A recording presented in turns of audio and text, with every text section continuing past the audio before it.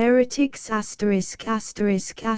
Heretics by Gilbert K. Chesterton. To my father. Source: Heretics was copyrighted in 1905 by the John Lane Company.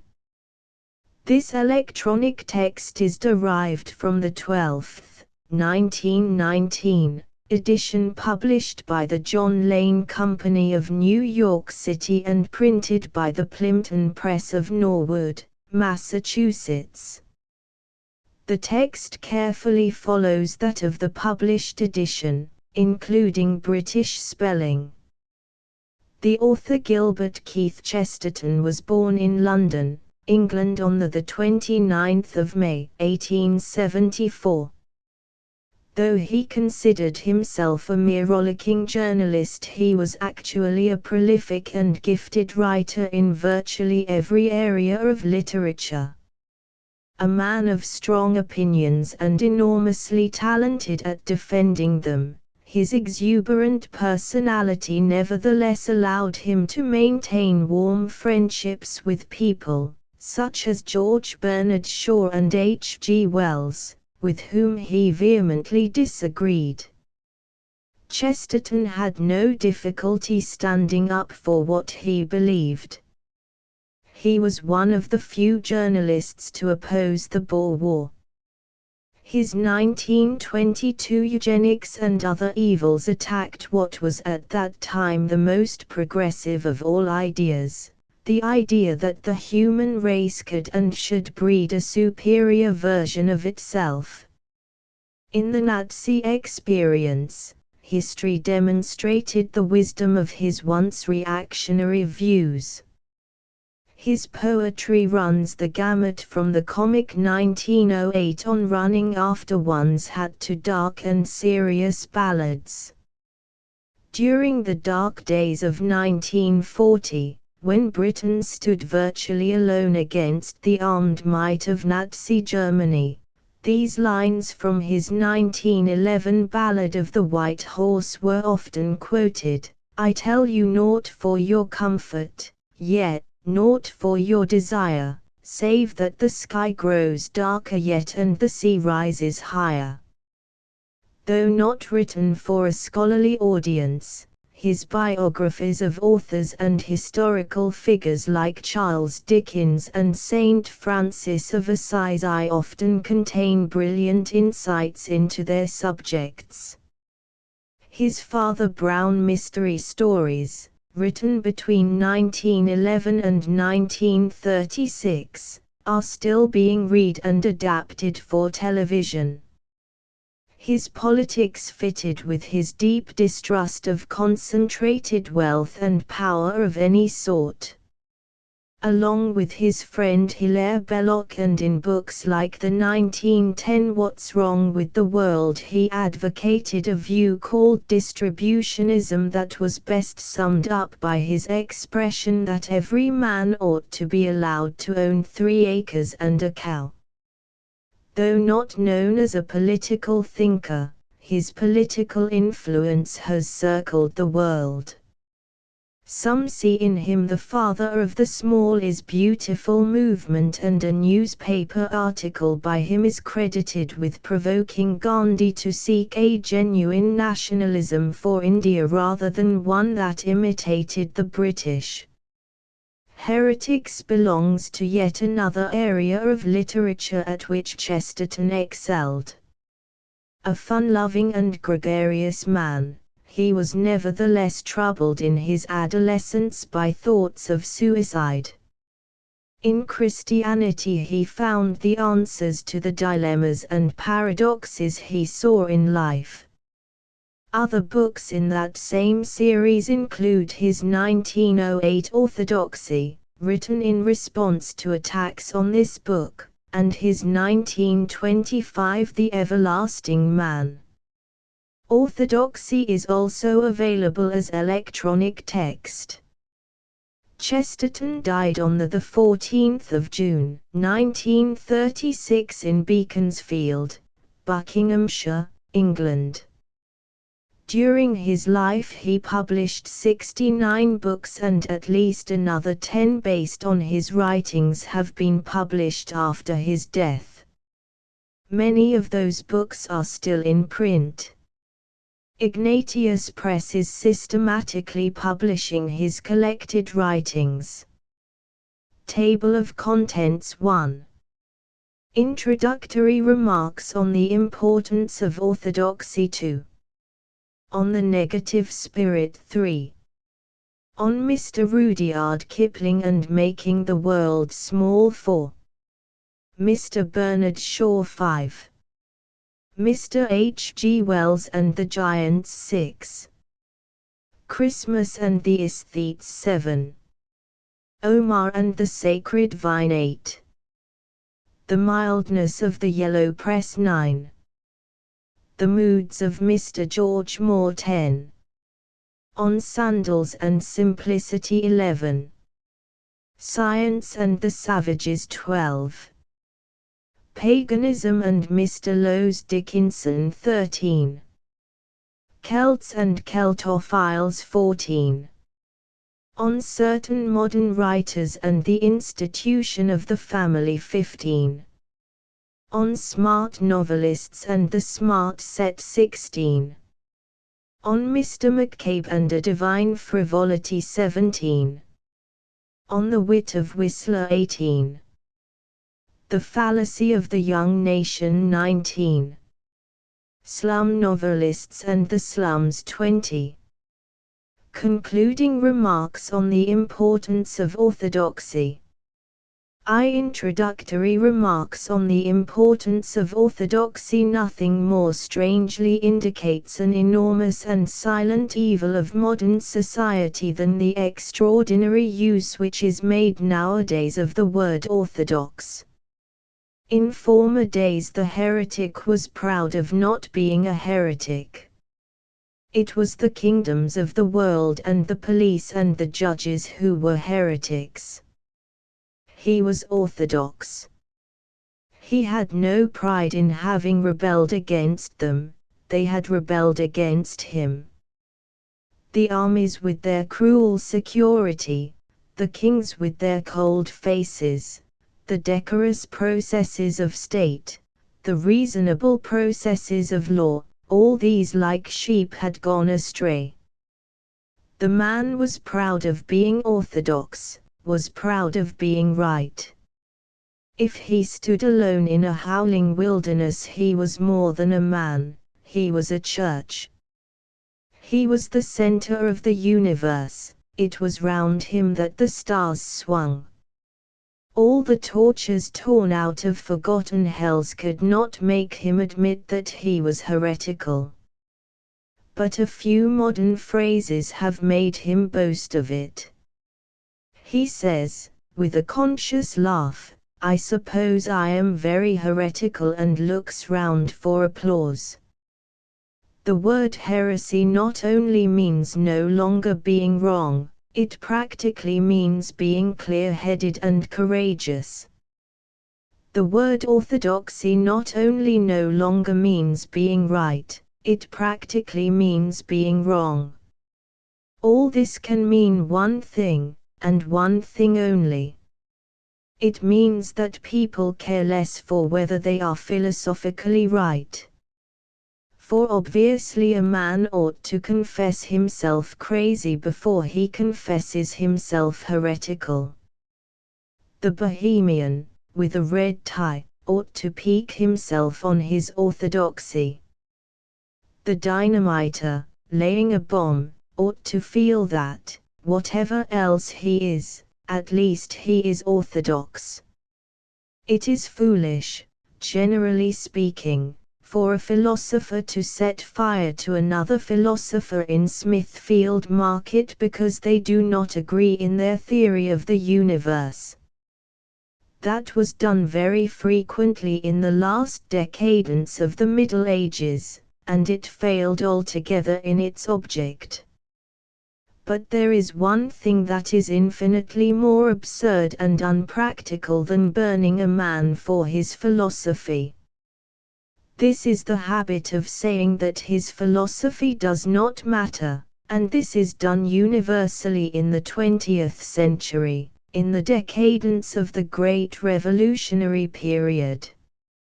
General theories are everywhere contemned. The doctrine of the rights of man is dismissed with the doctrine of the fall of man. Atheism itself is too theological for us today. Revolution itself is too much of a system, liberty itself is too much of a restraint. We will have no generalizations. Mr. Bernard Shaw has put the view in a perfect epigram: the golden rule is that there is no golden rule. We are more and more to discuss details in art, politics, literature. A man's opinion on tramcars matters, his opinion on Botticelli matters, his opinion on all things does not matter. He may turn over and explore a million objects, but he must not find that strange object, the universe, for if he does he will have a religion, and be lost. Everything matters, except everything. Examples are scarcely needed of this total levity on the subject of cosmic philosophy.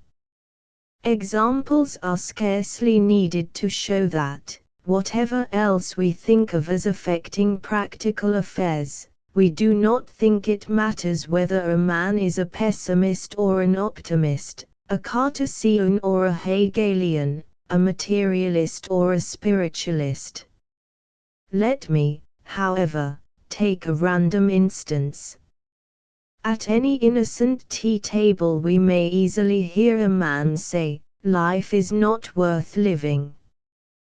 We regard it as we regard the statement that it is a fine day. Nobody thinks that it can possibly have any serious effect on the man or on the world. And yet if that utterance were really believed, the world would stand on its head. Murderers would be given medals for saving men from life, firemen would be denounced for keeping men from death, poisons would be used as medicines, doctors would be called in when people were well, the Royal Humane Society would be rooted out like a horde of assassins. Yet we never speculate as to whether the conversational pessimist will strengthen or disorganize society, for we are convinced that theories do not matter.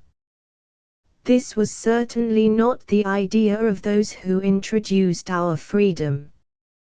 When the old liberals removed the gags from all the heresies, their idea was that religious and philosophical discoveries might thus be made.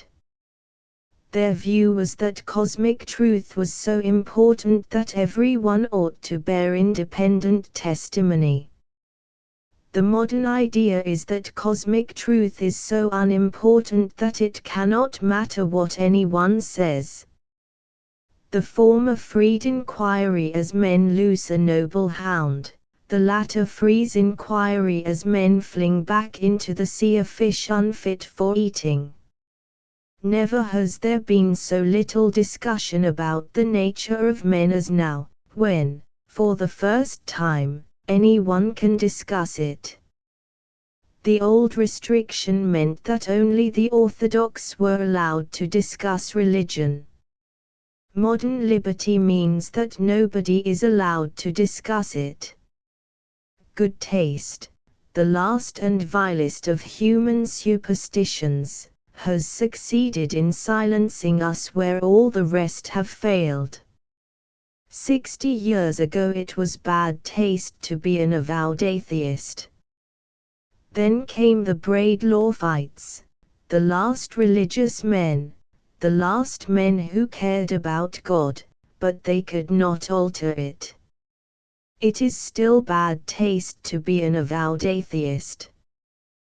But their agony has achieved just this, that now it is equally bad taste to be an avowed Christian. Emancipation has only locked the saint in the same tower of silence as the heresiarch. Then we talk about Lord Anglesey and the weather, and call it the complete liberty of all the creeds.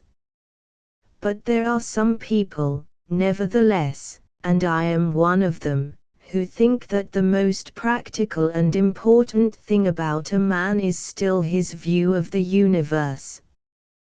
We think that for a landlady considering a lodger, it is important to know his income, but still more important to know his philosophy. We think that for a general about to fight an enemy, it is important to know the enemy's numbers, but still more important to know the enemy's philosophy. We think the question is not whether the theory of the cosmos affects matters, but whether in the long run, anything else affects them. In the 15th century, men cross-examined and tormented a man because he preached some immoral attitude. In the 19th century, we feted and flattered Oscar Wilde because he preached such an attitude, and then broke his heart in penal servitude because he carried it out. It may be a question which of the two methods was the more cruel. There can be no kind of question which was the more ludicrous. The age of the Inquisition has not at least the disgrace of having produced a society which made an idol of the very same man for preaching the very same things which it made him a convict for practicing. Now, in our time, philosophy or religion, our theory, that is, about ultimate things, has been driven out, more or less simultaneously, from two fields which it used to occupy. General ideals used to dominate literature. They have been driven out by the cry of art for arts sake. General ideals used to dominate politics. They have been driven out by the cry of efficiency, which may roughly be translated as politics for politics sake. Persistently for the last 20 years the ideals of order or liberty have dwindled in our books, the ambitions of wit and eloquence have dwindled in our parliaments. Literature has purposely become less political. Politics have purposely become less literary. General theories of the relation of things have thus been extruded from both, and we are in a position to ask, what have we gained or lost by this extrusion? Is literature better, is politics better, for having discarded the moralist and the philosopher? When everything about a people is for the time growing weak and ineffective, it begins to talk about efficiency. So it is that when a man's body is a wreck he begins, for the first time, to talk about health. Vigorous organisms talk not about their processes, but about their aims. There cannot be any better proof of the physical efficiency of a man than that he talks cheerfully of a journey to the end of the world. And there cannot be any better proof of the practical efficiency of a nation than that it talks constantly of a journey to the end of the world, a journey to the Judgment Day and the New Jerusalem. There can be no stronger sign of a coarse material health than the tendency to run after high and wild ideals. It is in the first exuberance of infancy that we cry for the moon. None of the strong men in the strong ages would have understood what you meant by working for efficiency.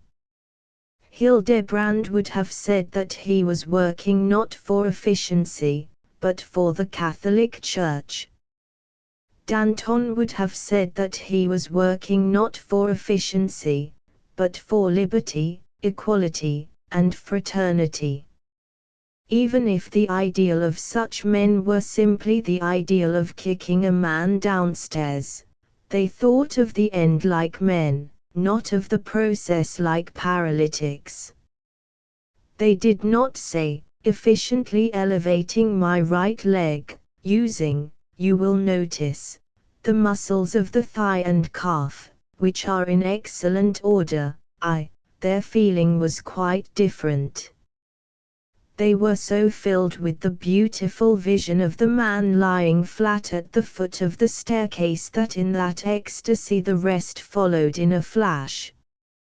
In practice, the habit of generalizing and idealizing did not by any means mean worldly weakness. The time of big theories was the time of big results. In the era of sentiment and fine words, at the end of the 18th century, men were really robust and effective. The sentimentalists conquered Napoleon. The cynics could not catch de Wet. 100 years ago our affairs for good or evil were wielded triumphantly by rhetoricians. Now our affairs are hopelessly muddled by strong, silent men. And just as this repudiation of big words and big visions has brought forth a race of small men in politics, so it has brought forth a race of small men in the arts. Our modern politicians claim the colossal license of Caesar and the Superman, claim that they are too practical to be pure and too patriotic to be moral. But the upshot of it all is that a mediocrity is Chancellor of the Exchequer. Our new artistic philosophers call for the same moral license, for a freedom to wreck heaven and earth with their energy, but the upshot of it all is that a mediocrity is poet laureate. I do not say that there are no stronger men than these. But will anyone say that there are any men stronger than those men of old who were dominated by their philosophy and steeped in their religion? Whether bondage be better than freedom may be discussed. But that their bondage came to more than our freedom it will be difficult for anyone to deny. The theory of the unmorality of art has established itself firmly in the strictly artistic classes. They are free to produce anything they like. They are free to write a paradise lost in which Satan shall conquer God.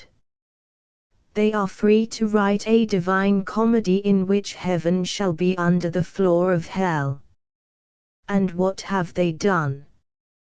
Have they produced in their universality anything grander or more beautiful than the things uttered by the fierce Ghibelline Catholic, by the rigid Puritan schoolmaster?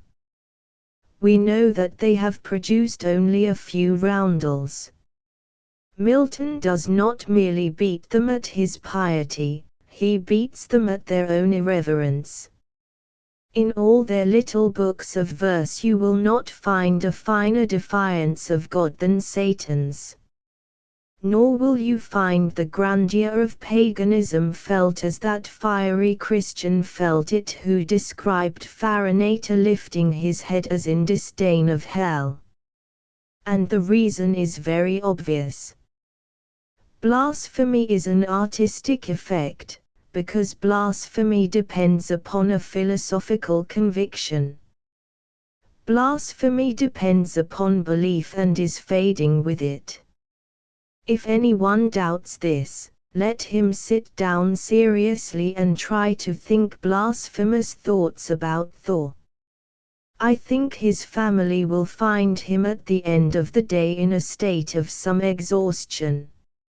Neither in the world of politics nor that of literature, then, has the rejection of general theories proved a success. It may be that there have been many moonstruck and misleading ideals that have from time to time perplexed mankind. but assuredly there has been no ideal in practice so moonstruck and misleading as the ideal of practicality. Nothing has lost so many opportunities as the opportunism of Lord Rosebery. He is, indeed, a standing symbol of this epoch, the man who is theoretically a practical man, and practically more unpractical than any theorist. Nothing in this universe is so unwise as that kind of worship of worldly wisdom. A man who is perpetually thinking of whether this race or that race is strong, of whether this cause or that cause is promising, is the man who will never believe in anything long enough to make it succeed. The opportunist politician is like a man who should abandon billiards because he was beaten at billiards, and abandon golf because he was beaten at golf. There is nothing which is so weak for working purposes as this enormous importance attached to immediate victory. There is nothing that fails like success. And having discovered that opportunism does fail, I have been induced to look at it more largely, and in consequence to see that it must fail. I perceive that it is far more practical to begin at the beginning and discuss theories. I see that the men who killed each other about the orthodoxy of the Homoousion were far more sensible than the people who are quarreling about the Education Act. For the Christian dogmatists were trying to establish a reign of holiness, and trying to get defined, first of all, what was really holy. But our modern educationists are trying to bring about a religious liberty without attempting to settle what is religion or what is liberty. If the old priests forced a statement on mankind, at least they previously took some trouble to make it lucid. It has been left for the modern mobs of Anglicans and nonconformists to persecute for a doctrine without even stating it. For these reasons, and for many more, I for one have come to believe in going back to fundamentals. Such is the general idea of this book. I wish to deal with my most distinguished contemporaries, not personally or in a merely literary manner, but in relation to the real body of doctrine which they teach. I am not concerned with Mr. Rudyard Kipling as a vivid artist or a vigorous personality, I am concerned with him as a heretic, that is to say, a man whose view of things has the hardihood to differ from mine. I am not concerned with Mr. Bernard Shaw as one of the most brilliant and one of the most honest men alive. I am concerned with him as a heretic, that is to say, a man whose philosophy is quite solid, quite coherent, and quite wrong. I revert to the doctrinal methods of the 13th century, inspired by the general hope of getting something done. Suppose that a great commotion arises in the street about something, let us say a lamp post, which many influential persons desire to pull down. A grey-clad monk, who is the spirit of the Middle Ages, is approached upon the matter, and begins to say, in the arid manner of the schoolman, let us first of all consider, my brethren, the value of light. If light be in itself good, at this point he is somewhat excusably knocked down. All the people make a rush for the lamp post. The lamp post is down in 10 minutes, and they go about congratulating each other on their unmedieval practicality. But as things go on they do not work out so easily. Some people have pulled the lamp post down because they wanted the electric light, some because they wanted old iron, some because they wanted darkness, because their deeds were evil. Some thought it not enough of a lamp post, some too much, some acted because they wanted to smash municipal machinery, some because they wanted to smash something. And there is war in the night, no man knowing whom he strikes. So, gradually and inevitably, today, tomorrow, or the next day, there comes back the conviction that the monk was right after all, and that all depends on what is the philosophy of light. Only what we might have discussed under the gas lamp, we now must discuss in the dark. Too, on the negative spirit much has been said, and said truly, of the monkish morbidity, of the hysteria which has often gone with the visions of hermits or nuns. But let us never forget that this visionary religion is, in one sense, necessarily more wholesome than our modern and reasonable morality. It is more wholesome for this reason, that it can contemplate the idea of success or triumph in the hopeless fight towards the ethical ideal, in what Stevenson called, with his usual startling felicity, the lost fight of virtue. A modern morality, on the other hand, can only point with absolute conviction to the horrors that follow breaches of law. Its only certainty is a certainty of ill. It can only point to imperfection.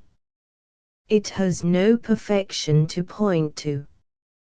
But the monk meditating upon Christ or Buddha has in his mind an image of perfect health, a thing of clear colors and clean air. He may contemplate this ideal wholeness and happiness far more than he ought. He may contemplate it to the neglect of exclusion of essential things. He may contemplate it until he has become a dreamer or a driveler, but still it is wholeness and happiness that he is contemplating. He may even go mad, but he is going mad for the love of sanity. But the modern student of ethics, even if he remains sane from an insane dread of insanity. The anchorite rolling on the stones in a frenzy of submission is a healthier person fundamentally than many a sober man in a silk hat who is walking down Cheapside. For many such are good only through a withering knowledge of evil. I am not at this moment claiming for the devotee anything more than this primary advantage, that though he may be making himself personally weak and miserable, he is still fixing his thoughts largely on gigantic strength and happiness, on a strength that has no limits, and a happiness that has no end. Doubtless there are other objections which can be urged without unreason against the influence of gods and visions in morality, whether in the cell or street. But this advantage the mystic morality must always have: it is always jollier. A young man may keep himself from vice by continually thinking of disease. He may keep himself from it also by continually thinking of the Virgin Mary. There may be question about which method is the more reasonable, or even about which is the more efficient. But surely there can be no question about which is the more wholesome. I remember a pamphlet by that able and sincere secularist, Mr. G. W. Foote, which contained a phrase sharply symbolizing and dividing these two methods. The pamphlet was called Beer and Bible, those two very noble things, all the nobler for a conjunction which Mr. Foote, in his stern old Puritan way, seemed to think sardonic, but which I confess to thinking appropriate and charming. I have not the work by me, but I remember that Mr. Foote dismissed very contemptuously any attempts to deal with the problem of strong drink by religious offices or intercessions, and said that a picture of a drunkard's liver would be more efficacious in the matter of temperance than any prayer or praise. In that picturesque expression, it seems to me, is perfectly embodied the incurable morbidity of modern ethics. In that temple the lights are low, the crowds kneel, the solemn anthems are uplifted. But that upon the altar to which all men kneel is no longer the perfect flesh, the body and substance of the perfect man, it is still flesh, but it is diseased. It is the drunkard's liver of the New Testament that is marred for us, which we take in remembrance of him. Now, it is this great gap in modern ethics, the absence of vivid pictures of purity and spiritual triumph, which lies at the back of the real objection felt by so many sane men to the realistic literature of the 19th century. If any ordinary man ever said that he was horrified by the subjects discussed in Ibsen or Maupassant, or by the plain language in which they are spoken of, that ordinary man was lying. The average conversation of average men throughout the whole of modern civilization in every class or trade is such as Zola would never dream of printing. Nor is the habit of writing thus of these things a new habit. On the contrary, it is the Victorian prudery and silence which is new still, though it is already dying. The tradition of calling a spade starts very early in our literature and comes down very late. But the truth is that the ordinary honest man, whatever vague account he may have given of his feelings, was not either disgusted or even annoyed at the candor of the moderns. What disgusted him, and very justly, was not the presence of a clear realism, but the absence of a clear idealism. Strong and genuine religious sentiment has never had any objection to realism. On the contrary, religion was the realistic thing, the brutal thing, the thing that called names. This is the great difference between some recent developments of nonconformity and the great Puritanism of the 17th century. It was the whole point of the Puritans that they cared nothing for decency. Modern nonconformist newspapers distinguish themselves by suppressing precisely those nouns and adjectives which the founders of nonconformity distinguished themselves by flinging at kings and queens. But if it was a chief claim of religion that it spoke plainly about evil, it was the chief claim of all that it spoke plainly about good.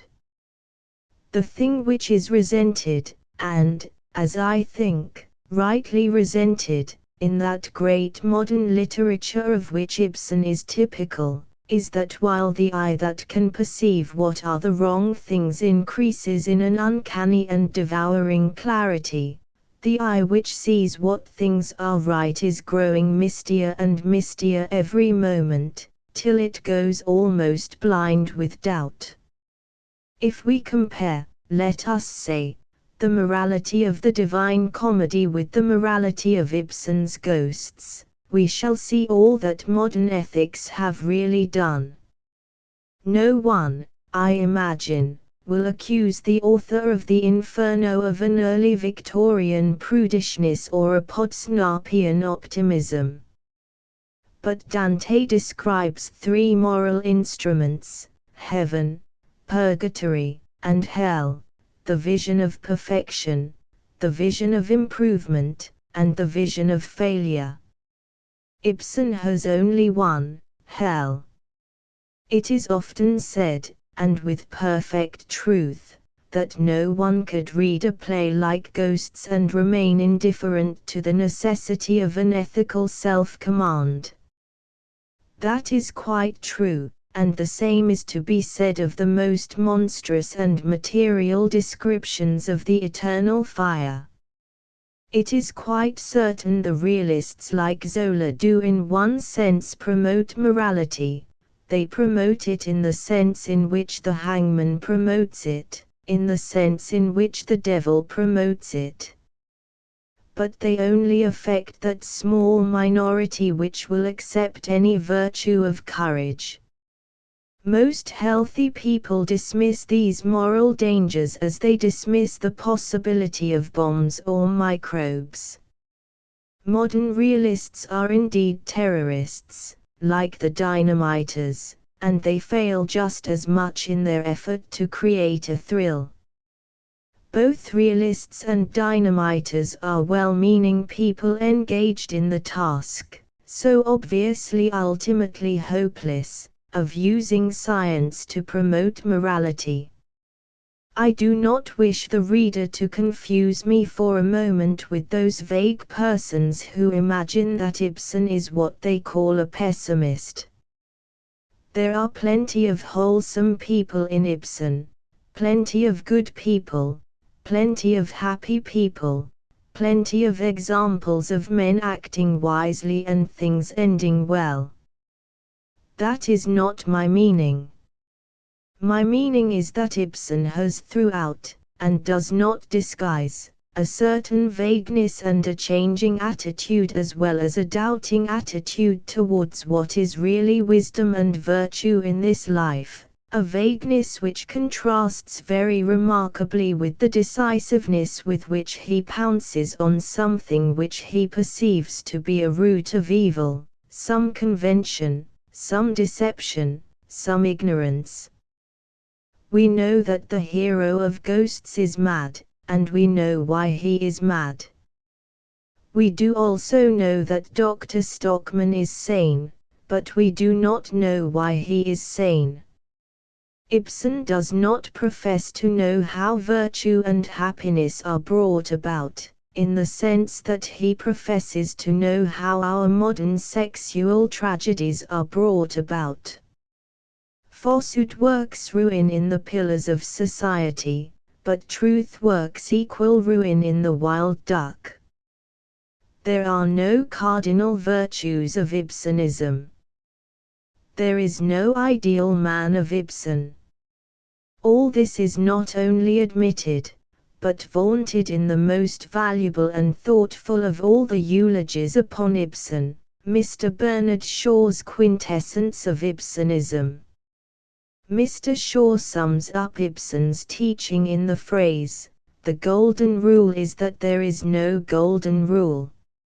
In his eyes this absence of an enduring and positive ideal, this absence of a permanent key to virtue, is the one great Ibsen merit.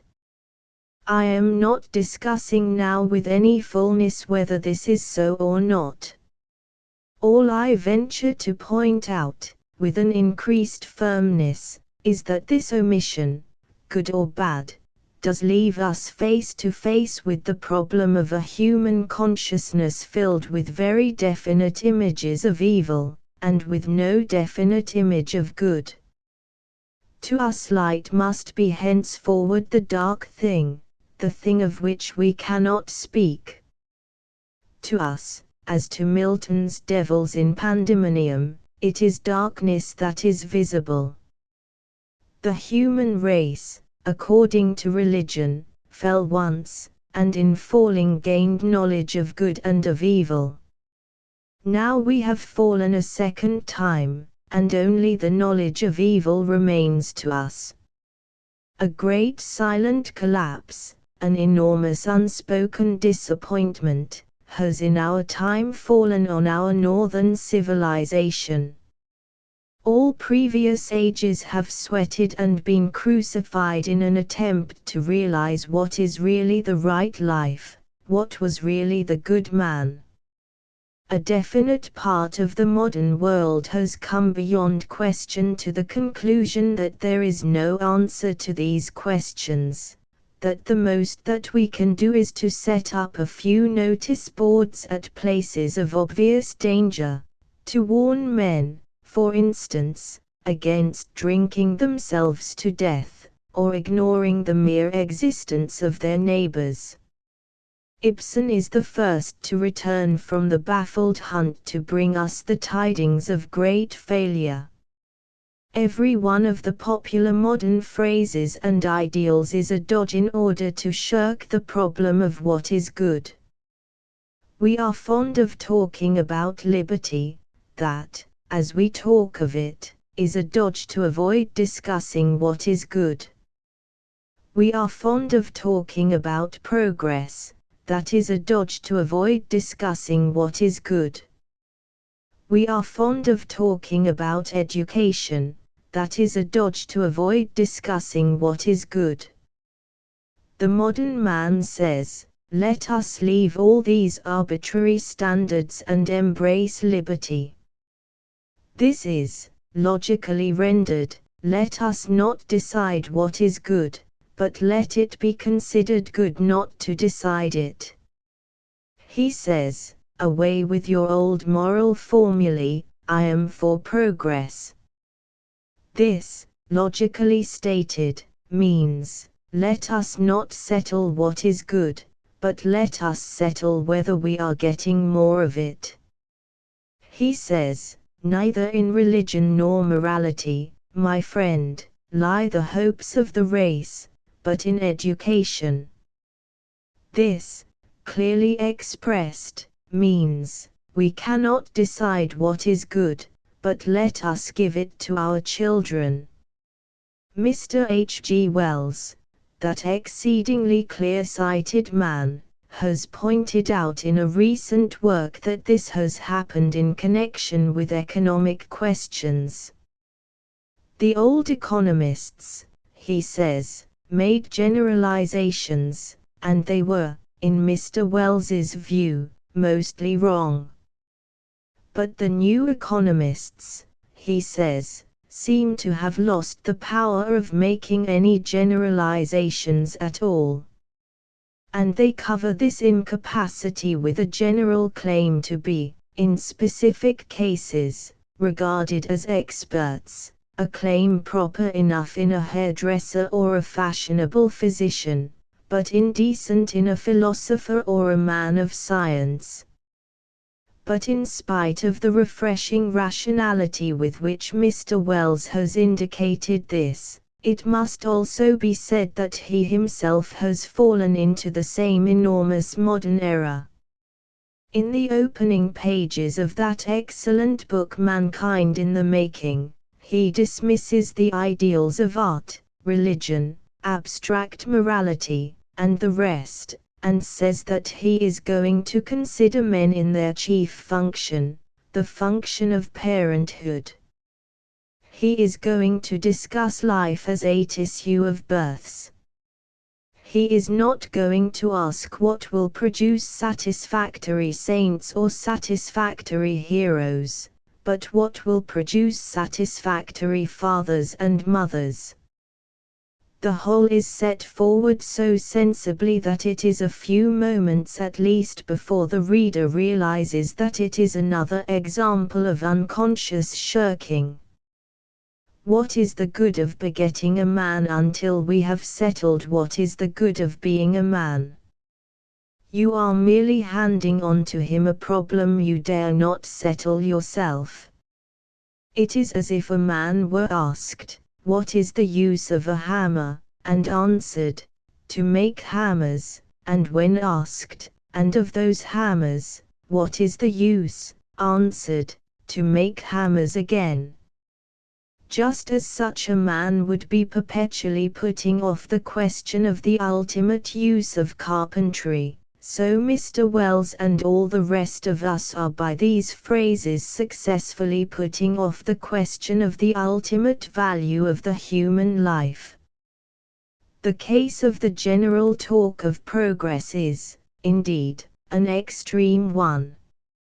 As enunciated today, progress is simply a comparative of which we have not settled the superlative.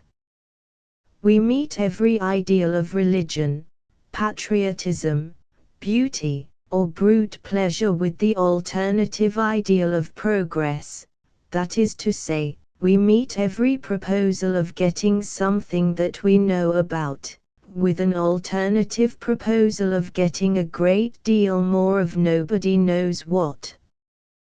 Progress, properly understood, has, indeed, a most dignified and legitimate meaning. But as used in opposition to precise moral ideals, it is ludicrous. So far from it being the truth that the ideal of progress is to be set against that of ethical or religious finality, the reverse is the truth.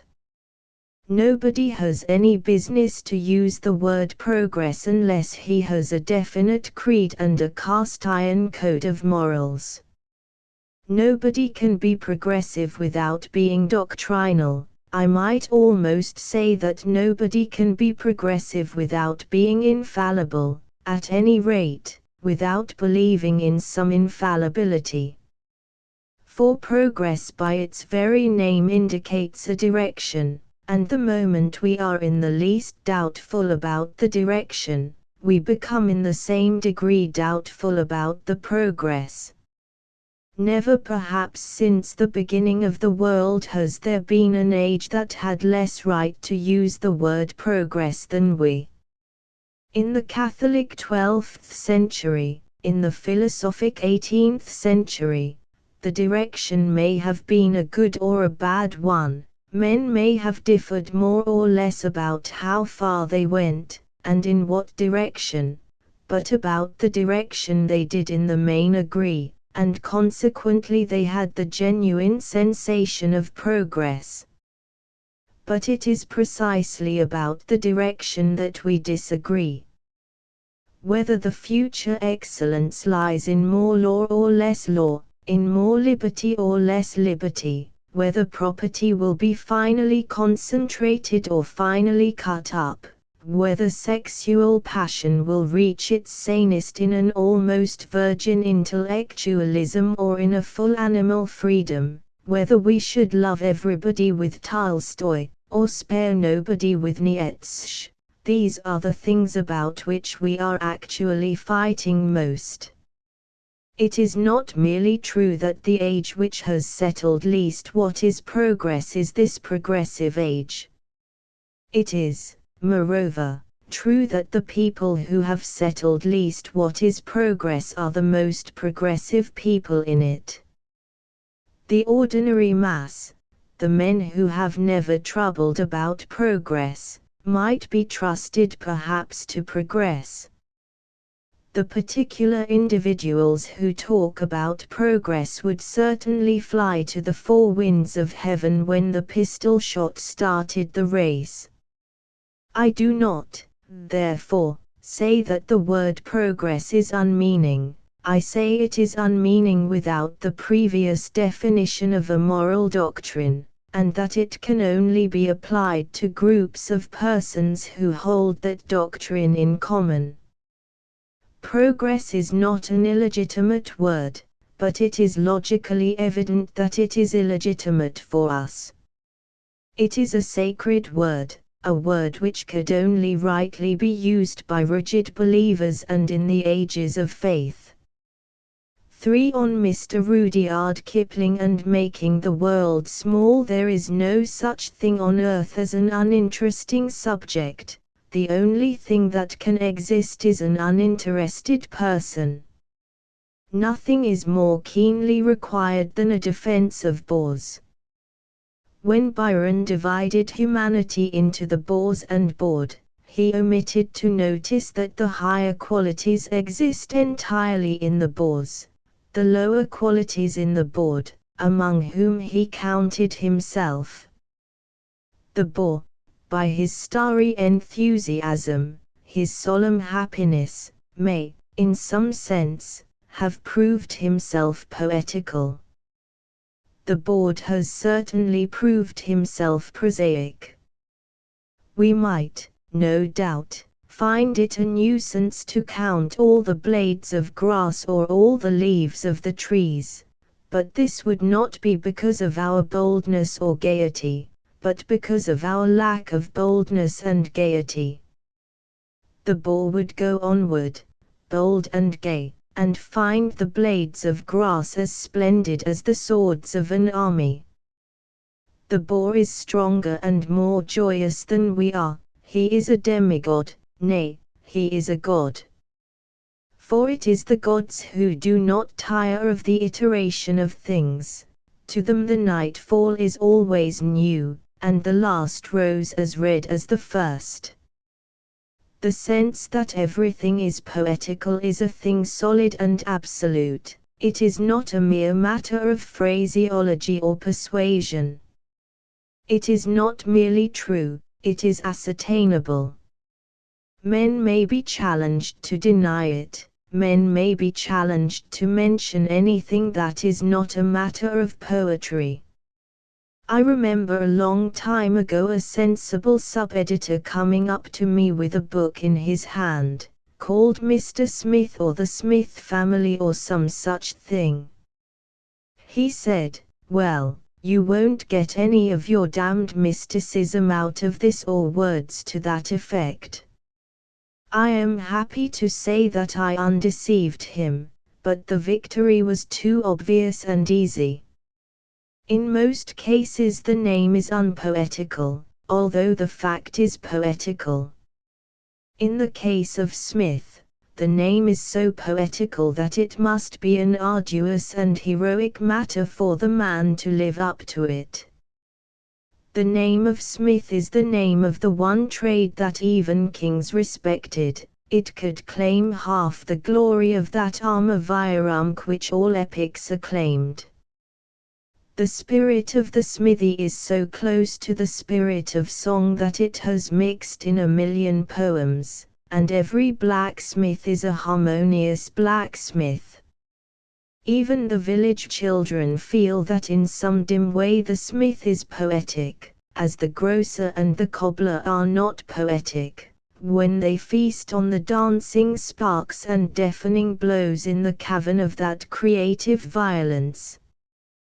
The brute repose of nature, the passionate cunning of man, the strongest of earthly metals, the weirdest of earthly elements, the unconquerable iron subdued by its only conqueror, the wheel and the plowshare, the sword and the steam hammer, the arraying of armies and the whole legend of arms, all these things are written, briefly indeed, but quite legibly, on the visiting card of Mr. Smith. Yet our novelists call their hero Aylmer Valence, which means nothing, or Vernon Raymond, which means nothing, when it is in their power to give him this sacred name of Smith, this name made of iron and flame. It would be very natural if a certain hauteur, a certain carriage of the head, a certain curl of the lip, distinguished every one whose name is Smith. Perhaps it does, I trust so. Whoever else are parvenus, the Smiths are not parvenus. From the darkest dawn of history this clan has gone forth to battle, its trophies are on every hand, its name is everywhere, it is older than the nations, and its sign is the hammer of Thor. But as I also remarked, it is not quite the usual case. It is common enough that common things should be poetical, it is not so common that common names should be poetical. In most cases it is the name that is the obstacle. A great many people talk as if this claim of ours, that all things are poetical, were a mere literary ingenuity, a play on words. Precisely the contrary is true. It is the idea that some things are not poetical which is literary, which is a mere product of words. The word signal box is unpoetical.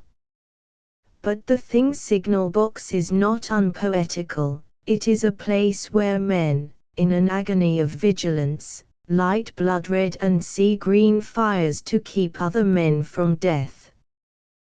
That is the plain, genuine description of what it is. The prose only comes in with what it is called. The word pillar box is unpoetical. But the thing pillar box is not unpoetical. It is the place to which friends and lovers commit their messages, conscious that when they have done so they are sacred, and not to be touched, not only by others, but even, religious touch, by themselves. That red turret is one of the last of the temples.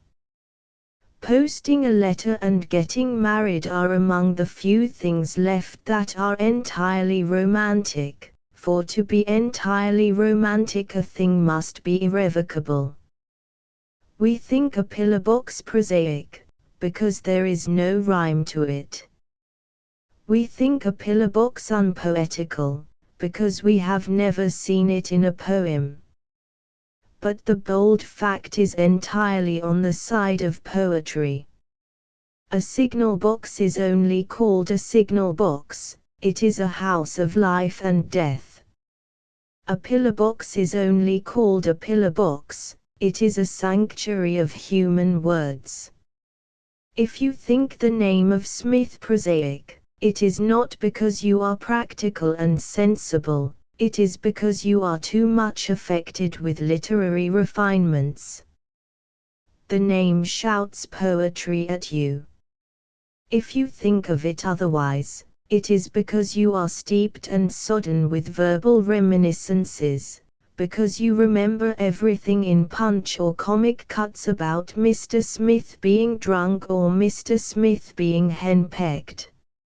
All these things were given to you poetical.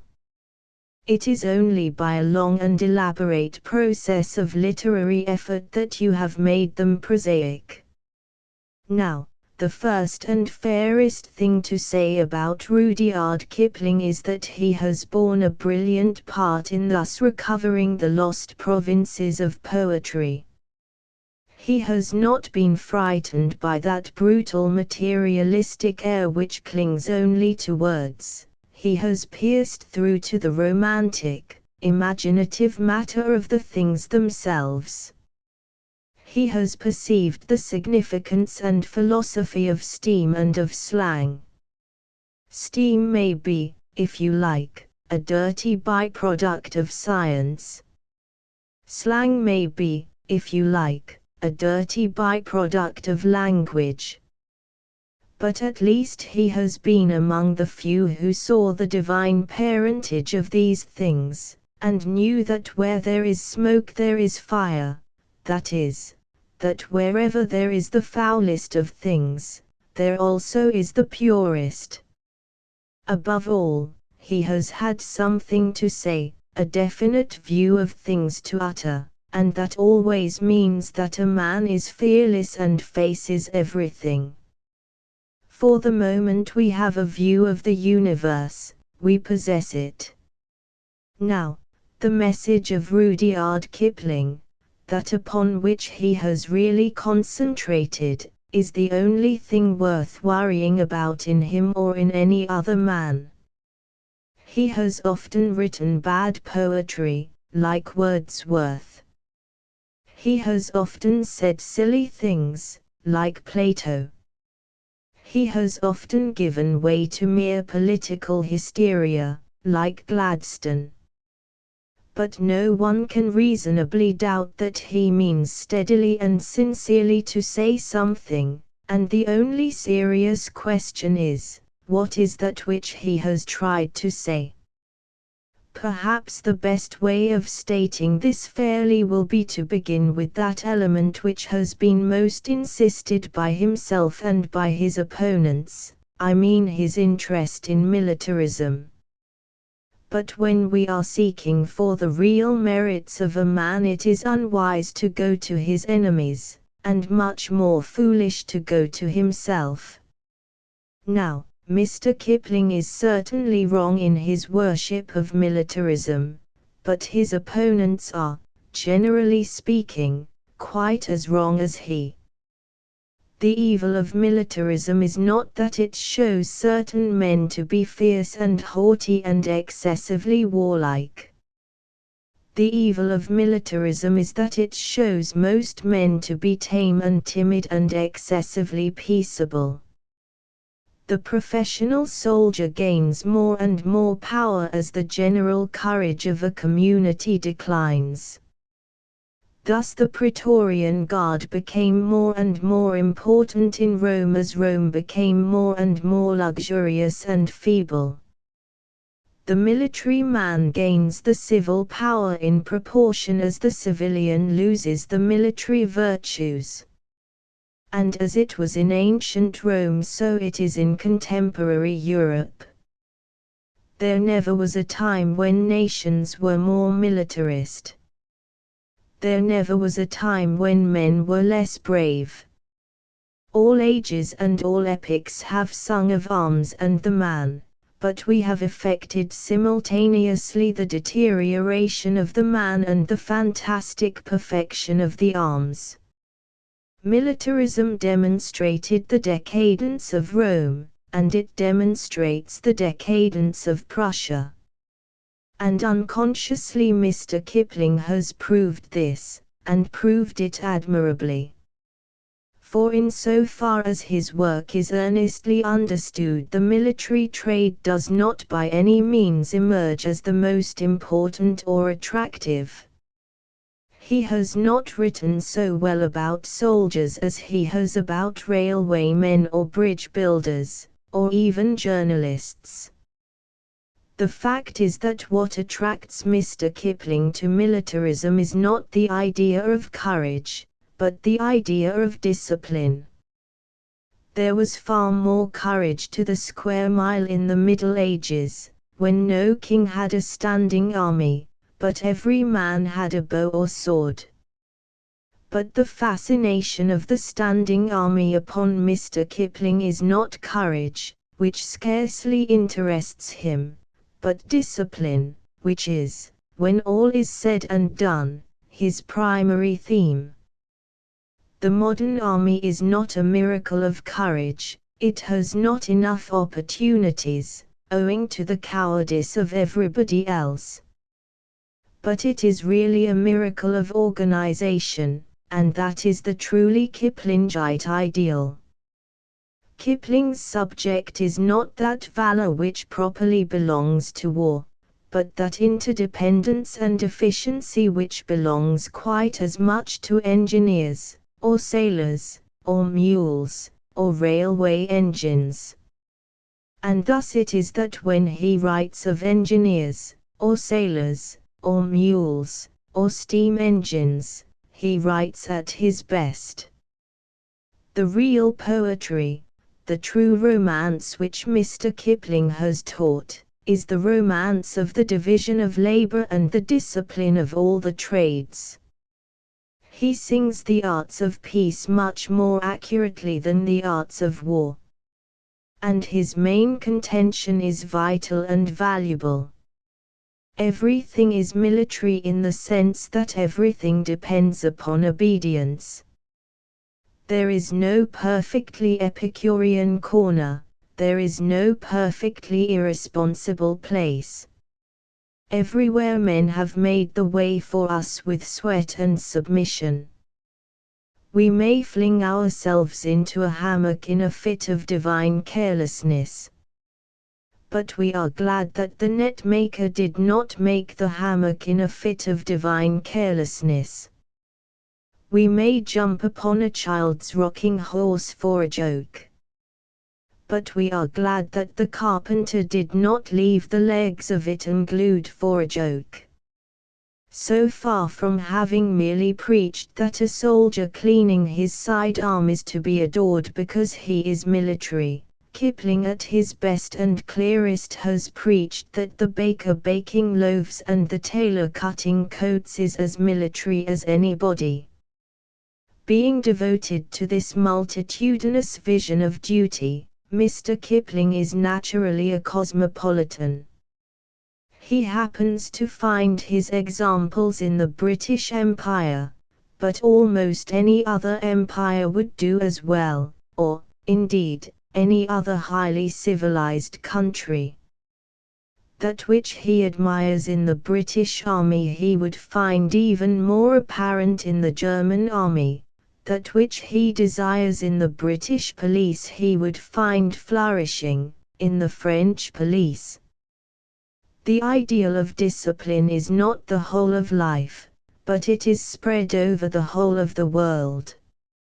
And the worship of it tends to confirm in Mr. Kipling a certain note of worldly wisdom, of the experience of the wanderer, which is one of the genuine charms of his best work.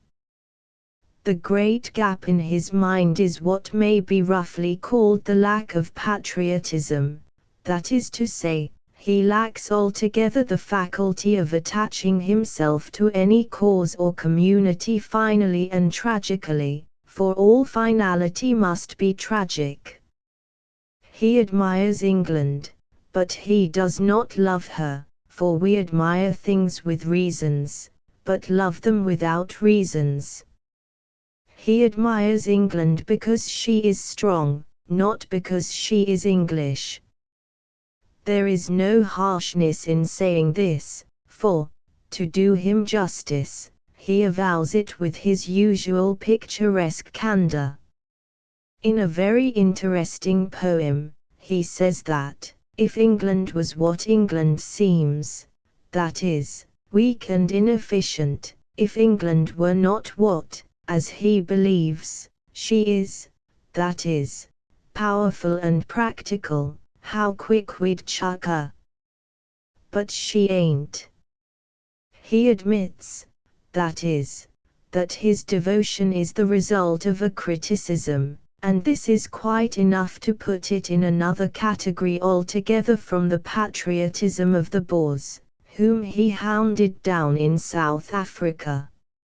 In speaking of the really patriotic peoples, such as the Irish, he has some difficulty in keeping a shrill irritation out of his language.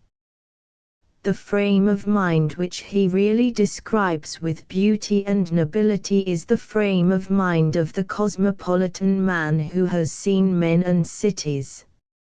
For to admire and for to see, for to behold this world so wide.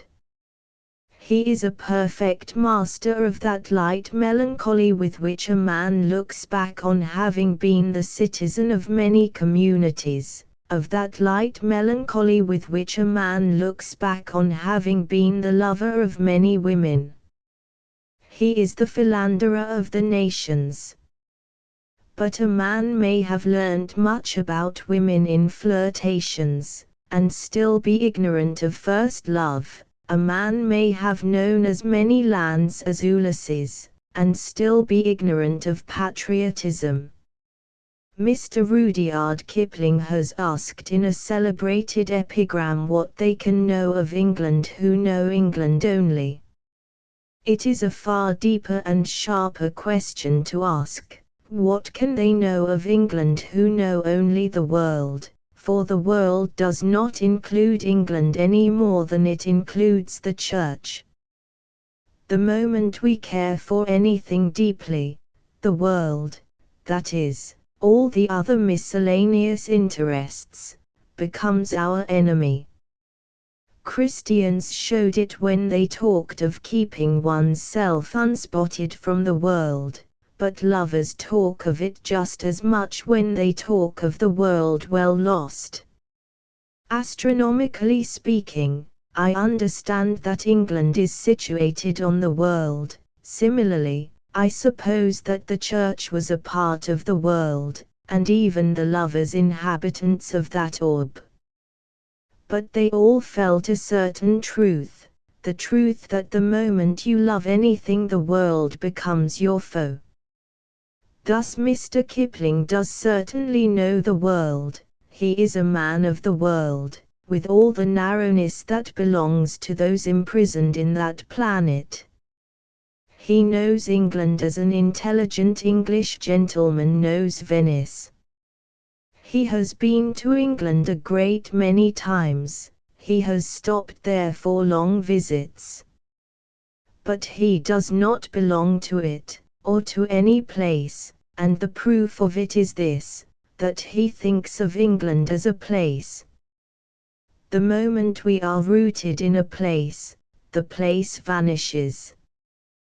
We live like a tree with the whole strength of the universe. The globetrotter lives in a smaller world than the peasant. He is always breathing an air of locality. London is a place, to be compared to Chicago. Chicago is a place, to be compared to Timbuktu. But Timbuktu is not a place, since there, at least, live men who regard it as the universe, and breathe, not an air of locality, but the winds of the world. The man in the saloon steamer has seen all the races of men, and he is thinking of the things that divide men: diet, dress, decorum, rings in the nose as in Africa, or in the ears as in Europe, blue paint among the ancients, or red paint among the modern Britons. The man in the cabbage field has seen nothing at all, but he is thinking of the things that unite men: hunger and babies, and the beauty of women, and the promise or menace of the sky. Mr. Kipling, with all his merits, is the globe-trotter. He has not the patience to become part of anything. So great and genuine a man is not to be accused of a merely cynical cosmopolitanism. Still, his cosmopolitanism is his weakness. That weakness is splendidly expressed in one of his finest poems, The Sestina of the Tramp Royal, in which a man declares that he can endure anything in the way of hunger or horror, but not permanent presence in one place. In this there is certainly danger. The more dead and dry and dusty a thing is, the more it travels about. Dust is like this, and the thistledown and the High Commissioner in South Africa. Fertile things are somewhat heavier, like the heavy fruit trees on the pregnant mud of the Nile. In the heated idleness of youth we were all rather inclined to quarrel with the implication of that proverb which says that a rolling stone gathers no moss. We were inclined to ask, who wants to gather moss, except silly old ladies? But for all that we begin to perceive that the proverb is right. The rolling stone rolls echoing from rock to rock, but the rolling stone is dead. The moss is silent because the moss is alive. The truth is that exploration and enlargement make the world smaller. The telegraph and the steamboat make the world smaller. The telescope makes the world smaller, it is only the microscope that makes it larger. Before long the world will be cloven with a war between the telescopists and the microscopists. The first study large things and live in a small world, the second study small things and live in a large world. It is inspiriting without doubt to whiz in a motor car round the earth, to feel Arabia as a whirl of sand or China as a flash of rice fields. But Arabia is not a whirl of sand and China is not a flash of rice fields. They are ancient civilizations with strange virtues buried like treasures. If we wish to understand them, it must not be as tourists or inquirers, it must be with the loyalty of children and the great patience of poets. To conquer these places is to lose them. The man standing in his own kitchen garden, with fairyland opening at the gate, is the man with large ideas. His mind creates distance, the motor car stupidly destroys it. Moderns think of the earth as a globe, as something one can easily get round, the spirit of a schoolmistress. This is shown in the odd mistake perpetually made about Cecil Rhodes. His enemies say that he may have had large ideas, but he was a bad man. His friends say that he may have been a bad man, but he certainly had large ideas. The truth is that he was not a man essentially bad, he was a man of much geniality and many good intentions, but a man with singularly small views. There is nothing large about painting the map red, it is an innocent game for children. It is just as easy to think in continents as to think in cobblestones. The difficulty comes in when we seek to know the substance of either of them. Rhodes' prophecies about the Boer resistance are an admirable comment on how the large ideas prosper when it is not a question of thinking in continents but of understanding a few two-legged men. And under all this vast illusion of the cosmopolitan planet, with its empires and its Reuters agency, the real life of man goes on concerned with this tree or that temple, with this harvest or that drinking song, totally uncomprehended, totally untouched. And it watches from its splendid parochialism, possibly with a smile of amusement, motor car civilization going its triumphant way, outstripping time, consuming space, seeing all and seeing nothing, roaring on at last to the capture of the solar system, only to find the sun cockney and the stars suburban. For Mr. Bernard Shaw in the glad old days, before the rise of modern morbidities, when genial old Ibsen filled the world with wholesome joy, and the kindly tales of the forgotten Emile Zola kept our firesides merry and pure, it used to be thought a disadvantage to be misunderstood. It may be doubted whether it is always or even generally a disadvantage. The man who is misunderstood has always this advantage over his enemies, that they do not know his weak point or his plan of campaign. They go out against a bird with nets and against a fish with arrows. There are several modern examples of this situation. Mr. Chamberlain, for instance, is a very good one. He constantly eludes or vanquishes his opponents because his real powers and deficiencies are quite different to those with which he is credited, both by friends and foes. His friends depict him as a strenuous man of action, his opponents depict him as a coarse man of business, when, as a fact, he is neither one nor the other, but an admirable romantic orator and romantic actor. He has one power which is the soul of melodrama, the power of pretending, even when backed by a huge majority, that he has his back to the wall. For all mobs are so far chivalrous that their heroes must make some show of misfortune.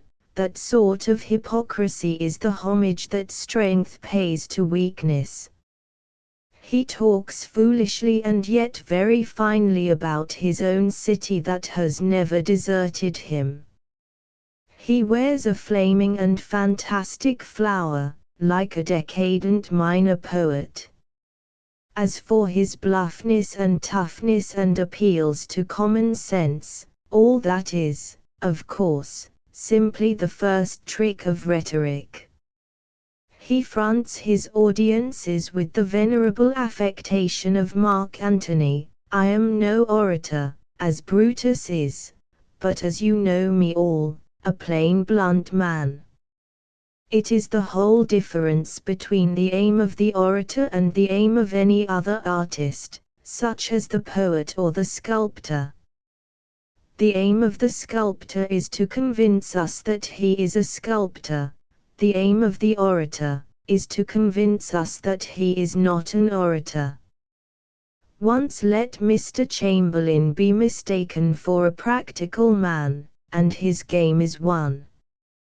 He has only to compose a theme on empire, and people will say that these plain men say great things on great occasions.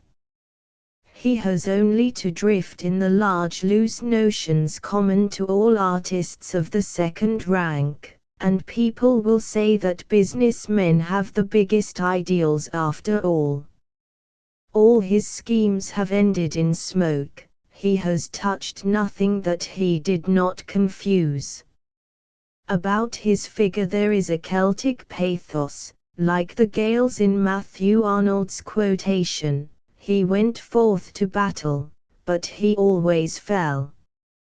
He is a mountain of proposals, a mountain of failures, but still a mountain. And a mountain is always romantic. There is another man in the modern world who might be called the antithesis of Mr. Chamberlain in every point, who is also a standing monument of the advantage of being misunderstood. Mr. Bernard Shaw is always represented by those who disagree with him, and, I fear, also, if such exist, by those who agree with him, as a capering humorist, a dazzling acrobat, a quick-change artist. It is said that he cannot be taken seriously, that he will defend anything or attack anything, that he will do anything to startle and amuse. All this is not only untrue, but it is, glaringly, the opposite of the truth. It is as wild as to say that Dickens had not the boisterous masculinity of Jane Austen. The whole force and triumph of Mr. Bernard Shaw lie in the fact that he is a thoroughly consistent man. So far from his power consisting in jumping through hoops or standing on his head, his power consists in holding his own fortress night and day. He puts the Shaw test rapidly and rigorously to everything that happens in heaven or earth. His standard never varies.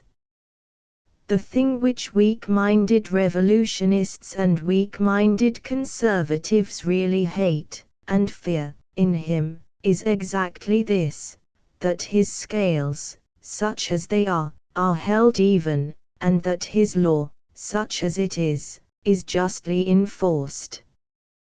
You may attack his principles, as I do, but I do not know of any instance in which you can attack their application. If he dislikes lawlessness, he dislikes the lawlessness of socialists as much as that of individualists. If he dislikes the fever of patriotism, he dislikes it in Boers and Irishmen as well as in Englishmen. If he dislikes the vows and bonds of marriage, he dislikes still more the fiercer bonds and wilder vows that are made by lawless love. If he laughs at the authority of priests, he laughs louder at the pomposity of men of science. If he condemns the irresponsibility of faith, he condemns with a sane consistency the equal irresponsibility of art. He has pleased all the Bohemians by saying that women are equal to men, but he has infuriated them by suggesting that men are equal to women. He is almost mechanically just. He has something of the terrible quality of a machine. The man who is really wild and whirling, the man who is really fantastic and incalculable, is not Mr. Shaw, but the average cabinet minister. It is Sir Michael Hicks Beach who jumps through hoops. It is Sir Henry Fowler who stands on his head. The solid and respectable statesman of that type does really leap from position to position. He is really ready to defend anything or nothing. He is really not to be taken seriously. I know perfectly well what Mr. Bernard Shaw will be saying 30 years hence. He will be saying what he has always said.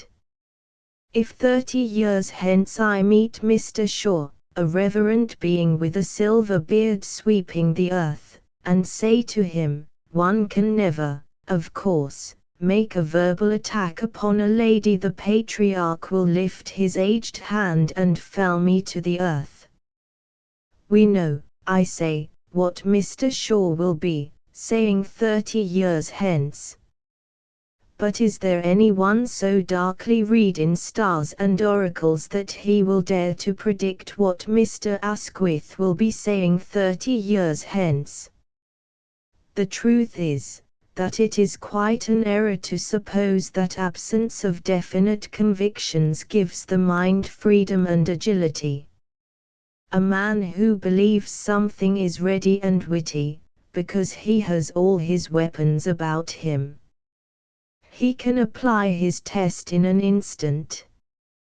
The man engaged in conflict with a man like Mr. Bernard Shaw may fancy he has 10 faces. Similarly, a man engaged against a brilliant duelist may fancy that the sword of his foe has turned to 10 swords in his hand. But this is not really because the man is playing with 10 swords, it is because he is aiming very straight with one. Moreover, a man with a definite belief always appears bizarre, because he does not change with the world. He has climbed into a fixed star, and the earth whizzes below him like a zoetrope. Millions of mild black-coated men call themselves sane and sensible merely because they always catch the fashionable insanity, because they are hurried into madness after madness by the maelstrom of the world. People accuse Mr. Shaw and many much sillier persons of proving that black is white. But they never ask whether the current color language is always correct. Ordinary sensible phraseology sometimes calls black white, it certainly calls yellow white and green white and reddish brown white. We call wine white wine which is as yellow as a bluecoat boy's legs. We call grapes white grapes which are manifestly pale green. We give to the European, whose complexion is a sort of pink drab, the horrible title of a white man, a picture more blood-curdling than any spectre in Poe. Now, it is undoubtedly true that if a man asked a waiter in a restaurant for a bottle of yellow wine and some greenish-yellow grapes, the waiter would think him mad. It is undoubtedly true that if a government official, reporting on the Europeans in Burma, said, "There are only 2,000 pinkish men here," he would be accused of cracking jokes, and kicked out of his post. But it is equally obvious that both men would have come to grief through telling the strict truth. That too truthful man in the restaurant, that too truthful man in Burma, is Mr. Bernard Shaw. He appears eccentric and grotesque because he will not accept the general belief that white is yellow. He has based all his brilliancy and solidity upon the hackneyed, but yet forgotten, fact that truth is stranger than fiction. Truth, of course, must of necessity be stranger than fiction, for we have made fiction to suit ourselves. So much then a reasonable appreciation will find in Mr. Shaw to be bracing and excellent. He claims to see things as they are, and some things, at any rate, he does see as they are, which the whole of our civilization does not see at all. But in Mr. Shaw's realism there is something lacking, and that thing which is lacking is serious. Mr. Shaw's old and recognized philosophy was that powerfully presented in the quintessence of Ibsenism. It was, in brief, that conservative ideals were bad, not because they were conservative, but because they were ideals. Every ideal prevented men from judging justly the particular case, every moral generalization oppressed the individual. The golden rule was there was no golden rule. And the objection to this is simply that it pretends to free men, but really restrains them from doing the only thing that men want to do. What is the good of telling a community that it has every liberty except the liberty to make laws? The liberty to make laws is what constitutes a free people. And what is the good of telling a man, or a philosopher, that he has every liberty except the liberty to make generalizations? Making generalizations is what makes him a man. In short, when Mr. Shaw forbids men to have strict moral ideals, he is acting like one who should forbid them to have children. The saying that the golden rule is that there is no golden rule can, indeed, be simply answered by being turned round. That there is no golden rule is itself a golden rule, or rather it is much worse than a golden rule. It is an iron rule, a fetter on the first movement of a man. But the sensation connected with Mr. Shaw in recent years has been his sudden development of the religion of the Superman.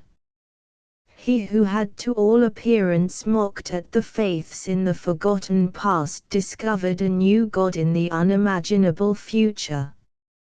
He who had laid all the blame on ideals set up the most impossible of all ideals, the ideal of a new creature. But the truth, nevertheless, is that anyone who knows Mr. Shaw's mind adequately, and admires it properly, must have guessed all this long ago. For the truth is that Mr. Shaw has never seen things as they really are. If he had, he would have fallen on his knees before them. He has always had a secret ideal that has withered all the things of this world. He has all the time been silently comparing humanity with something that was not human, with a monster from Mars, with the wise man of the Stoics, with the economic man of the Fabians, with Julius Caesar, with Siegfried, with the Superman. Now, to have this inner and merciless standard may be a very good thing, or a very bad one. It may be excellent or unfortunate, but it is not seeing things as they are. It is not seeing things as they are to think first of a Briareus with 100 hands, and then call every man a cripple for only having 2. It is not seeing things as they are to start with a vision of Argus with his 100 eyes, and then jeer at every man with 2 eyes as if he had only 1. And it is not seeing things as they are to imagine a demigod of infinite mental clarity, who may or may not appear in the latter days of the earth, and then to see all men as idiots. And this is what Mr. Shaw has always in some degree done. When we really see men as they are, we do not criticize, but worship, and very rightly. For a monster with mysterious eyes and miraculous thumbs, with strange dreams in his skull, and a queer tenderness for this place or that baby, is truly a wonderful and unnerving matter. It is only the quite arbitrary and priggish habit of comparison with something else which makes it possible to be at our ease in front of him. A sentiment of superiority keeps us cool and practical.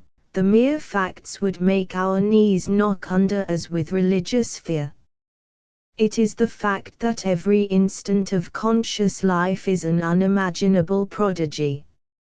It is the fact that every face in the street has the incredible unexpectedness of a fairy tale. The thing which prevents a man from realizing this is not any clear-sightedness or experience, it is simply a habit of pedantic and fastidious comparisons between one thing and another. Mr. Shaw, on the practical side perhaps the most humane man alive, is in this sense inhumane. He has even been infected to some extent with the primary intellectual weakness of his new master, Nietzsche, the strange notion that the greater and stronger a man was the more he would despise other things.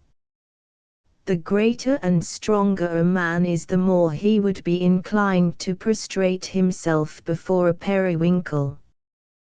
That Mr. Shaw keeps a lifted head and a contemptuous face before the colossal panorama of empires and civilizations, this does not in itself convince one that he sees things as they are. I should be most effectively convinced that he did if I found him staring with religious astonishment at his own feet. What are those two beautiful and industrious beings? I can imagine him murmuring to himself, whom I see everywhere, serving me I know not why. What fairy godmother bade them come trotting out of Elfland when I was born?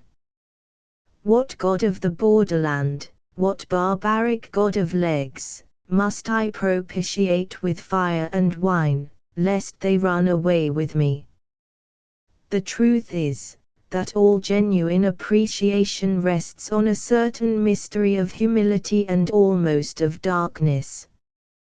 The man who said, "Blessed is he that expecteth nothing, for he shall not be disappointed," put the eulogy quite inadequately and even falsely.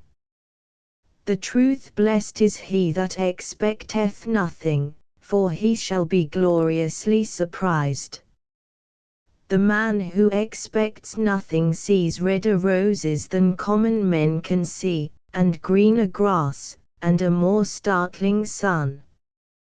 Blessed is he that expecteth nothing, for he shall possess the cities and the mountains. Blessed is the meek, for he shall inherit the earth. Until we realize that things might not be, we cannot realize that things are.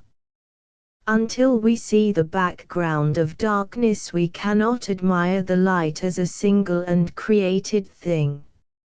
As soon as we have seen that darkness, all light is lightening, sudden, blinding, and divine. Until we picture an entity, we underrate the victory of God, and can realize none of the trophies of his ancient war.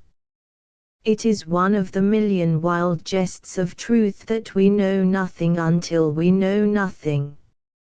Now this is, I say deliberately, the only defect in the greatness of Mr. Shaw, the only answer to his claim to be a great man, that he is not easily pleased.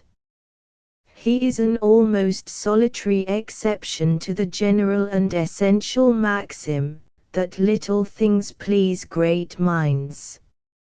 And from this absence of that most uproarious of all things, humility, comes incidentally the peculiar insistence on the Superman. After belabouring a great many people for a great many years for being unprogressive, Mr. Shaw has discovered, with characteristic sense, that it is very doubtful whether any existing human being with two legs can be progressive at all. Having come to doubt whether humanity can be combined with progress, most people, easily pleased, would have elected to abandon progress and remain with humanity. Mr. Shaw, not being easily pleased, decides to throw over humanity with all its limitations and go in for progress for its own sake.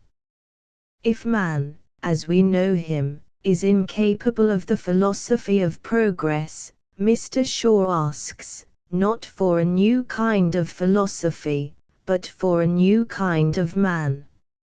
It is rather as if a nurse had tried a rather bitter food for some years on a baby, and on discovering that it was not suitable, should not throw away the food and ask for a new food, but throw the baby out of window, and ask for a new baby. Mr. Shaw cannot understand that the thing which is valuable and lovable in our eyes is man, the old beer-drinking, creed-making, fighting, failing, sensual, respectable man. And the things that have been founded on this creature immortally remain.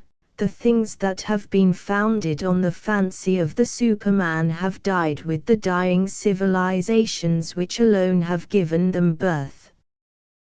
When Christ at a symbolic moment was establishing his great society, he chose for its cornerstone neither the brilliant Paul nor the mystic John, but a shuffler, a snob, a coward, in a word, a man. And upon this rock he has built his church, and the gates of hell have not prevailed against it. All the empires and the kingdoms have failed, because of this inherent and continual weakness, that they were founded by strong men and upon strong men. But this one thing, the historic Christian Church, was founded on a weak man, and for that reason it is indestructible. For no chain is stronger than its weakest link. V. Mr. H. G. Wells and the giants. We ought to see far enough into a hypocrite to see even his sincerity. We ought to be interested in that darkest and most real part of a man in which dwell not the vices that he does not display, but the virtues that he cannot.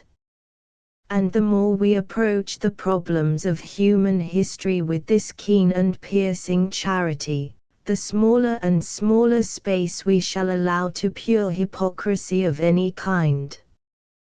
The hypocrites shall not deceive us into thinking them saints, but neither shall they deceive us into thinking them hypocrites. And an increasing number of cases will crowd into our field of inquiry, cases in which there is really no question of hypocrisy at all, cases in which people were so ingenuous that they seemed absurd, and so absurd that they seemed disingenuous. There is one striking instance of an unfair charge of hypocrisy. It is always urged against the religious in the past, as a point of inconsistency and duplicity, that they combined a profession of almost crawling humility with a keen struggle for earthly success and considerable triumph in attaining it. It is felt as a piece of humbug, that a man should be very punctilious in calling himself a miserable sinner, and also very punctilious in calling himself King of France. But the truth is that there is no more conscious inconsistency between the humility of a Christian and the rapacity of a Christian than there is between the humility of a lover and the rapacity of a lover. The truth is that there are no things for which men will make such Herculean efforts as the things of which they know they are unworthy. There never was a man in love who did not declare that, if he strained every nerve to breaking, he was going to have his desire. And there never was a man in love who did not declare also that he ought not to have it. The whole secret of the practical success of Christendom lies in the Christian humility, however imperfectly fulfilled. For with the removal of all question of merit or payment, the soul is suddenly released for incredible voyages. If we ask a sane man how much he merits, his mind shrinks instinctively and instantaneously. It is doubtful whether he merits 6 feet of earth. But if you ask him what he can conquer the stars. Thus comes the thing called romance, a purely Christian product. A man cannot deserve adventures, he cannot earn dragons and hippogriffs. The medieval Europe which asserted humility gained romance, the civilization which gained romance has gained the habitable globe. How different the pagan and stoical feeling was from this has been admirably expressed in a famous quotation. Addison makes the great Stoic say, "'Tis not in mortals to command success, but we'll do more, Sempronius, we'll deserve it." But the spirit of romance and Christendom, the spirit which is in every lover, the spirit which has bestridden the earth with European adventure, is quite opposite. 'Tis not in mortals to deserve success, but we'll do more, Sempronius, we'll obtain it. And this gay humility, this holding of ourselves lightly and yet ready for an infinity of unmerited triumphs, this secret is so simple that every one has supposed that it must be something quite sinister and mysterious. Humility is so practical a virtue that men think it must be a vice. Humility is so successful that it is mistaken for pride. It is mistaken for it all the more easily because it generally goes with a certain simple love of splendor which amounts to vanity. Humility will always, by preference, go clad in scarlet and gold. Pride is that which refuses to let gold and scarlet impress it or please it too much. In a word, the failure of this virtue actually lies in its success. It is too successful as an investment to be believed in as a virtue. Humility is not merely too good for this world, it is too practical for this world. I had almost said it is too worldly for this world. The instance most quoted in our day is the thing called the humility of the man of science, and certainly it is a good instance as well as a modern one. Men find it extremely difficult to believe that a man who is obviously uprooting mountains and dividing seas, tearing down temples and stretching out hands to the stars, is really a quiet old gentleman who only asks to be allowed to indulge his harmless old hobby and follow his harmless old nose. When a man splits a grain of sand and the universe is turned upside down in consequence, it is difficult to realize that to the man who did it, the splitting of the grain is the great affair, and the capsizing of the cosmos quite a small one. It is hard to enter into the feelings of a man who regards a new heaven and a new earth in the light of a byproduct. But undoubtedly it was to this almost eerie innocence of the intellect that the great men of the great scientific period, which now appears to be closing, owed their enormous power and triumph. If they had brought the heavens down like a house of cards, their plea was not even that they had done it on principle, their quite unanswerable plea was that they had done it by accident. Whenever there was in them the least touch of pride in what they had done, there was a good ground for attacking them, but so long as they were wholly humble, they were wholly victorious. There were possible answers to Huxley, there was no answer possible to Darwin. He was convincing because of his unconsciousness, one might almost say because of his dullness. This childlike and prosaic mind is beginning to wane in the world of science. Men of science are beginning to see themselves, as the fine phrase is, in the part. They are beginning to be proud of their humility. They are beginning to be aesthetic, like the rest of the world, beginning to spell truth with a capital T, beginning to talk of the creeds they imagine themselves to have destroyed, of the discoveries that their forebears made.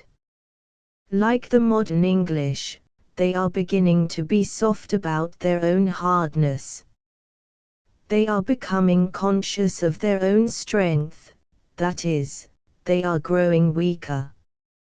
But one purely modern man has emerged in the strictly modern decades who does carry into our world the clear personal simplicity of the old world of science. One man of genius we have who is an artist, but who was a man of science, and who seems to be marked above all things with this great scientific humility. I mean Mr. H. G. Wells.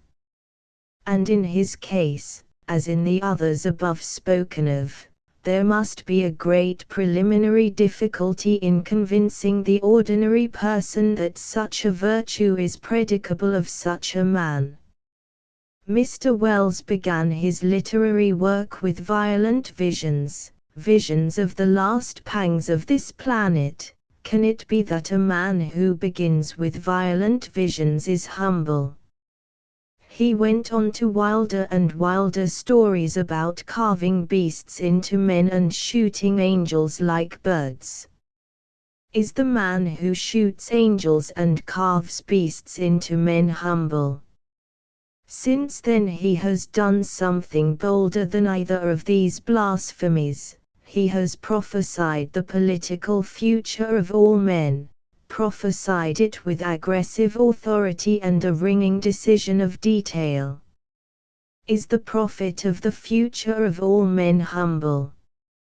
It will indeed be difficult, in the present condition of current thought about such things as pride and humility, to answer the query of how a man can be humble who does such big things and such bold things. For the only answer is the answer which I gave at the beginning of this essay. It is the humble man who does the big things. It is the humble man who does the bold things.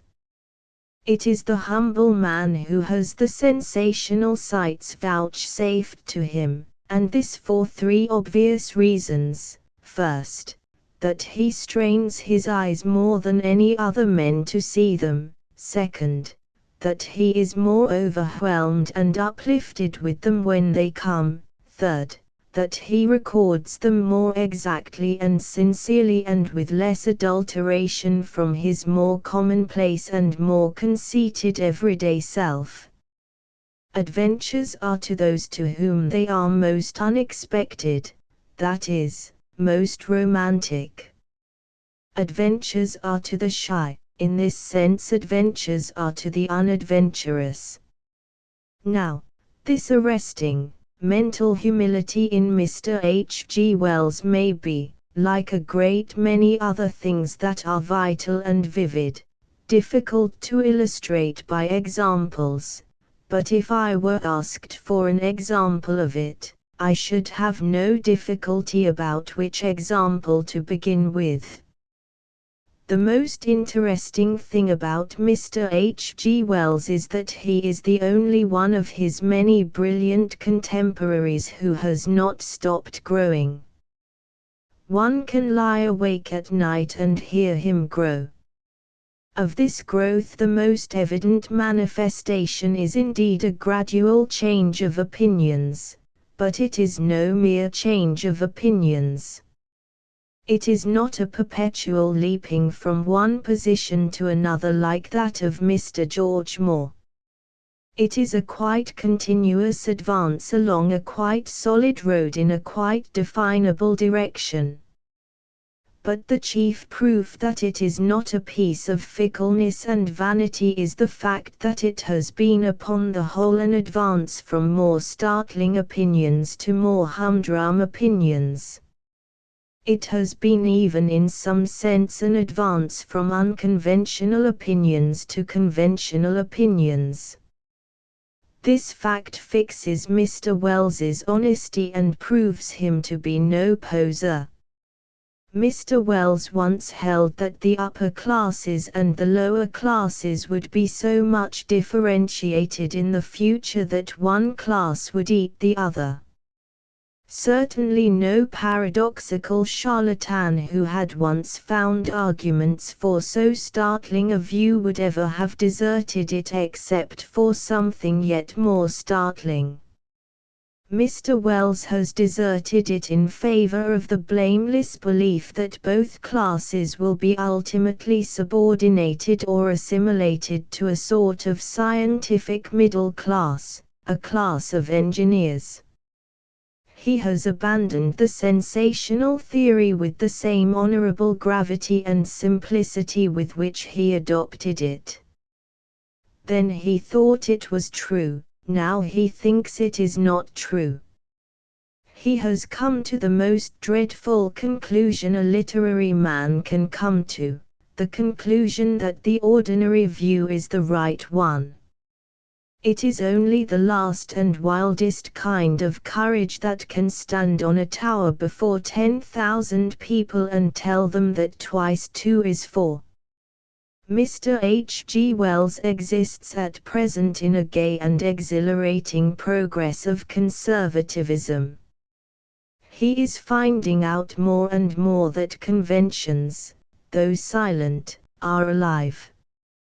As good an example as any of this humility and sanity of his may be found in his change of view on the subject of science and marriage.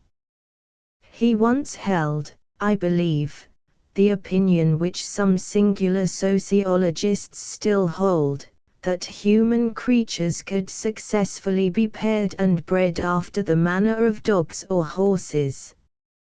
He no longer holds that view. Not only does he no longer hold that view, but he has written about it in Mankind in the Making with such smashing sense and humor, that I find it difficult to believe that anybody else can hold it either. It is true that his chief objection to the proposal is that it is physically impossible, which seems to me a very slight objection, and almost negligible compared with the others.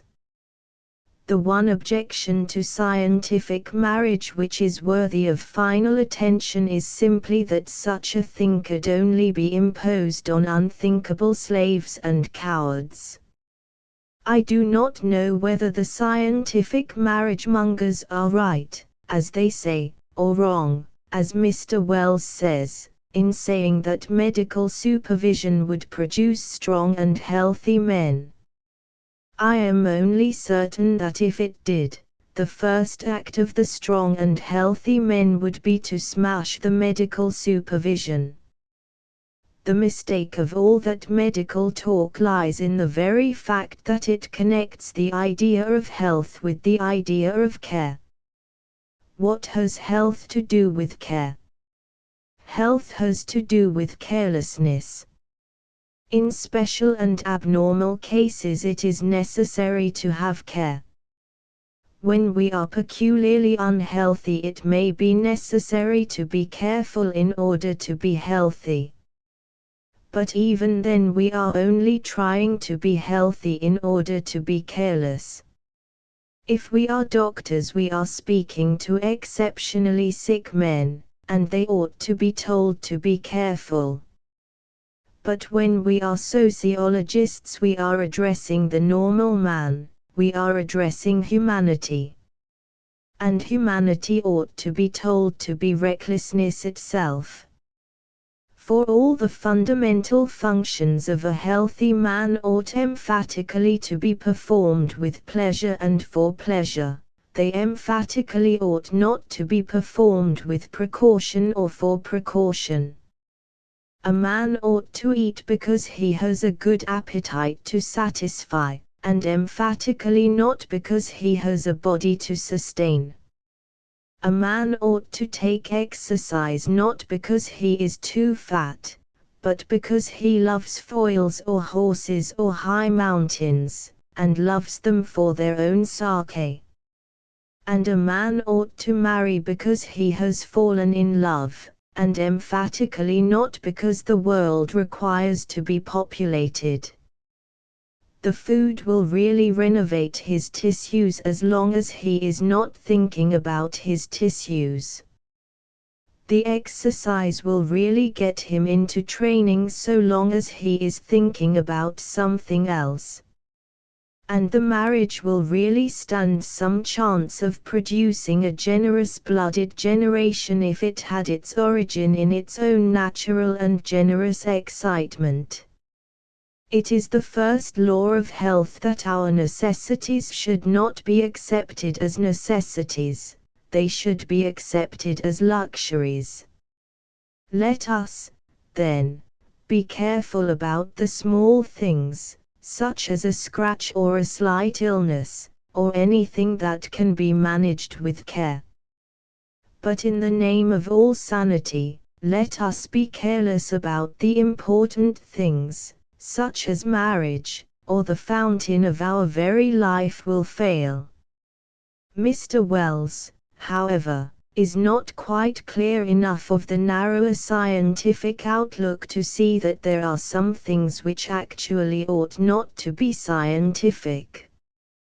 He is still slightly affected with the great scientific fallacy, I mean the habit of beginning not with the human soul, which is the first thing a man learns about, but with some such thing as protoplasm, which is about the last. The one defect in his splendid mental equipment is that he does not sufficiently allow for the stuff or material of men. In his new utopia he says, for instance, that a chief point of the utopia will be a disbelief in original sin. If he had begun with the human soul, that is, if he had begun on himself, he would have found original sin almost the first thing to be believed in. He would have found, to put the matter shortly, that a permanent possibility of selfishness arises from the mere fact of having a self, and not from any accidents of education or ill-treatment. And the weakness of all utopias is this, that they take the greatest difficulty of man and assume it to be overcome, and then give an elaborate account of the overcoming of the smaller ones. They first assume that no man will want more than his share, and then are very ingenious in explaining whether his share will be delivered by motor car or balloon. And an even stronger example of Mr. Wells's indifference to the human psychology can be found in his cosmopolitanism, the abolition in his utopia of all patriotic boundaries. He says in his innocent way that utopia must be a world state, or else people might make war on it. It does not seem to occur to him that, for a good many of us, if it were a world state we should still make war on it to the end of the world. For if we admit that there must be varieties in art or opinion, what sense is there in thinking there will not be varieties in government? The fact is very simple. Unless you are going deliberately to prevent a thing being good, you cannot prevent it being worth fighting for. It is impossible to prevent a possible conflict of civilizations, because it is impossible to prevent a possible conflict between ideals. If there were no longer our modern strife between nations, there would only be a strife between utopias. For the highest thing does not tend to union only, the highest thing tends also to differentiation. You can often get men to fight for the union, but you can never prevent them from fighting also for the differentiation. This variety in the highest thing is the meaning of the fierce patriotism, the fierce nationalism of the great European civilization. It is also, incidentally, the meaning of the doctrine of the Trinity. But I think the main mistake of Mr. Wells's philosophy is a somewhat deeper one that he expresses in a very entertaining manner in the introductory part of the New Utopia. His philosophy in some sense amounts to a denial of the possibility of philosophy itself. At least, he maintains that there are no secure and reliable ideas upon which we can rest with a final mental satisfaction. It will be both clearer, however, and more amusing to quote Mr. Wells himself. He says, "Nothing endures, nothing is precise and certain, except the mind of a pedant. Being indeed, there is no being, but a universal becoming of individualities, and Plato turned his back on truth when he turned towards his museum of specific ideals." Mr. Wells says, again, there is no abiding thing in what we know. We change from weaker to stronger lights, and each more powerful light pierces our hitherto opaque foundations and reveals fresh and different opacities below. Now, when Mr. Wells says things like this, I speak with all respect when I say that he does not observe an evident mental distinction. It cannot be true that there is nothing abiding in what we know. For if that were so we should not know it all and should not call it knowledge. Our mental state may be very different from that of somebody else some thousands of years back, but it cannot be entirely different, or else we should not be conscious of a difference. Mr. Wells must surely realize the first and simplest of the paradoxes that sit by the springs of truth. He must surely see that the fact of two things being different implies that they are similar. The hare and the tortoise may differ in the quality of swiftness, but they must agree in the quality of motion. The swiftest hare cannot be swifter than an isosceles triangle or the idea of pinkness.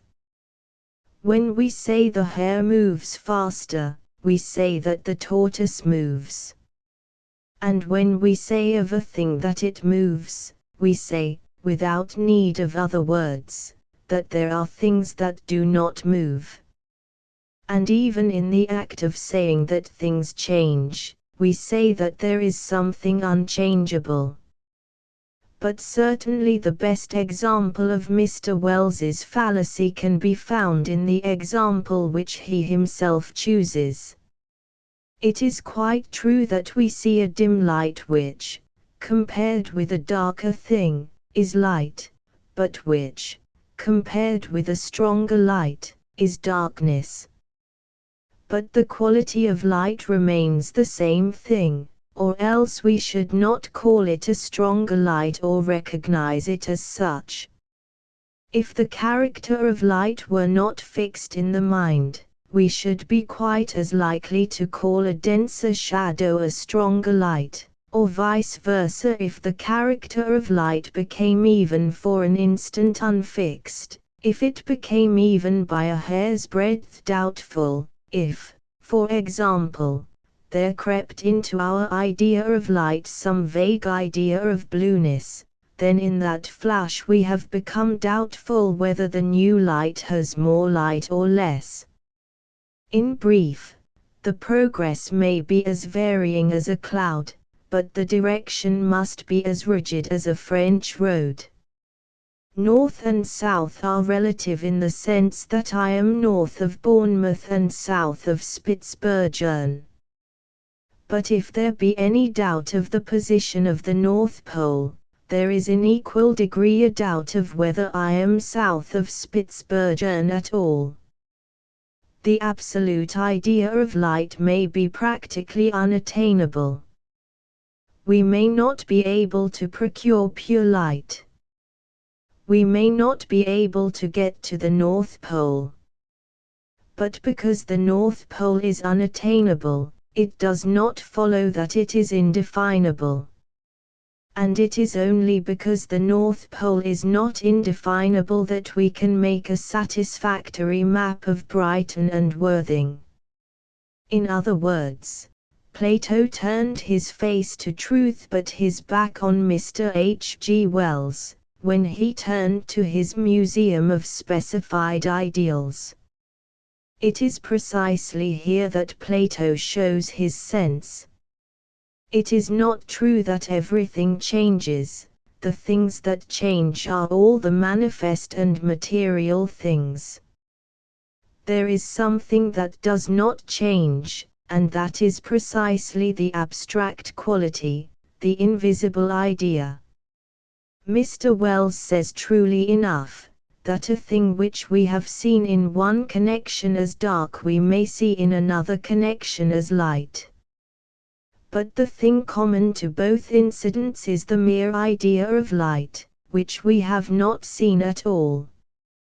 Mr. Wells might grow taller and taller for unending eons till his head was higher than the loneliest star. I can imagine his writing a good novel about it. In that case he would see the trees first as tall things and then as short things. He would see the clouds first as high and then as low.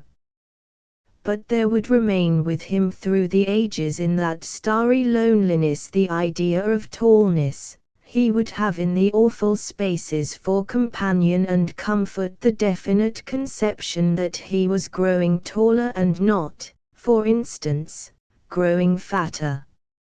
And now it comes to my mind that Mr. H. G. Wells actually has written a very delightful romance about men growing as tall as trees, and that here, again, he seems to me to have been a victim of this vague relativism. The Food of the Gods is, like Mr. Bernard Shaw's play, in essence a study of the Superman idea. And it lies, I think, even through the veil of a half-pantomimic allegory, open to the same intellectual attack. We cannot be expected to have any regard for a great creature if he does not in any manner conform to our standards. For unless he passes our standard of greatness we cannot even call him great. Nietzsche summed up all that is interesting in the Superman idea when he said, "Man is a thing which has to be surpassed." But the very word surpass implies the existence of a standard common to us and the thing surpassing us. If the Superman is more manly than men are, of course they will ultimately defy him, even if they happen to kill him first. But if he is simply more supermanly, they may be quite indifferent to him as they would be to another seemingly aimless monstrosity. He must submit to our test even in order to overawe us. Mere force or size even is a standard, but that alone will never make men think a man their superior.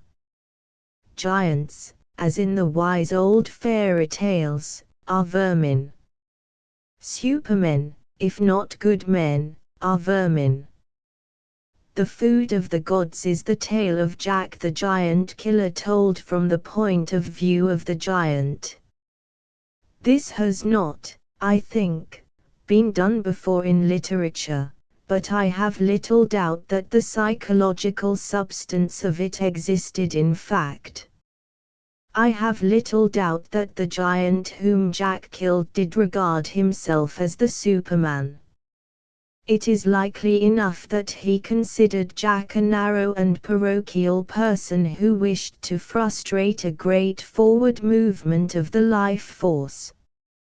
If, as not unfrequently was the case, he happened to have two heads, he would point out the elementary maxim which declares them to be better than one. He would enlarge on the subtle modernity of such an equipment, enabling a giant to look at a subject from two points of view, or to correct himself with promptitude. But Jack was the champion of the enduring human standards, of the principle of one man one head and one man one conscience, of the single head and the single heart and the single eye. Jack was quite unimpressed by the question of whether the giant was a particularly gigantic giant. All he wished to know was whether he was a good giant, that is, a giant who was any good to us. What were the giant's religious views, what his views on politics and the duties of the citizen? Was he fond of children, or fond of them only in a dark and sinister sense? To use a fine phrase for emotional sanity, was his heart in the right place? Jack had sometimes to cut him up with a sword in order to find out. The old and correct story of Jack the Giant Killer is simply the whole story of man. If it were understood, we should need no Bibles or histories. But the modern world in particular does not seem to understand it at all.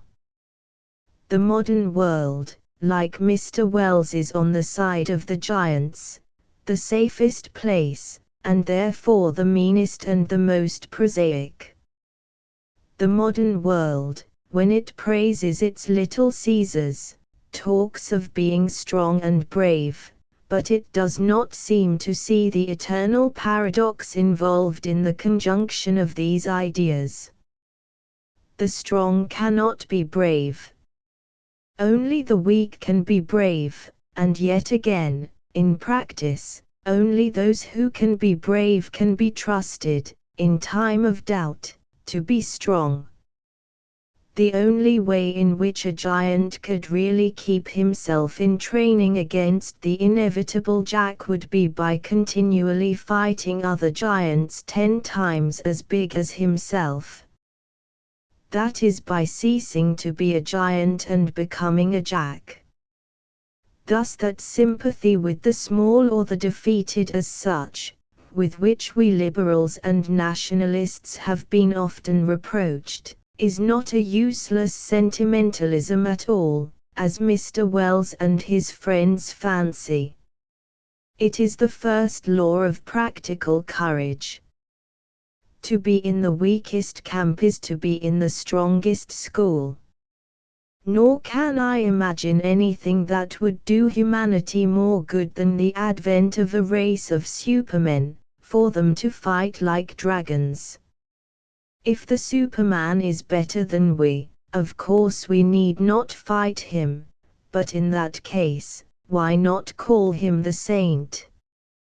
But if he is merely stronger, whether physically, mentally, or morally stronger, I do not care a farthing, then he ought to have to reckon with us at least for all the strength we have. If we are weaker than he, that is no reason why we should be weaker than ourselves. If we are not tall enough to touch the giant's knees, that is no reason why we should become shorter by falling on our own. But that is at bottom the meaning of all modern hero worship and celebration of the strong man, the Caesar, the Superman. That he may be something more than man, we must be something less. Doubtless there is an older and better hero worship than this. But the old hero was a being who, like Achilles, was more human than humanity itself.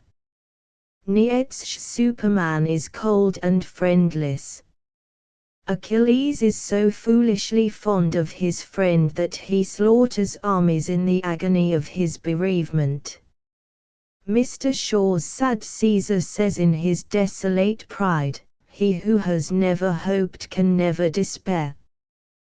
The man-god of old answers from his awful hill, "Was ever sorrow like unto my sorrow?"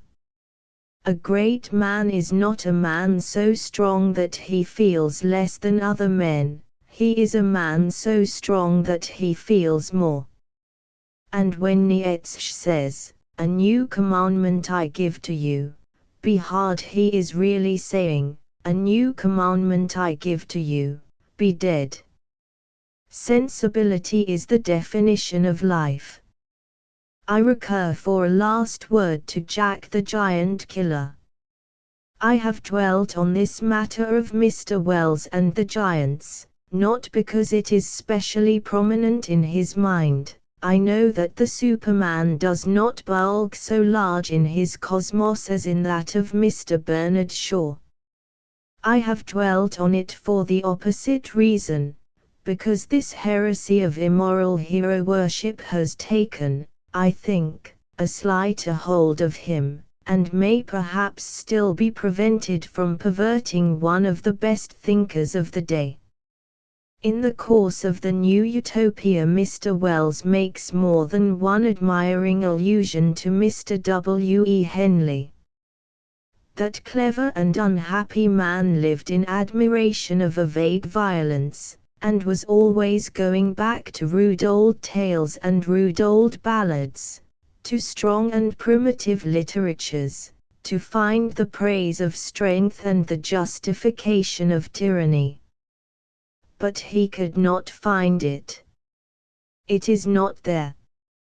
The primitive literature is shown in the tale of Jack the Giant Killer. The strong old literature is all in praise of the weak. The rude old tales are as tender to minorities as any modern political idealist. The rude old ballads are as sentimentally concerned for the underdog as the Aborigines Protection Society. When men were tough and raw, when they lived amid hard knocks and hard laws, when they knew what fighting really was, they had only two kinds of songs. The first was a rejoicing that the weak had conquered the strong, the second a lamentation that the strong had, for once in a way, conquered the weak. For this defiance of the statu quo, this constant effort to alter the existing balance, this premature challenge to the powerful, is the whole nature and inmost secret of the psychological adventure which is called man. It is his strength to disdain strength. The forlorn hope is not only a real hope, it is the only real hope of mankind. In the coarsest ballads of the greenwood, men are admired most when they defy, not only the king, but what is more to the point, the hero. The moment Robin Hood becomes a sort of Superman, that moment the chivalrous chronicler shows us Robin thrashed by a poor tinker whom he thought to thrust aside.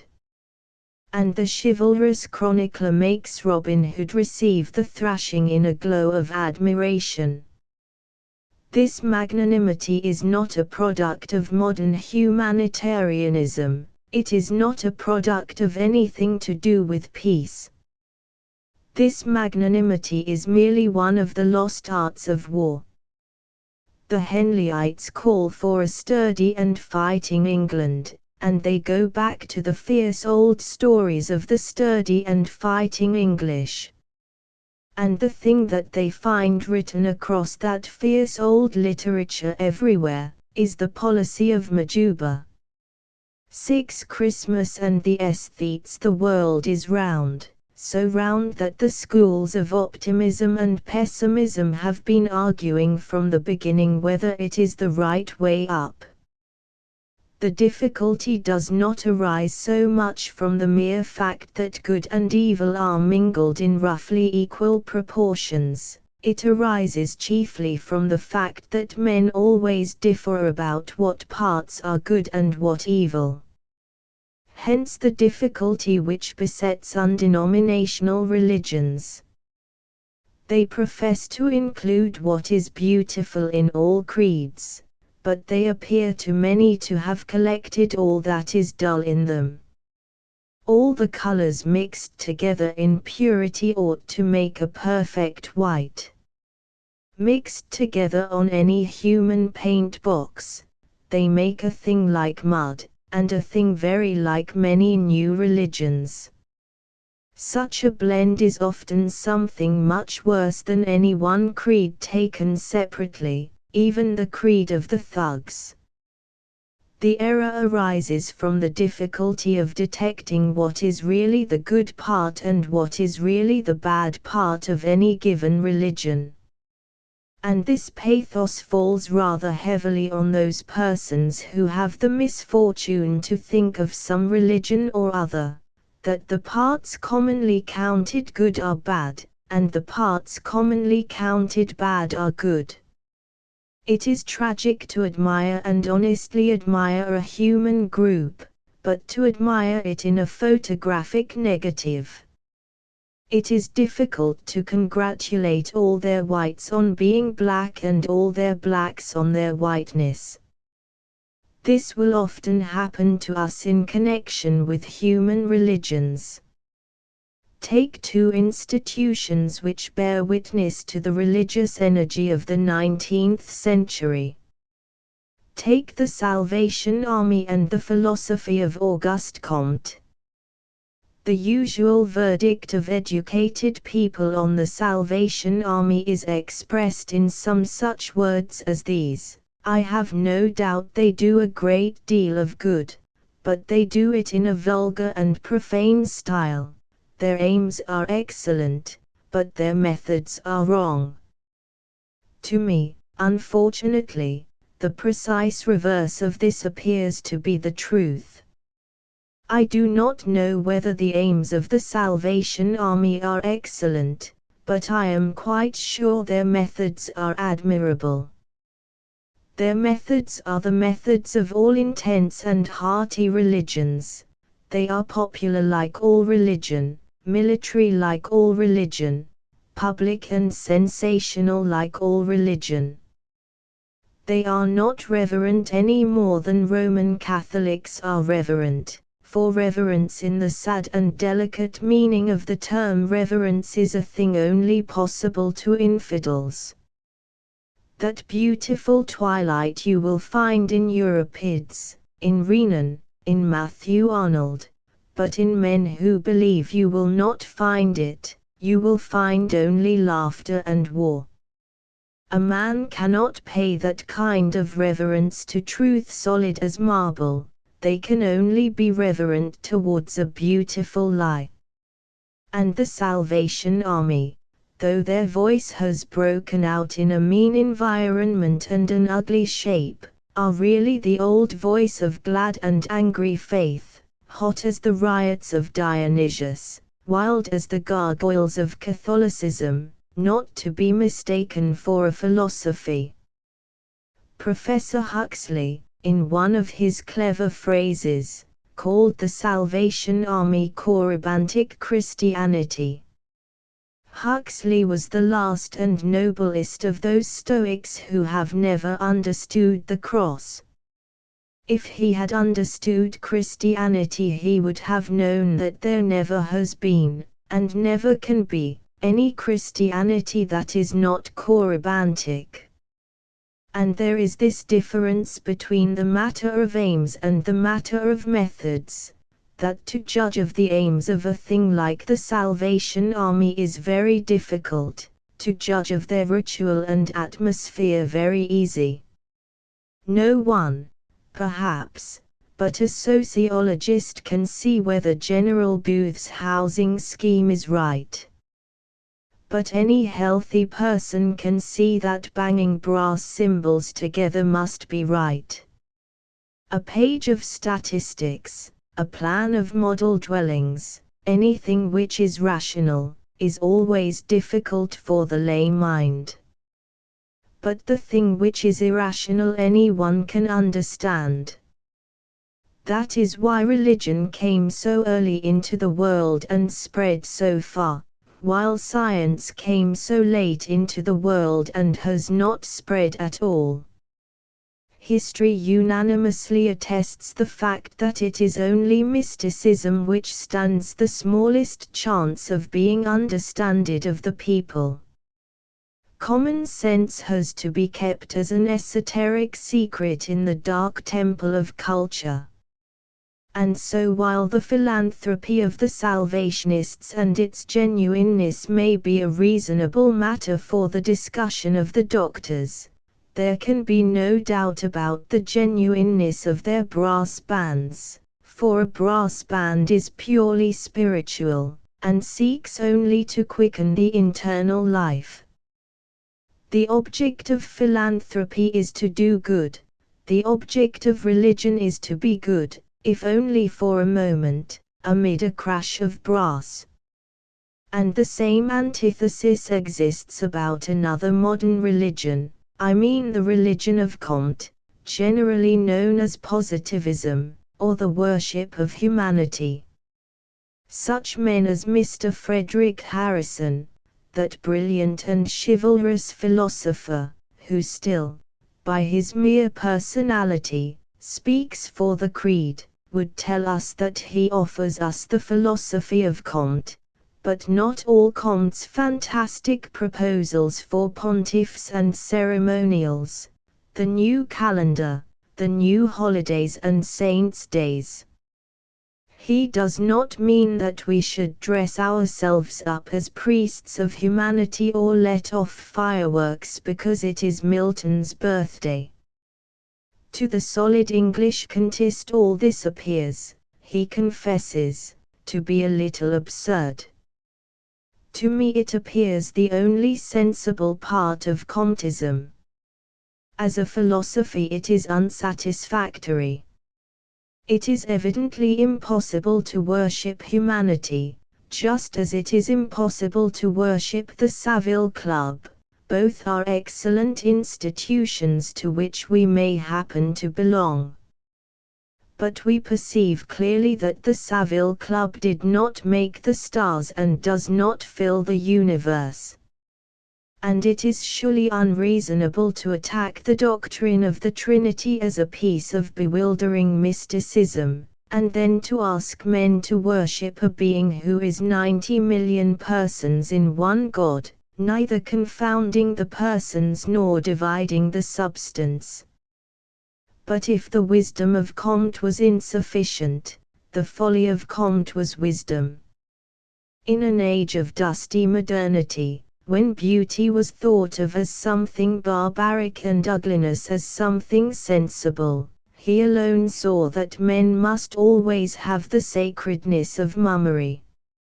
He saw that while the brutes have all the useful things, the things that are truly human are the useless ones. He saw the falsehood of that almost universal notion of today, the notion that rites and forms are something artificial, additional, and corrupt. Ritual is really much older than thought, it is much simpler and much wilder than thought. A feeling touching the nature of things does not only make men feel that there are certain proper things to say, it makes them feel that there are certain proper things to do. The more agreeable of these consist of dancing, building temples, and shouting very loud, the less agreeable, of wearing green carnations and burning other philosophers alive. But everywhere the religious dance came before the religious hymn, and man was a ritualist before he could speak. If Comtism had spread, the world would have been converted, not by the Comtist philosophy, but by the Comtist calendar. By discouraging what they conceive to be the weakness of their master, the English positivists have broken the strength of their religion. A man who has faith must be prepared not only to be a martyr, but to be a fool. It is absurd to say that a man is ready to toil and die for his convictions when he is not even ready to wear a wreath round his head for them. I myself, to take a corpus vile, am very certain that I would not read the works of Comte through for any consideration whatever. But I can easily imagine myself with the greatest enthusiasm lighting a bonfire on Darwin Day. That splendid effort failed, and nothing in the style of it has succeeded. There has been no rationalist festival, no rationalist ecstasy. Men are still in black for the death of God. When Christianity was heavily bombarded in the last century, upon no point was it more persistently and brilliantly attacked than upon that of its alleged enmity to human joy. Shelley and Swinburne and all their armies have passed again and again over the ground, but they have not altered it. They have not set up a single new trophy or ensign for the world's merriment to rally to. They have not given a name or a new occasion of gaiety. Mr. Swinburne does not hang up his stocking on the eve of the birthday of Victor Hugo. Mr. William Archer does not sing carols descriptive of the infancy of Ibsen outside people's doors in the snow. In the round of our rational and mournful year, one festival remains out of all those ancient gaieties that once covered the whole earth. Christmas remains to remind us of those ages, whether pagan or Christian, when the many acted poetry instead of the few writing it. In all the winter in our woods there is no tree in glow but the holly. The strange truth about the matter is told in the very word holiday. A bank holiday means presumably a day which bankers regard as holy. A half holiday means, I suppose, a day on which a schoolboy is only partially holy. It is hard to see at first sight why so human a thing as leisure and larkiness should always have a religious origin. Rationally, there appears no reason why we should not sing and give each other presents in honor of anything, the birth of Michelangelo or the opening of Euston Station. But it does not work. As a fact, men only become greedily and gloriously material about something spiritualistic. Take away the Nicene Creed and similar things, and you do some strange wrong to the sellers of sausages. Take away the strange beauty of the saints, and what has remained to us is the far stranger ugliness of Wandsworth. Take away the supernatural, and what remains is the unnatural. And now I have to touch upon a very sad matter. There are in the modern world an admirable class of persons who really make protest on behalf of that antiqua pulchritudo of which Augustine spoke, who do long for the old feasts and formalities of the childhood of the world. William Morris and his followers showed how much brighter were the Dark Ages than the Age of Manchester. Mr. W. B. Yeats frames his steps in prehistoric dances, but no man knows and joins his voice to forgotten choruses that no one but he can hear. Mr. George Moore collects every fragment of Irish paganism that the forgetfulness of the Catholic Church has left or possibly her wisdom preserved. There are innumerable persons with eyeglasses and green garments who pray for the return of the Maypole or the Olympian Games. But there is about these people a haunting and alarming something which suggests that it is just possible that they do not keep Christmas. It is painful to regard human nature in such a light, but it seems somehow possible that Mr. George Moore does not wave his spoon and shout when the pudding is set alight. It is even possible that Mr. W. B. Yeats never pulls crackers. If so, where is the sense of all their dreams of festive traditions?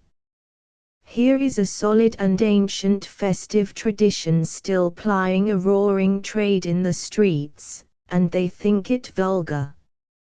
If this is so, let them be very certain of this, that they are the kind of people who in the time of the Maypole would have thought the Maypole vulgar, who in the time of the Canterbury Pilgrimage would have thought the Canterbury Pilgrimage vulgar, who in the time of the Olympian Games would have thought the Olympian Games vulgar. Nor can there be any reasonable doubt that they were vulgar. Let no man deceive himself, if by vulgarity we mean coarseness of speech, rowdiness of behavior, gossip, horseplay, and some heavy drinking. Vulgarity there always was wherever there was joy, wherever there was faith in the gods. Wherever you have belief you will have hilarity, wherever you have hilarity you will have some dangers. And as creed and mythology produce this gross and vigorous life, so in its turn this gross and vigorous life will always produce creed and mythology. If we ever get the English back onto the English land they will become again a religious people, if all goes well, a superstitious people. The absence from modern life of both the higher and lower forms of faith is largely due to a divorce from nature and the trees and clouds. If we have no more turnip ghosts it is chiefly from the lack of turnips. 7 Omar and the sacred vine. A new morality has burst upon us with some violence in connection with the problem of strong drink, and enthusiasts in the matter range from the man who is violently thrown out at 12.30, to the lady who smashes American bars with an axe. In these discussions it is almost always felt that one very wise and moderate position is to say that wine or such stuff should only be drunk as a medicine. With this I should venture to disagree with a peculiar ferocity. The one genuinely dangerous and immoral way of drinking wine is to drink it as a medicine. And for this reason, if a man drinks wine in order to obtain pleasure, he is trying to obtain something exceptional, something he does not expect every hour of the day, something which, unless he is a little insane, he will not try to get every hour of the day. But if a man drinks wine in order to obtain health, he is trying to get something natural, something, that is, that he ought not to be without, something that he may find it difficult to reconcile himself to being without. The man may not be seduced who has seen the ecstasy of being ecstatic. It is more dazzling to catch a glimpse of the ecstasy of being ordinary. If there were a magic ointment, and we took it to a strong man, and said, "This will enable you to jump off the monument," doubtless he would jump off the monument, but he would not jump off the monument all day long to the delight of the city. But if we took it to a blind man, saying, "This will enable you to see," he would be under a heavier temptation. It would be hard for him not to rub it on his eyes whenever he heard the hoof of a noble horse or the birds singing at daybreak. It is easy to deny oneself festivity, it is difficult to deny oneself normality. Hence comes the fact which every doctor knows, that it is often perilous to give alcohol to the sick even when they need it.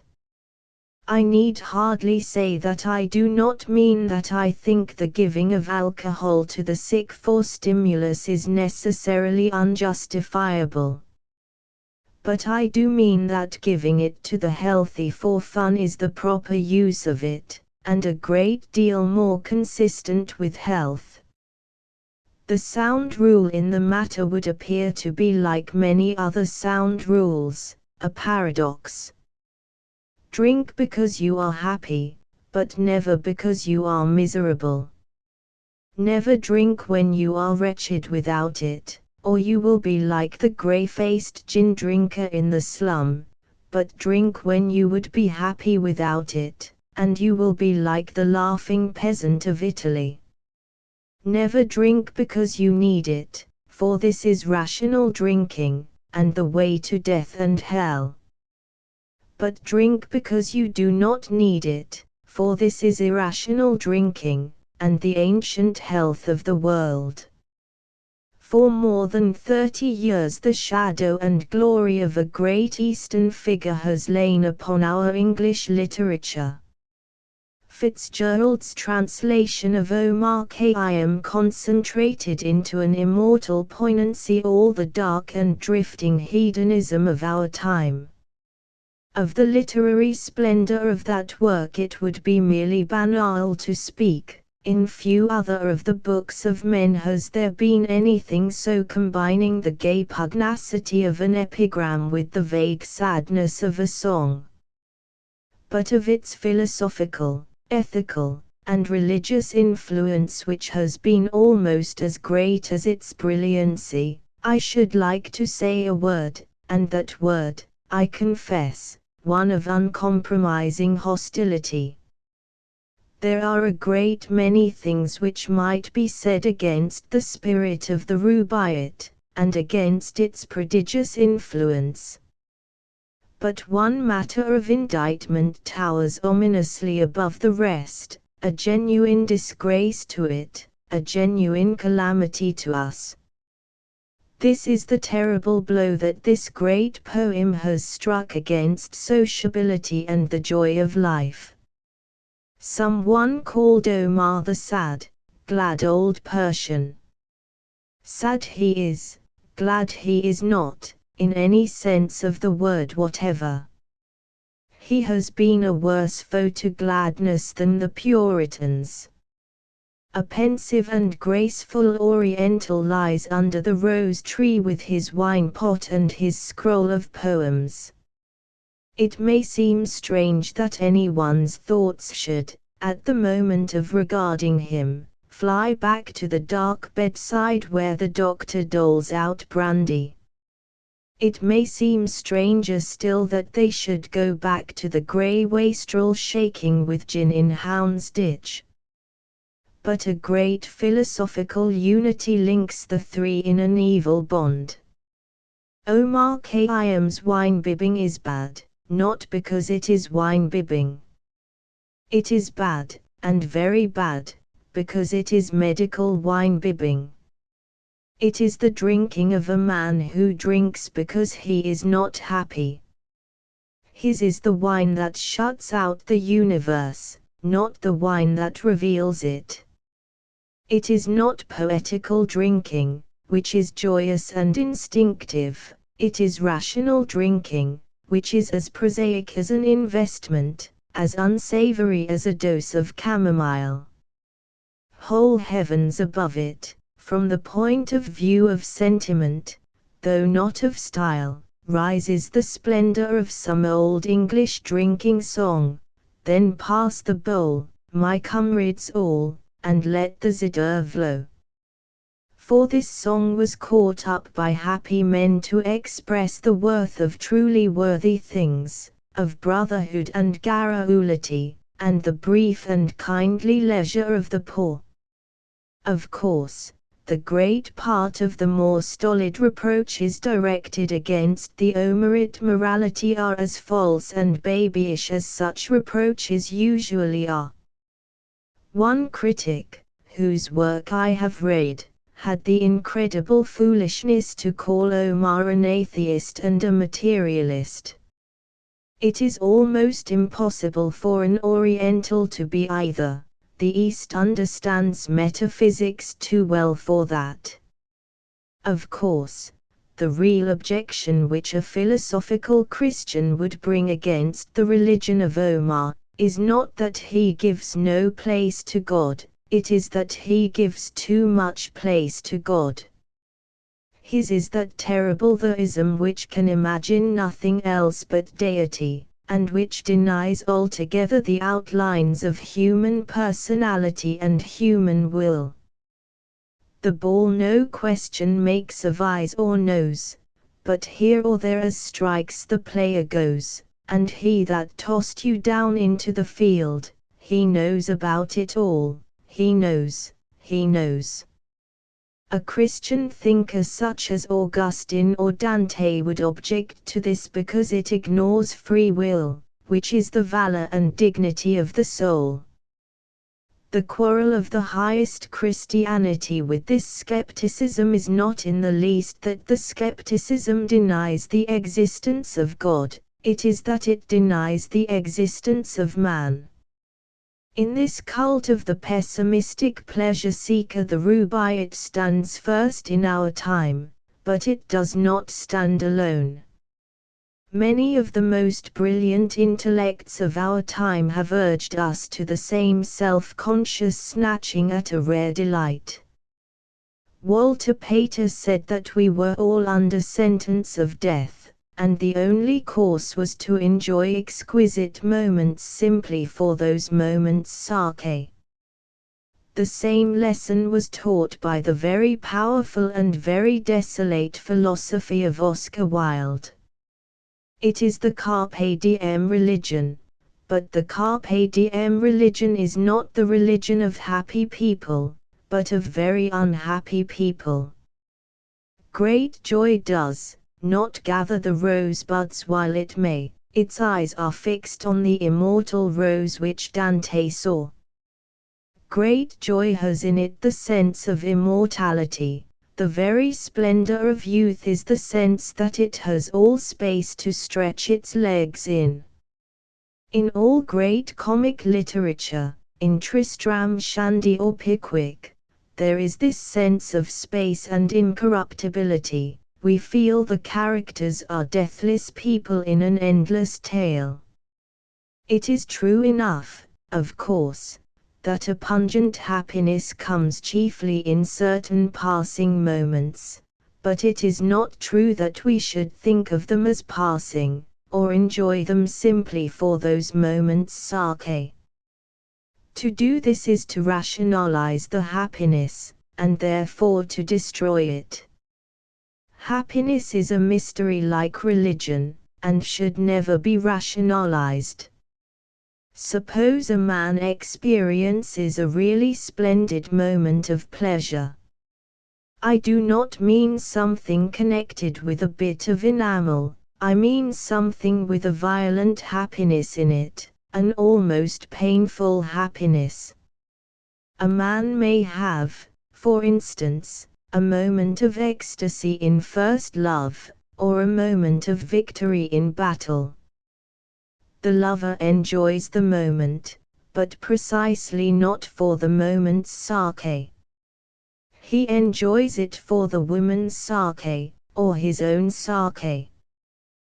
The warrior enjoys the moment, but not for the sake of the moment, he enjoys it for the sake of the flag. The cause which the flag stands for may be foolish and fleeting, the love may be calf love, and last a week. But the patriot thinks of the flag as eternal, the lover thinks of his love as something that cannot end. These moments are filled with eternity, these moments are joyful because they do not seem momentary. Once look at them as moments after Pater's manner, and they become as cold as Pater and his style. Man cannot love mortal things. He can only love immortal things for an instant. Pater's mistake is revealed in his most famous phrase. He asks us to burn with a hard, gem-like flame. Flames are never hard and never gem-like, they cannot be handled or arranged. So human emotions are never hard and never gem-like, they are always dangerous, like flames, to touch or even to examine. There is only one way in which our passions can become hard and gem-like, and that is by becoming as cold as gems. No blow then has ever been struck at the natural loves and laughter of men so sterilizing as this carpe diem of the aesthetes. For any kind of pleasure a totally different spirit is required, a certain shyness, a certain indeterminate hope, a certain boyish expectation. Purity and simplicity are essential to passions. Yes, even to evil passions. Even vice demands a sort of virginity. Omar's, or Fitzgerald's, effect upon the other world we may let go, his hand upon this world has been heavy and paralyzing. The Puritans, as I have said, are far jollier than he. The new ascetics who follow Thoreau or Tolstoy are much livelier company, for, though the surrender of strong drink and such luxuries may strike us as an idle negation, it may leave a man with innumerable natural pleasures, and, above all, with man's natural power of happiness. Thoreau could enjoy the sunrise without a cup of coffee. If Tolstoy cannot admire marriage, at least he is healthy enough to admire mud. Nature can be enjoyed without even the most natural luxuries. A good bush needs no wine. But neither nature nor wine nor anything else can be enjoyed if we have the wrong attitude towards happiness, and Omar, or Fitzgerald, did have the wrong attitude towards happiness. He and those he has influenced do not see that if we are to be truly gay, we must believe that there is some eternal gaiety in the nature of things. We cannot enjoy thoroughly even a pas de quarter at a subscription dance unless we believe that the stars are dancing to the same tune. No one can be really hilarious but the serious man. Wine, says the scripture, maketh glad the heart of man, but only of the man who has a heart. The thing called high spirits is possible only to the spiritual. Ultimately a man cannot rejoice in anything except the nature of things. Ultimately a man can enjoy nothing except religion. Once in the world's history men did believe that the stars were dancing to the tune of their temples, and they danced as men have never danced since. With this old pagan eudemonism the sage of the Rubaiyat has quite as little to do as he has with any Christian variety. He is no more a bacchanal than he is a saint. Dionysius and his church was grounded on a serious joia diviva like that of Walt Whitman. Dionysius made wine, not a medicine, but a sacrament. Jesus Christ also made wine, not a medicine, but a sacrament. But Omar makes it, not a sacrament, but a medicine. He feasts because life is not joyful, he revels because he is not glad. Drink, he says, for you know not whence you come nor why. Drink, for you know not when you go nor where. Drink, because the stars are cruel and the world as idle as a humming top. Drink, because there is nothing worth trusting, nothing worth fighting for. Drink, because all things are lapsed in a base equality and an evil peace. So he stands offering us the cup in his hand. And at the high altar of Christianity stands another figure, in whose hand also is the cup of the vine. Drink, he says, for the whole world is as red as this wine, with the crimson of the love and wrath of God. Drink, for the trumpets are blowing for battle, and this is the stirrup cup. Drink, for this my blood of the New Testament that is shed for you. Drink, for I know of whence you come and why. Drink, for I know of when you go and where. 8. The mildness of the yellow press. There is a great deal of protest made from one quarter or another nowadays against the influence of that new journalism which is associated with the names of Sir Alfred Harmsworth and Mr. Pearson. But almost everybody who attacks it attacks on the ground that it is very sensational, very violent and vulgar and startling. I am speaking in no affected contrariety, but in the simplicity of a genuine personal impression, when I say that this journalism offends as being not sensational or violent enough. The real vice is not that it is startling, but that it is quite insupportably tame.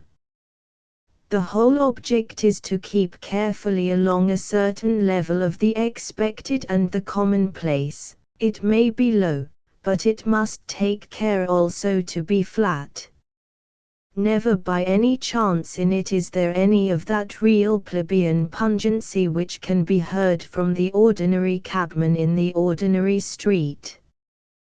We have heard of a certain standard of decorum which demands that things should be funny without being vulgar, but the standard of this decorum demands that if things are vulgar they shall be vulgar without being funny.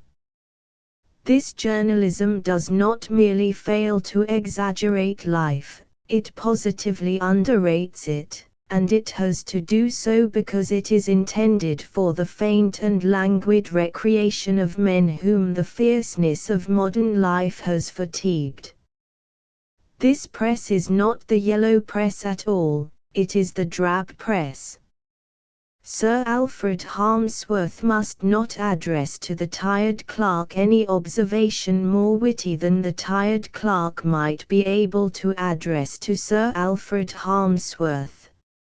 It must not expose anybody who is powerful, that is, it must not offend anybody, it must not even please anybody, too much. A general vague idea that in spite of all this, our yellow press is sensational, arises from such external accidents as large type or lurid headlines. It is quite true that these editors print everything they possibly can in large capital letters. But they do this, not because it is startling, but because it is soothing. To people wholly weary or partly drunk in a dimly lighted train, it is a simplification and a comfort to have things presented in this vast and obvious manner. The editors use this gigantic alphabet in dealing with their readers, for exactly the same reason that parents and governesses use a similar gigantic alphabet in teaching children to spell. The nursery authorities do not use an A as big as a horseshoe in order to make the child jump, on the contrary, they use it to put the child at his ease, to make things smoother and more evident. Of the same character is the dim and quiet dame school which Sir Alfred Harmsworth and Mr. Pearson keep. All their sentiments are spelling book sentiments, that is to say, they are sentiments with which the pupil is already respectfully familiar. All their wildest posters are leaves torn from a copybook. Of real sensational journalism, as it exists in France, in Ireland, and in America, we have no trace in this country. When a journalist in Ireland wishes to create a thrill, he creates a thrill worth talking about. He denounces a leading Irish member for corruption, or he charges the whole police system with a wicked and definite conspiracy. When a French journalist desires a frisson, there is a frisson. He discovers, let us say, that the President of the Republic has murdered 3 wives. Our yellow journalists invent quite as unscrupulously as this. Their moral condition is, as regards careful veracity, about the same. But it is their mental caliber which happens to be such that they can only invent calm and even reassuring things. The fictitious version of the massacre of the envoys of Pekin was mendacious, but it was not interesting, except to those who had private reasons for terror or sorrow. It was not connected with any bold and suggestive view of the Chinese situation. It revealed only a vague idea that nothing could be impressive except a great deal of blood. Real sensationalism, of which I happen to be very fond, may be either moral or immoral. But even when it is most immoral, it requires moral courage. For it is one of the most dangerous things on earth genuinely to surprise anybody. If you make any sentient creature jump, you render it by no means improbable that it will jump on you. But the leaders of this movement have no moral courage or immoral courage. Their whole method consists in saying, with large and elaborate emphasis, the things which everybody else says casually, and without remembering what they have said. When they brace themselves up to attack anything, they never reach the point of attacking anything which is large and real, and would resound with the shock. They do not attack the army as men do in France, or the judges as men do in Ireland, or the democracy itself as men did in England 100 years ago. They attack something like the War Office, something, that is, which everybody attacks and nobody bothers to defend, something which is an old joke in fourth-rate comic papers. Just as a man shows he has a weak voice by straining it to shout, so they show the hopelessly unsensational nature of their minds when they really try to be sensational.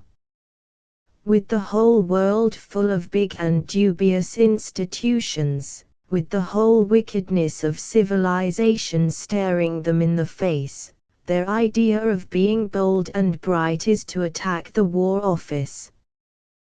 They might as well start a campaign against the weather, or form a secret society in order to make jokes about mothers-in-law. Nor is it only from the point of view of particular amateurs of the sensational such as myself, that it is permissible to say, in the words of Cowper's Alexander Selkirk, that their tameness is shocking to me. The whole modern world is pining for a genuinely sensational journalism. This has been discovered by that very able and honest journalist, Mr. Blatchford, who started his campaign against Christianity, warned on all sides, I believe, that it would ruin his paper, but who continued from an honorable sense of intellectual responsibility.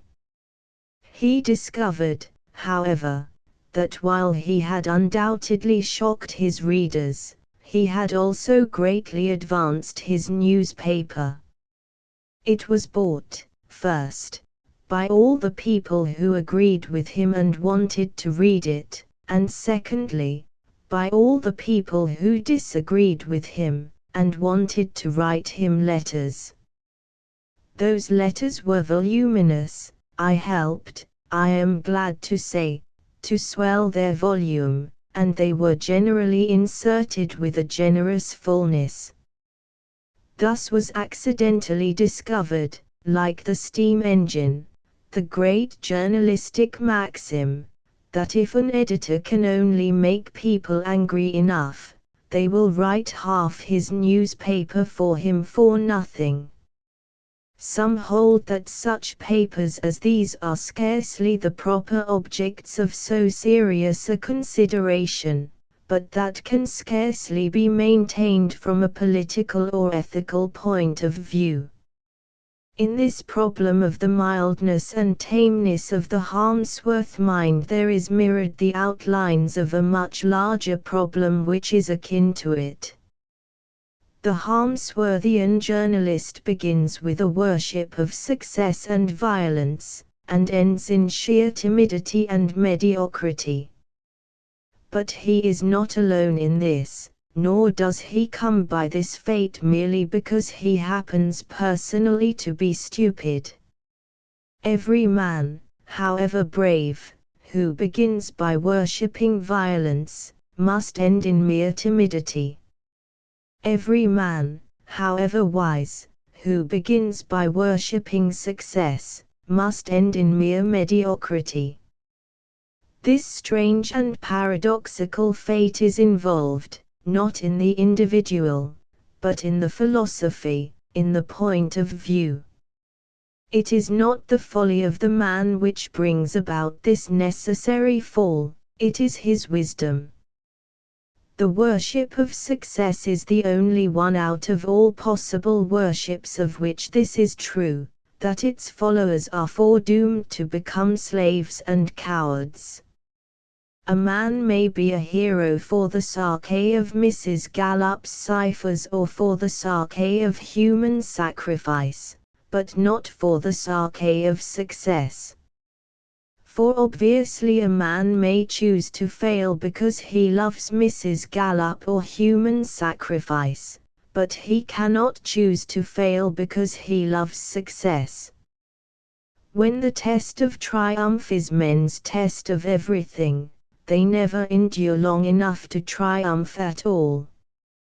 As long as matters are really hopeful, hope is a mere flattery or platitude. It is only when everything is hopeless that hope begins to be a strength at all. Like all the Christian virtues, it is as unreasonable as it is indispensable.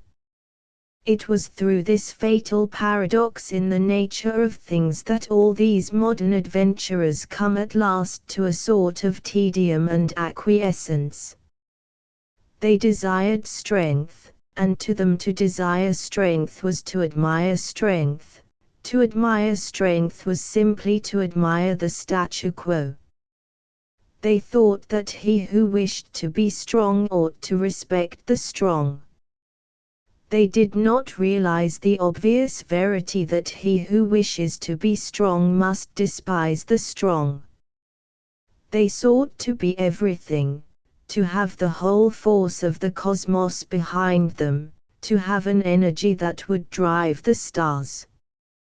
But they did not realize the two great facts: first, that in the attempt to be everything the first and most difficult step is to be something; second, that the moment a man is something, he is essentially defying everything. The lower animals, say the men of science, fought their way up with a blind selfishness. If this be so, the only real moral of it is that our unselfishness, if it is to triumph, must be equally blind. The mammoth did not put his head on one side and wonder whether mammoths were a little out of date. Mammoths were at least as much up to date as that individual mammoth could make them. The great elk did not say, "Cloven hoofs are very much worn now." He polished his own weapons for his own use. But in the reasoning animal there has arisen a more horrible danger, that he may fail through perceiving his own failure. When modern sociologists talk of the necessity of accommodating oneself to the trend of the time, they forget that the trend of the time at its best consists entirely of people who will not accommodate themselves to anything. At its worst it consists of many millions of frightened creatures all accommodating themselves to a trend that is not there. And that is becoming more and more the situation of modern England. Every man speaks of public opinion, and means by public opinion minus his opinion.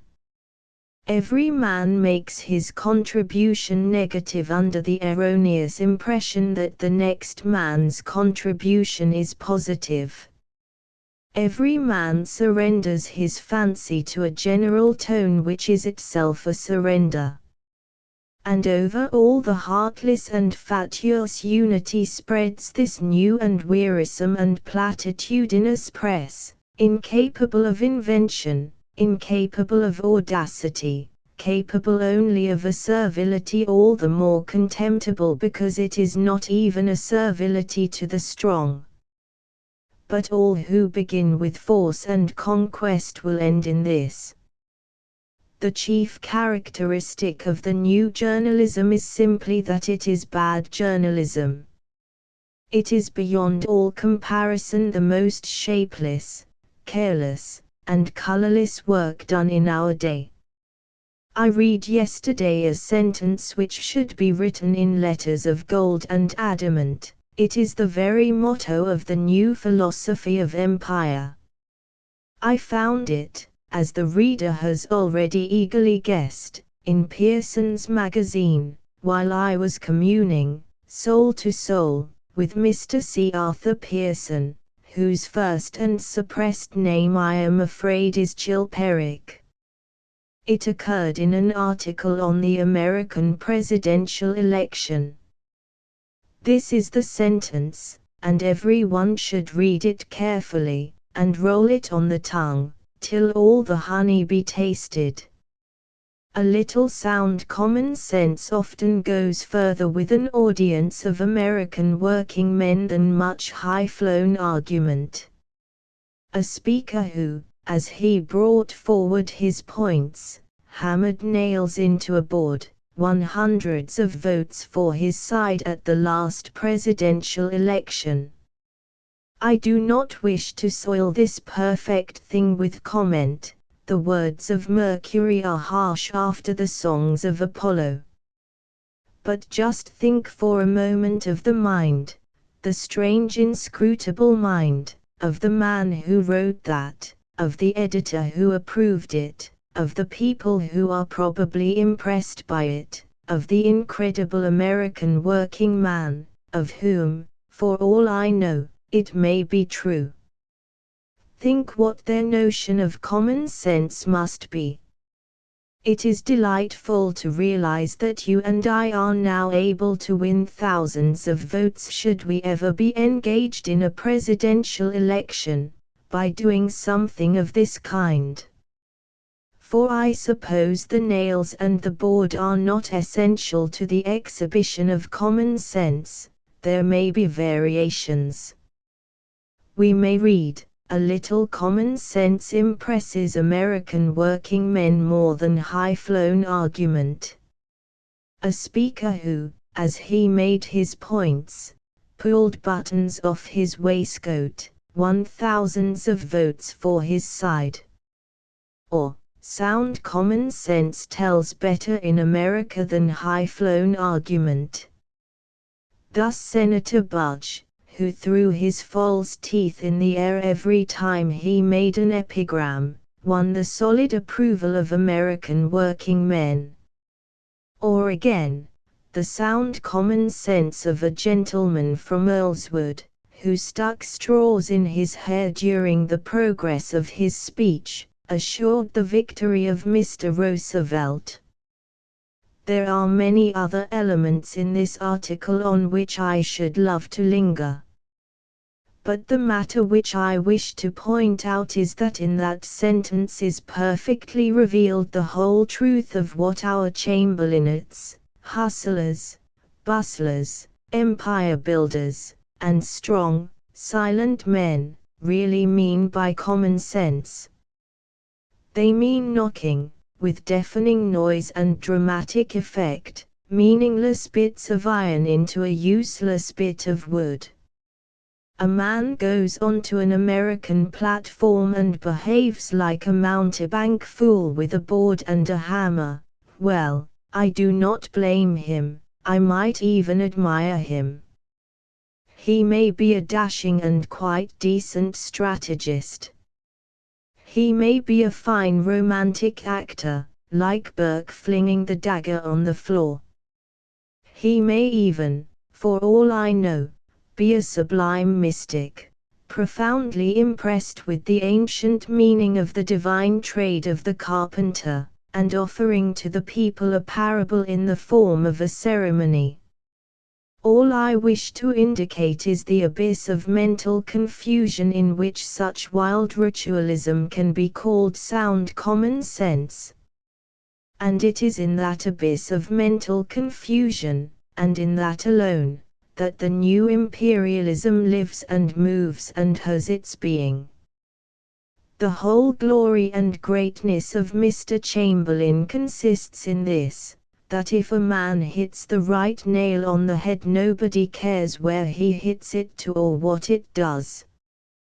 They care about the noise of the hammer, not about the silent drip of the nail. Before and throughout the African War, Mr. Chamberlain was always knocking in nails, with ringing decisiveness. But when we ask, but what have these nails held together? Where is your carpentry?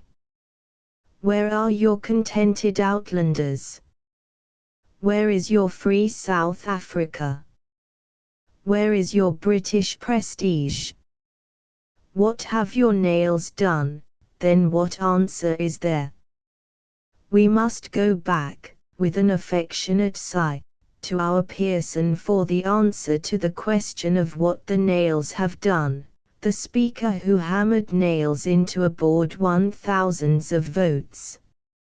Now the whole of this passage is admirably characteristic of the new journalism which Mr. Pearson represents. The new journalism which has just purchased the Standard. To take one instance out of hundreds, the incomparable man with the board and nails is described in the Pearson's article as calling out, as he smote the symbolic nail, line number 1. Nailed to the mast. Nailed to the mast. In the whole office there was apparently no compositor or office boy to point out that we speak of lies being nailed to the counter, and not to the mast. Nobody in the office knew that Pearson's magazine was falling into a stale Irish bull, which must be as old as St. Patrick. This is the real and essential tragedy of the sale of the Standard. It is not merely that journalism is victorious over literature. It is that bad journalism is victorious over good journalism. It is not that one article which we consider costly and beautiful is being ousted by another kind of article which we consider common or unclean. It is that of the same article a worse quality is preferred to a better. If you like popular journalism, as I do, you will know that Pearson's magazine is poor and weak popular journalism. You will know it as certainly as you know bad butter. You will know as certainly that it is poor popular journalism as you know that the Strand, in the great days of Sherlock Holmes, was good popular journalism. Mr. Pearson has been a monument of this enormous banality. About everything he says and does there is something infinitely weak-minded. He clamors for home trades and employs foreign ones to print his paper. When this glaring fact is pointed out, he does not say that the thing was an oversight, like a sane man. He cuts it off with scissors, like a child of 3. His very cunning is infantile. And like a child of 3, he does not cut it quite off. In all human records I doubt if there is such an example of a profound simplicity in deception. This is the sort of intelligence which now sits in the seat of the sane and honourable old Tory journalism. If it were really the triumph of the tropical exuberance of the Yankee press, it would be vulgar, but still tropical. But it is not. We are delivered over to the bramble, and from the meanest of the shrubs comes the fire upon the cedars of Lebanon. The only question now is how much longer the fiction will endure that journalists of this order represent public opinion. It may be doubted whether any honest and serious tariff reformer would for a moment maintain that there was any majority for tariff reform in the country comparable to the ludicrous preponderance which money has given it among the great dailies. The only inference is that for purposes of real public opinion the press is now a mere plutocratic oligarchy. Doubtless the public buys the wares of these men, for one reason or another. But there is no more reason to suppose that the public admires their politics than that the public admires the delicate philosophy of Mr. Cross or the darker and sterner creed of Mr. Blackwell. If these men are merely tradesmen, there is nothing to say except that there are plenty like them in the Battersea Park Road, and many much better. But if they make any sort of attempt to be politicians, we can only point out to them that they are not as yet even good journalists. 9. The Moods of Mr. George Moore. Mr. George Moore began his literary career by writing his personal confessions, nor is there any harm in this if he had not continued them for the remainder of his life. He is a man of genuinely forcible mind and of great command over a kind of rhetorical and fugitive conviction which excites and pleases. He is in a perpetual state of temporary honesty. He has admired all the most admirable modern eccentrics until they could stand it no longer. Everything he writes, it is to be fully admitted, has a genuine mental power. His account of his reason for leaving the Roman Catholic Church is possibly the most admirable tribute to that communion which has been written of late years.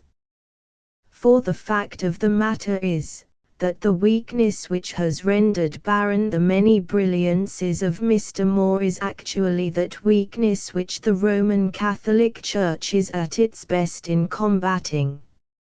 Mr. Moore hates Catholicism because it breaks up the house of looking-glasses in which he lives.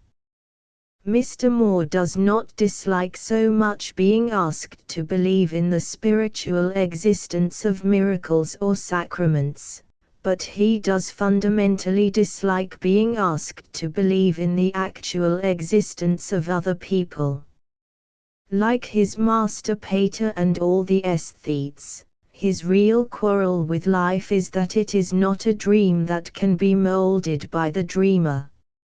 It is not the dogma of the reality of the other world that troubles him, but the dogma of the reality of this world.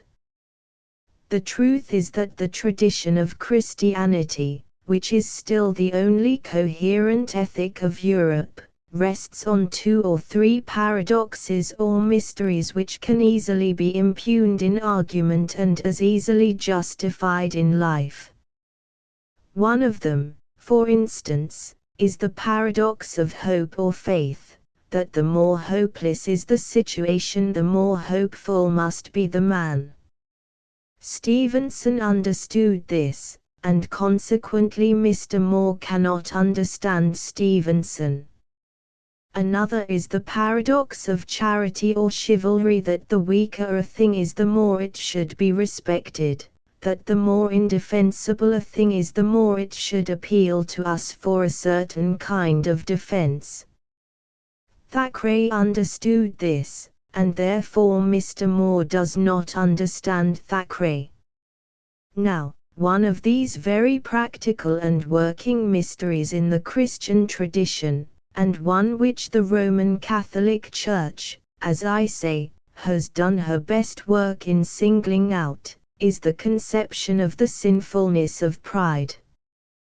Pride is a weakness in the character. It dries up laughter, it dries up wonder, it dries up chivalry and energy.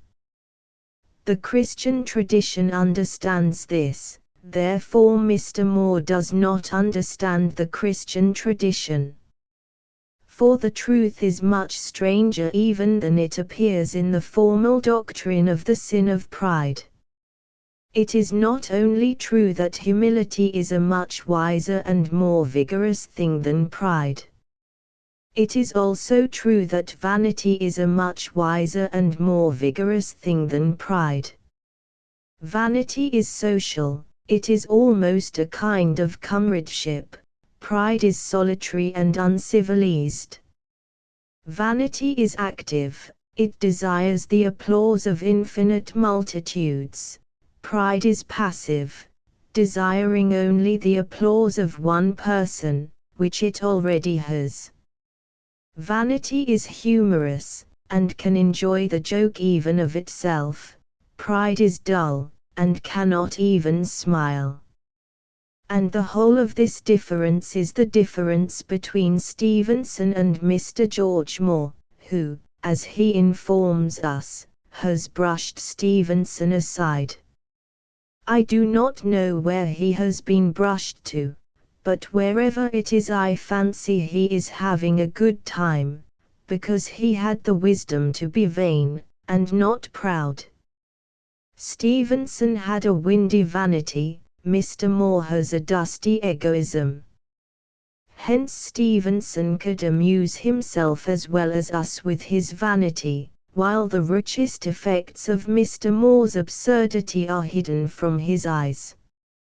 If we compare this solemn folly with the happy folly with which Stevenson belauds his own books and berates his own critics, we shall not find it difficult to guess why it is that Stevenson at least found a final philosophy of some sort to live by, while Mr. Moore is always walking the world looking for a new one.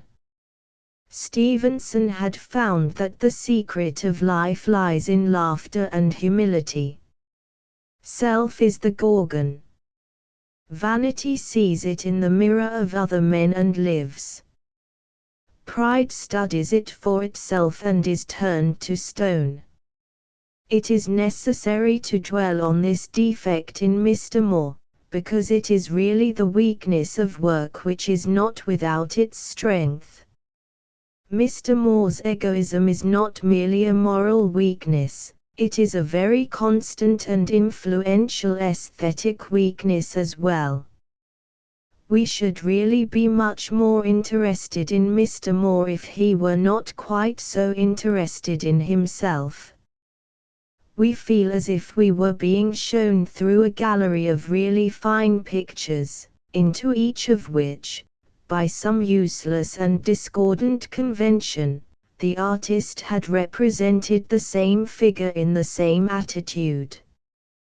The Grand Canal with a distant view of Mr. Moore, effect of Mr. Moore through a Scotch mist, Mr. Moore by firelight, ruins of Mr. Moore by moonlight, and so on, seems to be the endless series.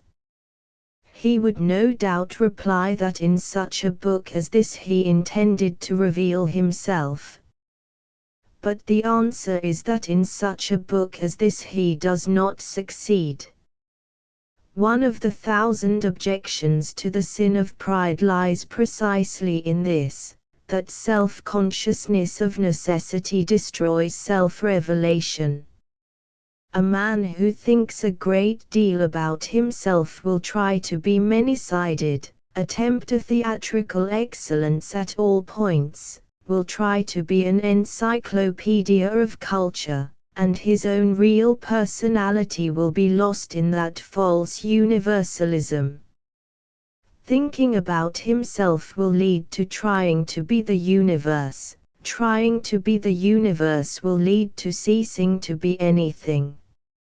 If, on the other hand, a man is sensible enough to think only about the universe, he will think about it in his own individual way. He will keep virgin the secret of God, he will see the grass as no other man can see it, and look at a sun that no man has ever known. This fact is very practically brought out in Mr. Moore's Confessions. In reading them we do not feel the presence of a clean-cut personality like that of Thackeray and Matthew Arnold. We only read a number of quite clever and largely conflicting opinions which might be uttered by any clever person, but which we are called upon to admire specifically, because they are uttered by Mr. Moore. He is the only thread that connects Catholicism and Protestantism, realism and mysticism, he or rather his name. He is profoundly absorbed even in views he no longer holds, and he expects us to be. And he intrudes the capital I even where it need not be intruded, even where it weakens the force of a plain statement. Where another man would say, "It is a fine day," Mr. Moore says, "Seen through my temperament, the day appeared fine." Where another man would say Milton has obviously a fine style, Mr. Moore would say, "As a stylist Milton had always impressed me." The nemesis of this self-centered spirit is that of being totally ineffectual. Mr. Moore has started many interesting crusades, but he has abandoned them before his disciples could begin. Even when he is on the side of the truth he is as fickle as the children of falsehood. Even when he has found reality he cannot find rest. One Irish quality he has which no Irishman was ever without, pugnacity, and that is certainly a great virtue, especially in the present age. But he has not the tenacity of conviction which goes with the fighting spirit in a man like Bernard Shaw. His weakness of introspection and selfishness in all their glory cannot prevent him fighting, but they will always prevent him winning. X on sandals and simplicity. The great misfortune of the modern English is not at all that they are more boastful than other people. They are not, it is that they are boastful about those particular things which nobody can boast of without losing them. A Frenchman can be proud of being bold and logical, and still remain bold and logical. A German can be proud of being reflective and orderly, and still remain reflective and orderly. But an Englishman cannot be proud of being simple and direct, and still remain simple and direct. In the matter of these strange virtues, to know them is to kill them. A man may be conscious of being heroic or conscious of being divine, but he cannot, in spite of all the Anglo-Saxon poets, be conscious of being unconscious. Now, I do not think that it can be honestly denied that some portion of this impossibility attaches to a class very different in their own opinion, at least, to the school of Anglo-Saxonism. I mean that school of the simple life, commonly associated with Tolstoy, If a perpetual talk about one's own robustness leads to being less robust, it is even more true that a perpetual talking about one's own simplicity leads to being less simple. One great complaint, I think, must stand against the modern upholders of the simple life in all its varied forms, from vegetarianism to the honorable consistency of the Dalkhobors. This complaint against them stands, that they would make us simple in the unimportant things, but complex in the important things. They would make us simple in the things that do not matter, that is, in diet, in costume, in etiquette, in economic system. But they would make us complex in the things that do matter, in philosophy, in loyalty, in spiritual acceptance, and spiritual rejection. It does not so very much matter whether a man eats a grilled tomato or a plain tomato, it does very much matter whether he eats a plain tomato with a grilled mind. The only kind of simplicity worth preserving is the simplicity of the heart, the simplicity which accepts and enjoys. There may be a reasonable doubt as to what system preserves this. There can surely be no doubt that a system of simplicity destroys it. There is more simplicity in the man who eats caviar on impulse than in the man who eats grape nuts on principle. The chief error of these people is to be found in the very phrase to which they are most attached: plain living and high thinking. These people do not stand in need of, will not be improved by, plain living and high thinking. They stand in need of the contrary. They would be improved by high living and plain thinking. A little high living, I say, having a full sense of responsibility, a little high living, would teach them the force and meaning of the human festivities, of the banquet that has gone on from the beginning of the world. It would teach them the historic fact that the artificial is, if anything, older than the natural. It would teach them that the loving cup is as old as any hunger. It would teach them that ritualism is older than any religion. And a little plain thinking would teach them how harsh and fanciful are the mass of their own ethics, how very civilized and very complicated must be the brain of the Tolstoyan who really believes it to be evil to love one's country and wicked to strike a blow. A man approaches, wearing sandals and simple raiment, a raw tomato held firmly in his right hand, and says, "The affections of family and country alike are hindrances to the fuller development of human love," but the plain thinker will only answer him, with a wonder not untinged with admiration, "What a great deal of trouble you must have taken in order to feel like that." High living will reject the tomato.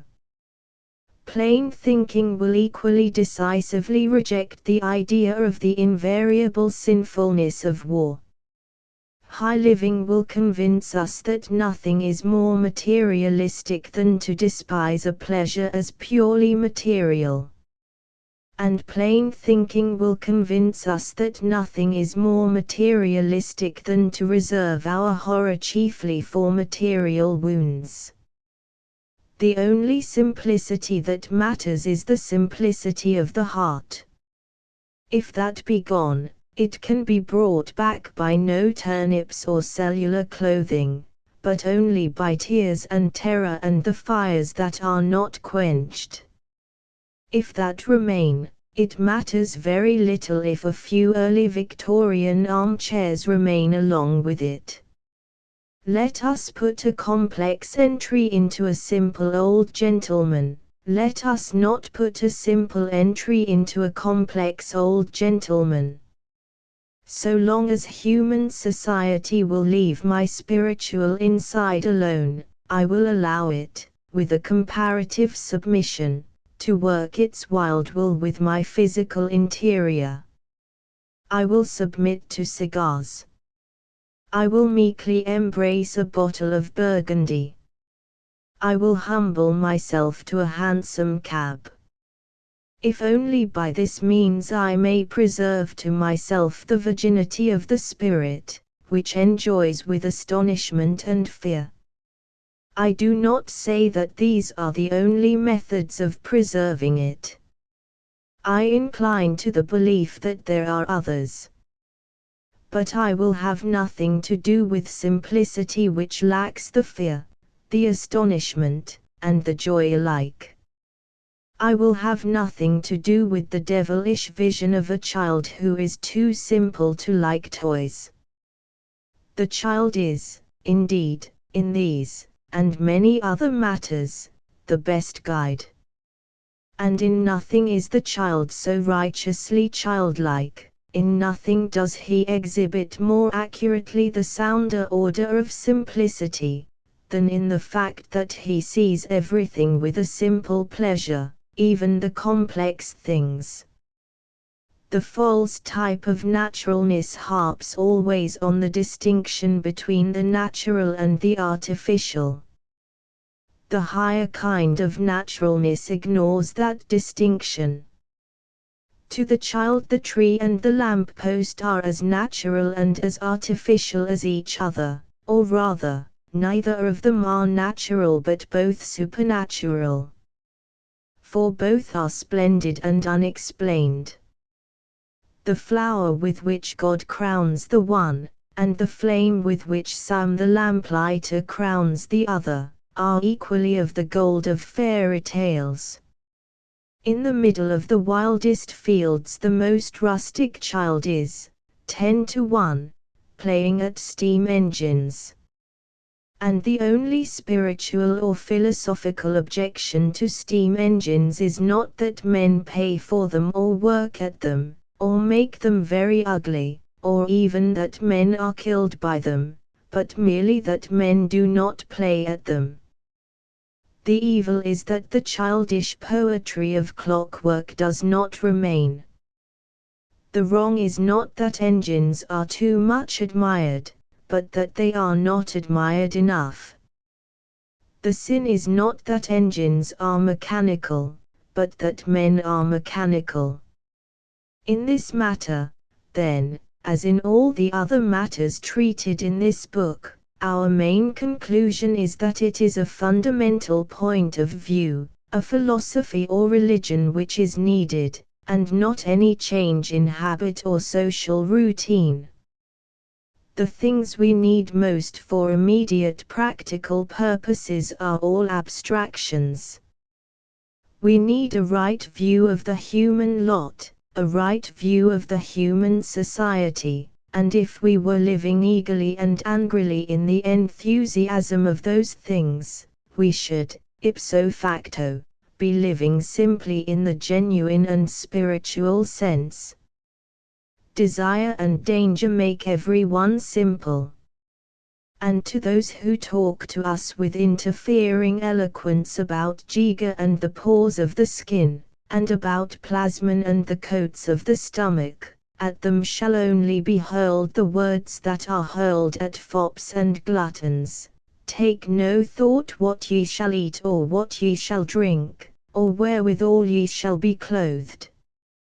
For after all these things do the Gentiles seek. But seek first the kingdom of God and his righteousness, and all these things shall be added unto you.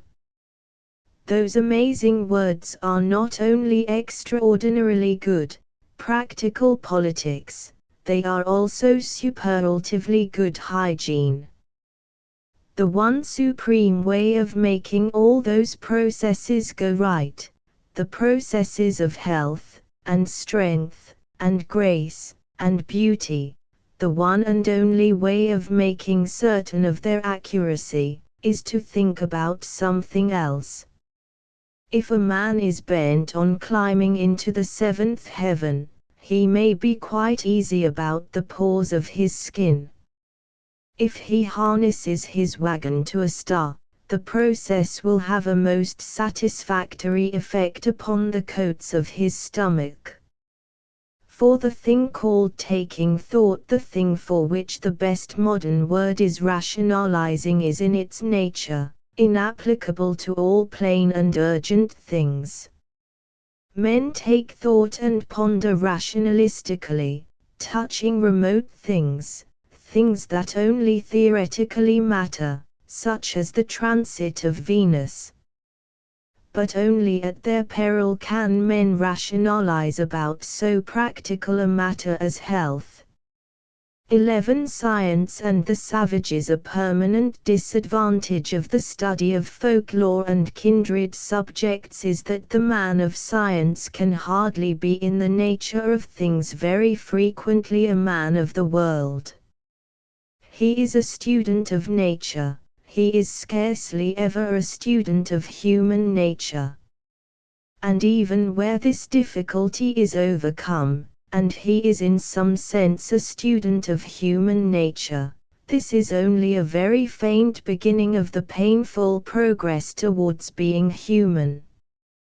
For the study of primitive race and religion stands apart in one important respect from all, or nearly all, the ordinary scientific studies. A man can understand astronomy only by being an astronomer. He can understand entomology only by being an entomologist, or, perhaps, an insect, but he can understand a great deal of anthropology merely by being a man. He is himself the animal which he studies.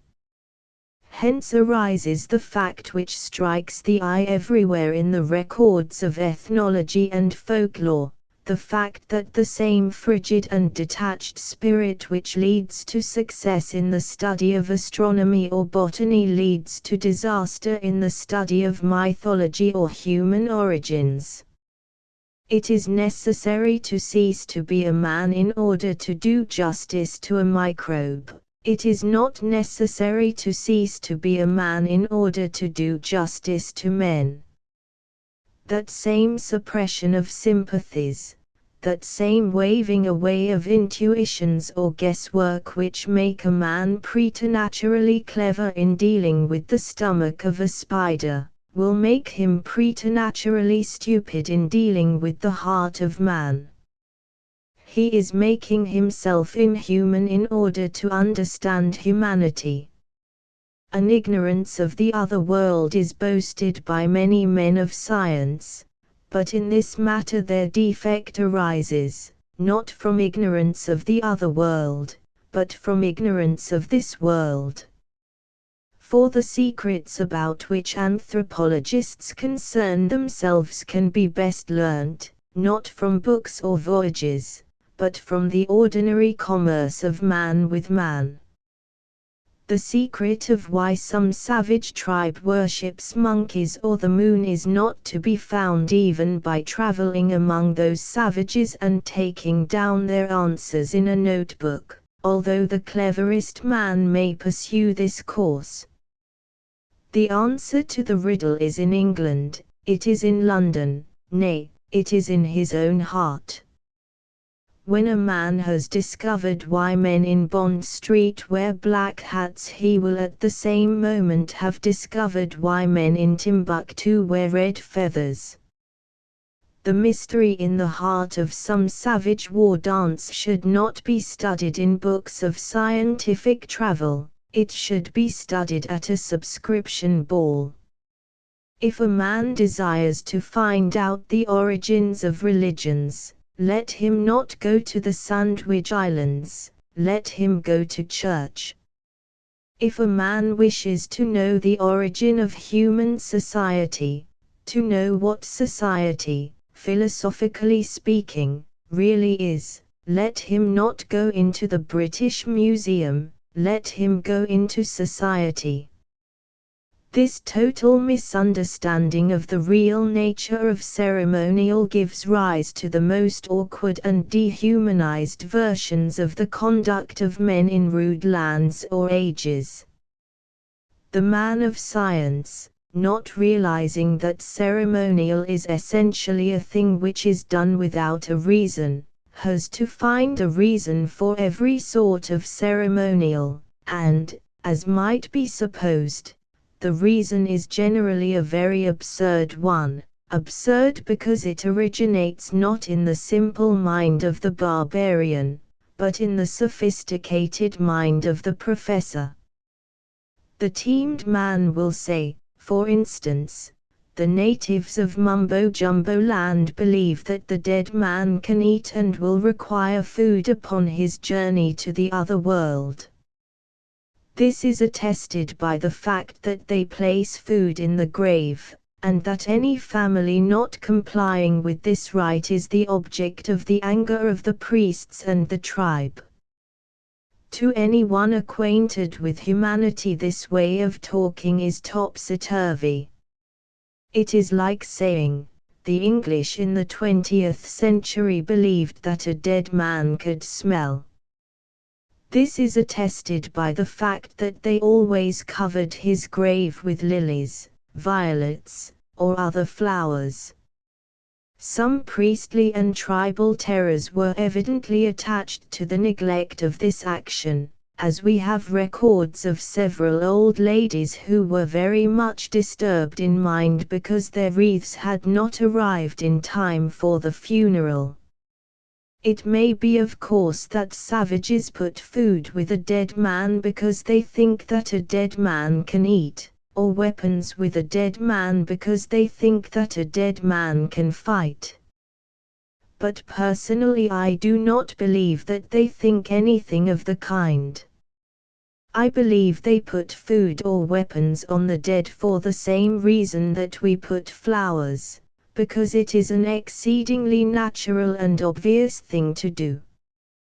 We do not understand, it is true, the emotion which makes us think it obvious and natural, but that is because, like all the important emotions of human existence, it is essentially irrational.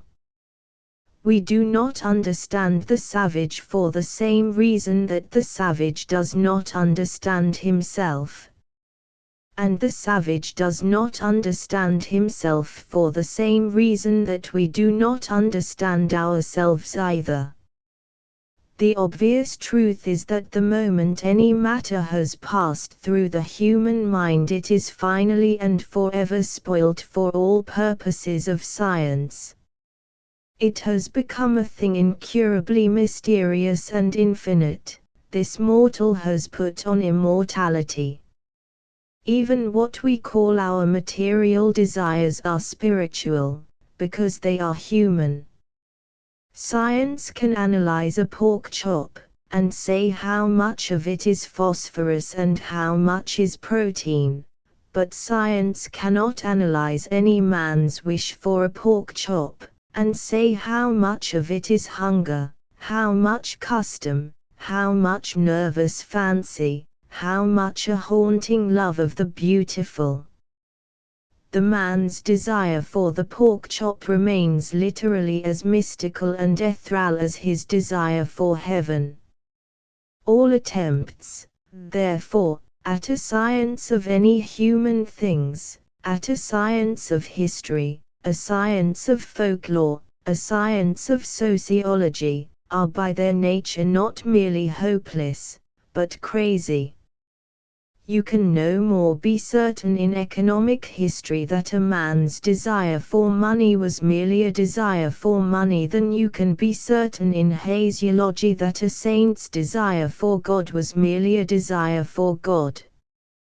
And this kind of vagueness in the primary phenomena of the study is an absolutely final blow to anything in the nature of a science. Men can construct a science with very few instruments, or with very plain instruments, but no one on earth could construct a science with unreliable instruments. A man might work out the whole of mathematics with a handful of pebbles, but not with a handful of clay which was always falling apart into new fragments, and falling together into new combinations. A man might measure heaven and earth with a reed, but not with a growing reed. As one of the enormous follies of folklore, let us take the case of the transmigration of stories, and the alleged unity of their source. Story after story the scientific mythologists have cut out of its place in history, and pinned side by side with similar stories in their museum of fables. The process is industrious, it is fascinating, and the whole of it rests on one of the plainest fallacies in the world. That a story has been told all over the place at some time or other, not only does not prove that it never really happened, it does not even faintly indicate or make slightly more probable that it never happened. That a large number of fishermen have falsely asserted that they have caught a pike 2 feet long, does not in the least affect the question of whether anyone ever really did so. That numberless journalists announce a Franco-German war merely for money is no evidence one way or the other upon the dark question of whether such a war ever occurred. Doubtless in a few hundred years the innumerable Franco-German wars that did not happen will have cleared the scientific mind of any belief in the legendary War of 70 which did.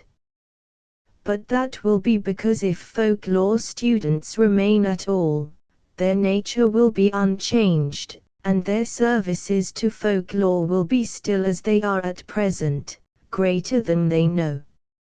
For in truth these men do something far more godlike than studying legends, they create them. There are two kinds of stories which the scientists say cannot be true, because everybody tells them. The first class consists of the stories which are told everywhere, because they are somewhat odd or clever. There is nothing in the world to prevent their having happened to somebody as an adventure any more than there is anything to prevent their having occurred, as they certainly did occur, to somebody as an idea. But they are not likely to have happened to many people. The second class of their myths consist of the stories that are told everywhere for the simple reason that they happen everywhere. Of the first class, for instance, we might take such an example as the story of William Tell, now generally ranked among legends upon the sole ground that it is found in the tales of other peoples. Now, it is obvious that this was told everywhere because whether true or fictitious it is what is called a good story, it is odd, exciting, and it has a climax.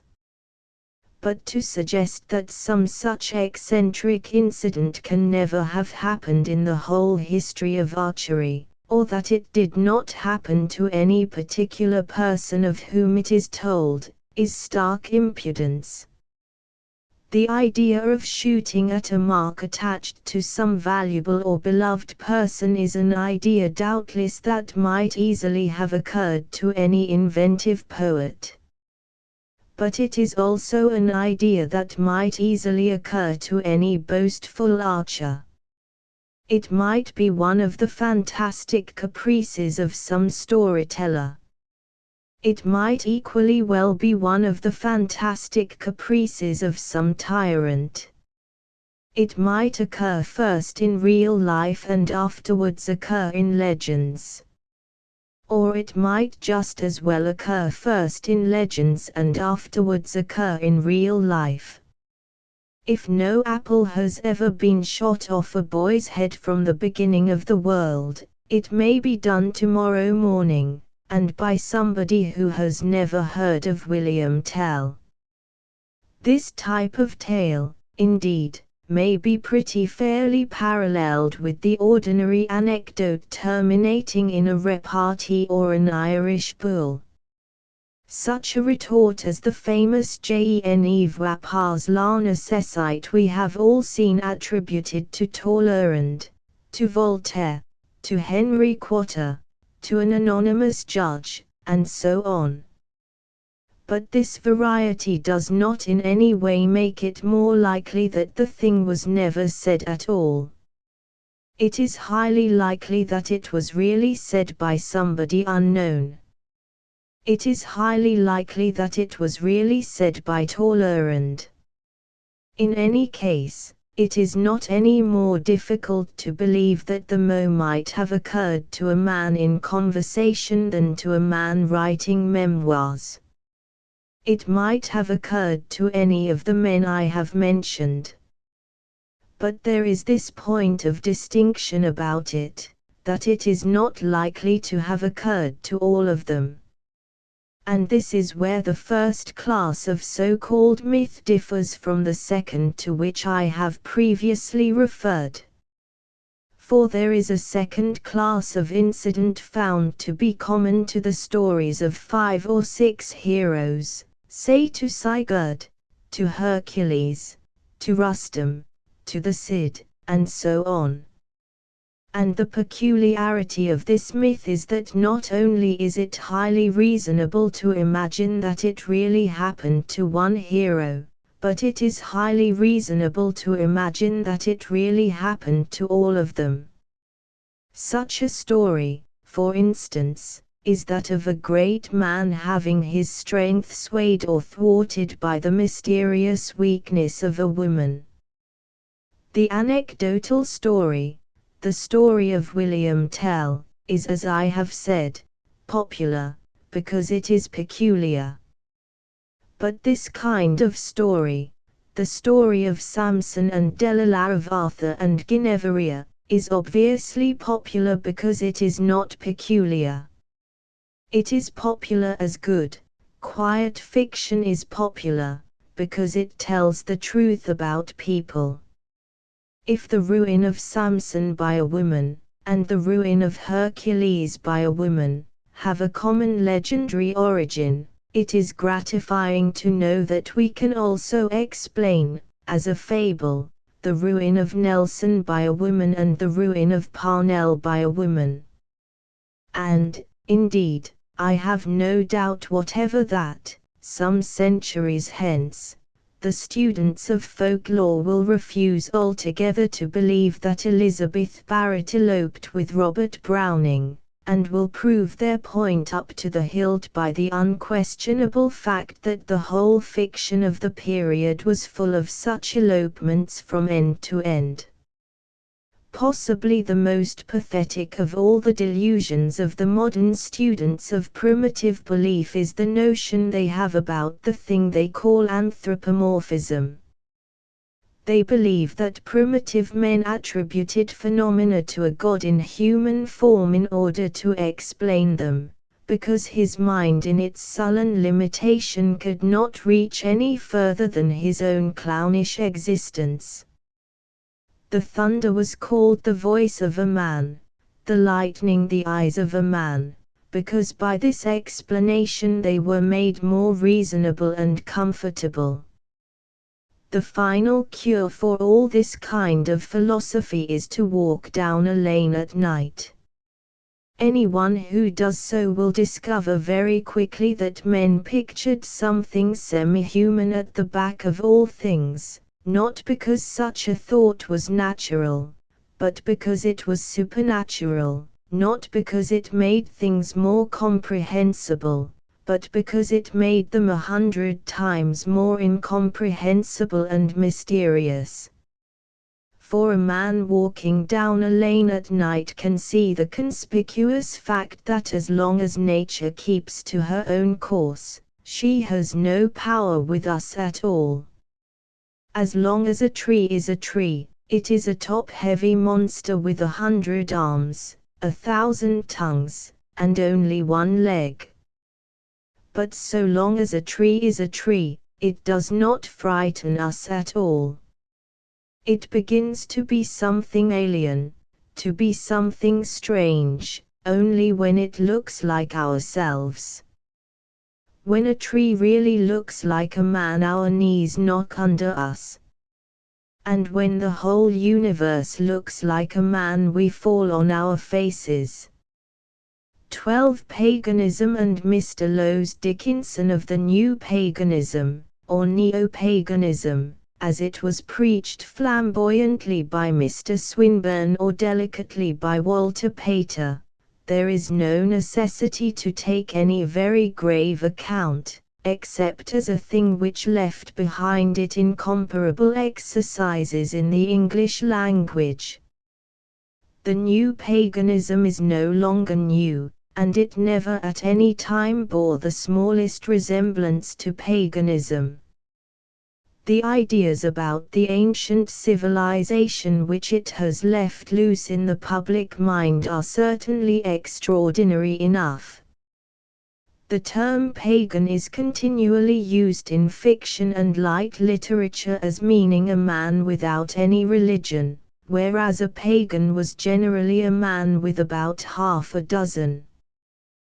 The pagans, according to this notion, were continually crowning themselves with flowers and dancing about in an irresponsible state, whereas, if there were two things that the best pagan civilization did honestly believe in, they were a rather too rigid dignity and a much too rigid responsibility. Pagans are depicted as above all things inebriate and lawless, whereas they were above all things reasonable and respectable.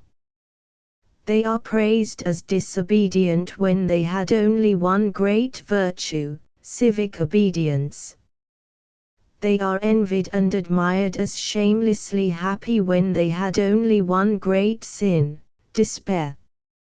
Mr. Lowes Dickinson, the most pregnant and provocative of recent writers on this and similar subjects, is far too solid a man to have fallen into this old error of the mere anarchy of paganism. In order to make hay of that Hellenic enthusiasm which has as its ideal mere appetite and egotism, it is not necessary to know much philosophy, but merely to know a little Greek. Mr. Lowes Dickinson knows a great deal of philosophy, and also a great deal of Greek, and his error, if error he has, is not that of the crude hedonist, but the contrast which he offers between Christianity and paganism in the matter of moral ideals, a contrast which he states very ably in a paper called How Long Halt Ye, which appeared in the Independent Review, does, I think, contain an error of a deeper kind. According to him, the ideal of paganism was not, indeed, a mere frenzy of lust and liberty and caprice, but was an ideal of full and satisfied humanity.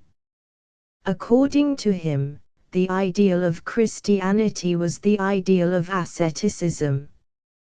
When I say that I think this idea wholly wrong as a matter of philosophy and history, I am not talking for the moment about any ideal Christianity of my own, or even of any primitive Christianity undefiled by after events.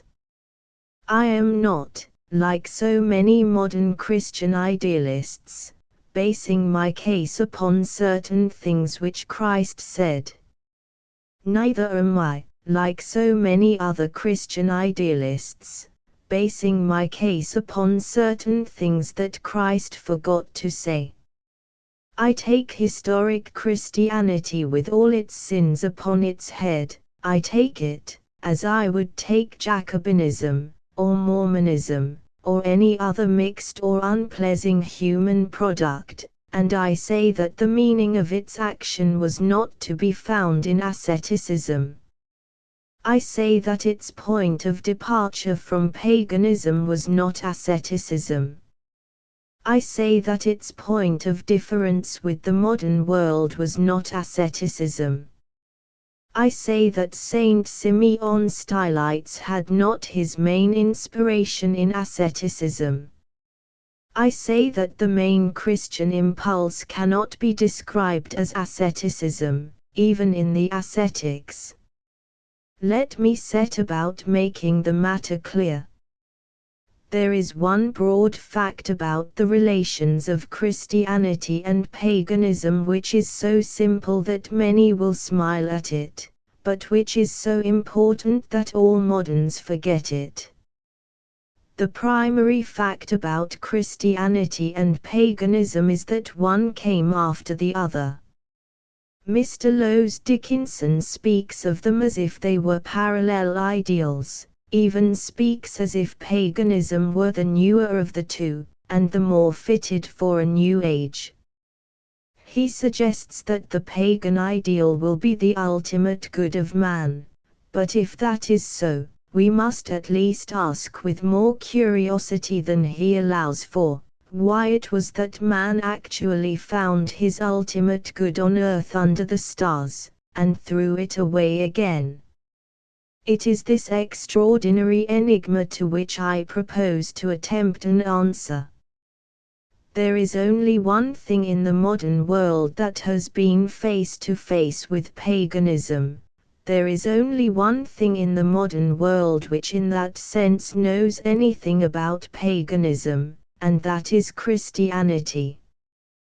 That fact is really the weak point in the whole of that hedonistic neo-paganism of which I have spoken.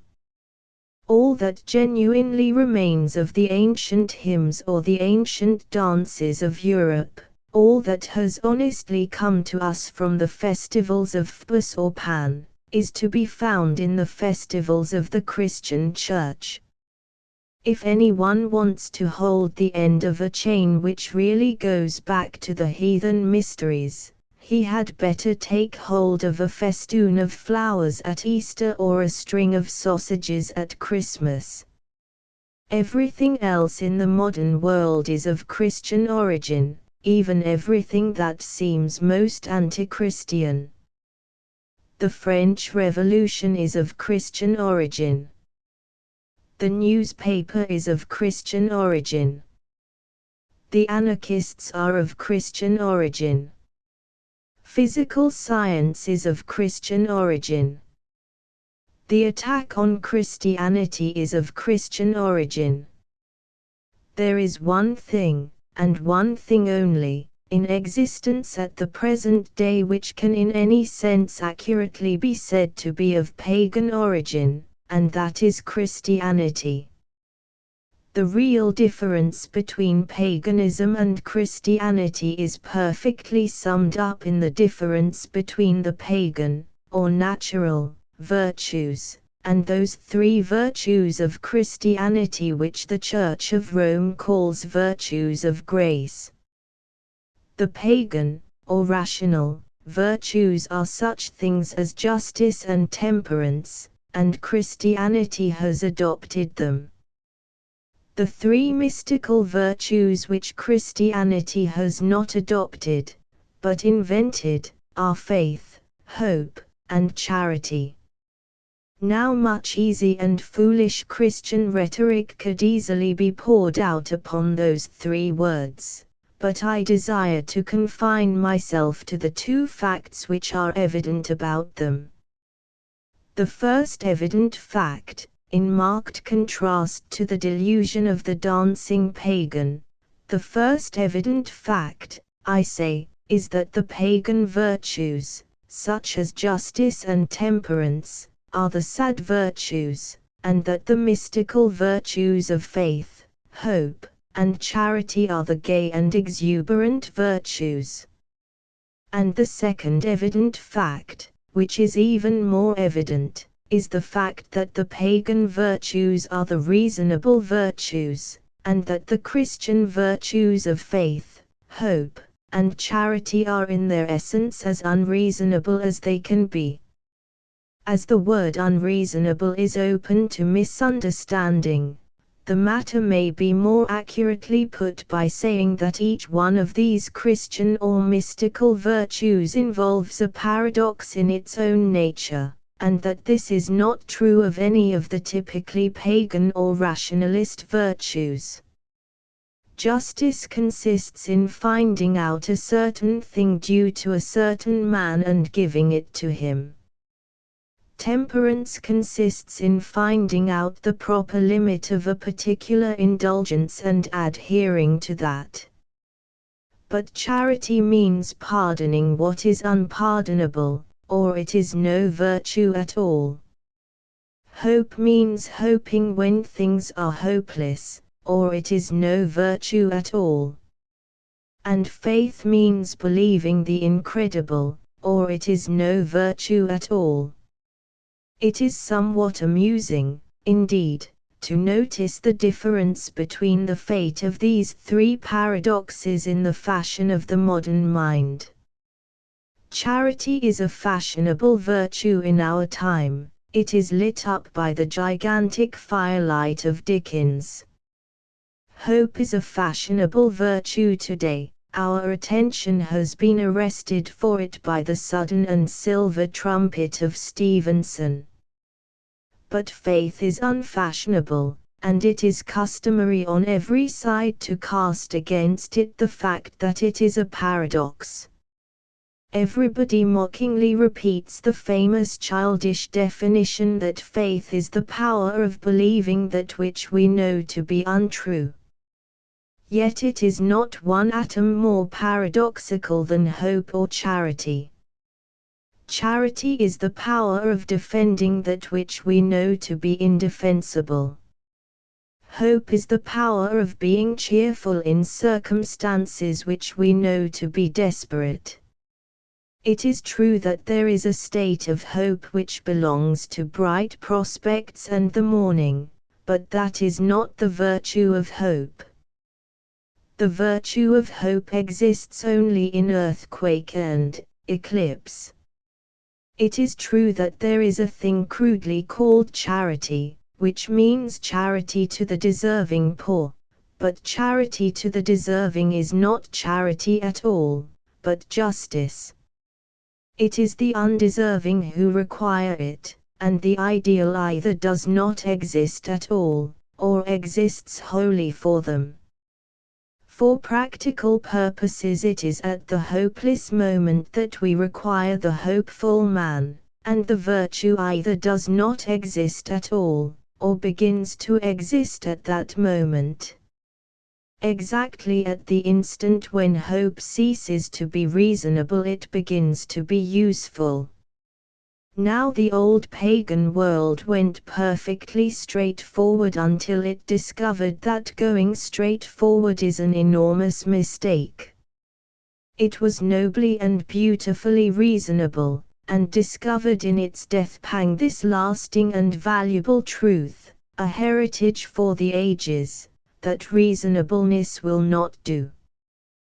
The pagan age was truly an Eden or golden age, in this essential sense, that it is not to be recovered.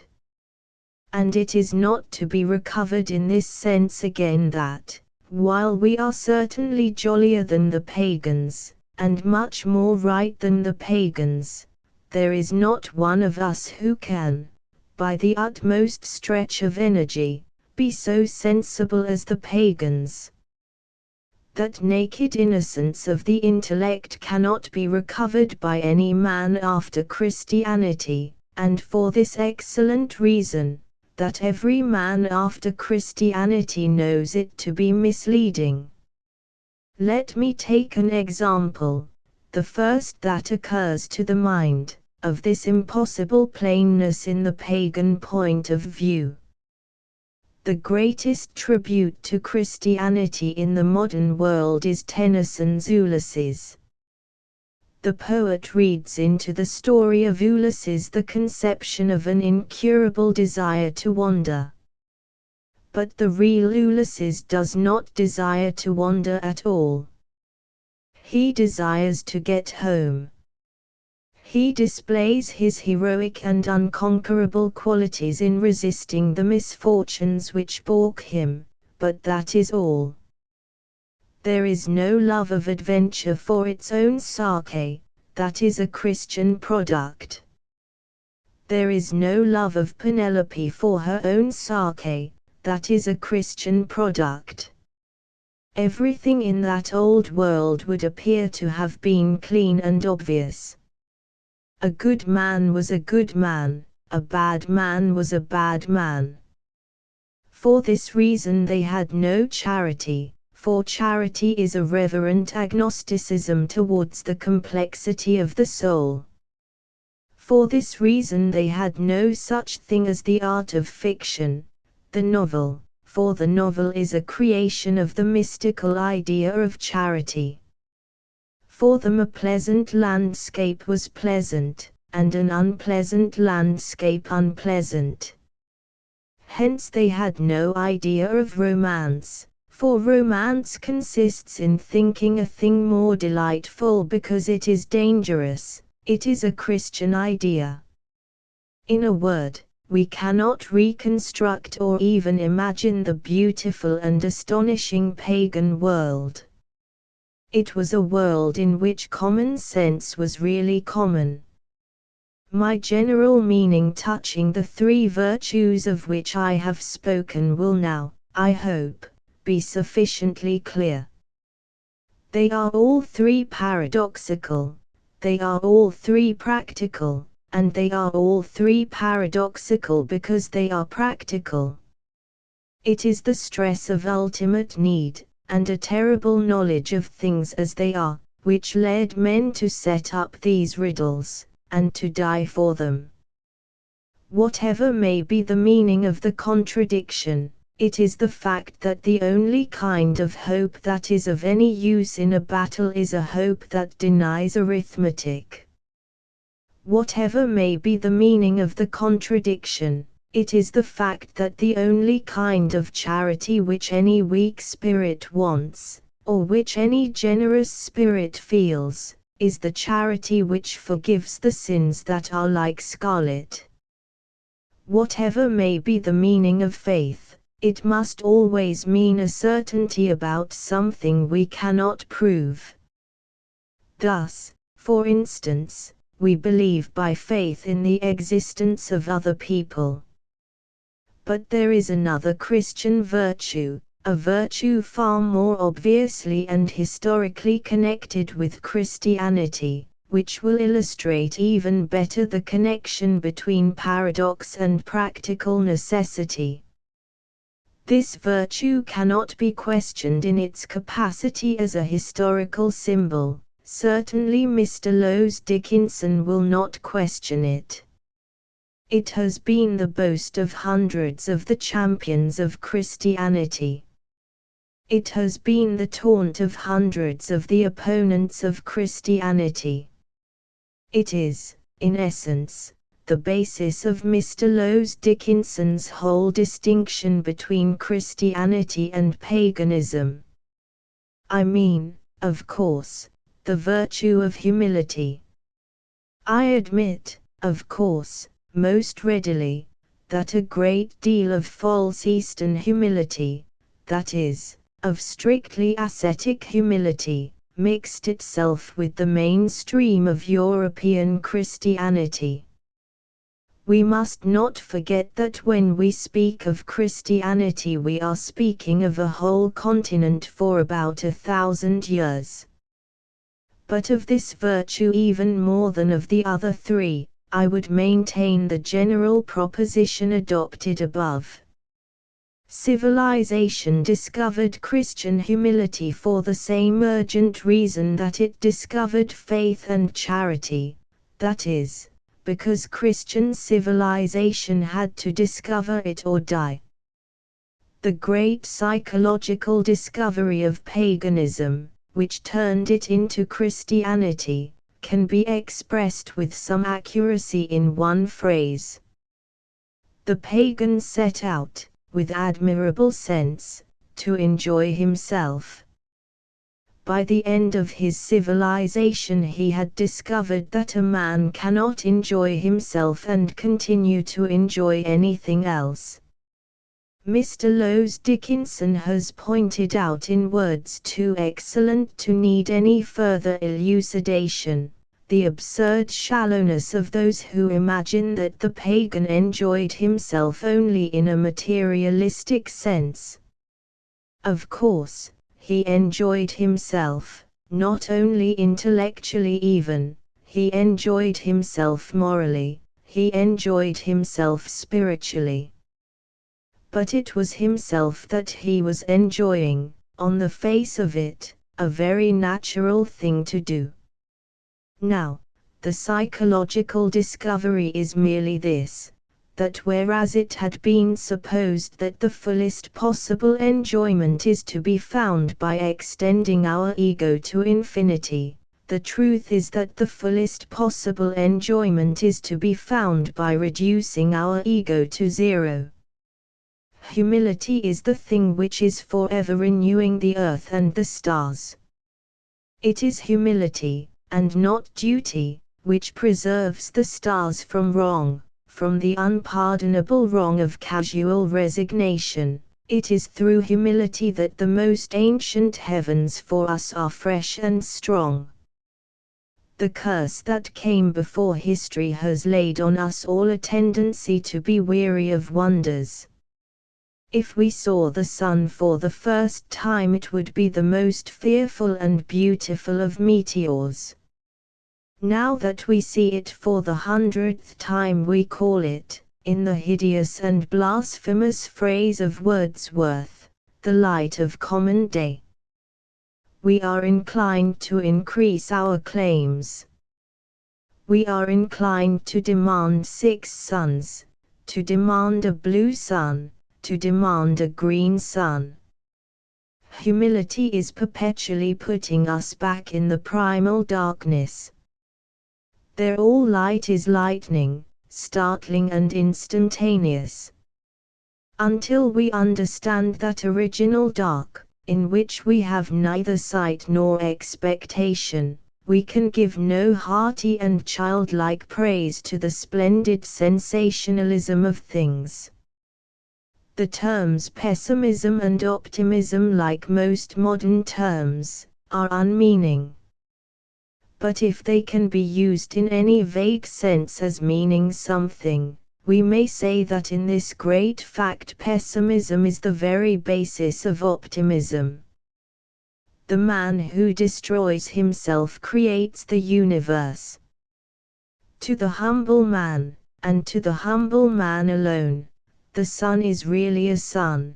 To the humble man, and to the humble man alone, the sea is really a sea. When he looks at all the faces in the street, he does not only realize that men are alive, he realizes with a dramatic pleasure that they are not dead. I have not spoken of another aspect of the discovery of humility as a psychological necessity, because it is more commonly insisted on, and is in itself more obvious.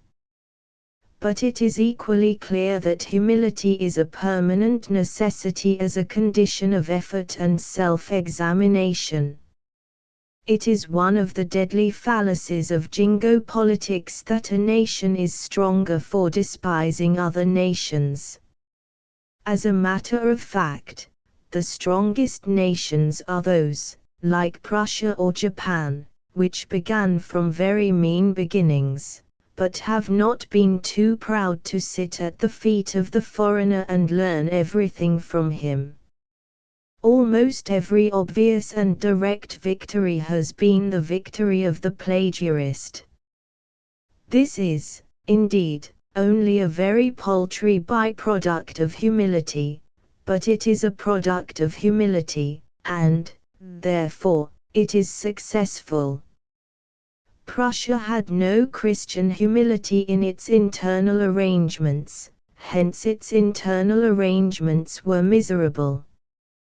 But it had enough Christian humility slavishly to copy France, even down to Frederick the Great's poetry, and that which it had the humility to copy it had ultimately the honor to conquer. The case of the Japanese is even more obvious. Their only Christian and their only beautiful quality is that they have humbled themselves to be exalted. All this aspect of humility, however, as connected with the matter of effort and striving for a standard set above us, I dismiss as having been sufficiently pointed out by almost all idealistic writers. It may be worthwhile, however, to point out the interesting disparity in the matter of humility between the modern notion of the strong man and the actual records of strong men. Carlyle objected to the statement that no man could be a hero to his valet. Every sympathy can be extended towards him in the matter if he merely or mainly meant that the phrase was a disparagement of hero worship. Hero worship is certainly a generous and human impulse. The hero may be faulty, but the worship can hardly be. It may be that no man would be a hero to his valet, but any man would be a valet to his hero. But in truth both the proverb itself and Carlyle's stricture upon it ignore the most essential matter at issue. The ultimate psychological truth is not that no man is a hero to his valet. The ultimate psychological truth, the foundation of Christianity, is that no man is a hero to himself. Cromwell, according to Carlyle, was a strong man. According to Cromwell, he was a weak one. The weak point in the whole of Carlyle's case for aristocracy lies, indeed, in his most celebrated phrase. Carlyle said that men were mostly fools. Christianity, with a surer and more reverent realism, says that they are all fools.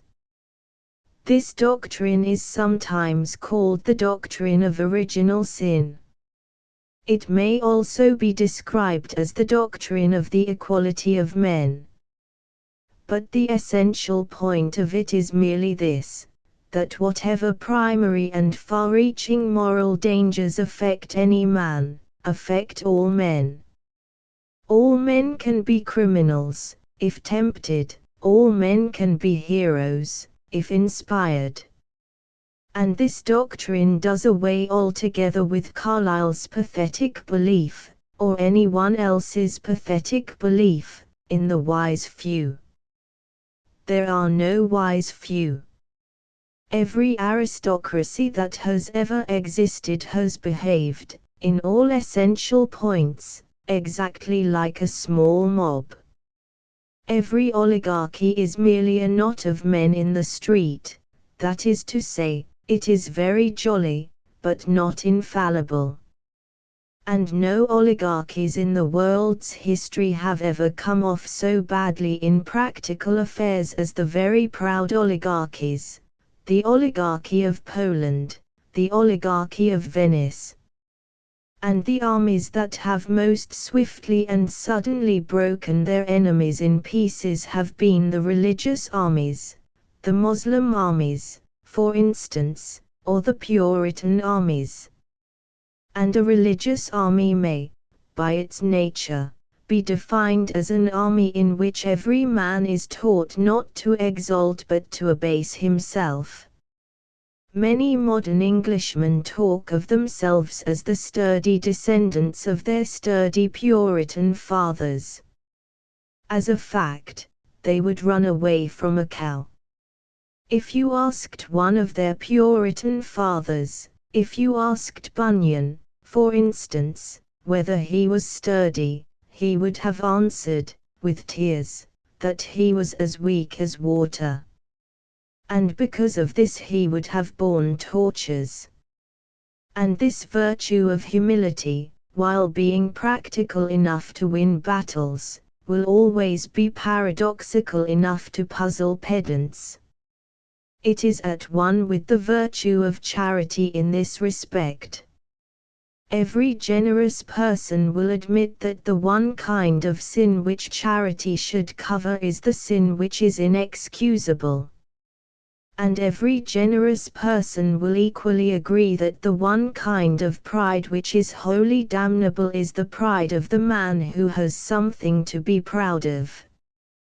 The pride which, proportionally speaking, does not hurt the character, is the pride in things which reflect no credit on the person at all. Thus it does a man no harm to be proud of his country, and comparatively little harm to be proud of his remote ancestors. It does him more harm to be proud of having made money, because in that he has a little more reason for pride. It does him more harm still to be proud of what is nobler than money, intellect. And it does him most harm of all to value himself for the most valuable thing on earth, goodness. The man who is proud of what is really creditable to him is the Pharisee, the man whom Christ himself could not forbear to strike. My objection to Mr. Lowes Dickinson and the reasserters of the pagan ideal is, then, this. I accuse them of ignoring definite human discoveries in the moral world, discoveries as definite, though not as material, as the discovery of the circulation of the blood. We cannot go back to an ideal of reason and sanity. For mankind has discovered that reason does not lead to sanity. We cannot go back to an ideal of pride and enjoyment. For mankind has discovered that pride does not lead to enjoyment. I do not know by what extraordinary mental accident modern writers so constantly connect the idea of progress with the idea of independent thinking. Progress is obviously the antithesis of independent thinking. For under independent or individualistic thinking, every man starts at the beginning, and goes, in all probability, just as far as his father before him. But if there really be anything of the nature of progress, it must mean, above all things, the careful study and assumption of the whole of the past. I accuse Mr. Lowes Dickinson and his school of reaction in the only real sense. If he likes, let him ignore these great historic mysteries, the mystery of charity, the mystery of chivalry, the mystery of faith. If he likes, let him ignore the plough or the printing press. But if we do revive and pursue the pagan ideal of a simple and rational self-completion, we shall end, where paganism ended. I do not mean that we shall end in destruction. I mean that we shall end in Christianity. 13 Celts and Celtophiles. Science in the modern world has many uses. Its chief use, however, is to provide long words to cover the errors of the rich. The word kleptomania is a vulgar example of what I mean. It is on a par with that strange theory, always advanced when a wealthy or prominent person is in the dock, that exposure is more of a punishment for the rich than for the poor. Of course, the very reverse is the truth. Exposure is more of a punishment for the poor than for the rich. The richer a man is, the easier it is for him to be a tramp. The richer a man is, the easier it is for him to be popular and generally respected in the Cannibal Islands. But the poorer a man is, the more likely it is that he will have to use his past life whenever he wants to get a bed for the night. Honor is a luxury for aristocrats, but it is a necessity for hall porters. This is a secondary matter, but it is an example of the general proposition I offer, the proposition that an enormous amount of modern ingenuity is expended on finding defenses for the indefensible conduct of the powerful. As I have said above, these defenses generally exhibit themselves most emphatically in the form of appeals to physical science. And of all the forms in which science, or pseudoscience, has come to the rescue of the rich and stupid, there is none so singular as the singular invention of the theory of races. When a wealthy nation like the English discovers the perfectly patent fact that it is making a ludicrous mess of the government of a poorer nation like the Irish, it pauses for a moment in consternation, and then begins to talk about Celts and Teutons. As far as I can understand the theory, the Irish are Celts and the English are Teutons. Of course, the Irish are not Celts any more than the English are Teutons. I have not followed the ethnological discussion with much energy, but the last scientific conclusion which I read inclined on the whole to the summary that the English were mainly Celtic and the Irish mainly Teutonic. But no man alive, with even the glimmering of a real scientific sense, would ever dream of applying the terms Celtic or Teutonic to either of them in any positive or useful sense. That sort of thing must be left to people who talk about the Anglo-Saxon race, and extend the expression to America. How much of the blood of the Angles and Saxons, whoever they were, there remains in our mixed British, Roman, German, Dane, Norman, and Pickard stock is a matter only interesting to wild antiquaries. And how much of that diluted blood can possibly remain in that roaring whirlpool of America into which a cataract of Swedes, Jews, Germans, Irishmen, and Italians is perpetually pouring, is a matter only interesting to lunatics. It would have been wiser for the English governing class to have called upon some other god. All other gods, however weak and warring, at least boast of being constant. But science boasts of being in a flux forever, boasts of being unstable as water. And England and the English governing class never did call on this absurd deity of race until it seemed, for an instant, that they had no other god to call on. All the most genuine Englishmen in history would have yawned or laughed in your face if you had begun to talk about Anglo-Saxons. If you had attempted to substitute the ideal of race for the ideal of nationality, I really do not like to think what they would have said. I certainly should not like to have been the officer of Nelson who suddenly discovered his French blood on the eve of Trafalgar.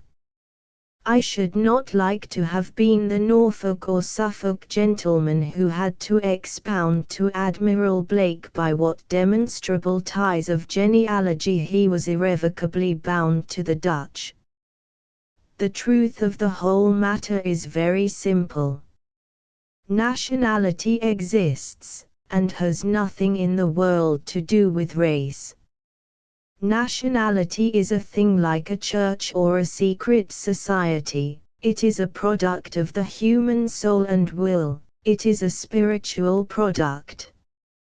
And there are men in the modern world who would think anything and do anything rather than admit that anything could be a spiritual product. A nation, however, as it confronts the modern world, is a purely spiritual product. Sometimes it has been born in independence, like Scotland. Sometimes it has been born in dependence, in subjugation, like Ireland. Sometimes it is a large thing cohering out of many smaller things, like Italy. Sometimes it is a small thing breaking away from larger things, like Poland. But in each and every case its quality is purely spiritual, or, if you will, purely psychological. It is a moment when 5 men become a 6th man. Everyone knows it who has ever founded a club. It is a moment when 5 places become 1 place. Everyone must know it who has ever had to repel an invasion. Mr. Timothy Healy, the most serious intellect in the present House of Commons, summed up nationality to perfection when he simply called it something for which people will die. As he excellently said in reply to Lord Hugh Cecil, no one, not even the noble lord, would die for the meridian of Greenwich. And that is the great tribute to its purely psychological character. It is idle to ask why Greenwich should not cohere in this spiritual manner while Athens or Sparta did. It is like asking why a man falls in love with one woman and not with another. Now, of this great spiritual coherence, independent of external circumstances, or of race, or of any obvious physical thing, Ireland is the most remarkable example. Rome conquered nations, but Ireland has conquered races. The Norman has gone there and become Irish. The Scotchman has gone there and become Irish. The Spaniard has gone there and become Irish. Even the bitter soldier of Cromwell has gone there and become Irish. Ireland, which did not exist even politically, has been stronger than all the races that existed scientifically. The purest Germanic blood, the purest Norman blood, the purest blood of the passionate Scotch patriot, has not been so attractive as a nation without a flag. Ireland, unrecognized and oppressed, has easily absorbed races, as such trifles are easily absorbed. She has easily disposed of physical science, as such superstitions are easily disposed of. Nationality in its weakness has been stronger than ethnology in its strength. 5 triumphant races have been absorbed, have been defeated by a defeated nationality. This being the true and strange glory of Ireland, it is impossible to hear without impatience of the attempt so constantly made among her modern sympathizers to talk about Celts and Celticism. Who were the Celts? I defy anybody to say. Who are the Irish? I defy anyone to be indifferent, or to pretend not to know. Mr. W. B. Yeats, the great Irish genius who has appeared in our time, shows his own admirable penetration in discarding altogether the argument from a Celtic race. But he does not wholly escape, and his followers hardly ever escape, the general objection to the Celtic argument. The tendency of that argument is to represent the Irish or the Celts as a strange and separate race, as a tribe of eccentrics in the modern world immersed in dim legends and fruitless dreams. Its tendency is to exhibit the Irish as odd, because they see the fairies. Its trend is to make the Irish seem weird and wild because they sing old songs and join in strange dances. But this is quite an error, indeed, it is the opposite of the truth. It is the English who are odd because they do not see the fairies. It is the inhabitants of Kensington who are weird and wild because they do not sing old songs and join in strange dances. In all this the Irish are not in the least strange and separate, are not in the least Celtic, as the word is commonly and popularly used. In all this the Irish are simply an ordinary sensible nation, living the life of any other ordinary and sensible nation which has not been either sodden with smoke or oppressed by moneylenders, or otherwise corrupted with wealth and science. There is nothing Celtic about having legends. It is merely human. The Germans, who are, I suppose, Teutonic, have hundreds of legends, wherever it happens that the Germans are human. There is nothing Celtic about loving poetry. The English loved poetry more, perhaps, than any other people before they came under the shadow of the chimney pot and the shadow of the chimney pot hat. It is not Ireland which is mad and mystic, it is Manchester which is mad and mystic, which is incredible, which is a wild exception among human things. Ireland has no need to play the silly game of the science of races. Ireland has no need to pretend to be a tribe of visionaries apart. In the matter of visions, Ireland is more than a nation, it is a model nation. 14 On certain modern writers and the institution of the family may fairly be considered, one would think, an ultimate human institution. Everyone would admit that it has been the main cell and central unit of almost all societies hitherto, except, indeed, such societies as that of Lacedaemon, which went in for efficiency and has, therefore, perished, and left not a trace behind. Christianity, even enormous as was its revolution, did not alter this ancient and savage sanctity, it merely reversed it.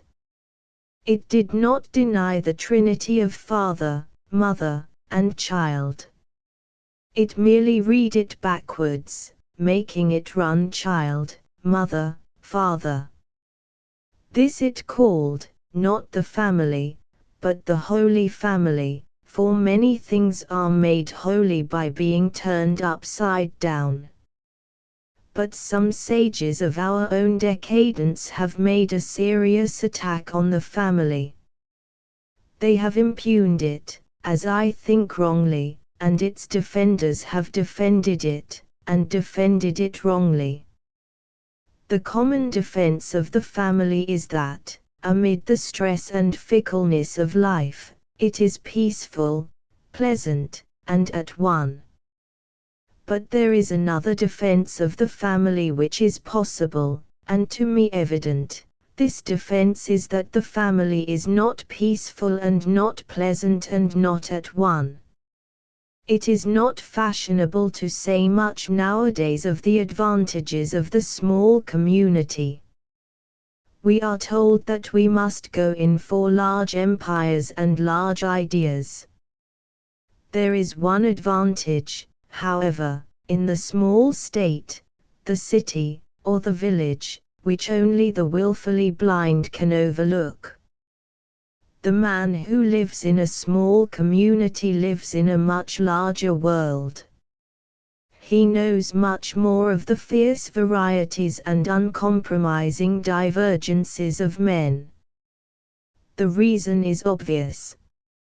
In a large community we can choose our companions.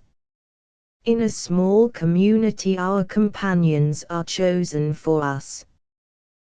Thus in all extensive and highly civilized societies groups come into existence founded upon what is called sympathy, and shut out the real world more sharply than the gates of a monastery. There is nothing really narrow about the clan, the thing which is really narrow is the clique. The men of the clan live together because they all wear the same tartan or are all descended from the same sacred cow, but in their souls, by the divine luck of things, there will always be more colors than in any tartan. But the men of the clique live together because they have the same kind of soul, and their narrowness is a narrowness of spiritual coherence and contentment, like that which exists in hell. A big society exists in order to form cliques. A big society is a society for the promotion of narrowness. It is a machinery for the purpose of guarding the solitary and sensitive individual from all experience of the bitter and bracing human compromises. It is, in the most literal sense of the words, a society for the prevention of Christian knowledge. We can see this change, for instance, in the modern transformation of the thing called a club.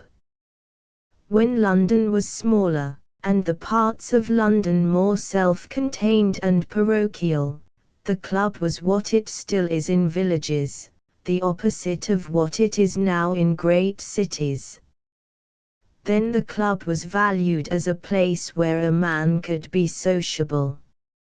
Now the club is valued as a place where a man can be unsociable.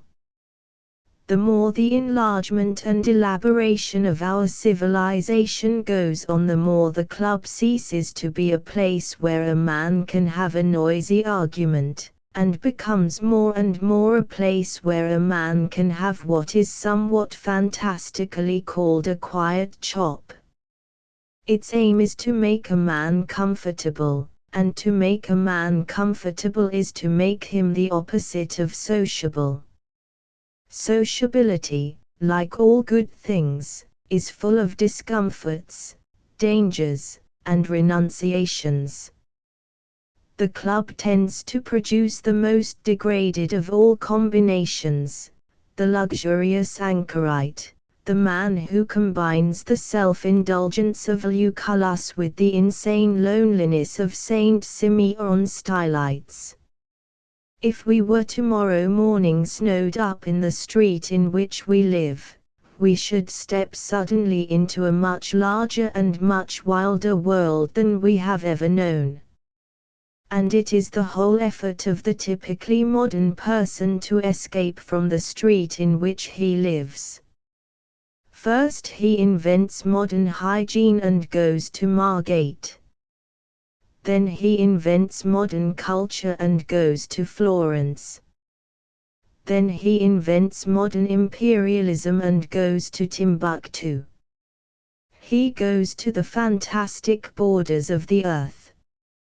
He pretends to shoot tigers. He almost rides on a camel. And in all this he is still essentially fleeing from the street in which he was born. And of this flight he is always ready with his own explanation. He says he is fleeing from his street because it is dull. He is lying. He is really fleeing from his street because it is a great deal too exciting. It is exciting because it is exacting. It is exacting because it is alive.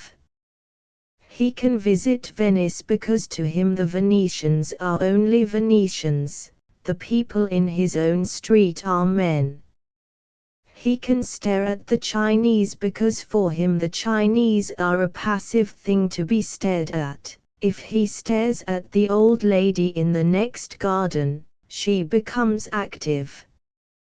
He is forced to flee, in short, from the too stimulating society of his equals, of free men, perverse, personal, deliberately different from himself.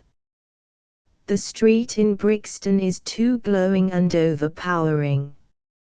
He has to soothe and quiet himself among tigers and vultures, camels and crocodiles.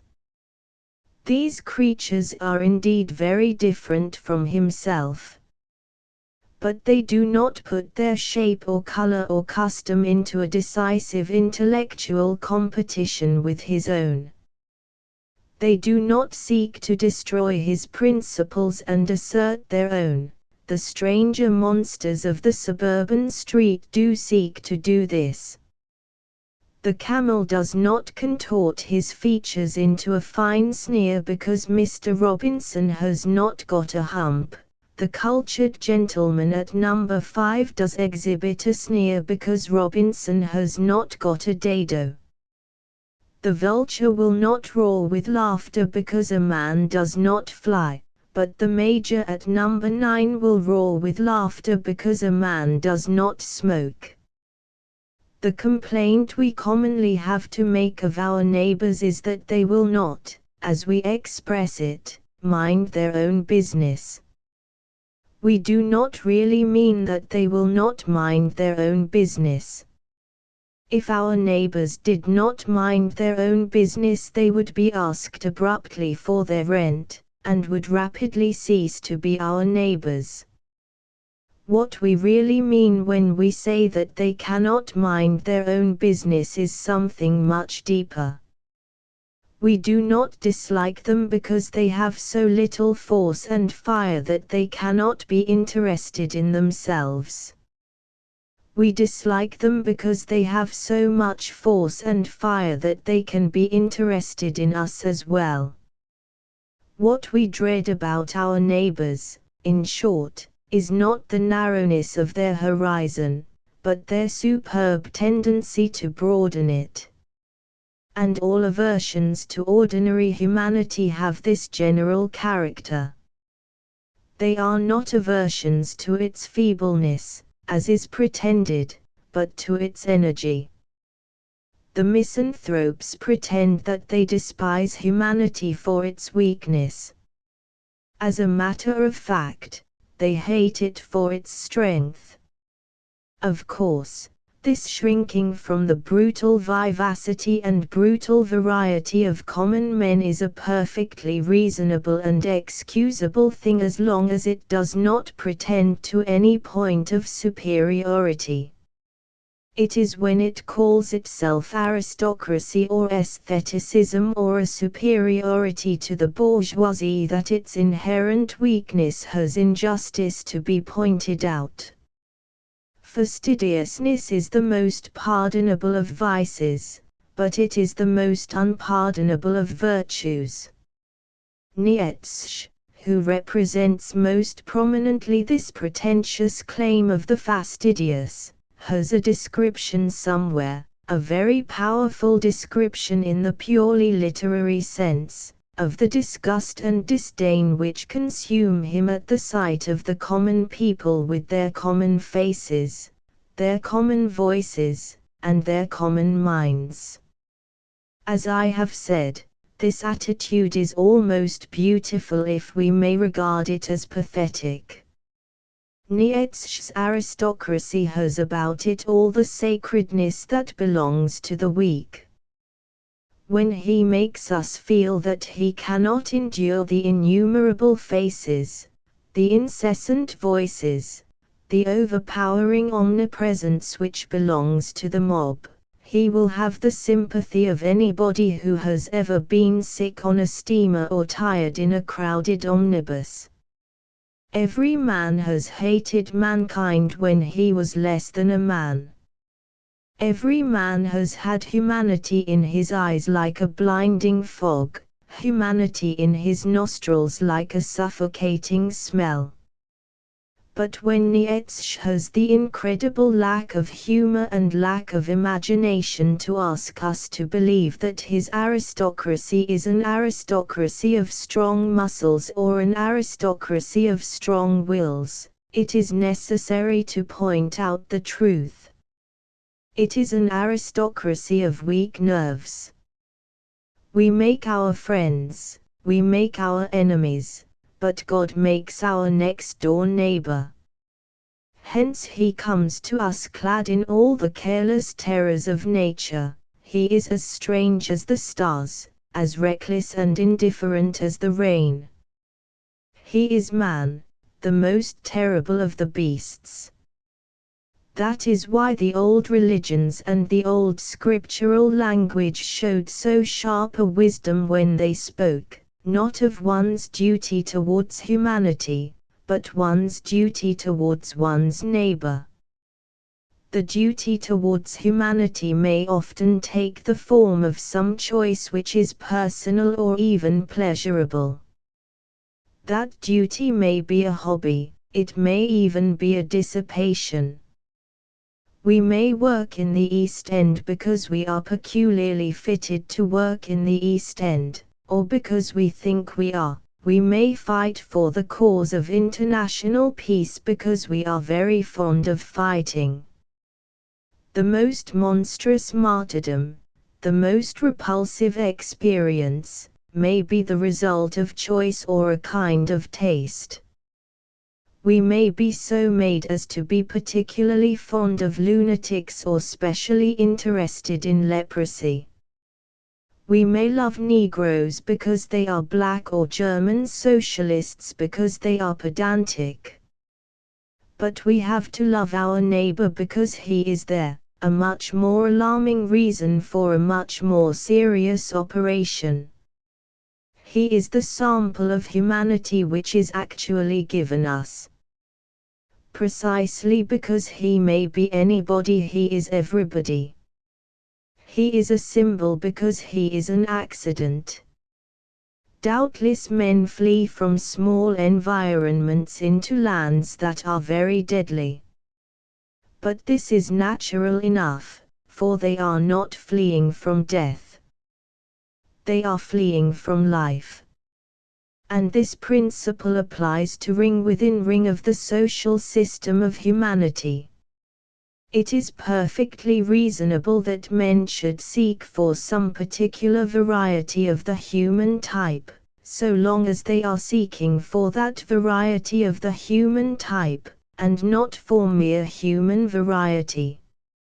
It is quite proper that a British diplomatist should seek the society of Japanese generals, if what he wants is Japanese generals.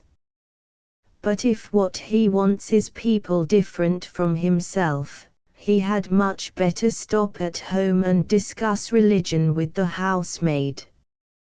It is quite reasonable that the village genius should come up to conquer London if what he wants is to conquer London.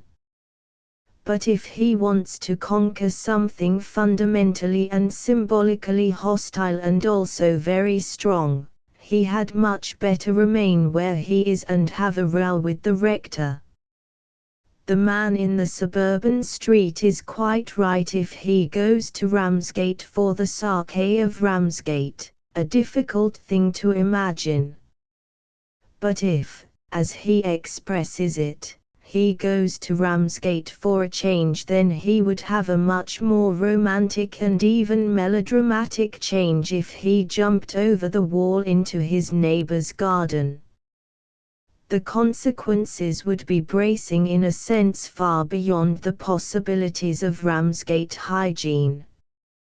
Now, exactly as this principle applies to the empire, to the nation within the empire, to the city within the nation, to the street within the city, so it applies to the home within the street. The institution of the family is to be commended for precisely the same reasons that the institution of the nation, or the institution of the city, are in this matter to be commended. It is a good thing for a man to live in a family for the same reason that it is a good thing for a man to be besieged in a city.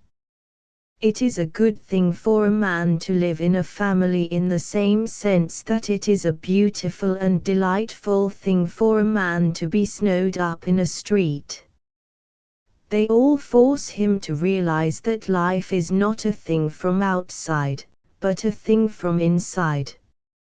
Above all, they all insist upon the fact that life, if it be a truly stimulating and fascinating life, is a thing which, of its nature, exists in spite of ourselves. The modern writers who have suggested, in a more or less open manner, that the family is a bad institution, have generally confined themselves to suggesting, with much sharpness, bitterness, or pathos, that perhaps the family is not always very congenial. Of course, the family is a good institution because it is uncongenial. It is wholesome precisely because it contains so many divergences and varieties. It is, as the sentimentalists say, like a little kingdom, and, like most other little kingdoms, is generally in a state of something resembling anarchy. It is exactly because our brother George is not interested in our religious difficulties, but is interested in the Trocadero restaurant, that the family has some of the bracing qualities of the Commonwealth. It is precisely because our Uncle Henry does not approve of the theatrical ambitions of our sister Sarah that the family is like humanity. The men and women who, for good reasons and bad, revolt against the family, are, for good reasons and bad, simply revolting against mankind. Aunt Elizabeth is unreasonable, like mankind. Papa is excitable, like mankind. Our youngest brother is mischievous, like mankind. Grandpapa is stupid, like the world. He is old, like the world. Those who wish, rightly or wrongly, to step out of all this, do definitely wish to step into a narrower world. They are dismayed and terrified by the largeness and variety of the family. Sarah wishes to find a world wholly consisting of private theatricals. George wishes to think the Trocadero a cosmos.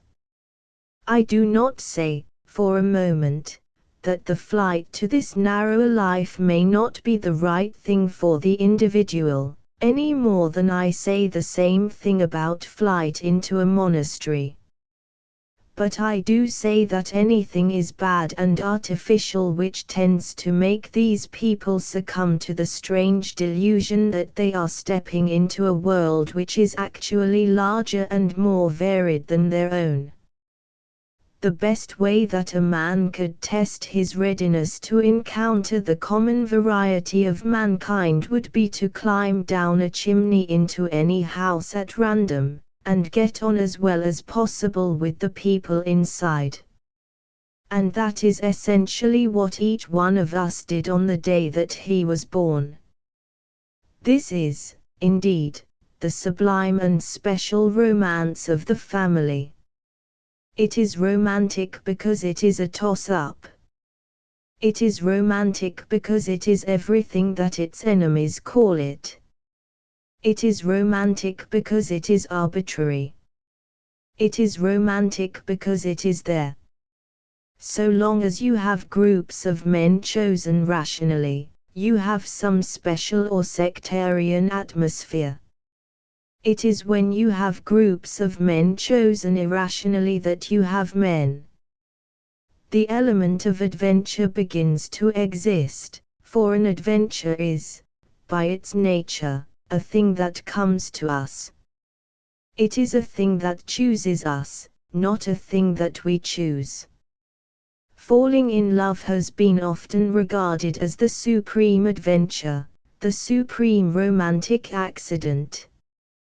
Insomuch as there is in it something outside ourselves, something of a sort of merry fatalism, this is very true. Love does take us and transfigure and torture us. It does break our hearts with an unbearable beauty, like the unbearable beauty of music. But in so far as we have certainly something to do with the matter, in so far as we are in some sense prepared to fall in love and in some sense jump into it, in so far as we do to some extent choose and to some extent even judge, In all this, falling in love is not truly romantic, is not truly adventurous at all. In this degree, the supreme adventure is not falling in love. The supreme adventure is being born.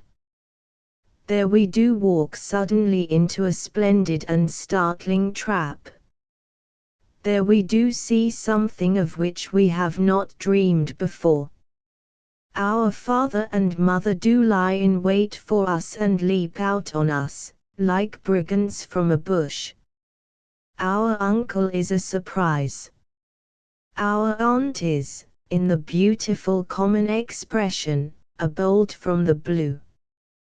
When we step into the family, by the act of being born, we do step into a world which is incalculable, into a world which has its own strange laws, into a world which could do without us, into a world that we have not made.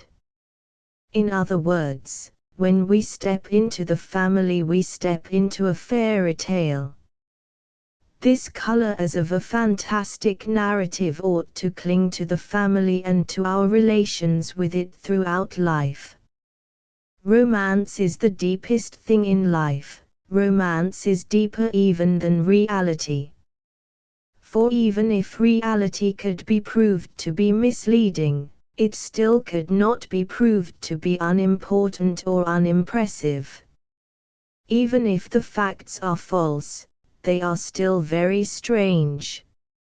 And this strangeness of life, this unexpected and even perverse element of things as they fall out, remains incurably interesting.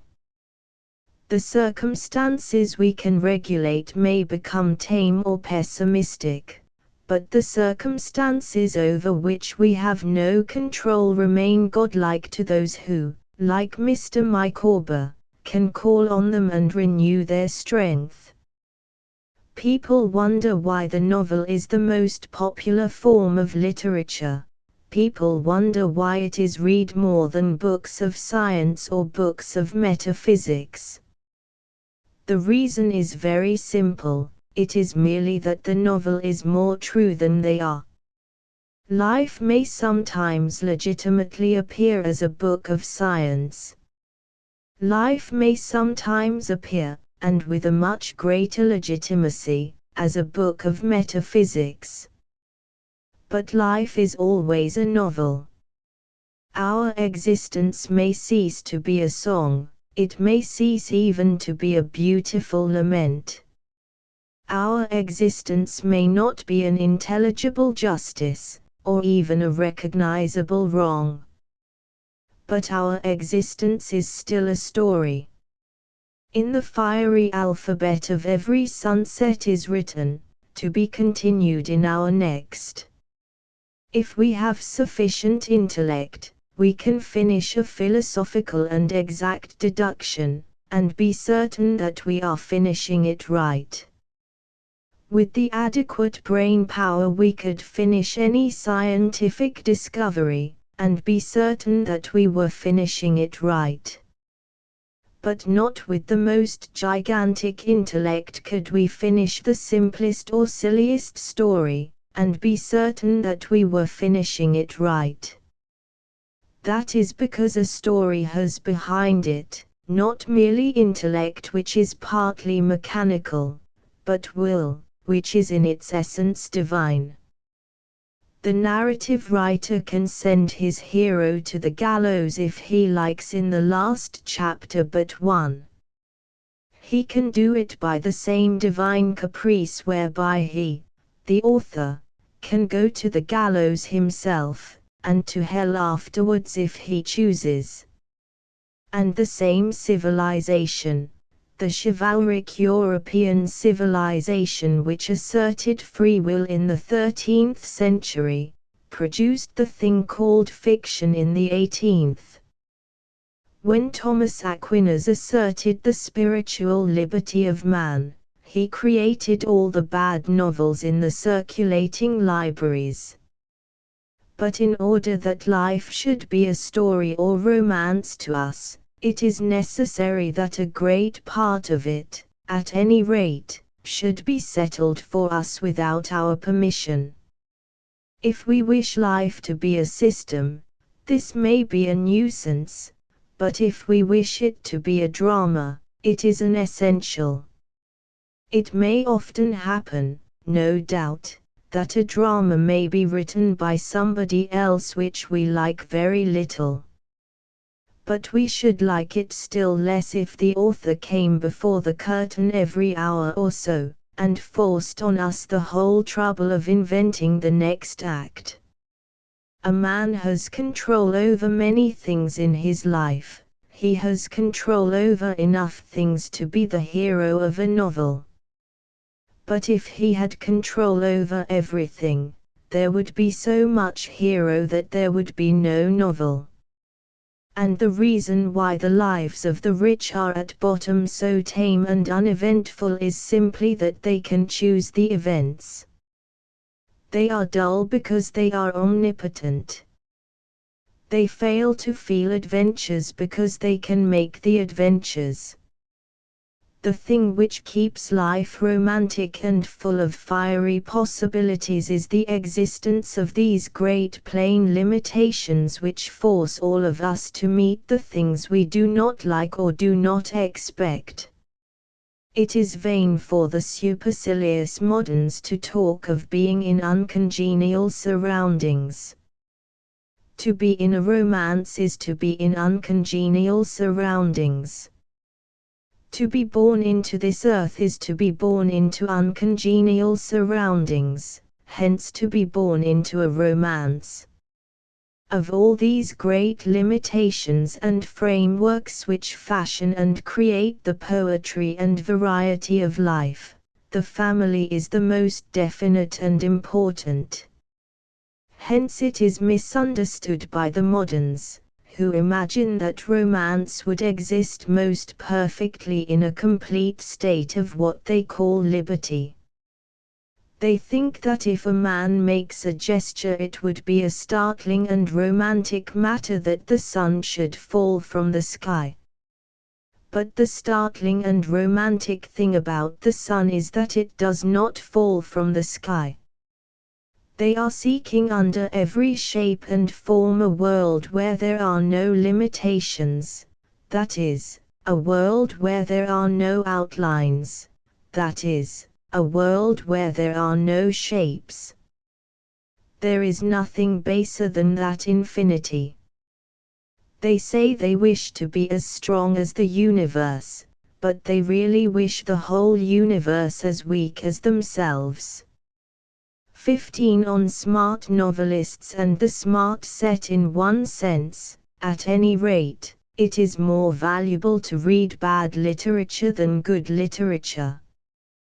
Good literature may tell us the mind of one man, but bad literature may tell us the mind of many men. A good novel tells us the truth about its hero, but a bad novel tells us the truth about its author.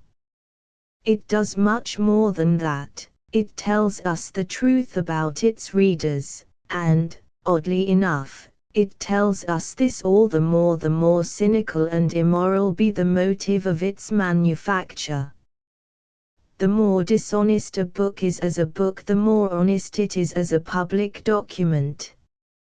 A sincere novel exhibits the simplicity of one particular man. An insincere novel exhibits the simplicity of mankind.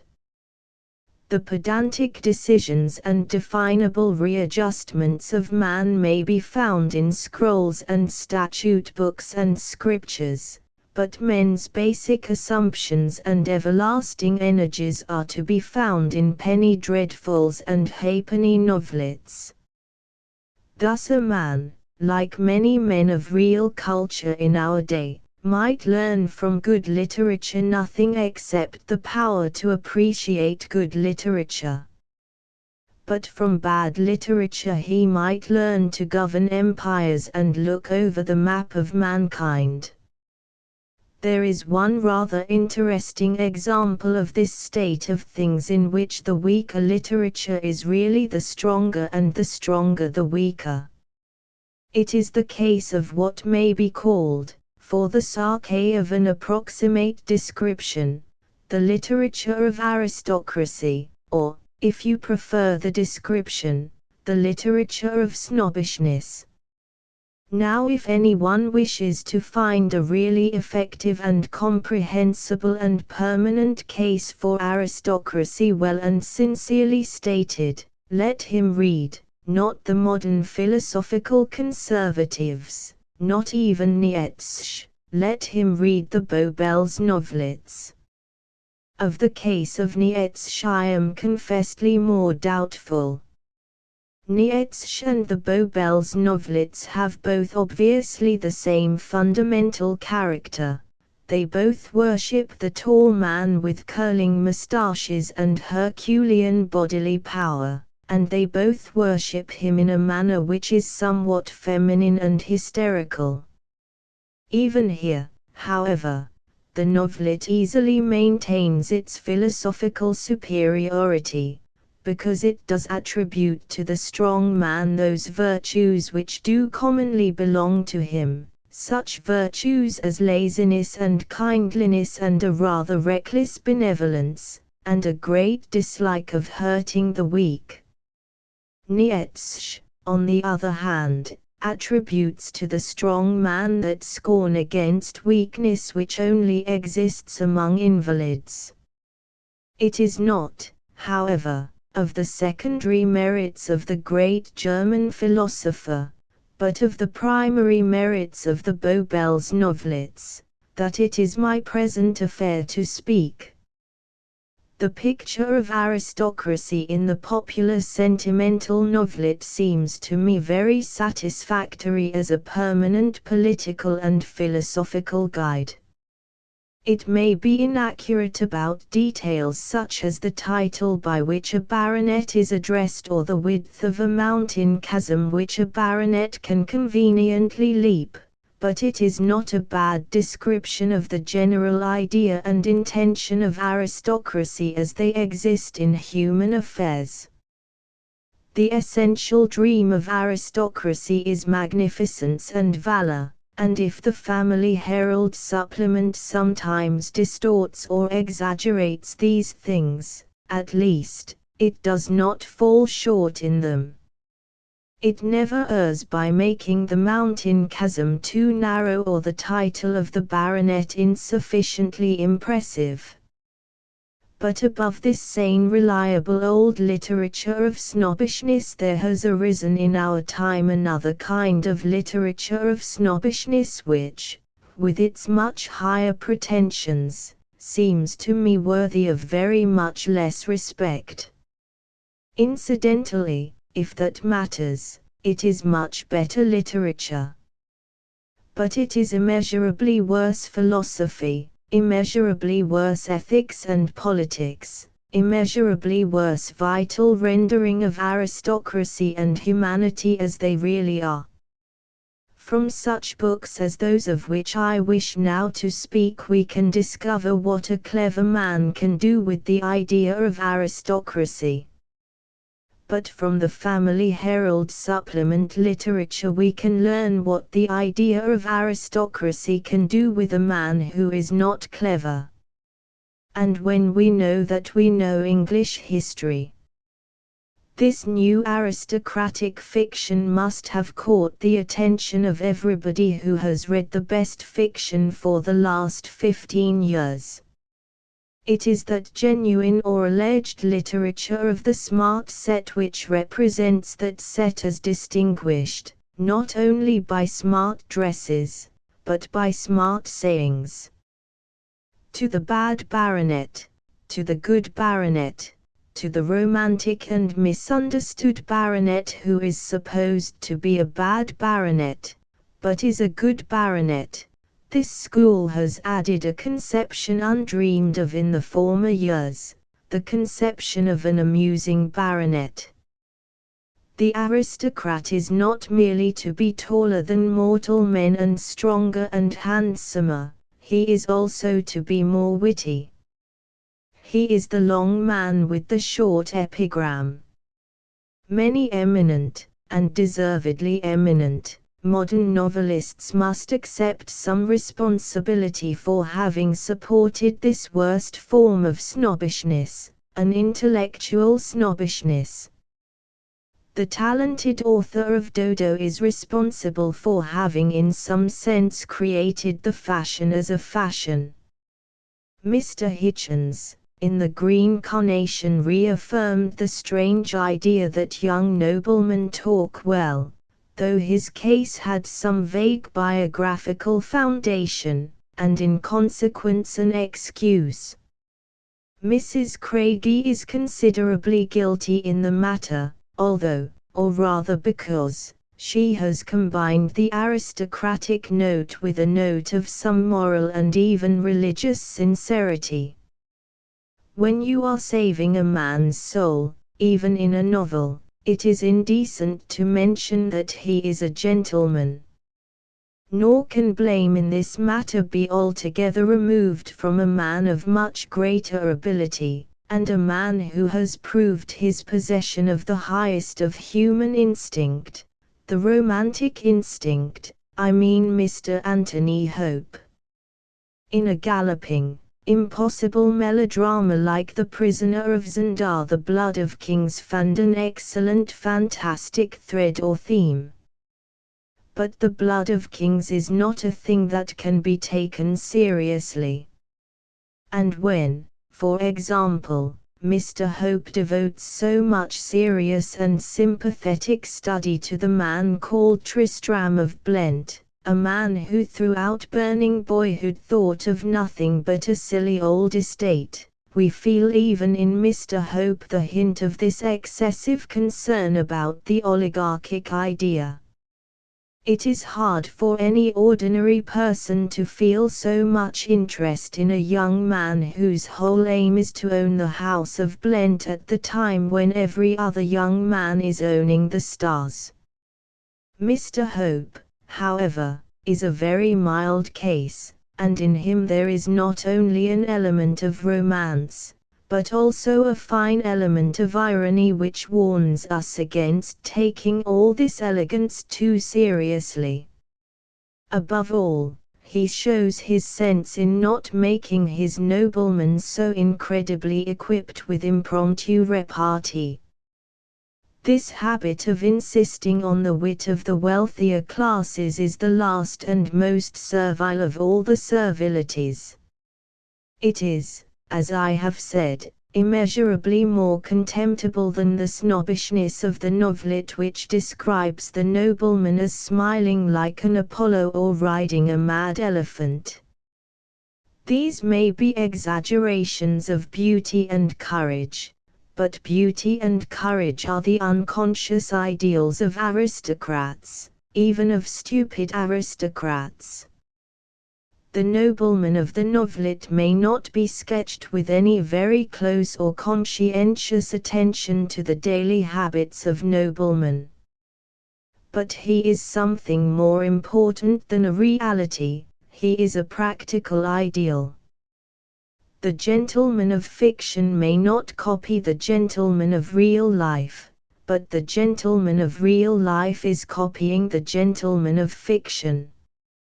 He may not be particularly good-looking, but he would rather be good-looking than anything else. He may not have ridden on a mad elephant, but he rides a pony as far as possible with an air as if he had.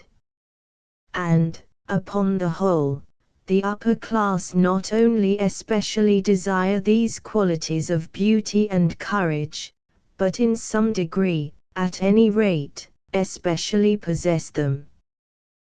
Thus there is nothing really mean or sycophantic about the popular literature which makes all its marquises 7 feet high.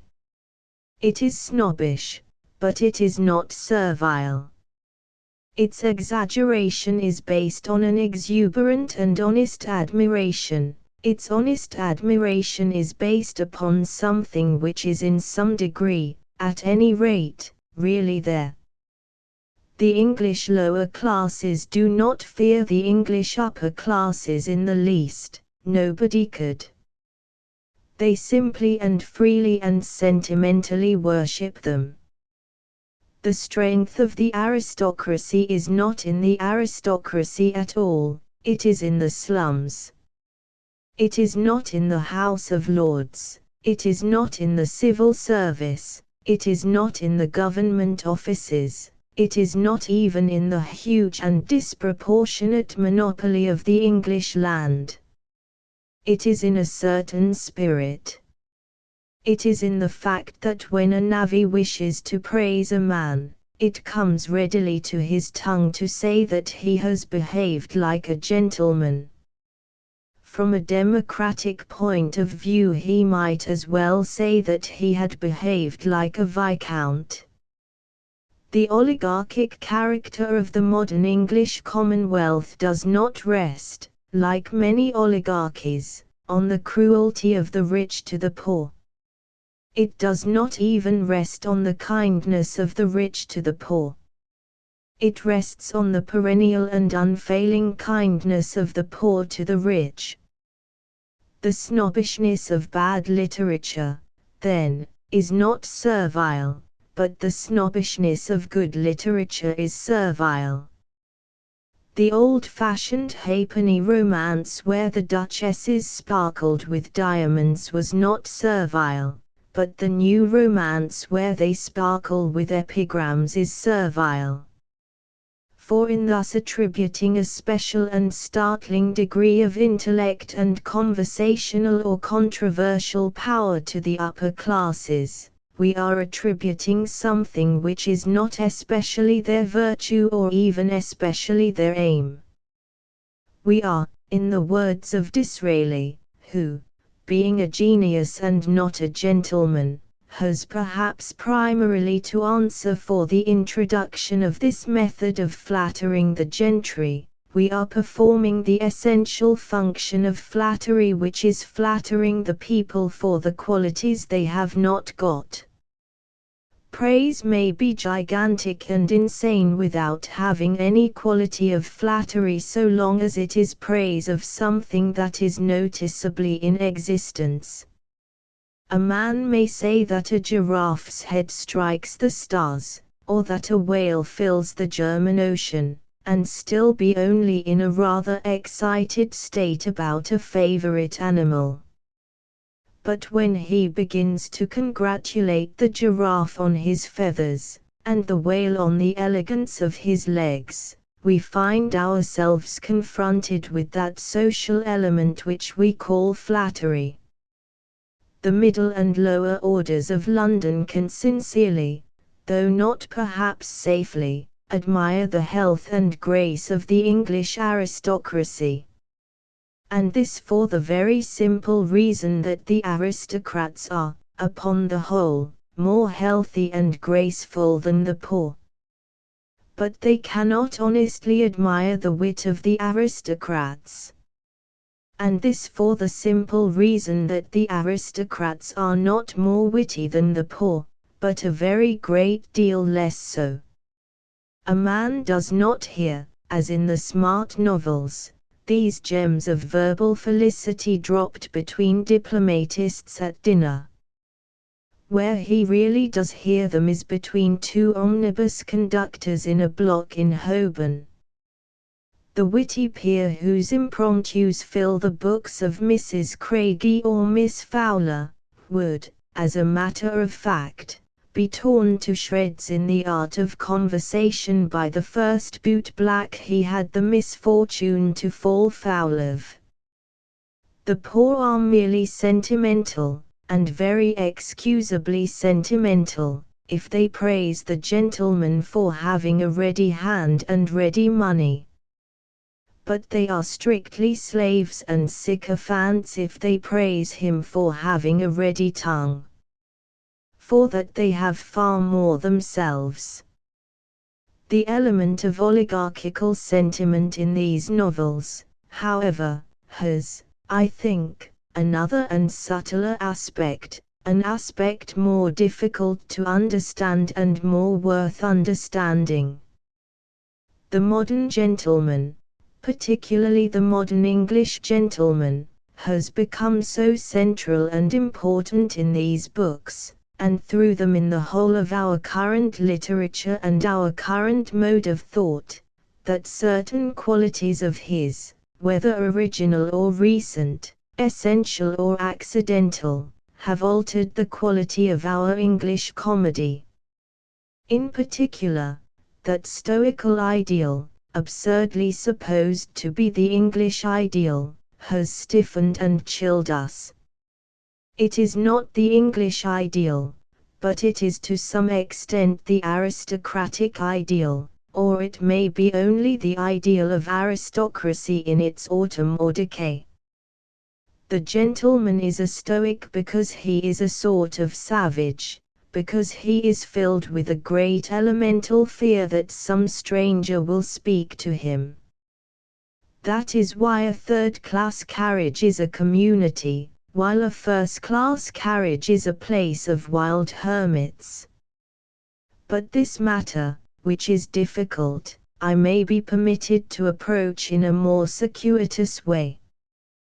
The haunting element of ineffectualness which runs through so much of the witty and epigrammatic fiction fashionable during the last 8 or 10 years, which runs through such works of a real though varying ingenuity as Dodo or concerning Isabel Carnaby, or even some emotions and a moral may be expressed in various ways, but to most of us I think it will ultimately amount to the same thing. This new frivolity is inadequate because there is in it no strong sense of an unuttered joy. The men and women who exchange the repartees may not only be hating each other, but hating even themselves. Any one of them might be bankrupt that day, or sentenced to be shot the next.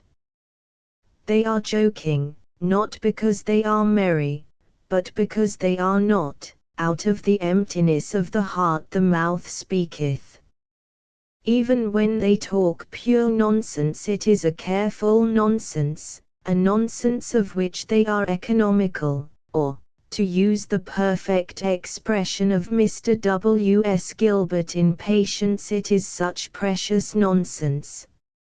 Even when they become light-headed they do not become light-hearted. All those who have read anything of the rationalism of the moderns know that their reason is a sad thing. But even their unreason is sad. The causes of this incapacity are also not very difficult to indicate. The chief of all, of course, is that miserable fear of being sentimental, which is the meanest of all the modern terrors, meaner even than the terror which produces hygiene. Everywhere the robust and uproarious humor has come from the men who were capable not merely of sentimentalism, but a very silly sentimentalism. There has been no humor so robust or uproarious as that of the sentimentalist Steele or the sentimentalist Sterne or the sentimentalist Dickens. These creatures who wept like women were the creatures who laughed like men. It is true that the humor of Micawber is good literature and that the pathos of Little Nell is bad. But the kind of man who had the courage to write so badly in the one case is the kind of man who would have the courage to write so well in the other. The same unconsciousness, the same violent innocence, the same gigantesque scale of action which brought the Napoleon of comedy his Jena brought him also his Moscow.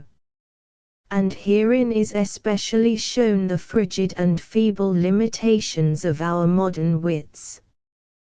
They make violent efforts, they make heroic and almost pathetic efforts, but they cannot really write badly.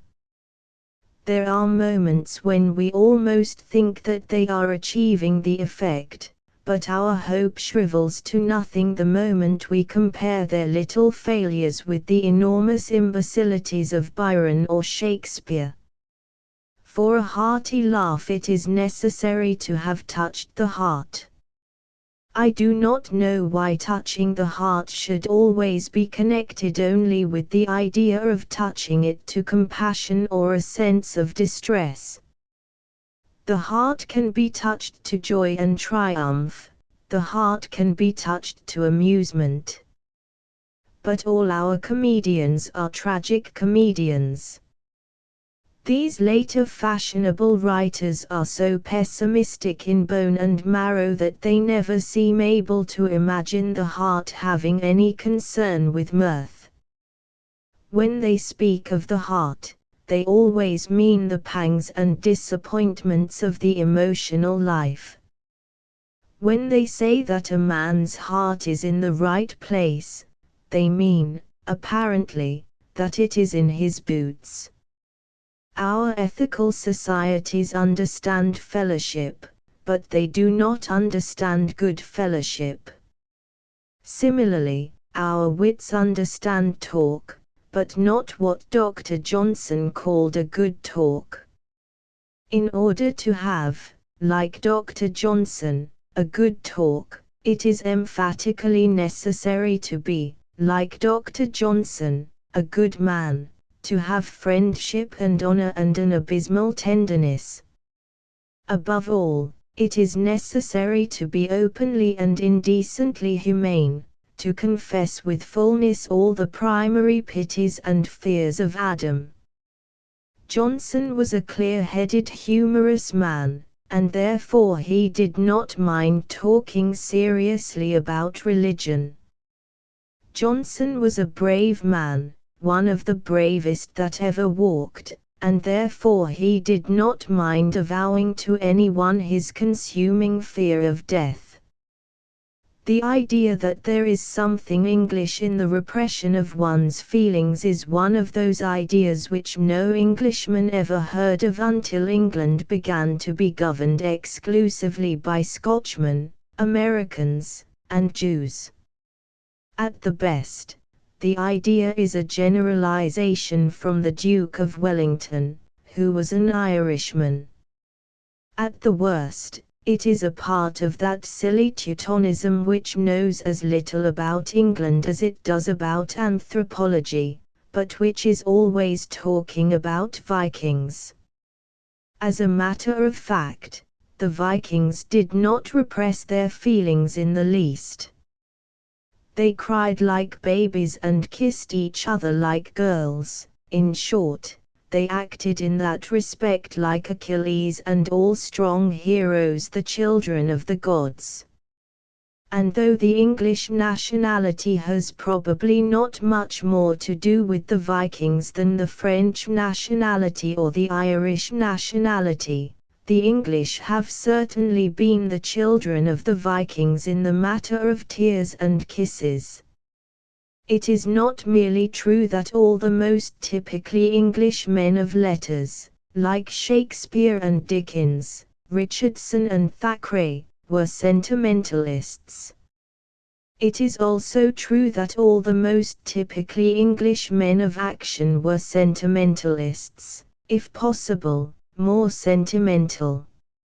In the great Elizabethan age, when the English nation was finally hammered out, in the great 18th century when the British Empire was being built up everywhere, where in all these times, where was this symbolic stoical Englishman who dresses in drab and black and represses his feelings? Were all the Elizabethan paladins and pirates like that? Were any of them like that? Was Grenville concealing his emotions when he broke wine glasses to pieces with his teeth and bit them till the blood poured down? Was Essex restraining his excitement when he threw his hat into the sea? Did Raleigh think it sensible to answer the Spanish guns only, as Stevenson says, with a flourish of insulting trumpets? Did Sidney ever miss an opportunity of making a theatrical remark in the whole course of his life and death? Were even the Puritans Stoics? The English Puritans repressed a good deal, but even they were too English to repress their feelings. It was by a great miracle of genius assuredly that Carlyle contrived to admire simultaneously two things so irreconcilably opposed as silence and Oliver Cromwell. Cromwell was the very reverse of a strong, silent man. Cromwell was always talking, when he was not crying. Nobody, I suppose, will accuse the author of Grace Abounding of being ashamed of his feelings. Milton, indeed, it might be possible to represent as a Stoic. In some sense he was a Stoic, just as he was a prig and a polygamist and several other unpleasant and heathen things. But when we have passed that great and desolate name, which may really be counted an exception, we find the tradition of English emotionalism immediately resumed and unbrokenly continuous. Whatever may have been the moral beauty of the passions of Etheridge and Dorset, Sedley and Buckingham, they cannot be accused of the fault of fastidiously concealing them. Charles II was very popular with the English because, like all the jolly English kings, he displayed his passions. William the Dutchman was very unpopular with the English because, not being an Englishman, he did hide his emotions. He was, in fact, precisely the ideal Englishman of our modern theory, and precisely for that reason all the real Englishmen loathed him like leprosy. With the rise of the great England of the 18th century, we find this open and emotional tone still maintained in letters and politics, in arts and in arms. Perhaps the only quality which was possessed in common by the great Fielding and the great Richardson was that neither of them hid their feelings. Swift, indeed, was hard and logical, because Swift was Irish. And when we pass to the soldiers and the rulers, the patriots and the empire builders of the 18th century, we find, as I have said, that they were, if possible, more romantic than the romancers, more poetical than the poets. Chatham, who showed the world all his strength, showed the House of Commons all his weakness. Wolfe walked about the room with a drawn sword calling himself Caesar and Hannibal, and went to death with poetry in his mouth. Clive was a man of the same type as Cromwell or Bunyan, or, for the matter of that, Johnson, that is, he was a strong, sensible man with a kind of running spring of hysteria and melancholy in him. Like Johnson, he was all the more healthy because he was morbid. The tales of all the admirals and adventurers of that England are full of braggadocio, of sentimentality, of splendid affectation. But it is scarcely necessary to multiply examples of the essentially romantic Englishman when one example towers above them all. Mr. Rudyard Kipling has said complacently of the English, "We do not fall on the neck and kiss when we come together." It is true that this ancient and universal custom has vanished with the modern weakening of England. Sidney would have thought nothing of kissing Spencer. But I willingly concede that Mr. Broderick would not be likely to kiss Mr. Arnold Foster, if that be any proof of the increased manliness and military greatness of England. But the Englishman who does not show his feelings has not altogether given up the power of seeing something English in the great sea hero of the Napoleonic War. You cannot break the legend of Nelson. and across the sunset of that glory is written in flaming letters forever the great English sentiment, "Kiss me, Hardy." This ideal of self-repression, then, is, whatever else it is, not English. It is, perhaps, somewhat Oriental, it is slightly Prussian, but in the main it does not come, I think, from any racial or national source. It is, as I have said, in some sense aristocratic. It comes not from a people, but from a class. Even aristocracy, I think, was not quite so stoical in the days when it was really strong. But whether this unemotional ideal be the genuine tradition of the gentleman, or only one of the inventions of the modern gentleman, who may be called the decayed gentleman, it certainly has something to do with the unemotional quality in these society novels. From representing aristocrats as people who suppressed their feelings, it has been an easy step to representing aristocrats as people who had no feelings to suppress. Thus the modern oligarchist has made a virtue for the oligarchy of the hardness as well as the brightness of the diamond. Like a sonneteer addressing his lady in the 17th century, he seems to use the word cold almost as a eulogium, and the word heartless as a kind of compliment. Of course, in people so incurably kind-hearted and babyish as are the English gentry, it would be impossible to create anything that can be called positive cruelty, so in these books they exhibit a sort of negative cruelty. They cannot be cruel in acts, but they can be so in words. All this means one thing, and one thing only. It means that the living and invigorating ideal of England must be looked for in the masses, it must be looked for where Dickens found it, Dickens among whose glories it was to be a humorist, to be a sentimentalist, to be an optimist, to be a poor man, to be an Englishman, but the greatest of whose glories was that he saw all mankind in its amazing and tropical luxuriance, and did not even notice the aristocracy.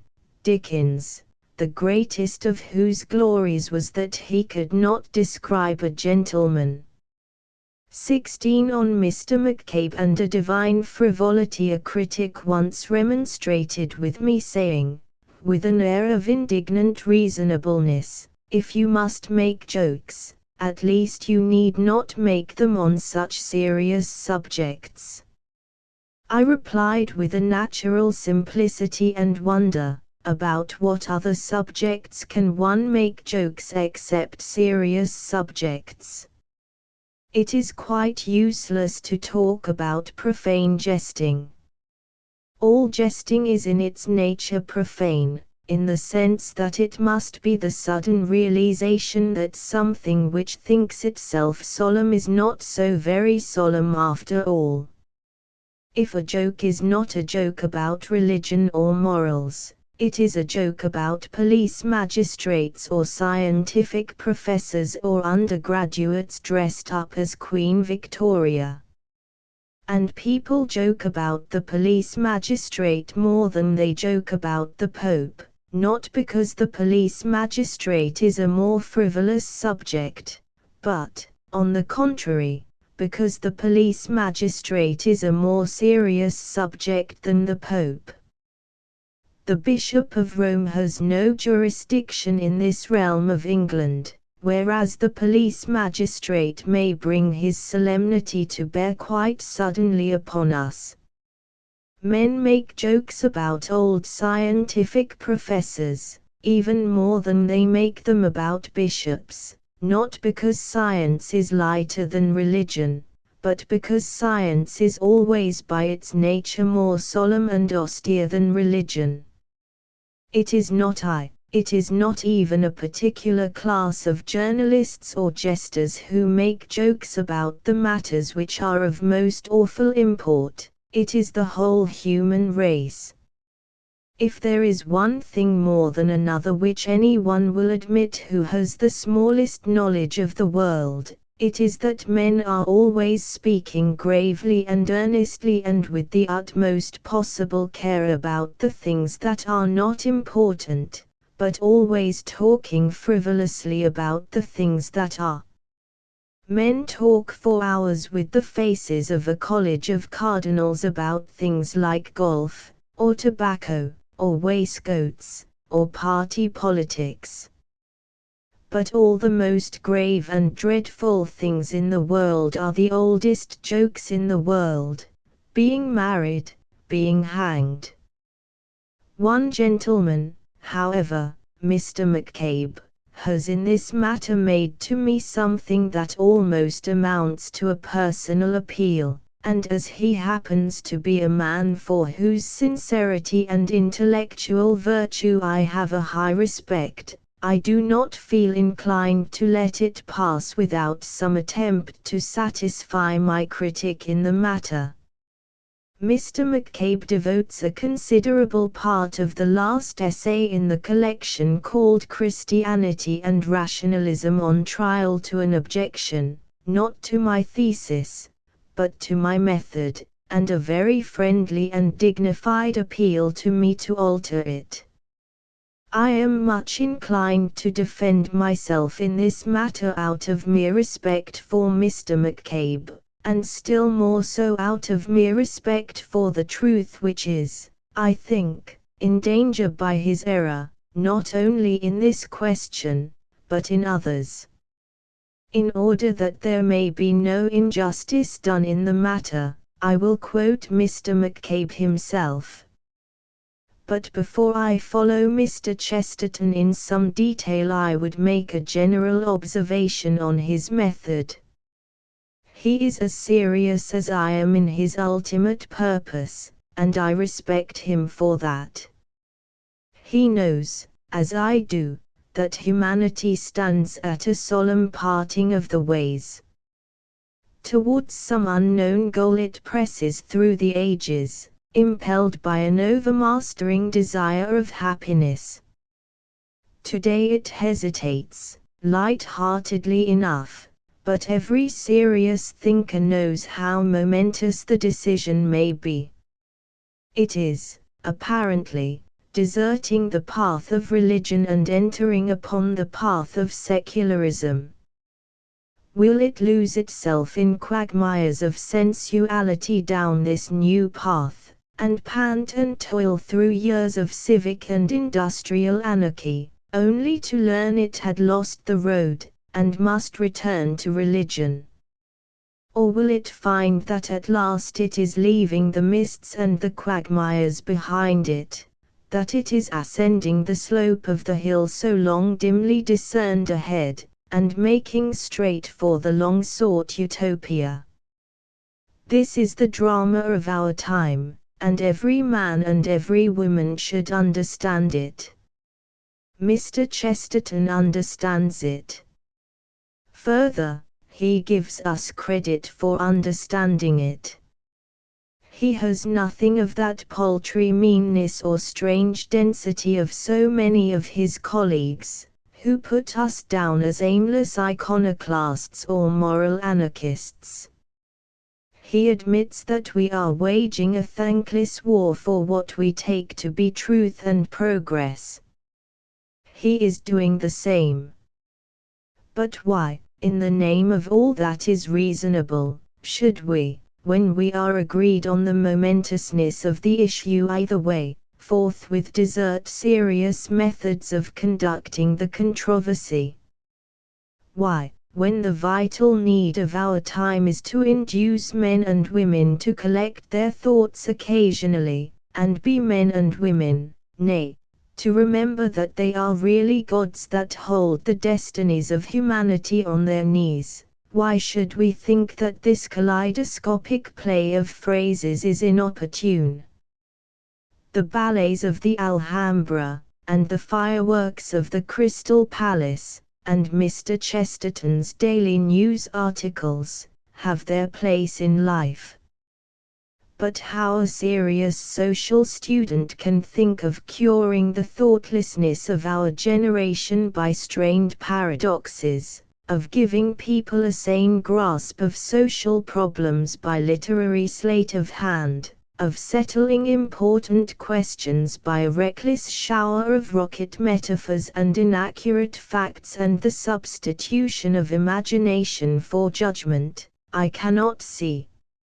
I quote this passage with a particular pleasure, because Mr. McCabe certainly cannot put too strongly the degree to which I give him and his school credit for their complete sincerity and responsibility of philosophical attitude. I am quite certain that they mean every word they say. I also mean every word I say. But why is it that Mr. McCabe has some sort of mysterious hesitation about admitting that I mean every word I say? Why is it that he is not quite as certain of my mental responsibility as I am of his mental responsibility? If we attempt to answer the question directly and well, we shall, I think, have come to the root of the matter by the shortest cut. Mr. McCabe thinks that I am not serious but only funny, because Mr. McCabe thinks that funny is the opposite of serious. Funny is the opposite of not funny, and of nothing else. The question of whether a man expresses himself in a grotesque or laughable phraseology, or in a stately and restrained phraseology, is not a question of motive or of moral state, it is a question of instinctive language and self-expression. Whether a man chooses to tell the truth in long sentences or short jokes is a problem analogous to whether he chooses to tell the truth in French or German. Whether a man preaches his gospel grotesquely or gravely is merely like the question of whether he preaches it in prose or verse. The question of whether Swift was funny in his irony is quite another sort of question to the question of whether Swift was serious in his pessimism. Surely even Mr. McCabe would not maintain that the more funny Gulliver is in its method the less it can be sincere in its object. The truth is, as I have said, that in this sense the two qualities of fun and seriousness have nothing whatever to do with each other, they are no more comparable than black and triangular. Mr. Bernard Shaw is funny and sincere. Mr. George Robey is funny and not sincere. Mr. McCabe is sincere and not funny. The average cabinet minister is not sincere and not funny. In short, Mr. McCabe is under the influence of a primary fallacy which I have found very common in men of the clerical type. Numbers of clergymen have from time to time reproached me for making jokes about religion, and they have almost always invoked the authority of that very sensible commandment which says, "Thou shalt not take the name of the Lord thy God in vain." Of course, I pointed out that I was not in any conceivable sense taking the name in vain. To take a thing and make a joke out of it is not to take it in vain. It is, on the contrary, to take it and use it for an uncommonly good object. To use a thing in vain means to use it without use. But a joke may be exceedingly useful, it may contain the whole earthly sense, not to mention the whole heavenly sense, of a situation. And those who find in the Bible the commandment can find in the Bible any number of the jokes.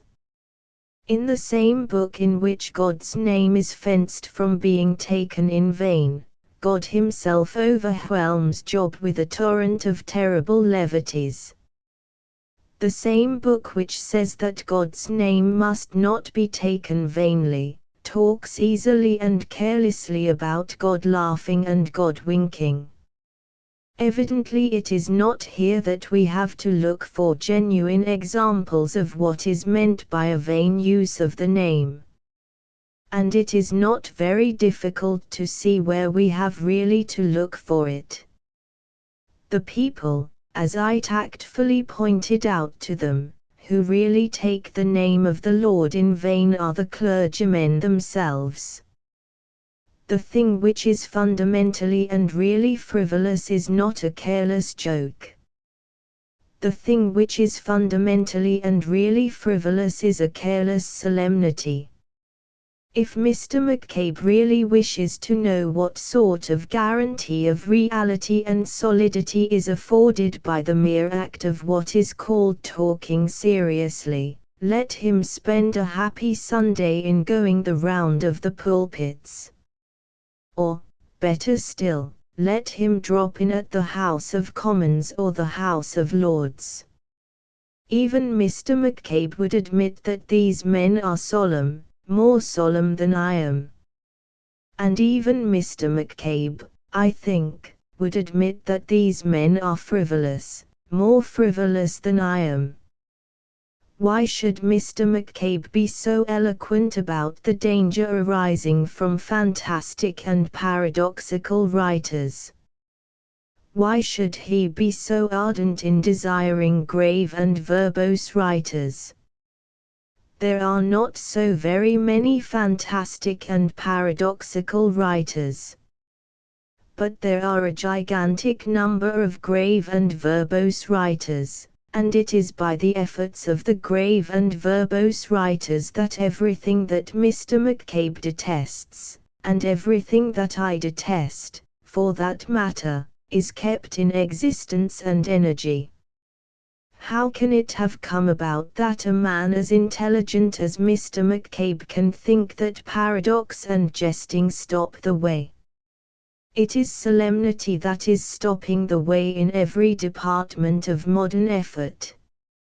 It is his own favorite serious methods, it is his own favorite momentousness, it is his own favorite judgment which stops the way everywhere. Every man who has ever headed a deputation to a minister knows this. Every man who has ever written a letter to the Times knows it. Every rich man who wishes to stop the mouths of the poor talks about momentousness. Every cabinet minister who has not got an answer suddenly develops a judgment. Every sweater who uses vile methods recommends serious methods. I said a moment ago that sincerity had nothing to do with solemnity, but I confess that I am not so certain that I was right. In the modern world, at any rate, I am not so sure that I was right. In the modern world, solemnity is the direct enemy of sincerity. In the modern world, sincerity is almost always on one side, and solemnity almost always on the other. The only answer possible to the fierce and glad attack of sincerity is the miserable answer of solemnity. Let Mr. McCabe, or anyone else who is much concerned that we should be grave in order to be sincere, simply imagine the scene in some government office in which Mr. Bernard Shaw should head a socialist deputation to Mr. Austen Chamberlain. On which side would be the solemnity? And on which the sincerity? I am, indeed, delighted to discover that Mr. McCabe reckons Mr. Shaw along with me in his system of condemnation of frivolity. He said once, I believe, that he always wanted Mr. Shaw to label his paragraphs serious or comic. I do not know which paragraphs of Mr. Shaw are paragraphs to be labeled serious, but surely there can be no doubt that this paragraph of Mr. McCabe's is one to be labeled comic. He also says, in the article I am now discussing, that Mr. Shaw has the reputation of deliberately saying everything which his hearers do not expect him to say. I need not labor the inconclusiveness and weakness of this, because it has already been dealt with in my remarks on Mr. Bernard Shaw. Suffice it to say here that the only serious reason which I can imagine inducing any one person to listen to any other is, that the first person looks to the second person with an ardent faith and a fixed attention, expecting him to say what he does not expect him to say. It may be a paradox, but that is because paradoxes are true. It may not be rational, but that is because rationalism is wrong.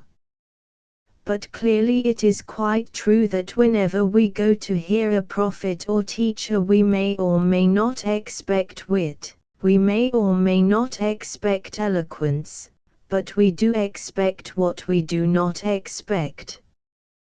We may not expect the true, we may not even expect the wise, but we do expect the unexpected. If we do not expect the unexpected, why do we go there at all? If we expect the expected, why do we not sit at home and expect it by ourselves? If Mr. McCabe means merely this about Mr. Shaw, that he always has some unexpected application of his doctrine to give to those who listen to him, what he says is quite true, and to say it is only to say that Mr. Shaw is an original man. But if he means that Mr. Shaw has ever professed or preached any doctrine but one, and that his own, then what he says is not true. It is not my business to defend Mr. Shaw, as has been seen already. I disagree with him altogether. But I do not mind, on his behalf, offering in this matter a flat defiance to all his ordinary opponents, such as Mr. McCabe. I defy Mr. McCabe, or anybody else, to mention one single instance in which Mr. Shaw has, for the sake of wit or novelty, taken up any position which was not directly deducible from the body of his doctrine as elsewhere expressed. I have been, I am happy to say, a tolerably close student of Mr. Shaw's utterances, and I request Mr. McCabe, if he will not believe that I mean anything else, to believe that I mean this challenge. All this, however, is a parenthesis. The thing with which I am here immediately concerned is Mr. McCabe's appeal to me not to be so frivolous. Let me return to the actual text of that appeal. There are, of course, a great many things that I might say about it in detail.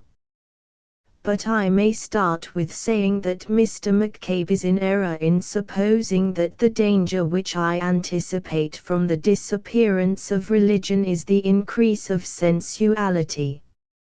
On the contrary, I should be inclined to anticipate a decrease in sensuality, because I anticipate a decrease in life. I do not think that under modern Western materialism we should have anarchy. I doubt whether we should have enough individual valor and spirit even to have liberty. It is quite an old-fashioned fallacy to suppose that our objection to skepticism is that it removes the discipline from life. Our objection to skepticism is that it removes the motive power. Materialism is not a thing which destroys mere restraint. Materialism itself is the great restraint. The McCabe school advocates a political liberty, but it denies spiritual liberty. That is, it abolishes the laws which could be broken, and substitutes laws that cannot. And that is the real slavery. The truth is that the scientific civilization in which Mr. McCabe believes has one rather particular defect. It is perpetually tending to destroy that democracy or power of the ordinary man in which Mr. McCabe also believes. Science means specialism, and specialism means oligarchy. If you once establish the habit of trusting particular men to produce particular results in physics or astronomy, you leave the door open for the equally natural demand that you should trust particular men to do particular things in government and the coercing of men. If you feel it to be reasonable that one beetle should be the only study of one man, and that one man the only student of that one beetle, it is surely a very harmless consequence to go on to say that politics should be the only study of one man, and that one man the only student of politics. As I have pointed out elsewhere in this book, the expert is more aristocratic than the aristocrat, because the aristocrat is only the man who lives well, while the expert is the man who knows better. But if we look at the progress of our scientific civilization, we see a gradual increase everywhere of the specialist over the popular function. Once men sang together round a table in chorus, now one man sings alone, for the absurd reason that he can sing better. If scientific civilization goes on, which is most improbable, only one man will laugh, because he can laugh better than the rest. I do not know that I can express this more shortly than by taking as a text the single sentence of Mr. McCabe, which runs as follows: "The ballets of the Alhambra and the fireworks of the Crystal Palace and Mr. Chesterton's daily news articles have their places in life. I wish that my articles had as noble a place as either of the other two things mentioned. But let us ask ourselves, in a spirit of love, as Mr. Chaband would say, what are the ballets of the Alhambra? The ballets of the Alhambra are institutions in which a particular selected row of persons in pink go through an operation known as dancing. Now, in all commonwealths dominated by a religion, in the Christian commonwealths of the Middle Ages and in many rude societies, this habit of dancing was a common habit with everybody, and was not necessarily confined to a professional class. A person could dance without being a dancer, a person could dance without being a specialist, a person could dance without being pink.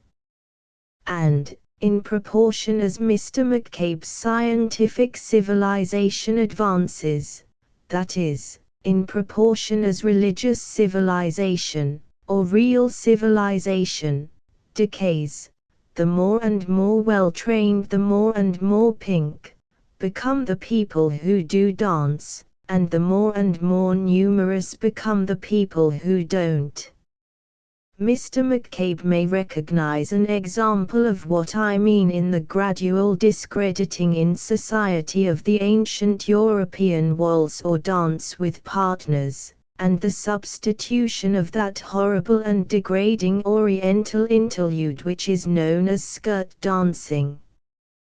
That is the whole essence of decadence, the effacement of 5 people who do a thing for fun by one person who does it for money. Now it follows, therefore, that when Mr. McCabe says that the ballets of the Alhambra and my articles have their place in life, it ought to be pointed out to him that he is doing his best to create a world in which dancing, properly speaking, will have no place in life at all. He is, indeed, trying to create a world in which there will be no life for dancing to have a place in. The very fact that Mr. McCabe thinks of dancing as a thing belonging to some hired women at the Alhambra is an illustration of the same principle by which he is able to think of religion as a thing belonging to some hired men in white neckties. Both these things are things which should not be done for us, but by us. If Mr. McCabe were really religious, he would be happy. If he were really happy, he would dance. Briefly, we may put the matter in this way. The main point of modern life is not that the Alhambra Ballet has its place in life. The main point, the main enormous tragedy of modern life, is that Mr. McCabe has not his place in the Alhambra Ballet. The joy of changing and graceful posture, the joy of suiting the swing of music to the swing of limbs, the joy of whirling drapery, the joy of standing on one leg, all these should belong by rights to Mr. McCabe and to me, in short, to the ordinary healthy citizen. Probably we should not consent to go through these evolutions. But that is because we are miserable moderns and rationalists. We do not merely love ourselves more than we love duty, we actually love ourselves more than we love joy. When, therefore, Mr. McCabe says that he gives the Alhambra dances, and my articles, their place in life, I think we are justified in pointing out that by the very nature of the case of his philosophy and of his favorite civilization he gives them a very inadequate place. For, if I may pursue the too flattering parallel, Mr. McCabe thinks of the Alhambra and of my articles as two very odd and absurd things, which some special people do, probably for money, in order to amuse him. But if he had ever felt himself the ancient, sublime, elemental, human instinct to dance, he would have discovered that dancing is not a frivolous thing at all, but a very serious thing. He would have discovered that it is the one grave and chaste and decent method of expressing a certain class of emotions. And similarly, if he had ever had, as Mr. Shaw and I have had, the impulse to what he calls paradox, he would have discovered that paradox again is not a frivolous thing, but a very serious thing. He would have found that paradox simply means a certain defiant joy which belongs to belief. I should regard any civilization which was without a universal habit of uproarious dancing as being, from the full human point of view, a defective civilization. And I should regard any mind which had not got the habit in one form or another of uproarious thinking as being, from the full human point of view, a defective mind. It is vain for Mr. McCabe to say that a ballet is a part of him. He should be part of a ballet, or else he is only part of a man. It is in vain for him to say that he is not quarrelling with the importation of humor into the controversy. He ought himself to be importing humor into every controversy, for unless a man is in part a humorist, he is only in part a man. To sum up the whole matter very simply, if Mr. McCabe asks me why I import frivolity into a discussion of the nature of man, I answer, because frivolity is a part of the nature of man. If he asks me why I introduce what he calls paradoxes into a philosophical problem, I answer, because all philosophical problems tend to become paradoxical. If he objects to my treating of life riotously, I reply that life is a riot. And I say that the universe as I see it, at any rate, is very much more like the fireworks at the Crystal Palace than it is like his own philosophy. About the whole cosmos there is a tense and secret festivity, like preparations for Guy Fawkes' Day. Eternity is the eve of something. I never look up at the stars without feeling that they are the fires of a schoolboy's rocket, fixed in their everlasting fall. 17 On the wit of Whistler. That capable and ingenious writer, Mr. Arthur Symons, has included in a book of essays recently published, I believe, an apologia for London Nights, in which he says that morality should be wholly subordinated to art in criticism, and he uses the somewhat singular argument that art or the worship of beauty is the same in all ages, while morality differs in every period and in every respect. He appears to defy his critics or his readers to mention any permanent feature or quality in ethics. This is surely a very curious example of that extravagant bias against morality which makes so many ultramodern aesthetes as morbid and fanatical as any Eastern hermit.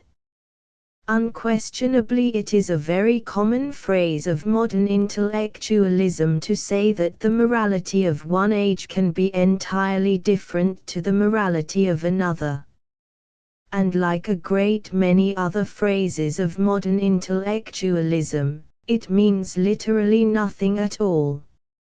If the two moralities are entirely different, why do you call them both moralities? It is as if a man said, camels in various places are totally diverse, some have 6 legs, some have none, some have scales, some have feathers, some have horns, some have wings, some are green, some are triangular. There is no point which they have in common. The ordinary man of sense would reply, then what makes you call them all camels? What do you mean by a camel? How do you know a camel when you see one? Of course, there is a permanent substance of morality, as much as there is a permanent substance of art. To say that is only to say that morality is morality, and that art is art. An ideal art critic would, no doubt, see the enduring beauty under every school. Equally, an ideal moralist would see the enduring ethic under every code. But practically some of the best Englishmen that ever lived could see nothing but filth and idolatry in the starry piety of the Brahmin.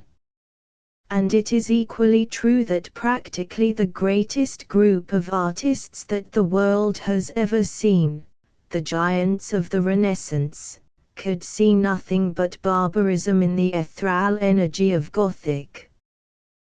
This bias against morality among the modern aesthetes is nothing very much paraded. And yet it is not really a bias against morality, it is a bias against other people's morality. It is generally founded on a very definite moral preference for a certain sort of life, pagan, plausible, humane. The modern aesthete, wishing us to believe that he values beauty more than conduct, reads Mallam, and drinks absinthe in a tavern. But this is not only his favorite kind of beauty, it is also his favorite kind of conduct. If he really wished us to believe that he cared for beauty only, he ought to go to nothing but Wesleyan school treats, and paint the sunlight in the hair of the Wesleyan babies. He ought to read nothing but very eloquent theological sermons by old-fashioned Presbyterian divines. Here the lack of all possible moral sympathy would prove that his interest was purely verbal or pictorial, as it is. In all the books he reads and writes he clings to the skirts of his own morality and his own immorality. The champion of l'art pour l'art is always denouncing Ruskin for his moralizing. If he were really a champion of l'art pour l'art, he would be always insisting on Ruskin for his style. The doctrine of the distinction between art and morality owes a great part of its success to art and morality being hopelessly mixed up in the persons and performances of its greatest exponents. Of this lucky contradiction the very incarnation was Whistler. No man ever preached the impersonality of art so well. No man ever preached the impersonality of art so personally. For him pictures had nothing to do with the problems of character, but for all his fiercest admirers his character was, as a matter of fact, far more interesting than his pictures.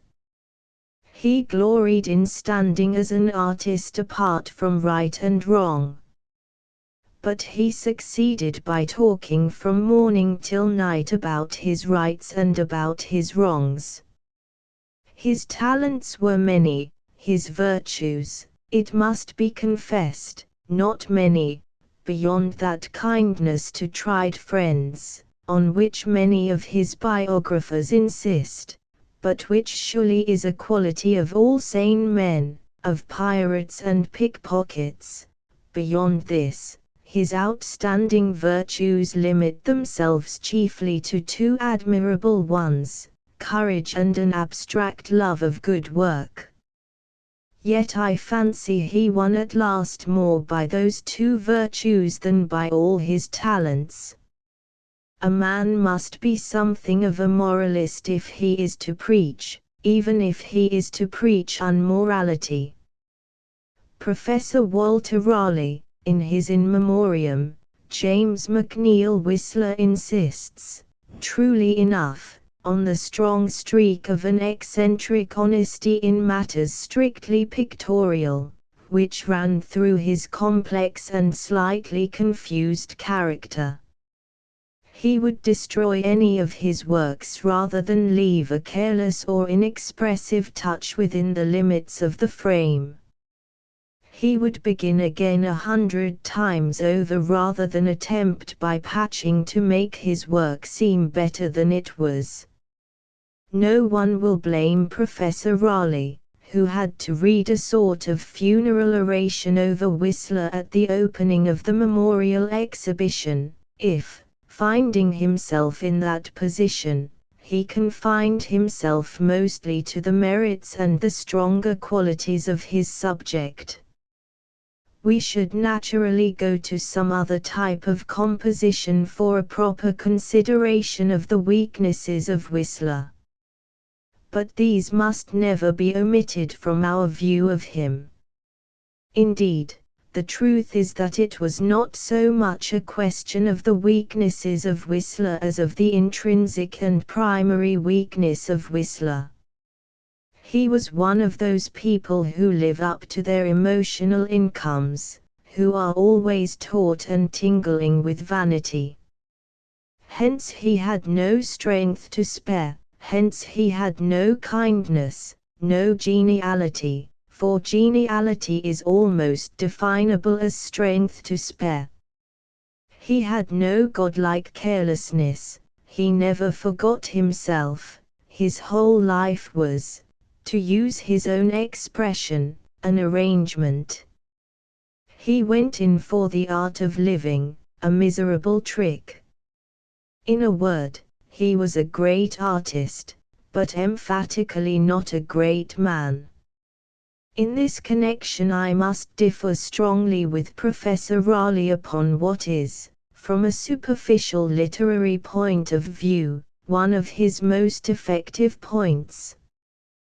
He compares Whistler's laughter to the laughter of another man who was a great man as well as a great artist. His attitude to the public was exactly the attitude taken up by Robert Browning, who suffered as long a period of neglect and mistake, in those lines of The Ring and the Book, "Well, British public, ye who like me not, God love you, and will have your proper laugh at the dark question, laugh it. I'd laugh first." Mr. Whistler, adds Professor Raleigh, always laughed first. The truth is, I believe, that Whistler never laughed at all. There was no laughter in his nature, because there was no thoughtlessness and self-abandonment, no humility. I cannot understand anybody reading The Gentle Art of Making Enemies and thinking that there is any laughter in the wit. His wit is a torture to him. He twists himself into arabesques of verbal felicity, he is full of a fierce carefulness, he is inspired with the complete seriousness of sincere malice. He hurts himself to hurt his opponent. Browning did laugh, because Browning did not care. Browning did not care, because Browning was a great man. And when Browning said in brackets to the simple, sensible people who did not like his books, "God love you," he was not sneering in the least. He was laughing, that is to say, he meant exactly what he said. There are three distinct classes of great satirists who are also great men, that is to say, three classes of men who can laugh at something without losing their souls. The satirist of the first type is the man who, first of all, enjoys himself, and then enjoys his enemies. In this sense he loves his enemy, and by a kind of exaggeration of Christianity he loves his enemy the more he becomes an enemy. He has a sort of overwhelming and aggressive happiness in his assertion of anger, his curse is as human as a benediction. Of this type of satire the great example is Rabelais. This is the first typical example of satire, the satire which is voluble, which is violent, which is indecent, but which is not malicious. The satire of Whistler was not this. He was never in any of his controversies simply happy, the proof of it is that he never talked absolute nonsense. There is a second type of mind which produces satire with the quality of greatness. That is embodied in the satirist whose passions are released and let go by some intolerable sense of wrong. He is maddened by the sense of men being maddened, his tongue becomes an unruly member, and testifies against all mankind. Such a man was Swift, in whom the seva indignatio was a bitterness to others, because it was a bitterness to himself. Such a satirist Whistler was not. He did not laugh because he was happy, like Rabelais. But neither did he laugh because he was unhappy, like Swift. The third type of great satire is that in which he satirist is enabled to rise superior to his victim in the only serious sense which superiority can bear, in that of pitying the sinner and respecting the man even while he satirizes both. Such an achievement can be found in a thing like Pope's Atticus, a poem in which the satirist feels that he is satirizing the weaknesses which belong specially to literary genius. Consequently he takes a pleasure in pointing out his enemy's strength before he points out his weakness. That is, perhaps, the highest and most honorable form of satire. That is not the satire of Whistler. He is not full of a great sorrow for the wrong done to human nature. For him the wrong is altogether done to himself. He was not a great personality, because he thought so much about himself. And the case is stronger even than that. He was sometimes not even a great artist, because he thought so much about art. Any man with a vital knowledge of the human psychology ought to have the most profound suspicion of anybody who claims to be an artist, and talks a great deal about art. Art is a right and human thing, like walking or saying one's prayers, but the moment it begins to be talked about very solemnly, a man may be fairly certain that the thing has come into a congestion and a kind of difficulty. The artistic temperament is a disease that afflicts amateurs. It is a disease which arises from men not having sufficient power of expression to utter and get rid of the element of art in their being. It is healthful to every sane man to utter the art within him. It is essential to every sane man to get rid of the art within him at all costs. Artists of a large and wholesome vitality get rid of their art easily, as they breathe easily, or perspire easily.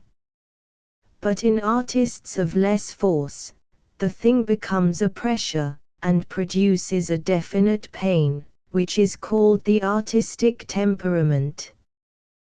Thus, very great artists are able to be ordinary men, men like Shakespeare or Browning. There are many real tragedies of the artistic temperament, tragedies of vanity or violence or fear. But the great tragedy of the artistic temperament is that it cannot produce any art. Whistler could produce art, and in so far he was a great man. But he could not forget art, and in so far he was only a man with the artistic temperament. There can be no stronger manifestation of the man who is a really great artist than the fact that he can dismiss the subject of art, that he can, upon due occasion, wish art at the bottom of the sea. Similarly, we should always be much more inclined to trust a solicitor who did not talk about conveyancing over the nuts and wine. What we really desire of any man conducting any business is that the full force of an ordinary man should be put into that particular study. We do not desire that the full force of that study should be put into an ordinary man.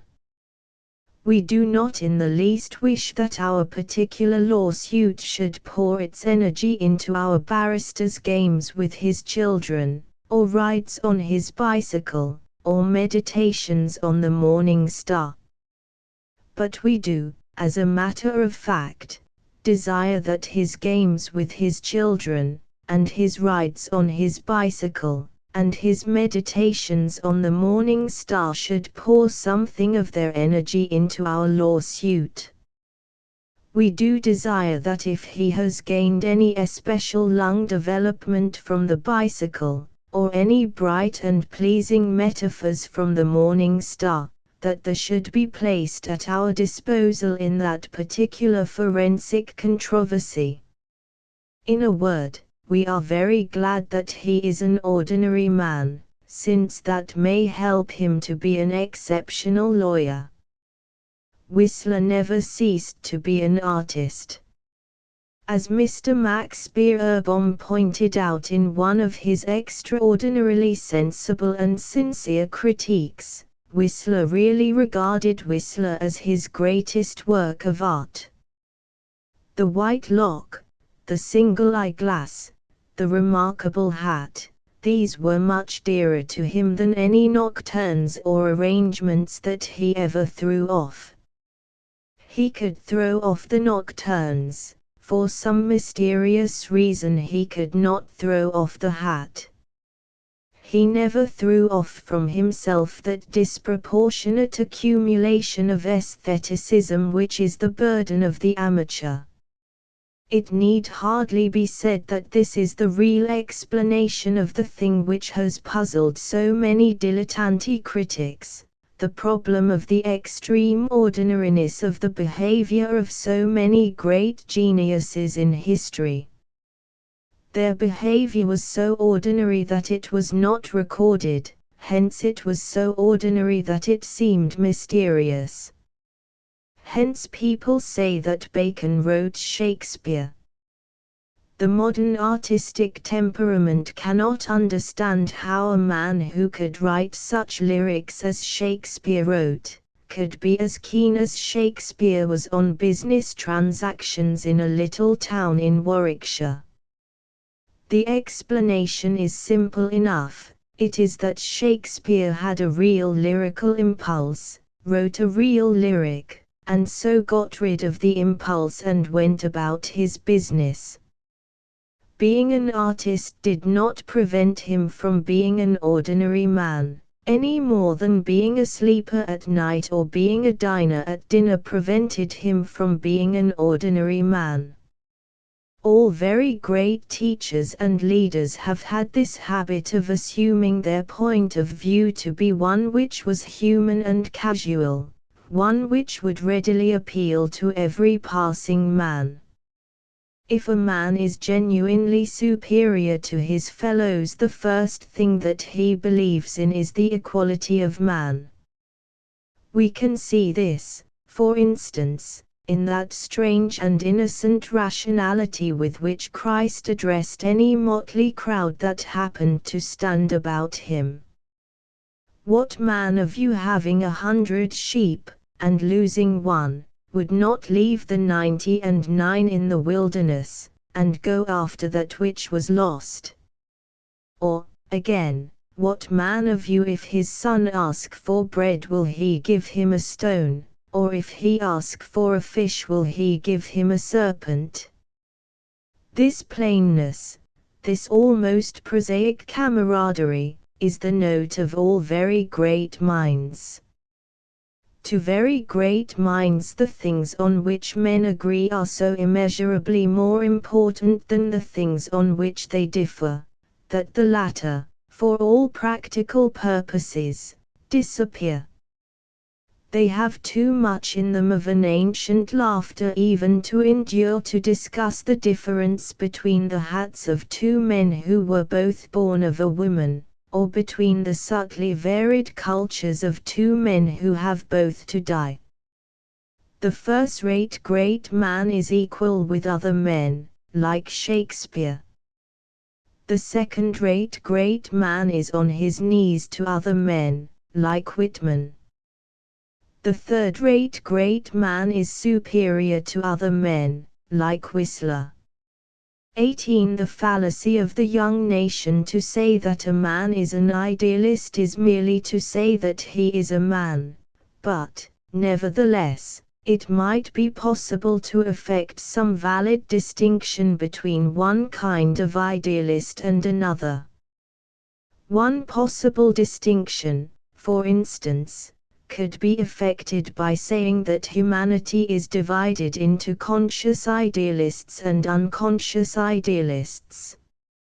In a similar way, humanity is divided into conscious ritualists and unconscious ritualists. The curious thing is, in that example as in others, that it is the conscious ritualism which is comparatively simple, the unconscious ritual which is really heavy and complicated. The ritual which is comparatively rude and straightforward is the ritual which people call ritualistic. It consists of plain things like bread and wine and fire, and men falling on their faces. But the ritual which is really complex, and many-colored, and elaborate, and needlessly formal, is the ritual which people enact without knowing it. It consists not of plain things like wine and fire, but of really peculiar, and local, and exceptional, and ingenious things, things like doormats, and doorknockers, and electric bells, and silk hats, and white ties, and shiny cards, and confetti. The truth is that the modern man scarcely ever gets back to very old and simple things except when he is performing some religious mummery. The modern man can hardly get away from ritual except by entering a ritualistic church. In the case of these old and mystical formalities, we can at least say that the ritual is not mere ritual, that the symbols employed are in most cases symbols which belong to a primary human poetry. The most ferocious opponent of the Christian ceremonials must admit that if Catholicism had not instituted the bread and wine, somebody else would most probably have done so. Anyone with a poetical instinct will admit that to the ordinary human instinct bread symbolizes something which cannot very easily be symbolized otherwise, that wine, to the ordinary human instinct, symbolizes something which cannot very easily be symbolized otherwise. But white ties in the evening are ritual, and nothing else but ritual. No one would pretend that white ties in the evening are primary and poetical. Nobody would maintain that the ordinary human instinct would in any age or country tend to symbolize the idea of evening by a white necktie. Rather, the ordinary human instinct would, I imagine, tend to symbolize evening by cravats with some of the colors of the sunset. Not white neckties, but tawny or crimson neckties, neckties of purple or olive, or some darkened gold. Mr. J. Kensett, for example, is under the impression that he is not a ritualist. But the daily life of Mr. J. Kensett, like that of any ordinary modern man, is, as a matter of fact, one continual and compressed catalogue of mystical mummery and flummery. To take one instance out of an inevitable 100, I imagine that Mr. Kensett takes off his hat to a lady, and what can be more solemn and absurd, considered in the abstract, than symbolizing the existence of the other sex by taking off a portion of your clothing and waving it in the air? This, I repeat, is not a natural and primitive symbol, like fire or food. A man might just as well have to take off his waistcoat to a lady, and if a man, by the social ritual of his civilization, had to take off his waistcoat to a lady, every chivalrous and sensible man would take off his waistcoat to a lady. In short, Mr. Kensett, and those who agree with him, may think, and quite sincerely think, that men give too much incense and ceremonial to their adoration of the other world. But nobody thinks that he can give too much incense and ceremonial to the adoration of this world. All men, then, are ritualists, but are either conscious or unconscious ritualists. The conscious ritualists are generally satisfied with a few very simple and elementary signs. The unconscious ritualists are not satisfied with anything short of the whole of human life, being almost insanely ritualistic. The first is called a ritualist because he invents and remembers one rite, the other is called an anti-ritualist because he obeys and forgets 1,000. And a somewhat similar distinction to this which I have drawn with some unavoidable length, between the conscious ritualist and the unconscious ritualist, exists between the conscious idealist and the unconscious idealist. It is idle to inveigh against cynics and materialists. There are no cynics, there are no materialists. Every man is idealistic, only it so often happens that he has the wrong ideal. Every man is incurably sentimental, but, unfortunately, it is so often a false sentiment. When we talk, for instance, of some unscrupulous commercial figure, and say that he would do anything for money, we use quite an inaccurate expression, and we slander him very much. He would not do anything for money. He would do some things for money. He would sell his soul for money, for instance, and, as Mirabeau humorously said, he would be quite wise to take money for muck. He would oppress humanity for money, but then it happens that humanity and the soul are not things that he believes in, they are not his ideals. But he has his own dim and delicate ideals, and he would not violate these for money. He would not drink out of the soup tureen, for money. He would not wear his coat tails in front, for money. He would not spread a report that he had softening of the brain, for money. In the actual practice of life we find, in the matter of ideals, exactly what we have already found in the matter of ritual. We find that while there is a perfectly genuine danger of fanaticism from the men who have unworldly ideals, the permanent and urgent danger of fanaticism is from the men who have worldly ideals.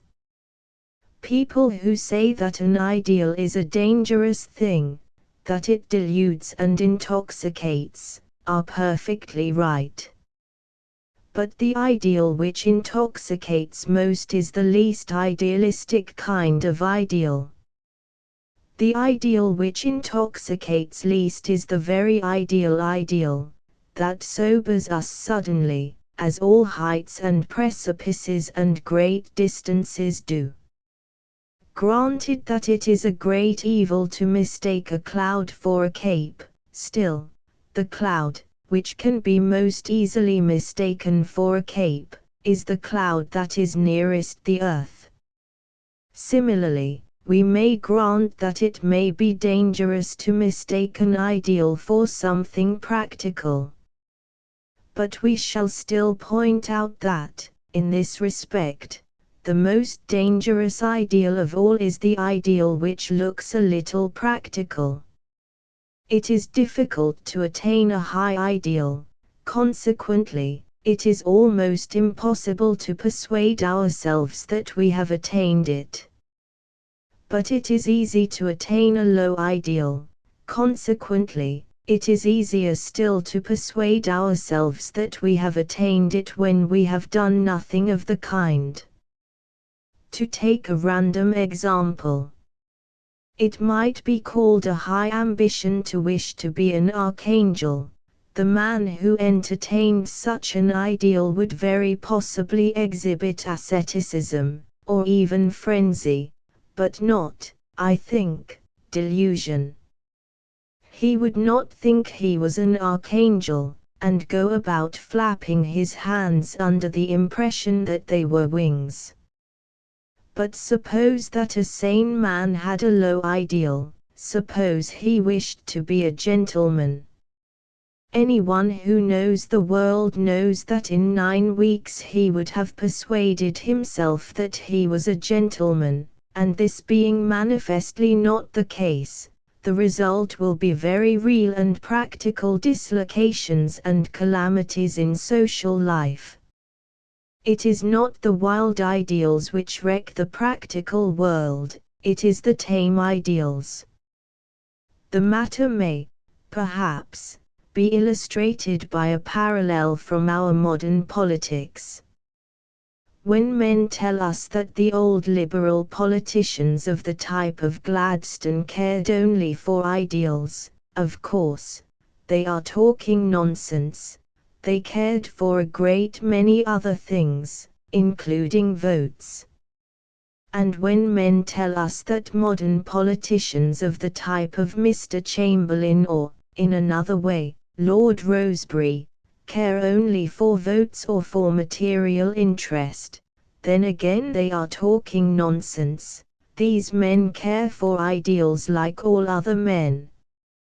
But the real distinction which may be drawn is this, that to the older politician the ideal was an ideal, and nothing else. To the new politician his dream is not only a good dream, it is a reality. The old politician would have said, it would be a good thing if there were a Republican federation dominating the world.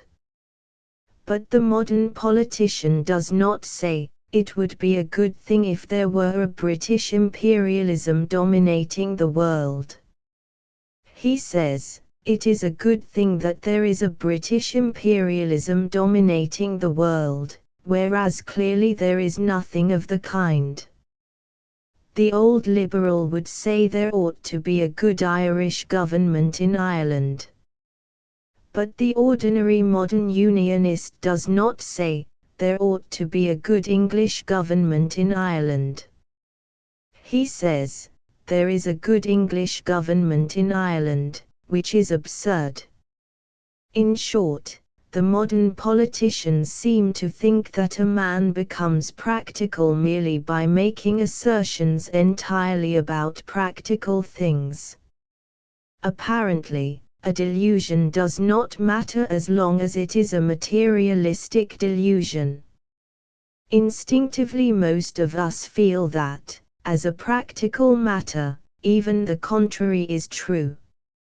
I certainly would much rather share my apartments with a gentleman who thought he was God than with a gentleman who thought he was a grasshopper. To be continually haunted by practical images and practical problems, to be constantly thinking of things as actual, as urgent, as in process of completion, these things do not prove a man to be practical. These things, indeed, are among the most ordinary signs of a lunatic. That our modern statesmen are materialistic is nothing against their being also morbid.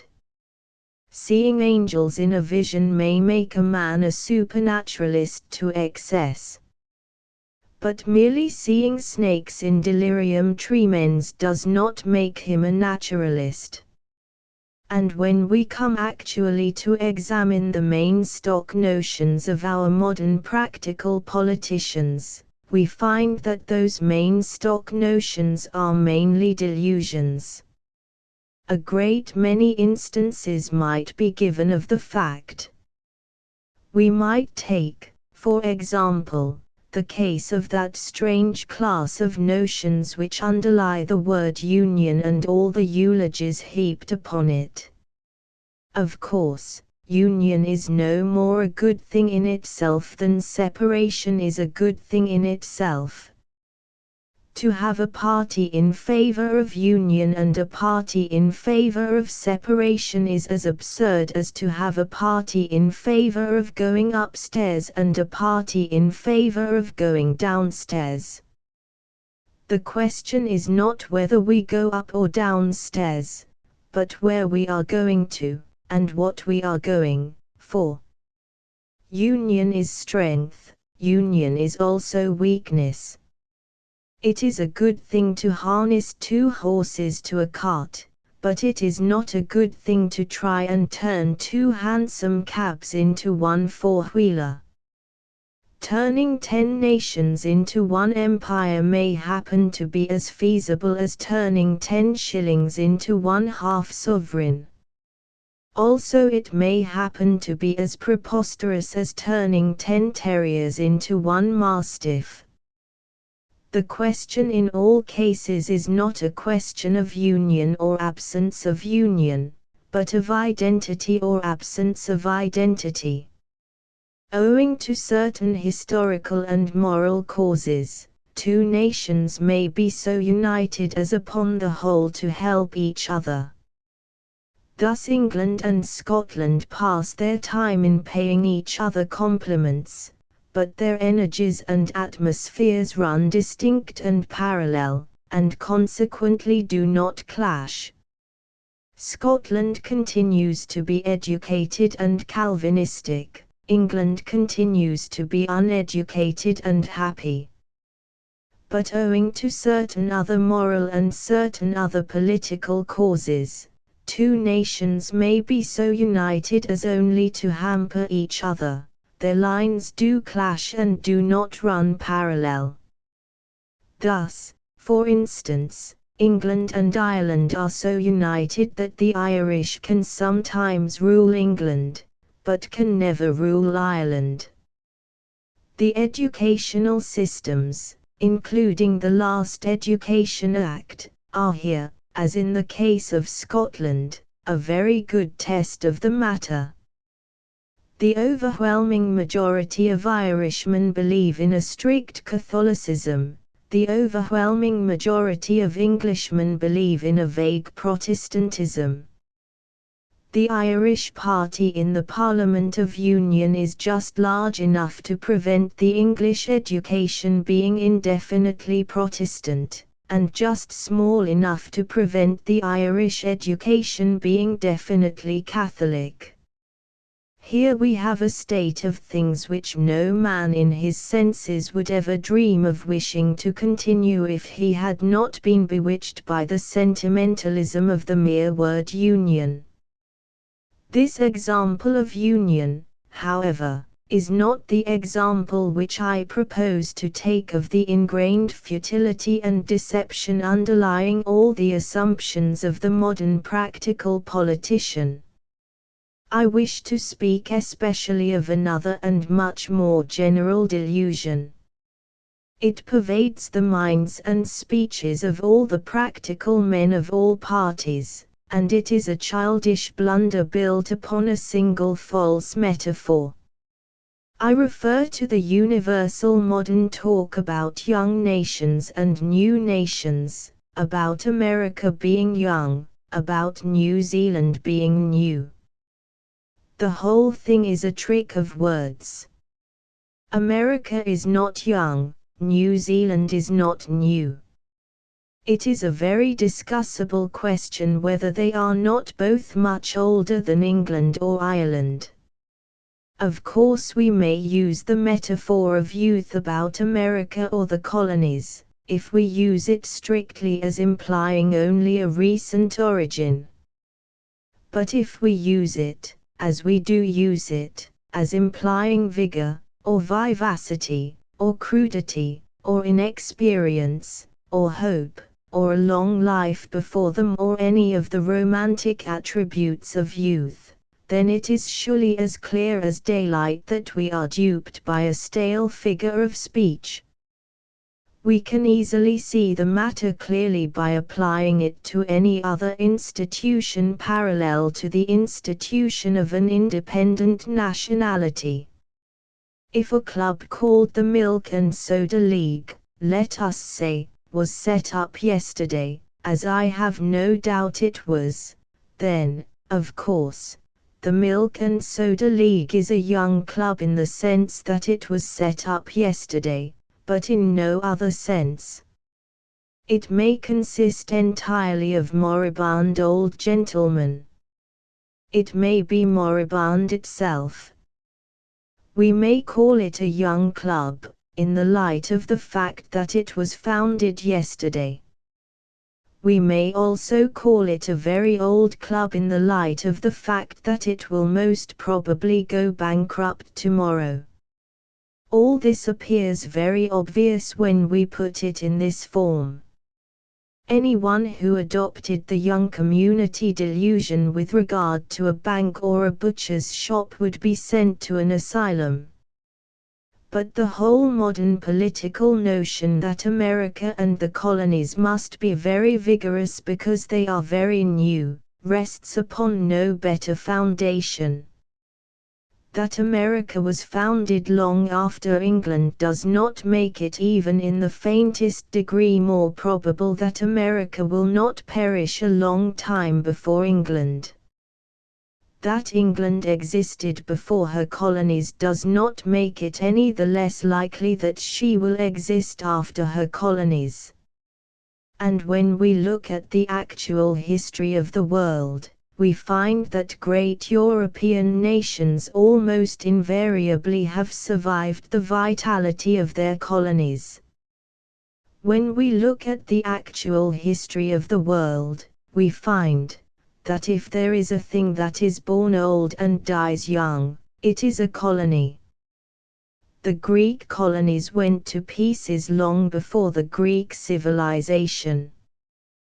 The Spanish colonies have gone to pieces long before the nation of Spain, nor does there seem to be any reason to doubt the possibility or even the probability of the conclusion that the colonial civilization, which owes its origin to England, will be much briefer and much less vigorous than the civilization of England itself. The English nation will still be going the way of all European nations when the Anglo-Saxon race has gone the way of all fads. Now, of course, the interesting question is, have we, in the case of America and the colonies, any real evidence of a moral and intellectual youth as opposed to the indisputable triviality of a merely chronological youth? Consciously or unconsciously, we know that we have no such evidence, and consciously or unconsciously, therefore, we proceed to make it up.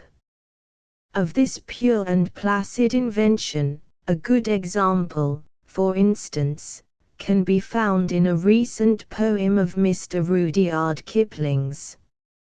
Speaking of the English people and the South African War, Mr. Kipling says that we fawned on the younger nations for the men that could shoot and ride. Some people considered this sentence insulting. All that I am concerned with at present is the evident fact that it is not true. The colonies provided very useful volunteer troops, but they did not provide the best troops, nor achieve the most successful exploits. The best work in the war on the English side was done, as might have been expected, by the best English regiments. The men who could shoot and ride were not the enthusiastic corn merchants from Melbourne, any more than they were the enthusiastic clerks from Cheapside. The men who could shoot and ride were the men who had been taught to shoot and ride in the discipline of the standing army of a great European power. Of course, the colonials are as brave and athletic as any other average white men. Of course, they acquitted themselves with reasonable credit. All I have here to indicate is that, for the purposes of this theory of the new nation, it is necessary to maintain that the colonial forces were more useful or more heroic than the gunners at Colenso or the Fighting Fifth. And of this contention there is not, and never has been, one stick or straw of evidence.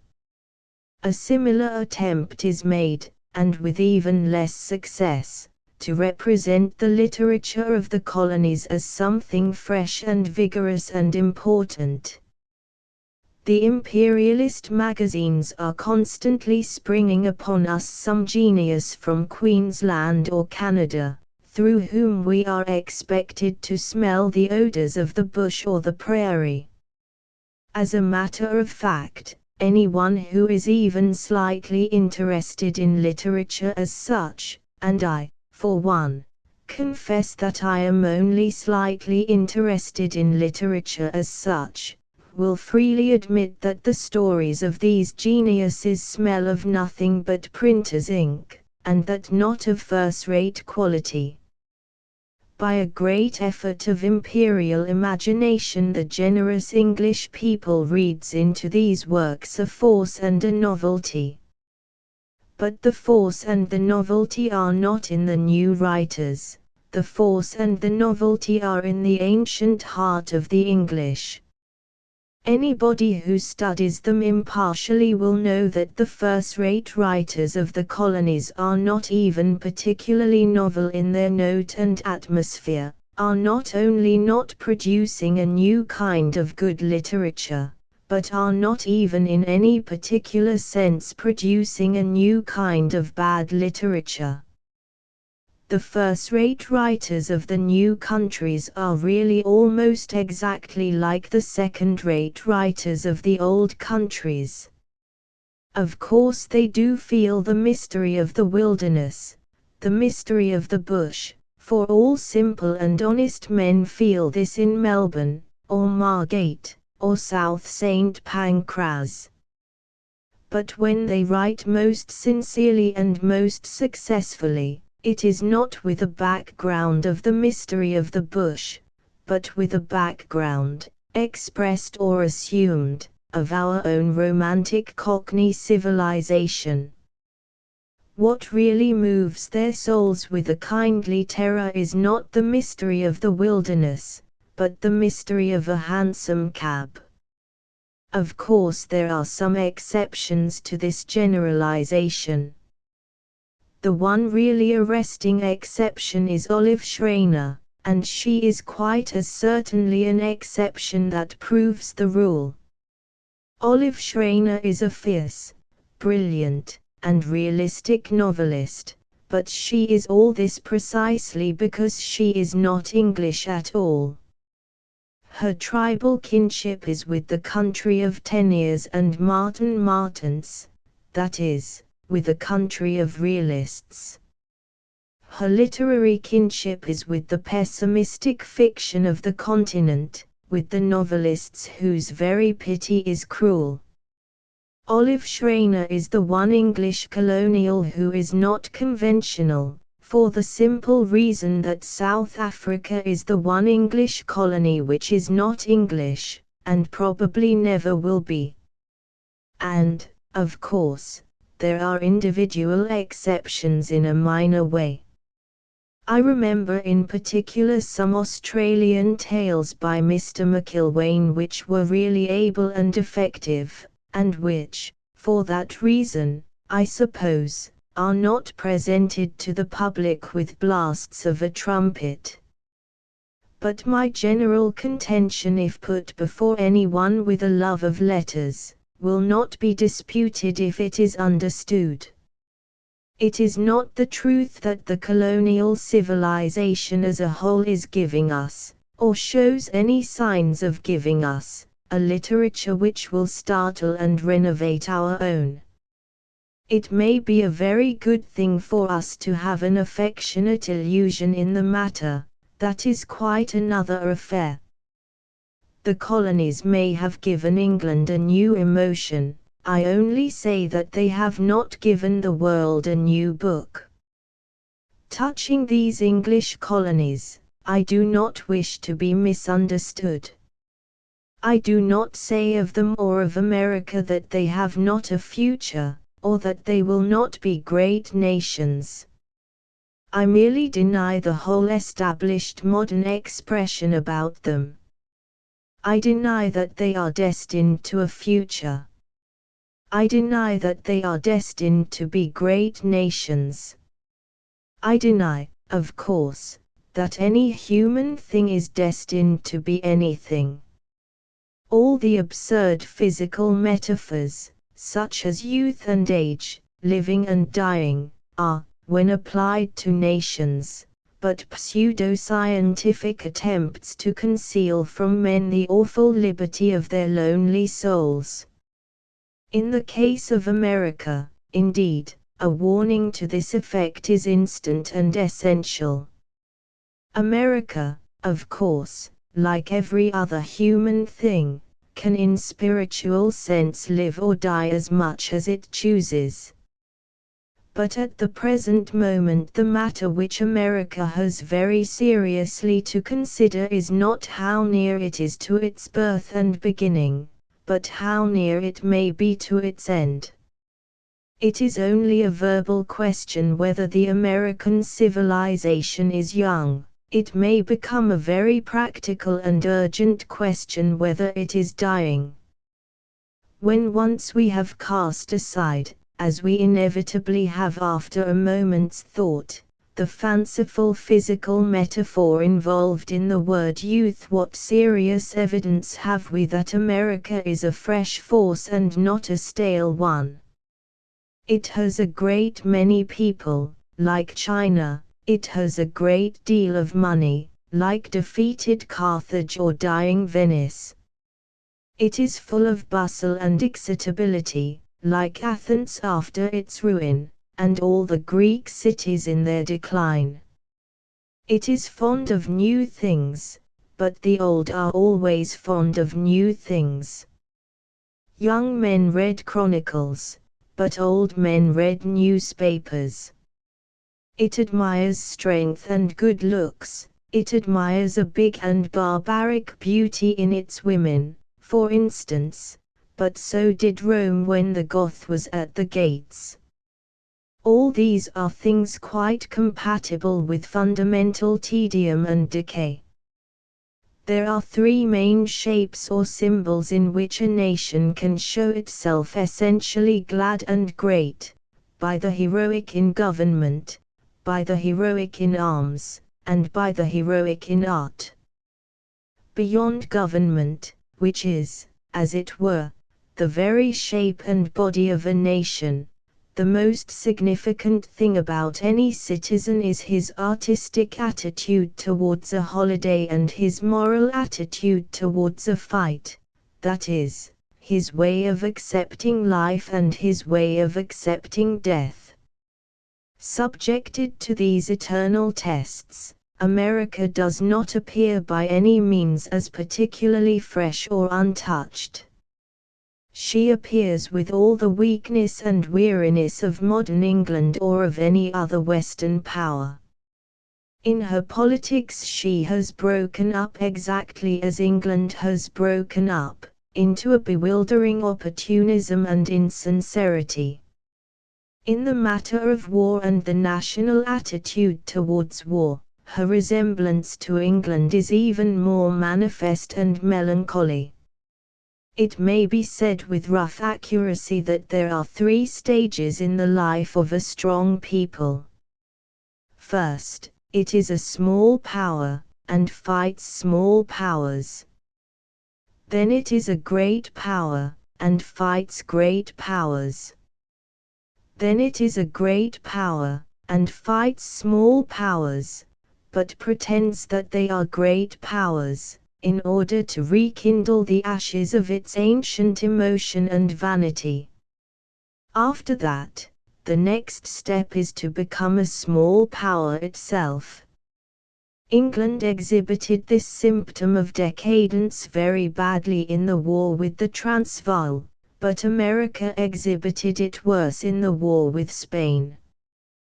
There was exhibited more sharply and absurdly than anywhere else the ironic contrast between the very careless choice of a strong line and the very careful choice of a weak enemy.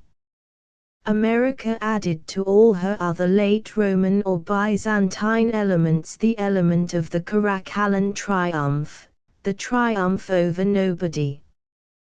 But when we come to the last test of nationality, the test of art and letters, the case is almost terrible.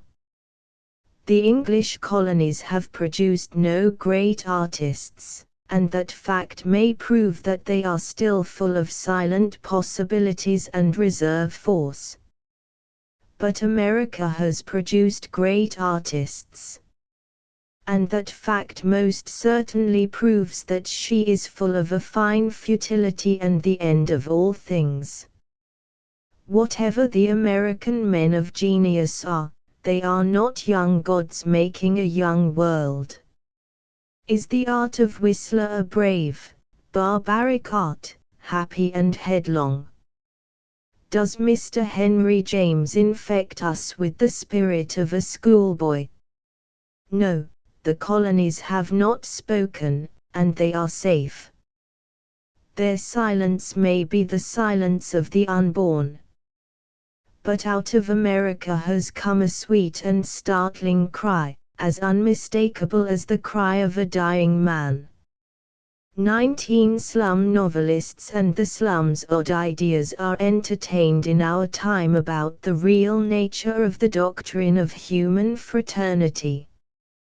The real doctrine is something which we do not, with all our modern humanitarianism, very clearly understand, much less very closely practice. There is nothing, for instance, particularly undemocratic about kicking your butler downstairs. It may be wrong, but it is not unfraternal.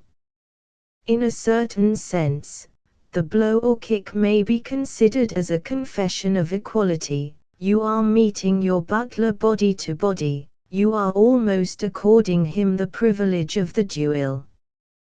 There is nothing undemocratic, though there may be something unreasonable, in expecting a great deal from the butler, and being filled with a kind of frenzy of surprise when he falls short of the divine stature. The thing which is really undemocratic and unfraternal is not to expect the butler to be more or less divine. The thing which is really undemocratic and unfraternal is to say, as so many modern humanitarians say, of course one must make allowances for those on a lower plane. All things considered indeed, it may be said, without undue exaggeration, that the really undemocratic and unfraternal thing is the common practice of not kicking the butler downstairs. It is only because such a vast section of the modern world is out of sympathy with the serious democratic sentiment that this statement will seem to many to be lacking in seriousness. Democracy is not philanthropy, it is not even altruism or social reform. Democracy is not founded on pity for the common man. Democracy is founded on reverence for the common man, or, if you will, even on fear of him. It does not champion man because man is so miserable, but because man is so sublime. It does not object so much to the ordinary man being a slave as to his not being a king, for its dream is always the dream of the first Roman Republic, a nation of kings. Next to a genuine republic, the most democratic thing in the world is a hereditary despotism. I mean a despotism in which there is absolutely no trace whatever of any nonsense about intellect or special fitness for the post. Rational despotism, that is, selective despotism, is always a curse to mankind, because with that you have the ordinary man misunderstood and misgoverned by some prig who has no brotherly respect for him at all. But irrational despotism is always democratic, because it is the ordinary man enthroned. The worst form of slavery is that which is called Caesarism, or the choice of some bold or brilliant man as despot because he is suitable. For that means that men choose a representative, not because he represents them, but because he does not. Men trust an ordinary man like George III or William IV. Because they are themselves ordinary men and understand him. Men trust an ordinary man because they trust themselves. But men trust a great man because they do not trust themselves. And hence the worship of great men always appears in times of weakness and cowardice, we never hear of great men until the time when all other men are small. Hereditary despotism is, then, in essence and sentiment democratic because it chooses from mankind at random. If it does not declare that every man may rule, it declares the next most democratic thing, it declares that any man may rule. Hereditary aristocracy is a far worse and more dangerous thing, because the numbers and multiplicity of an aristocracy make it sometimes possible for it to figure as an aristocracy of intellect. Some of its members will presumably have brains, and thus they, at any rate, will be an intellectual aristocracy within the social one. They will rule the aristocracy by virtue of their intellect, and they will rule the country by virtue of their aristocracy. Thus a double falsity will be set up, and millions of the images of God, who, fortunately for their wives and families, are neither gentlemen nor clever men, will be represented by a man like Mr. Balfour or Mr. Wyndham, because he is too gentlemanly to be called merely clever, and just too clever to be called merely a gentleman. But even an hereditary aristocracy may exhibit, by a sort of accident, from time to time some of the basically democratic quality which belongs to a hereditary despotism. It is amusing to think how much conservative ingenuity has been wasted in the defense of the House of Lords by men who were desperately endeavoring to prove that the House of Lords consisted of clever men. There is one really good defense of the House of Lords, though admirers of the peerage are strangely coy about using it, and that is, that the House of Lords, in its full and proper strength, consists of stupid men. It really would be a plausible defense of that otherwise indefensible body to point out that the clever men in the Commons, who owed their power to cleverness, ought in the last resort to be checked by the average man in the Lords, who owed their power to accident. Of course, there would be many answers to such a contention, as, for instance, that the House of Lords is largely no longer a House of Lords, but a house of tradesmen and financiers, or that the bulk of the commonplace nobility do not vote, and so leave the chamber to the prigs and the specialists and the mad old gentlemen with hobbies. But on some occasions the House of Lords, even under all these disadvantages, is in some sense representative. When all the peers flocked together to vote against Mr. Gladstone's second Home Rule Bill, for instance, those who said that the peers represented the English people, were perfectly right.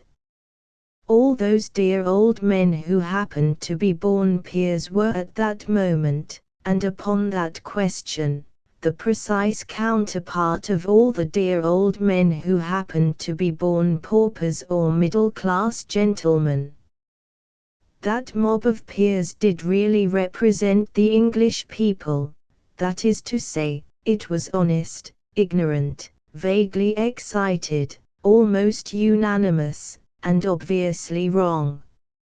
Of course, rational democracy is better as an expression of the public will than the haphazard hereditary method. While we are about having any kind of democracy, let it be rational democracy. But if we are to have any kind of oligarchy, let it be irrational oligarchy. Then at least we shall be ruled by men. But the thing which is really required for the proper working of democracy is not merely the democratic system, or even the democratic philosophy, but the democratic emotion.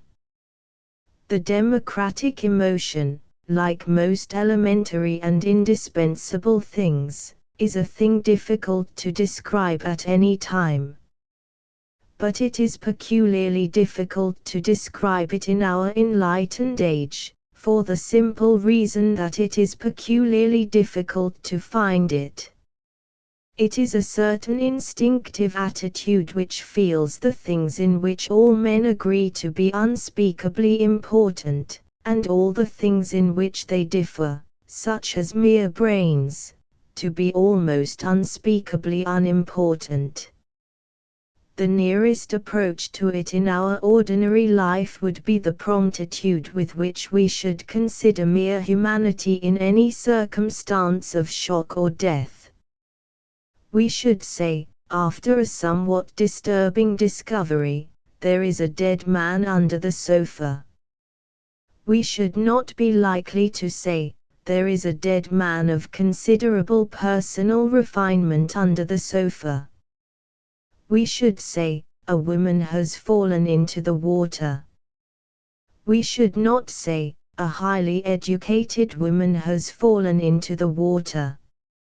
Nobody would say, there are the remains of a clear thinker in your back garden. Nobody would say, unless you hurry up and stop him, a man with a very fine ear for music will have jumped off that cliff. But this emotion, which all of us have in connection with such things as birth and death, is to some people native and constant at all ordinary times and in all ordinary places. It was native to Saint Francis of Assisi. It was native to Walt Whitman.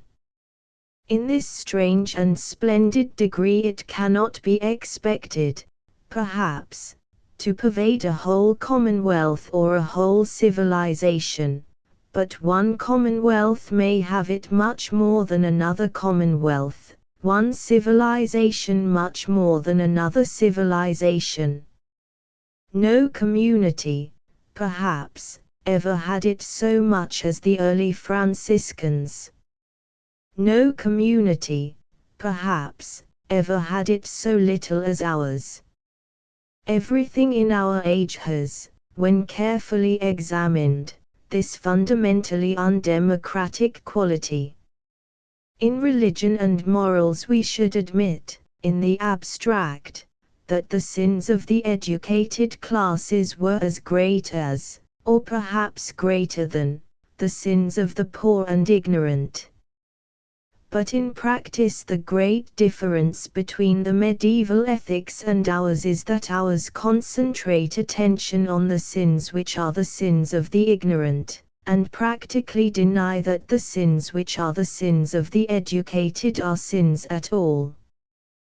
We are always talking about the sin of intemperate drinking, because it is quite obvious that the poor have it more than the rich. But we are always denying that there is any such thing as the sin of pride, because it would be quite obvious that the rich have it more than the poor. We are always ready to make a saint or prophet of the educated man who goes into cottages to give a little kindly advice to the uneducated. But the medieval idea of a saint or prophet was something quite different. The medieval saint or prophet was an uneducated man who walked into grand houses to give a little kindly advice to the educated. The old tyrants had enough insolence to despoil the poor, but they had not enough insolence to preach to them. It was the gentleman who oppressed the slums, but it was the slums that admonished the gentleman. And just as we are undemocratic in faith and morals, so we are, by the very nature of our attitude in such matters, undemocratic in the tone of our practical politics. It is a sufficient proof that we are not an essentially democratic state that we are always wondering what we shall do with the poor. If we were democrats, we should be wondering what the poor will do with us. With us the governing class is always saying to itself, what laws shall we make? In a purely democratic state it would be always saying, what laws can we obey? A purely democratic state perhaps there has never been. But even the feudal ages were in practice thus far democratic, that every feudal potentate knew that any laws which he made would in all probability return upon himself. His feathers might be cut off for breaking a sumptuary law. His head might be cut off for high treason. But the modern laws are almost always laws made to affect the governed class, but not the governing. We have public house licensing laws, but not sumptuary laws. That is to say, we have laws against the festivity and hospitality of the poor, but no laws against the festivity and hospitality of the rich. We have laws against blasphemy, that is, against a kind of coarse and offensive speaking in which nobody but a rough and obscure man would be likely to indulge. But we have no laws against heresy, that is, against the intellectual poisoning of the whole people, in which only a prosperous and prominent man would be likely to be successful. The evil of aristocracy is not that it necessarily leads to the infliction of bad things or the suffering of sad ones. The evil of aristocracy is that it places everything in the hands of a class of people who can always inflict what they can never suffer.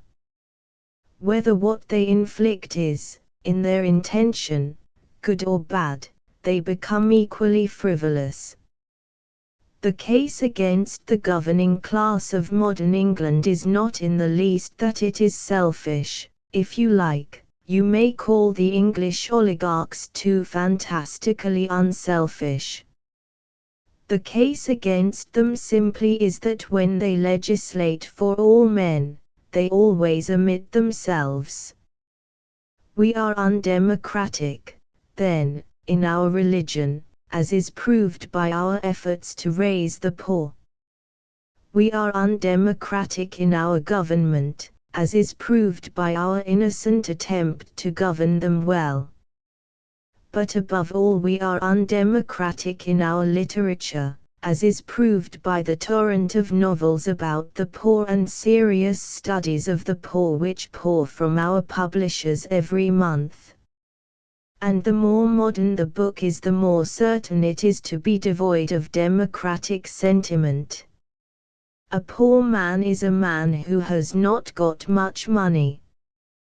This may seem a simple and unnecessary description, but in the face of a great mass of modern fact and fiction, it seems very necessary indeed. Most of our realists and sociologists talk about a poor man as if he were an octopus or an alligator. There is no more need to study the psychology of poverty than to study the psychology of bad temper, or the psychology of vanity, or the psychology of animal spirits. A man ought to know something of the emotions of an insulted man, not by being insulted, but simply by being a man. And he ought to know something of the emotions of a poor man, not by being poor, but simply by being a man. Therefore, in any writer who is describing poverty, my first objection to him will be that he has studied his subject. A Democrat would have imagined it. A great many hard things have been said about religious slumming and political or social slumming, but surely the most despicable of all is artistic slumming.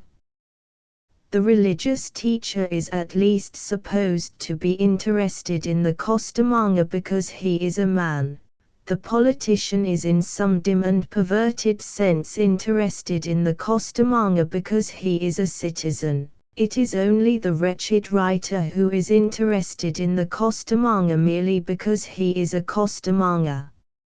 Nevertheless, so long as he is merely seeking impressions, or in other words copy, his trade, though dull, is honest. But when he endeavors to represent that he is describing the spiritual core of a costermonger, his dim vices and his delicate virtues, then we must object that his claim is preposterous. We must remind him that he is a journalist and nothing else. He has far less psychological authority even than the foolish missionary. For he is in the literal and derivative sense a journalist, while the missionary is an eternalist. The missionary at least pretends to have a version of the man's lot for all time, the journalist only pretends to have a version of it from day to day. The missionary comes to tell the poor man that he is in the same condition with all men. The journalist comes to tell other people how different the poor man is from everybody else. If the modern novels about the slums, such as novels of Mr. Arthur Morrison, or the exceedingly able novels of Mr. Somerset Maugham, are intended to be sensational, I can only say that that is a noble and reasonable object, and that they attain it. A sensation, a shock to the imagination, like the contact with cold water, is always a good and exhilarating thing, and, undoubtedly, men will always seek this sensation, among other forms, in the form of the study of the strange antics of remote or alien peoples. In the 12th century men obtained this sensation by reading about dog-headed men in Africa. In the 20th century they obtained it by reading about pig-headed boars in Africa. The men of the 20th century were certainly, it must be admitted, somewhat the more credulous of the two. For it is not recorded of the men in the 12th century that they organized a sanguinary crusade solely for the purpose of altering the singular formation of the heads of the Africans.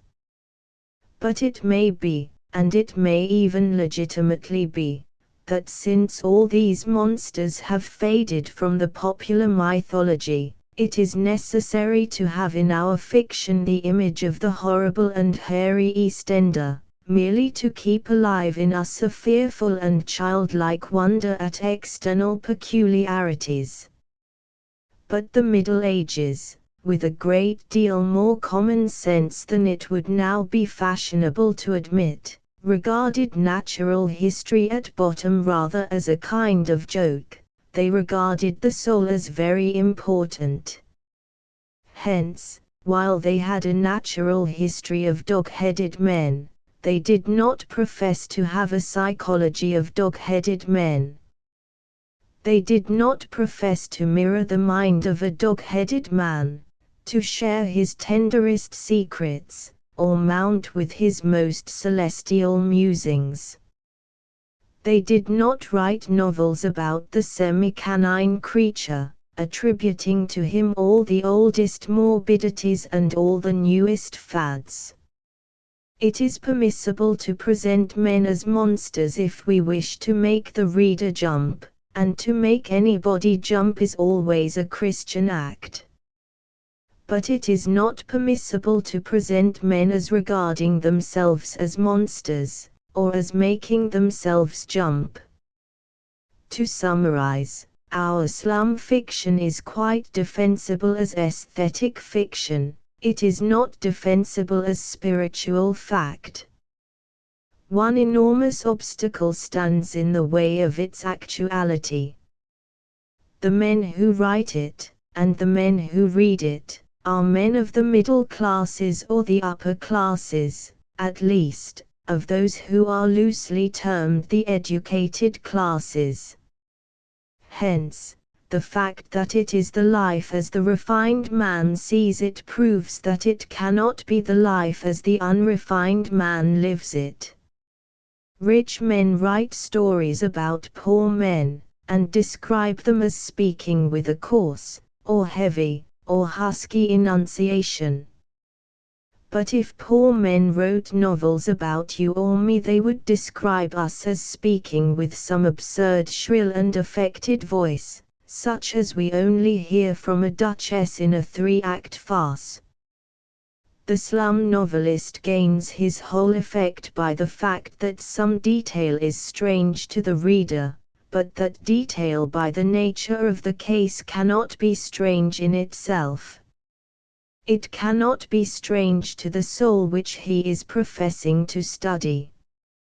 The slum novelist gains his effects by describing the same grey mist as draping the dingy factory and the dingy tavern. But to the man he is supposed to be studying there must be exactly the same difference between the factory and the tavern that there is to a middle-class man between a late night at the office and a supper at Pagani's. The slum novelist is content with pointing out that to the eye of his particular class a pickaxe looks dirty and a pewter pot looks dirty. But the man he is supposed to be studying sees the difference between them exactly as a clerk sees the difference between a ledger and an edition deluxe. The chiaroscuro of the life is inevitably lost, for to us the highlights and the shadows are a light grey. But the highlights and the shadows are not a light grey in that life any more than in any other. The kind of man who could really express the pleasures of the poor would be also the kind of man who could share them. In short, these books are not a record of the psychology of poverty. They are a record of the psychology of wealth and culture when brought in contact with poverty. They are not a description of the state of the slums. They are only a very dark and dreadful description of the state of the slummers. One might give innumerable examples of the essentially unsympathetic and unpopular quality of these realistic writers. But perhaps the simplest and most obvious example with which we could conclude is the mere fact that these writers are realistic. The poor have many other vices, but, at least, they are never realistic. The poor are melodramatic and romantic in grain. The poor all believe in high moral platitudes and copybook maxims. Probably this is the ultimate meaning of the great saying, "Blessed are the poor." Blessed are the poor, for they are always making life, or trying to make life like an Adelphi play. Some innocent educationalists and philanthropists, for even philanthropists can be innocent, have expressed a grave astonishment that the masses prefer shilling shockers to scientific treatises and melodramas to problem plays. The reason is very simple. The realistic story is certainly more artistic than the melodramatic story. If what you desire is deft handling, delicate proportions, a unit of artistic atmosphere, the realistic story has a full advantage over the melodrama. In everything that is light and bright and ornamental, the realistic story has a full advantage over the melodrama. But, at least, the melodrama has one indisputable advantage over the realistic story. The melodrama is much more like life. It is much more like man, and especially the poor man. It is very banal and very inartistic when a poor woman at the Adelphi says, "Do you think I will sell my own child?" But poor women in the Battersea High Road do say, Do you think I will sell my own child? They say it on every available occasion. You can hear a sort of murmur or babble of it all the way down the street. It is very stale and weak dramatic art, if that is all, when the workman confronts his master and says, "I'm a man." But a workman does say "I'm a man" 2 or 3 times every day. In fact, it is tedious, possibly, to hear poor men being melodramatic behind the footlights, but that is because one can always hear them being melodramatic in the street outside. In short, melodrama, if it is dull because it is too accurate. Somewhat the same problem exists in the case of stories about schoolboys. Mr. Kipling's Storky and Company is much more amusing, if you are talking about amusement, than the late Dean Farrar's Eric, or Little by Little. But Eric is immeasurably more like real school life. For real school life, real boyhood, is full of the things of which Eric is full: priggishness, a crude piety, a silly sin, a weak but continual attempt at the heroic, in a word, melodrama.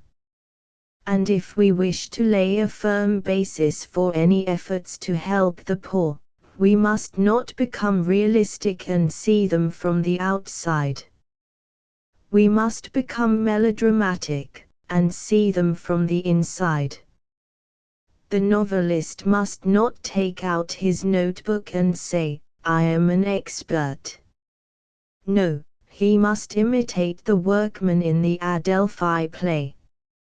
He must slap himself on the chest and say, "I am a man." XX concluding remarks on the importance of orthodoxy. Whether the human mind can advance or not, is a question too little discussed, for nothing can be more dangerous than to found our social philosophy on any theory which is debatable but has not been debated. But if we assume, for the sake of argument, that there has been in the past, or will be in the future, such a thing as a growth or improvement of the human mind itself, there still remains a very sharp objection to be raised against the modern version of that improvement. The vice of the modern notion of mental progress is that it is always something concerned with the breaking of bonds, the effacing of boundaries, the casting away of dogmas. But if there be such a thing as mental growth, it must mean the growth into more and more definite convictions, into more and more dogmas. The human brain is a machine for coming to conclusions. If it cannot come to conclusions, it is rusty. When we hear of a man too clever to believe, we are hearing of something having almost the character of a contradiction in terms. It is like hearing of a nail that was too good to hold down a carpet, or a bolt that was too strong to keep a door shut. Man can hardly be defined, after the fashion of Carlyle, as an animal who makes tools. Ants and beavers and many other animals make tools, in the sense that they make an apparatus. Man can be defined as an animal that makes dogmas. As he piles doctrine on doctrine and conclusion on conclusion in the formation of some tremendous scheme of philosophy and religion, he is, in the only legitimate sense of which the expression is capable, becoming more and more human. When he drops one doctrine after another in a refined skepticism, when he declines to tie himself to a system, when he says that he has outgrown definitions, when he says that he disbelieves in finality, when, in his own imagination, he sits as God, holding no form of creed but contemplating all, then he is by that very process sinking slowly backwards into the vagueness of the vagrant animals and the unconsciousness of the grass. Trees have no dogmas. Turnips are singularly broad-minded.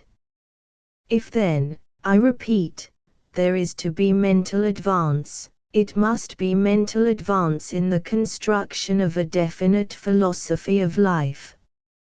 And that philosophy of life must be right and the other philosophies wrong. Now of all, or nearly all, the able modern writers whom I have briefly studied in this book, this is especially and pleasingly true, that they do each of them have a constructive and affirmative view, and that they do take it seriously and ask us to take it seriously. There is nothing merely skeptically progressive about Mr. Rudyard Kipling. There is nothing in the least broad-minded about Mr. Bernard Shaw. The paganism of Mr. Lowes Dickinson is more grave than any Christianity. Even the opportunism of Mr. H. G. Wells is more dogmatic than the idealism of anybody else. Somebody complained, I think, to Matthew Arnold that he was getting as dogmatic as Carlyle. He replied, that may be true, but you overlook an obvious difference. I am dogmatic and right, and Carlyle is dogmatic and wrong. The strong humor of the remark ought not to disguise from us its everlasting seriousness and common sense. No man ought to write at all, or even to speak at all, unless he thinks that he is in truth and the other man in error. In similar style, I hold that I am dogmatic and right, while Mr. Shaw is dogmatic and wrong. But my main point, at present, is to notice that the chief among these writers I have discussed do most sanely and courageously offer themselves as dogmatists, as founders of a system. It may be true that the thing in Mr. Shaw most interesting to me, is the fact that Mr. Shaw is wrong. But it is equally true that the thing in Mr. Shaw most interesting to himself, is the fact that Mr. Shaw is right. Mr. Shaw may have none with him but himself, but it is not for himself he cares. It is for the vast and universal Church, of which he is the only member. The two typical men of genius whom I have mentioned here, and with whose names I have begun this book, are very symbolic, if only because they have shown that the fiercest dogmatists can make the best artists. In the Findersical atmosphere everyone was crying out that literature should be free from all causes and all ethical creeds. Art was to produce only exquisite workmanship, and it was especially the note of those days to demand brilliant plays and brilliant short stories. And when they got them from a couple of moralists. The best short stories were written by a man trying to preach imperialism. The best plays were written by a man trying to preach socialism. All the art of all the artists looked tiny and tedious beside the art which was a byproduct of propaganda. The reason, indeed, is very simple. A man cannot be wise enough to be a great artist without being wise enough to wish to be a philosopher. A man cannot have the energy to produce good art without having the energy to wish to pass beyond it. A small artist is content with art, a great artist is content with nothing except everything. So we find that when real forces, good or bad, like Kipling and GBS, enter our arena, they bring with them not only startling and arresting art, but very startling and arresting dogmas. And they care even more, and desire us to care even more, about their startling and arresting dogmas than about their startling and arresting art. Mr. Shaw is a good dramatist, but what he desires more than anything else to be is a good politician. Mr. Rudyard Kipling is by divine caprice and natural genius an unconventional poet, but what he desires more than anything else to be is a conventional poet. He desires to be the poet of his people, bone of their bone, and flesh of their flesh, understanding their origins, celebrating their destiny.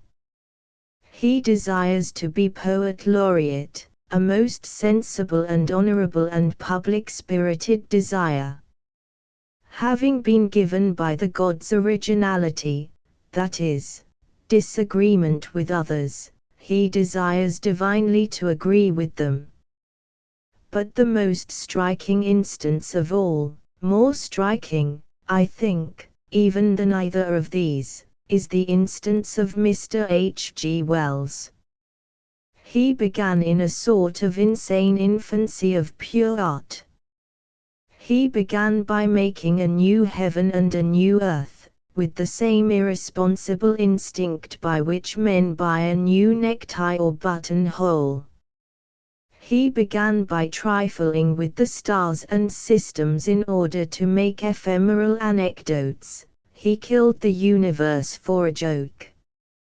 He has since become more and more serious, and has become, as men inevitably do when they become more and more serious, more and more parochial.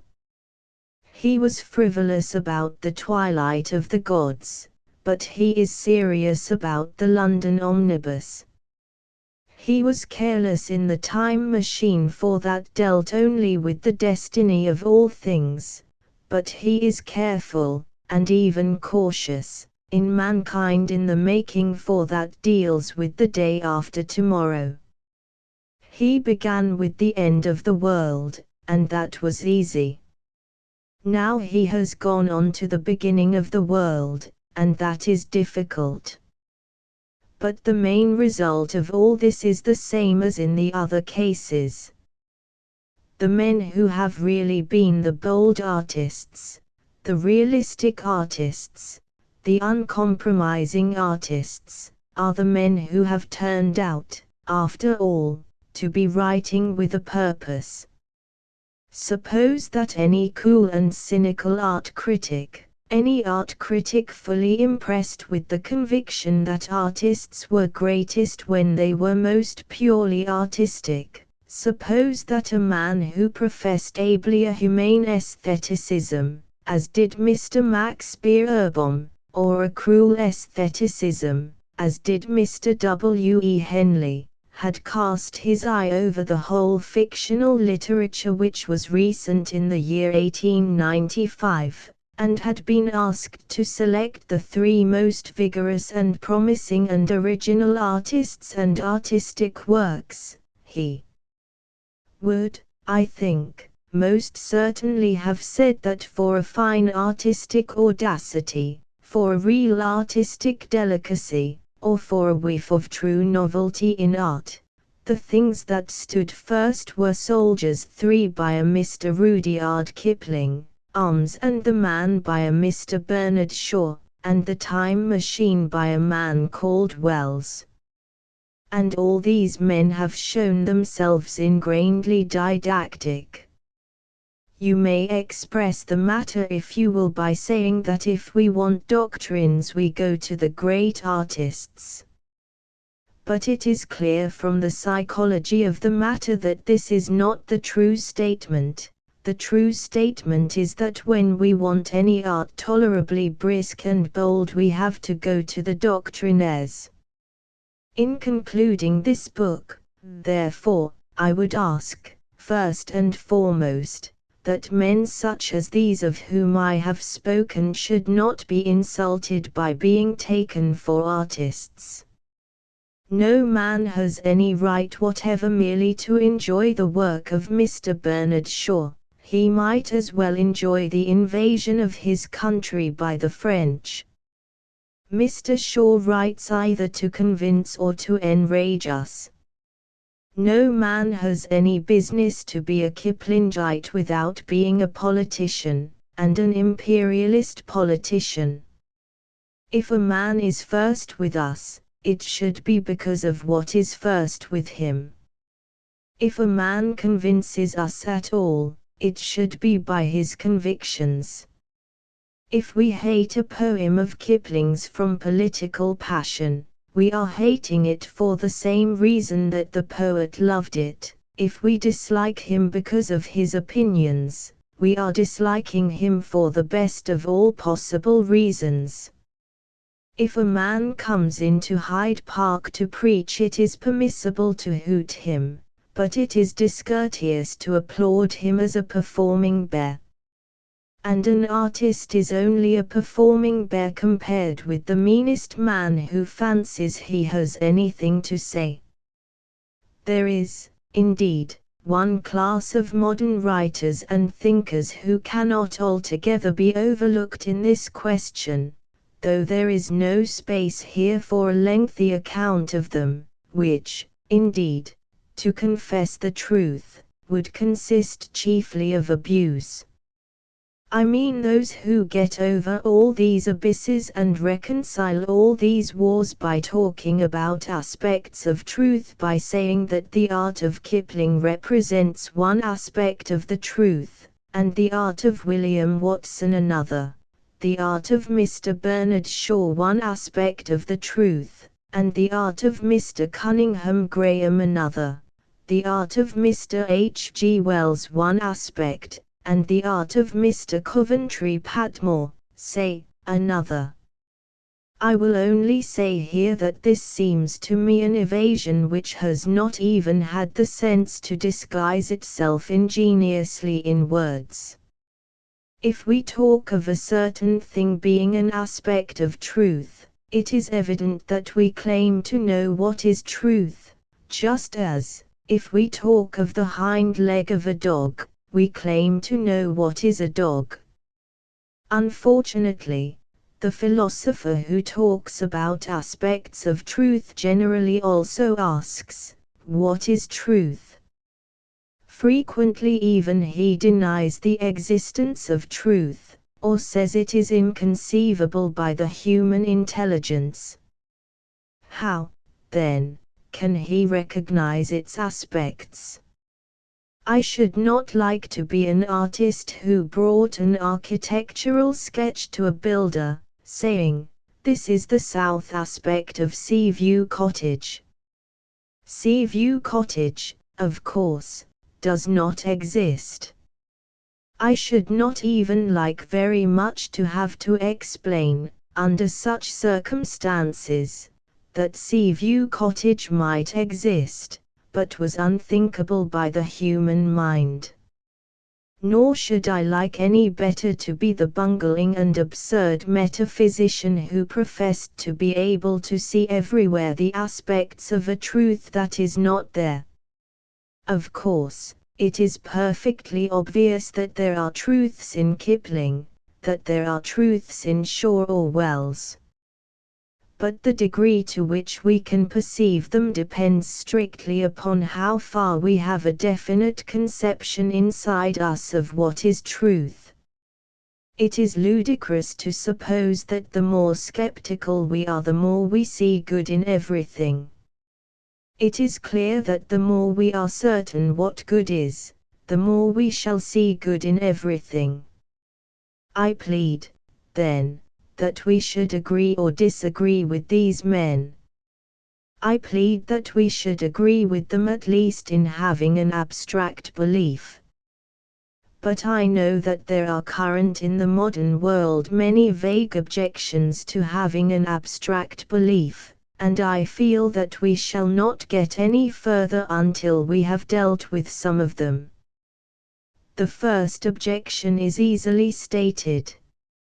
A common hesitation in our day touching the use of extreme convictions is a sort of notion that extreme convictions, specially upon cosmic matters, have been responsible in the past for the thing which is called bigotry. But a very small amount of direct experience will dissipate this view. In real life, the people who are most bigoted are the people who have no convictions at all. The economists of the Manchester School who disagree with socialism take socialism seriously. It is the young man in Bond Street, who does not know what socialism means, much less whether he agrees with it, who is quite certain that these socialist fellows are making a fuss about nothing. The man who understands the Calvinist philosophy enough to agree with it must understand the Catholic philosophy in order to disagree with it. It is the vague modern who is not at all certain what is right who is most certain that Dante was wrong. The serious opponent of the Latin Church in history, even in the act of showing that it produced great infamies, must know that it produced great saints. It is the hard-headed stockbroker, who knows no history and believes no religion, who is, nevertheless, perfectly convinced that all these priests are knaves. The Salvationist at the Marble Arch may be bigoted, but he is not too bigoted to yearn from a common human kinship after the dandy on church parade. But the dandy on church parade is so bigoted that he does not in the least yearn after the Salvationist at the Marble Arch. Bigotry may be roughly defined as the anger of men who have no opinions. It is the resistance offered to definite ideas by that vague bulk of people whose ideas are indefinite to excess. Bigotry may be called the appalling frenzy of the indifferent. This frenzy of the indifferent is in truth a terrible thing. It has made all monstrous and widely pervading persecutions. In this degree it was not the people who cared who ever persecuted, the people who cared were not sufficiently numerous. It was the people who did not care who filled the world with fire and oppression. It was the hands of the indifferent that lit the faggots, it was the hands of the indifferent that turned the rack. There have come some persecutions out of the pain of a passionate certainty, but these produced, not bigotry, but fanaticism, a very different and a somewhat admirable thing. Bigotry in the main has always been the pervading omnipotence of those who do not care, crushing out those who care in darkness and blood. There are people, however, who dig somewhat deeper than this into the possible evils of dogma. It is felt by many that strong philosophical conviction, while it does not, as they perceive, produce that sluggish and fundamentally frivolous condition which we call bigotry, does produce a certain concentration, exaggeration, and moral impatience, which we may agree to call fanaticism. They say, in brief, that ideas are dangerous things. In politics, for example, it is commonly urged against a man like Mr. Balfour, or against a man like Mr. John Morley, that a wealth of ideas is dangerous. The true doctrine on this point, again, is surely not very difficult to state. Ideas are dangerous, but the man to whom they are least dangerous is the man of ideas. He is acquainted with ideas, and moves among them like a lion tamer. Ideas are dangerous, but the man to whom they are most dangerous is the man of no ideas. The man of no ideas will find the first idea fly to his head like wine to the head of a teetotaler. It is a common error, I think, among the radical idealists of my own party and period to suggest that financiers and businessmen are a danger to the empire because they are so sordid or so materialistic. The truth is that financiers and businessmen are a danger to the empire because they can be sentimental about any sentiment, and idealistic about any ideal that they find lying about. Just as a boy who has not known much of women is apt too easily to take a woman for the woman, so these practical men, unaccustomed to causes, are always inclined to think that if a thing is proved to be an ideal, it is proved to be the ideal. Many, for example, avowedly followed Cecil Rhodes because he had a vision. They might as well have followed him because he had a nose. A man without some kind of dream of perfection is quite as much of a monstrosity as a noseless man. People say of such a figure, in almost feverish whispers, he knows his own mind, which is exactly like saying in equally feverish whispers, he blows his own nose. Human nature simply cannot subsist without a hope and aim of some kind, as the sanity of the Old Testament truly said, "Where there is no vision the people perisheth." But it is precisely because an ideal is necessary to man that the man without ideals is in permanent danger of fanaticism. There is nothing which is so likely to leave a man open to the sudden and irresistible inroad of an unbalanced vision as the cultivation of business habits. All of us know angular businessmen who think that the earth is flat, or that Mr. Kruger was at the head of a great military despotism, or that men are graminivorous, or that Bacon wrote Shakespeare. Religious and philosophical beliefs are, indeed, as dangerous as fire, and nothing can take from them that beauty of danger.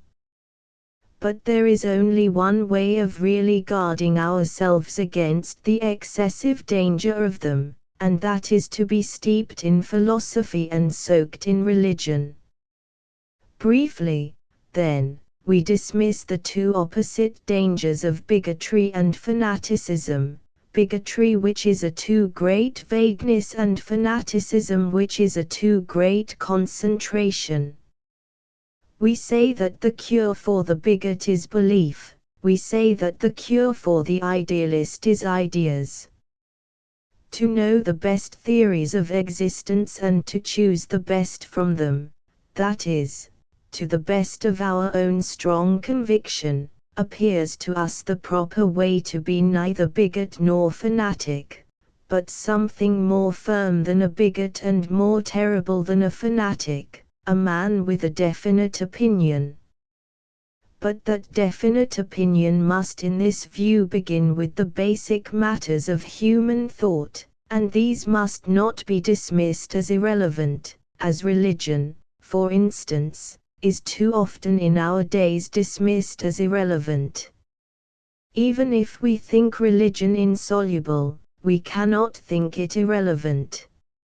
Even if we ourselves have no view of the ultimate verities, we must feel that wherever such a view exists in a man it must be more important than anything else in him.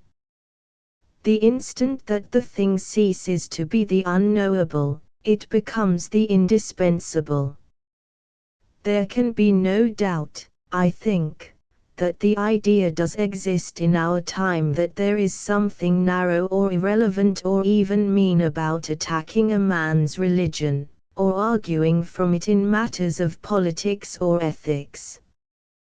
There can be quite as little doubt that such an accusation of narrowness is itself almost grotesquely narrow. To take an example from comparatively current events, We all know that it was not uncommon for a man to be considered a scarecrow of bigotry and obscurantism because he distrusted the Japanese, or lamented the rise of the Japanese, on the ground that the Japanese were pagans.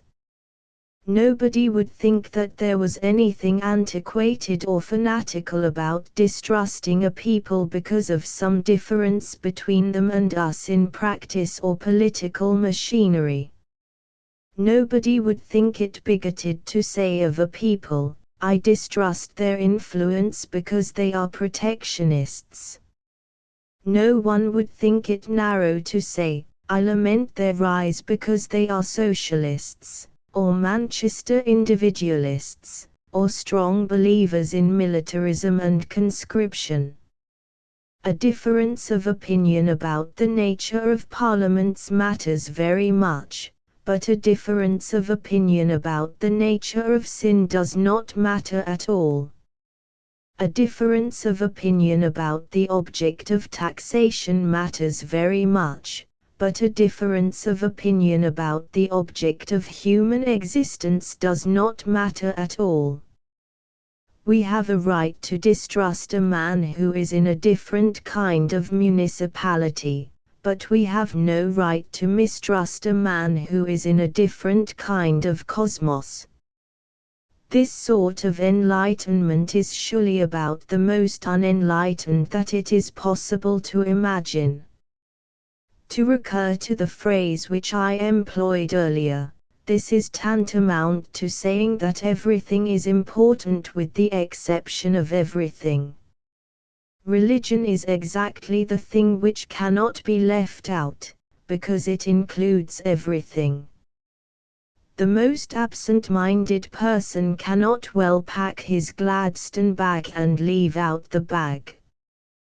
We have a general view of existence, whether we like it or not. It alters or, to speak more accurately, it creates and involves everything we say or do, whether we like it or not.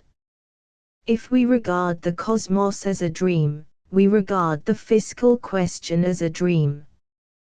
If we regard the cosmos as a joke, we regard St. Paul's Cathedral as a joke.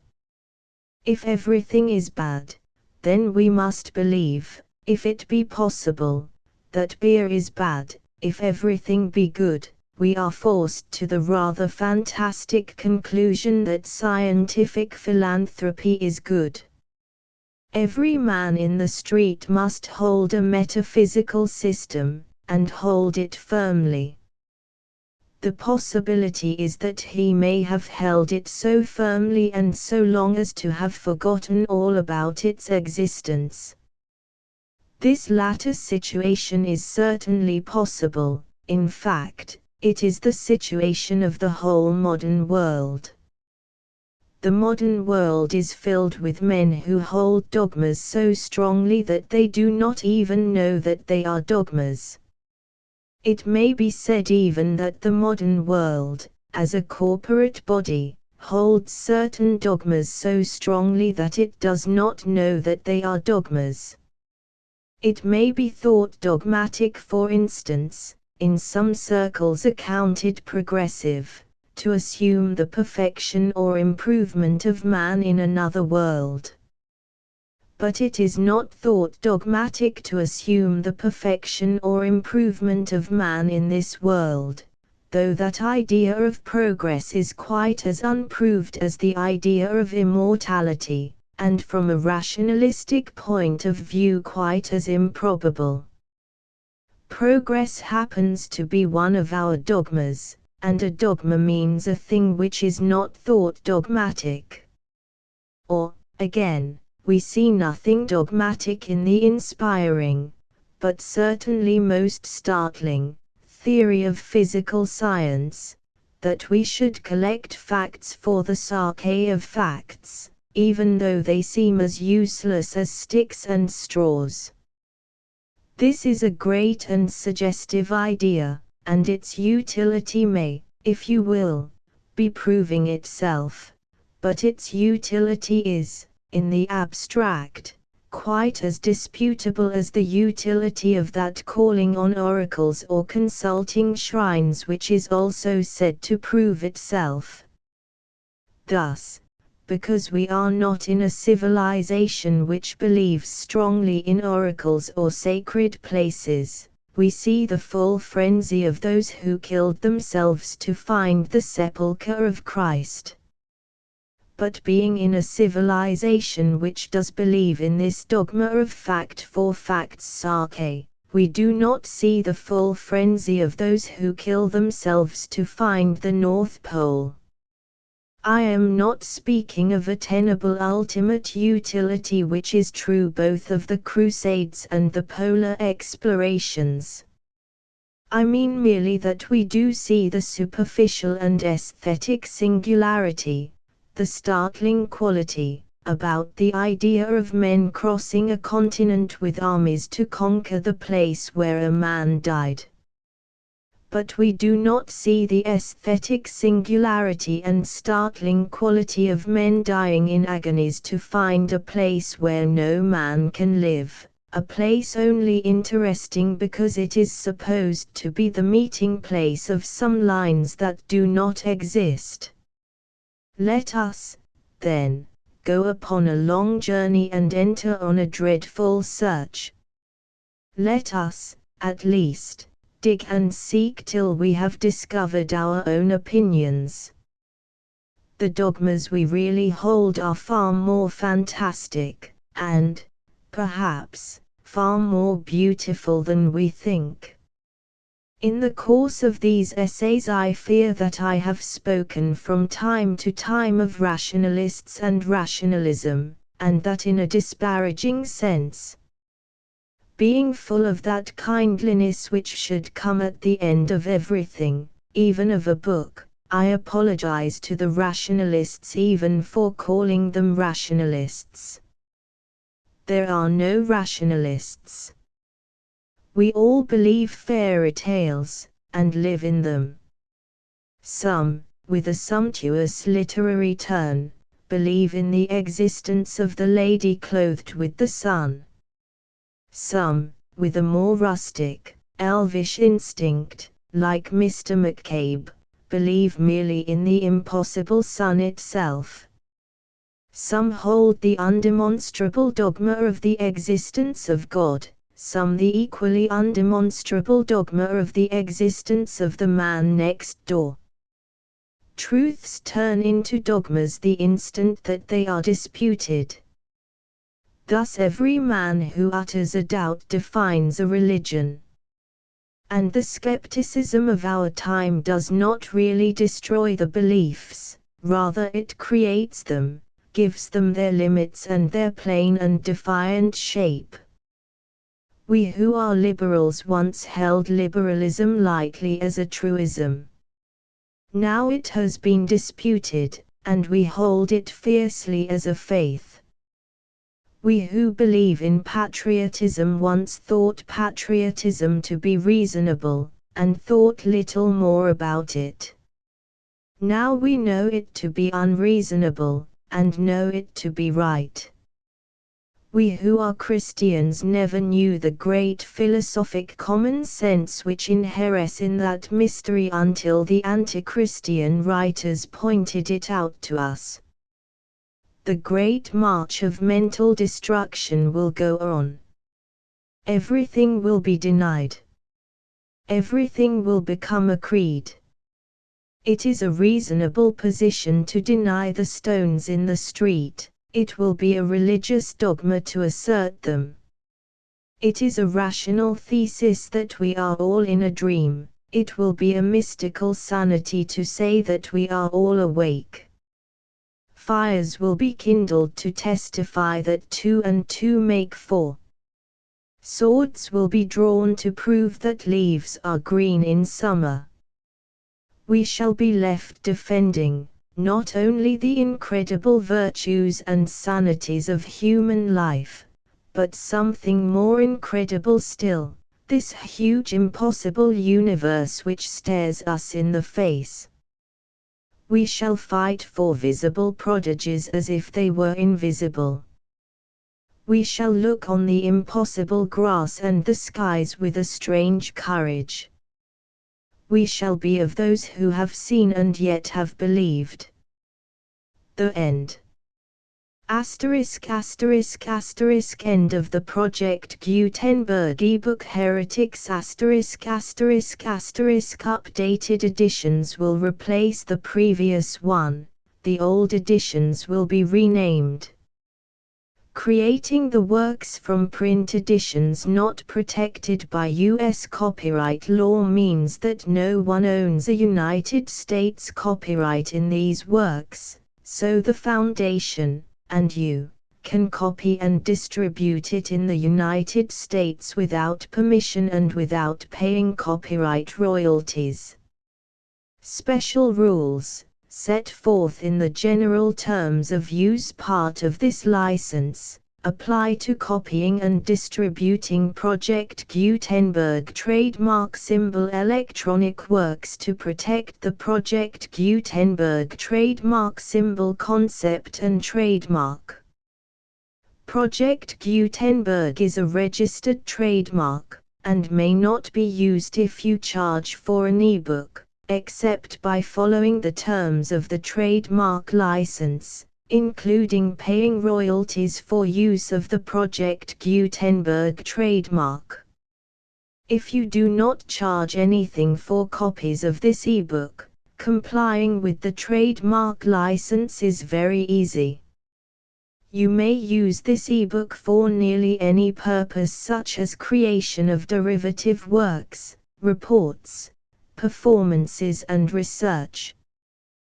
Project Gutenberg ebooks may be modified and printed and given away. You may do practically anything in the United States with ebooks not protected by U.S. copyright law.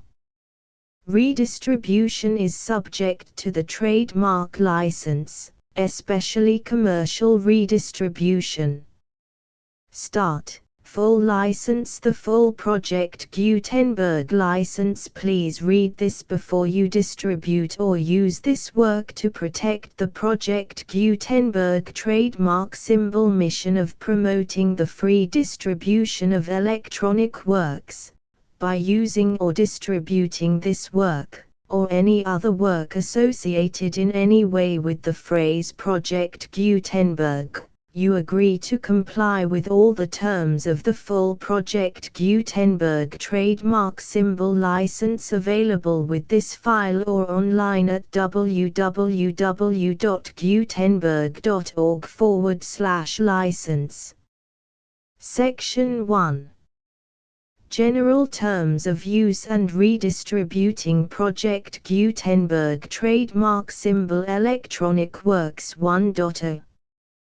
By reading or using any part of this Project Gutenberg trademark symbol electronic work, you indicate that you have read, understand, agree to and accept all the terms of this license and intellectual property, trademark/copyright, agreement. If you do not agree to abide by all the terms of this agreement, you must cease using and return or destroy all copies of Project Gutenberg trademark symbol electronic works in your possession. If you paid a fee for obtaining a copy of or access to a Project Gutenberg trademark symbol electronic work and you do not agree to be bound by the terms of this agreement, you may obtain a refund from the person or entity to whom you paid the fee as set forth in paragraph 1.e.8. 1.b Project Gutenberg is a registered trademark. It may only be used on or associated in any way with an electronic work by people who agree to be bound by the terms of this agreement. There are a few things that you can do with most Project Gutenberg trademark symbol electronic works even without complying with the full terms of this agreement. See paragraph 1.c below. There are a lot of things you can do with Project Gutenberg trademark symbol electronic works if you follow the terms of this agreement and help preserve free future access to Project Gutenberg trademark symbol electronic works. See paragraph 1.e below. 1.c. The Project Gutenberg Literary Archive Foundation, the Foundation or PGLAF, owns a compilation copyright in the collection of Project Gutenberg trademark symbol electronic works. Nearly all the individual works in the collection are in the public domain in the United States. If an individual work is unprotected by copyright law in the United States and you are located in the United States, we do not claim a right to prevent you from copying, distributing, performing, displaying or creating derivative works based on the work as long as all references to Project Gutenberg are removed.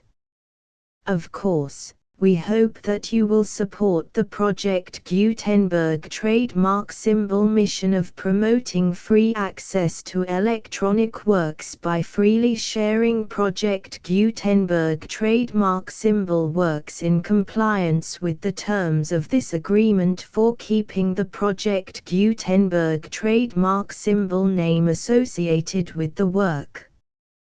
You can easily comply with the terms of this agreement by keeping this work in the same format with its attached full Project Gutenberg trademark symbol license when you share it without charge with others.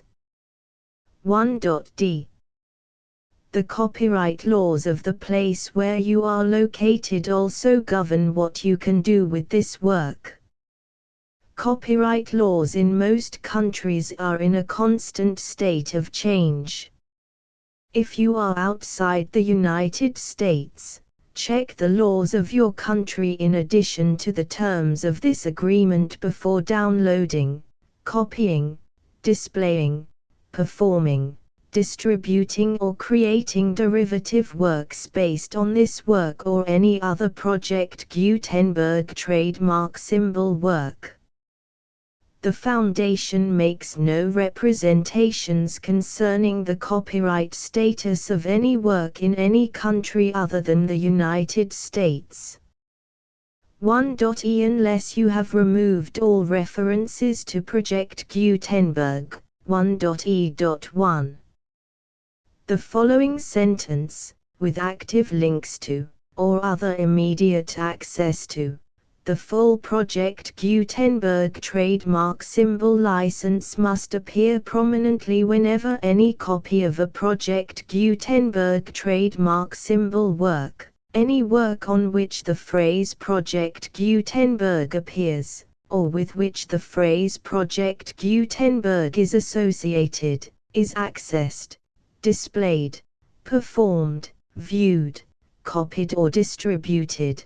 This ebook is for the use of anyone anywhere in the United States and most other parts of the world at no cost and with almost no restrictions whatsoever. You may copy it, give it away or reuse it under the terms of the Project Gutenberg license included with this ebook or online at www.gutenberg.org. If you are not located in the United States, you will have to check the laws of the country where you are located before using this ebook. 1.e.2. If an individual Project Gutenberg trademark symbol electronic work is derived from texts not protected by U.S. copyright law, does not contain a notice indicating that it is posted with permission of the copyright holder, the work can be copied and distributed to anyone in the United States without paying any fees or charges. If you are redistributing or providing access to a work with the phrase Project Gutenberg associated with or appearing on the work, You must comply either with the requirements of paragraphs 1.e.1 through 1.e.7 or obtain permission for the use of the work and the Project Gutenberg trademark symbol trademark as set forth in paragraphs 1.e.8 or 1.e.9. 1.e.3. If an individual Project Gutenberg trademark symbol electronic work is posted with the permission of the copyright holder, your use and distribution must comply with both paragraphs 1.e.1 through 1.e.7 and any additional terms imposed by the copyright holder. Additional terms will be linked to the Project Gutenberg trademark symbol license for all works posted with the permission of the copyright holder found at the beginning of this work. 1.e.4. Do not unlink or detach or remove the full Project Gutenberg trademark symbol license terms from this work, or any files containing a part of this work or any other work associated with Project Gutenberg trademark symbol. 1.e.5. Do not copy, display, perform, distribute or redistribute this electronic work, or any part of this electronic work, without prominently displaying the sentence set forth in paragraph 1.e.1 with active links or immediate access to the full terms of the Project Gutenberg trademark symbol license. 1.e.6.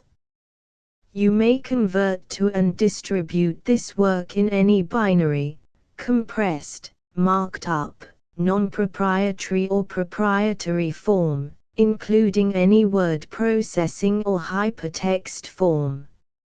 However, if you provide access to or distribute copies of a Project Gutenberg trademark symbol work in a format other than plain vanilla ASCII or other format used in the official version posted on the official Project Gutenberg trademark symbol website, www.gutenberg.org, you must, at no additional cost, fee or expense to the user, provide a copy, a means of exporting a copy, or a means of obtaining a copy upon request, of the work in its original plain vanilla ASCII or other form.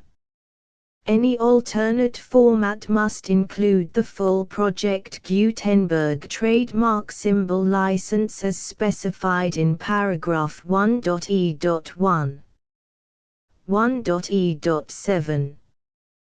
Do not charge a fee for access to, viewing, displaying, performing, copying or distributing any Project Gutenberg trademark symbol works unless you comply with paragraph 1.e.8 or 1.e.9. 1.e.8. You may charge a reasonable fee for copies of or providing access to or distributing Project Gutenberg trademark symbol electronic works provided that you pay a royalty fee of 20% of the gross profits you derive from the use of Project Gutenberg trademark symbol works calculated using the method you already use to calculate your applicable taxes. The fee is owed to the owner of the Project Gutenberg trademark symbol trademark, but he has agreed to donate royalties under this paragraph to the Project Gutenberg Literary Archive Foundation. Royalty payments must be paid within 60 days following each date on which you prepare, or are legally required to prepare, your periodic tax returns.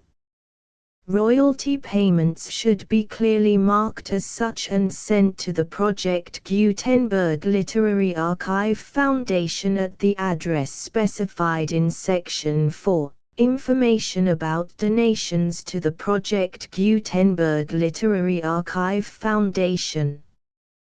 You provide a full refund of any money paid by a user who notifies you in writing, or by email, within 30 days of receipt that he does not agree to the terms of the full Project Gutenberg trademark symbol license.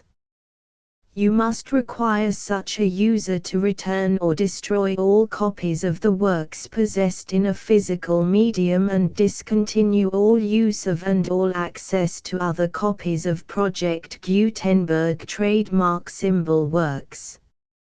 You provide, in accordance with paragraph 1.f.3, a full refund of any money paid for a work or a replacement copy, if a defect in the electronic work is discovered and reported to you within 90 days of receipt of the work.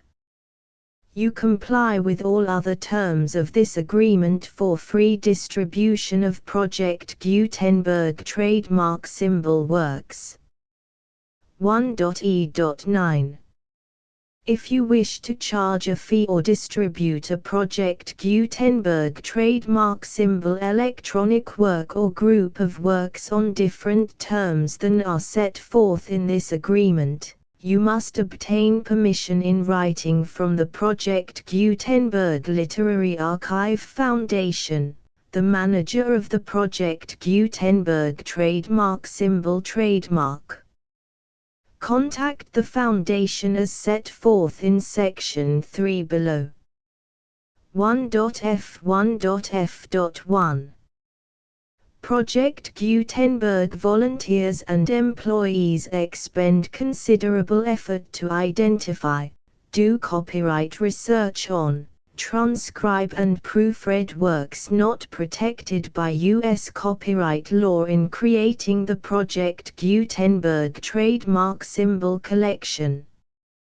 Despite these efforts, Project Gutenberg trademark symbol electronic works, and the medium on which they may be stored, may contain defects such as, but not limited to, incomplete, inaccurate or corrupt data, transcription errors, a copyright or other intellectual property infringement, a defective or damaged disk or other medium, a computer virus, or computer codes that damage or cannot be read by your equipment.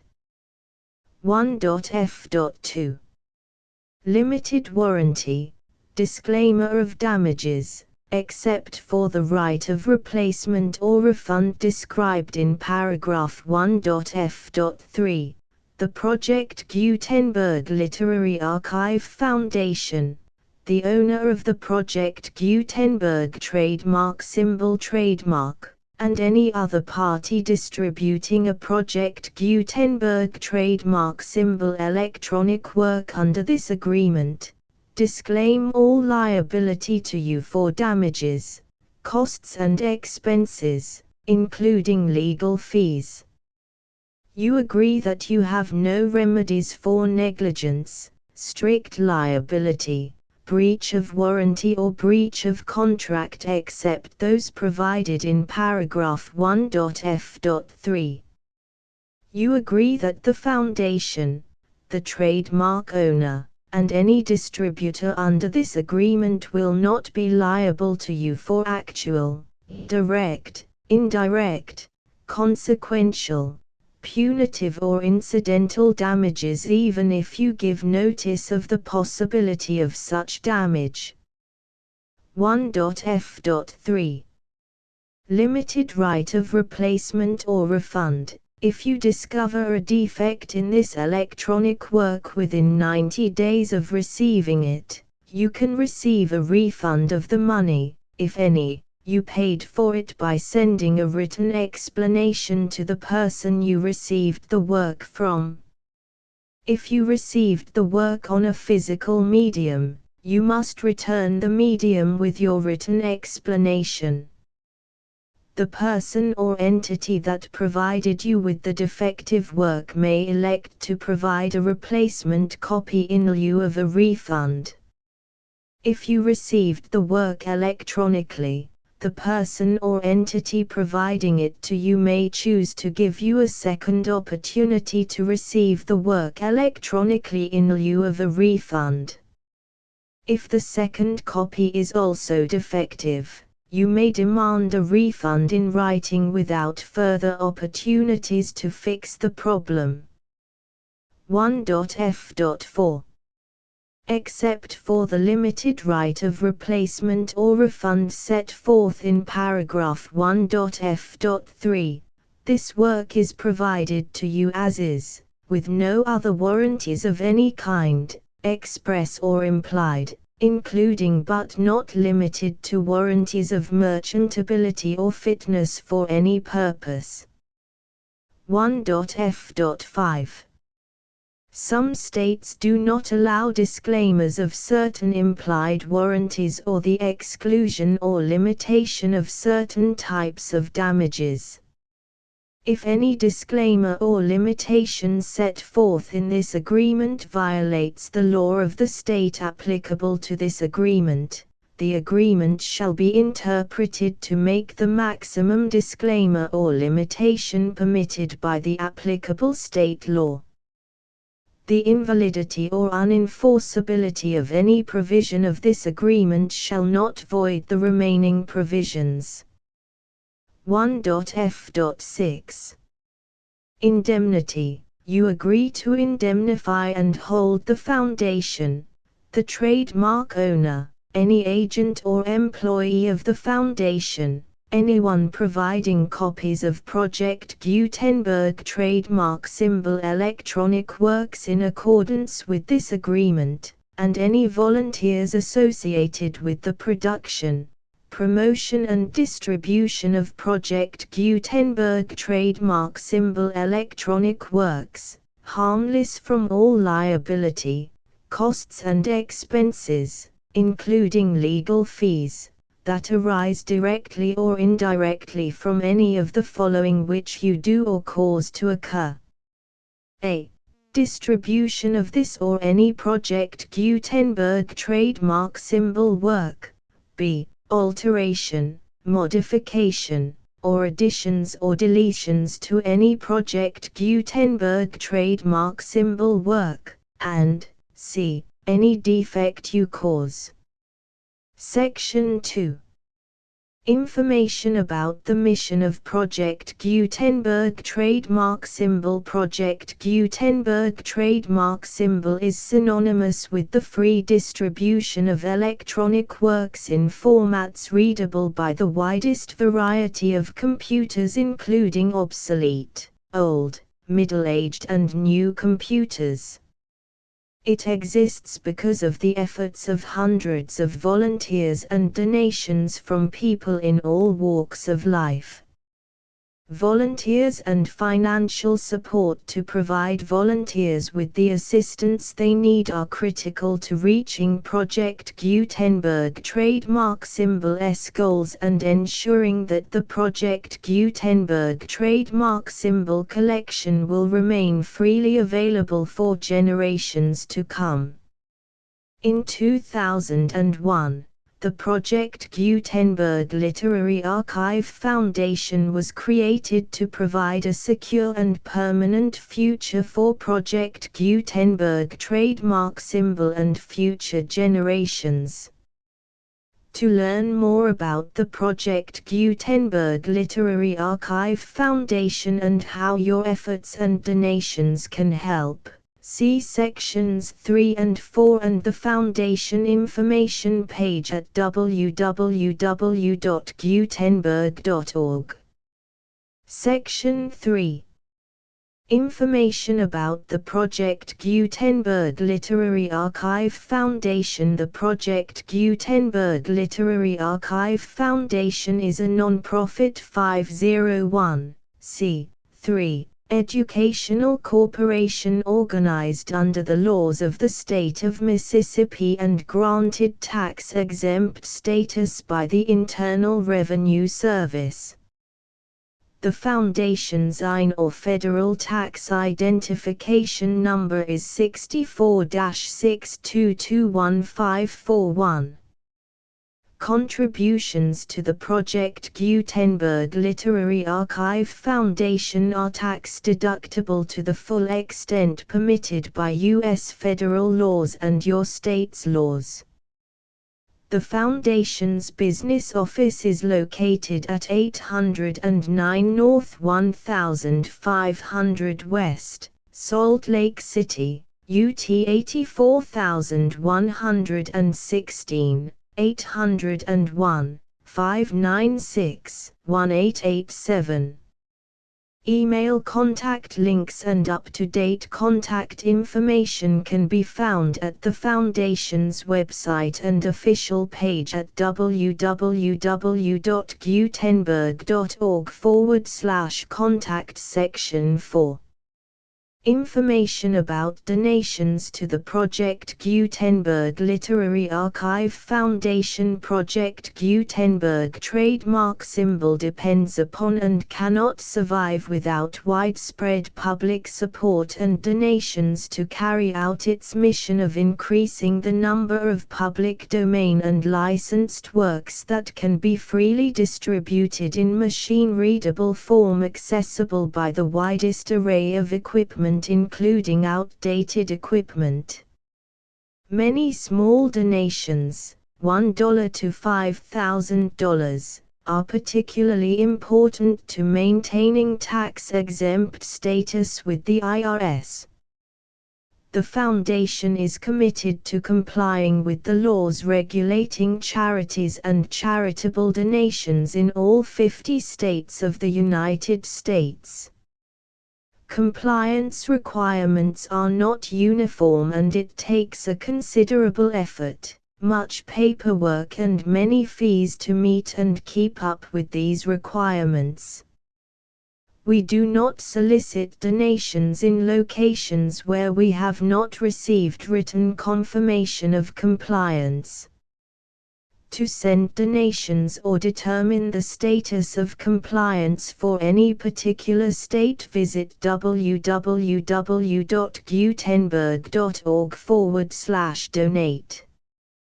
While we cannot and do not solicit contributions from states where we have not met the solicitation requirements, we know of no prohibition against accepting unsolicited donations from donors in such states who approach us with offers to donate.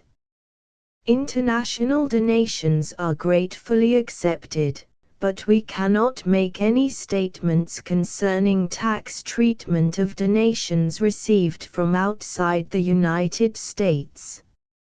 U.S. laws alone swamp our small staff. Please check the Project Gutenberg web pages for current donation methods and addresses. Donations are accepted in a number of other ways including checks, online payments and credit card donations.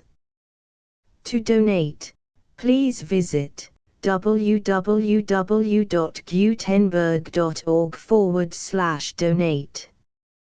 Section 5. General information about Project Gutenberg trademark symbol electronic works. Professor Michael S. Hart was the originator of the Project Gutenberg trademark symbol concept of a library of electronic works that could be freely shared with anyone. For 40 years, he produced and distributed Project Gutenberg trademark symbol ebooks with only a loose network of volunteer support. Project Gutenberg trademark symbol ebooks are often created from several printed editions, all of which are confirmed as not protected by copyright in the U.S. unless a copyright notice is included. Thus, we do not necessarily keep ebooks in compliance with any particular paper edition. Most people start at our website, which has the main PG search facility, www.gutenberg.org. This website includes information about Project Gutenberg trademark symbol, including how to make donations to the Project Gutenberg Literary Archive Foundation, how to help produce our new ebooks, and how to subscribe to our email newsletter to hear about new ebooks.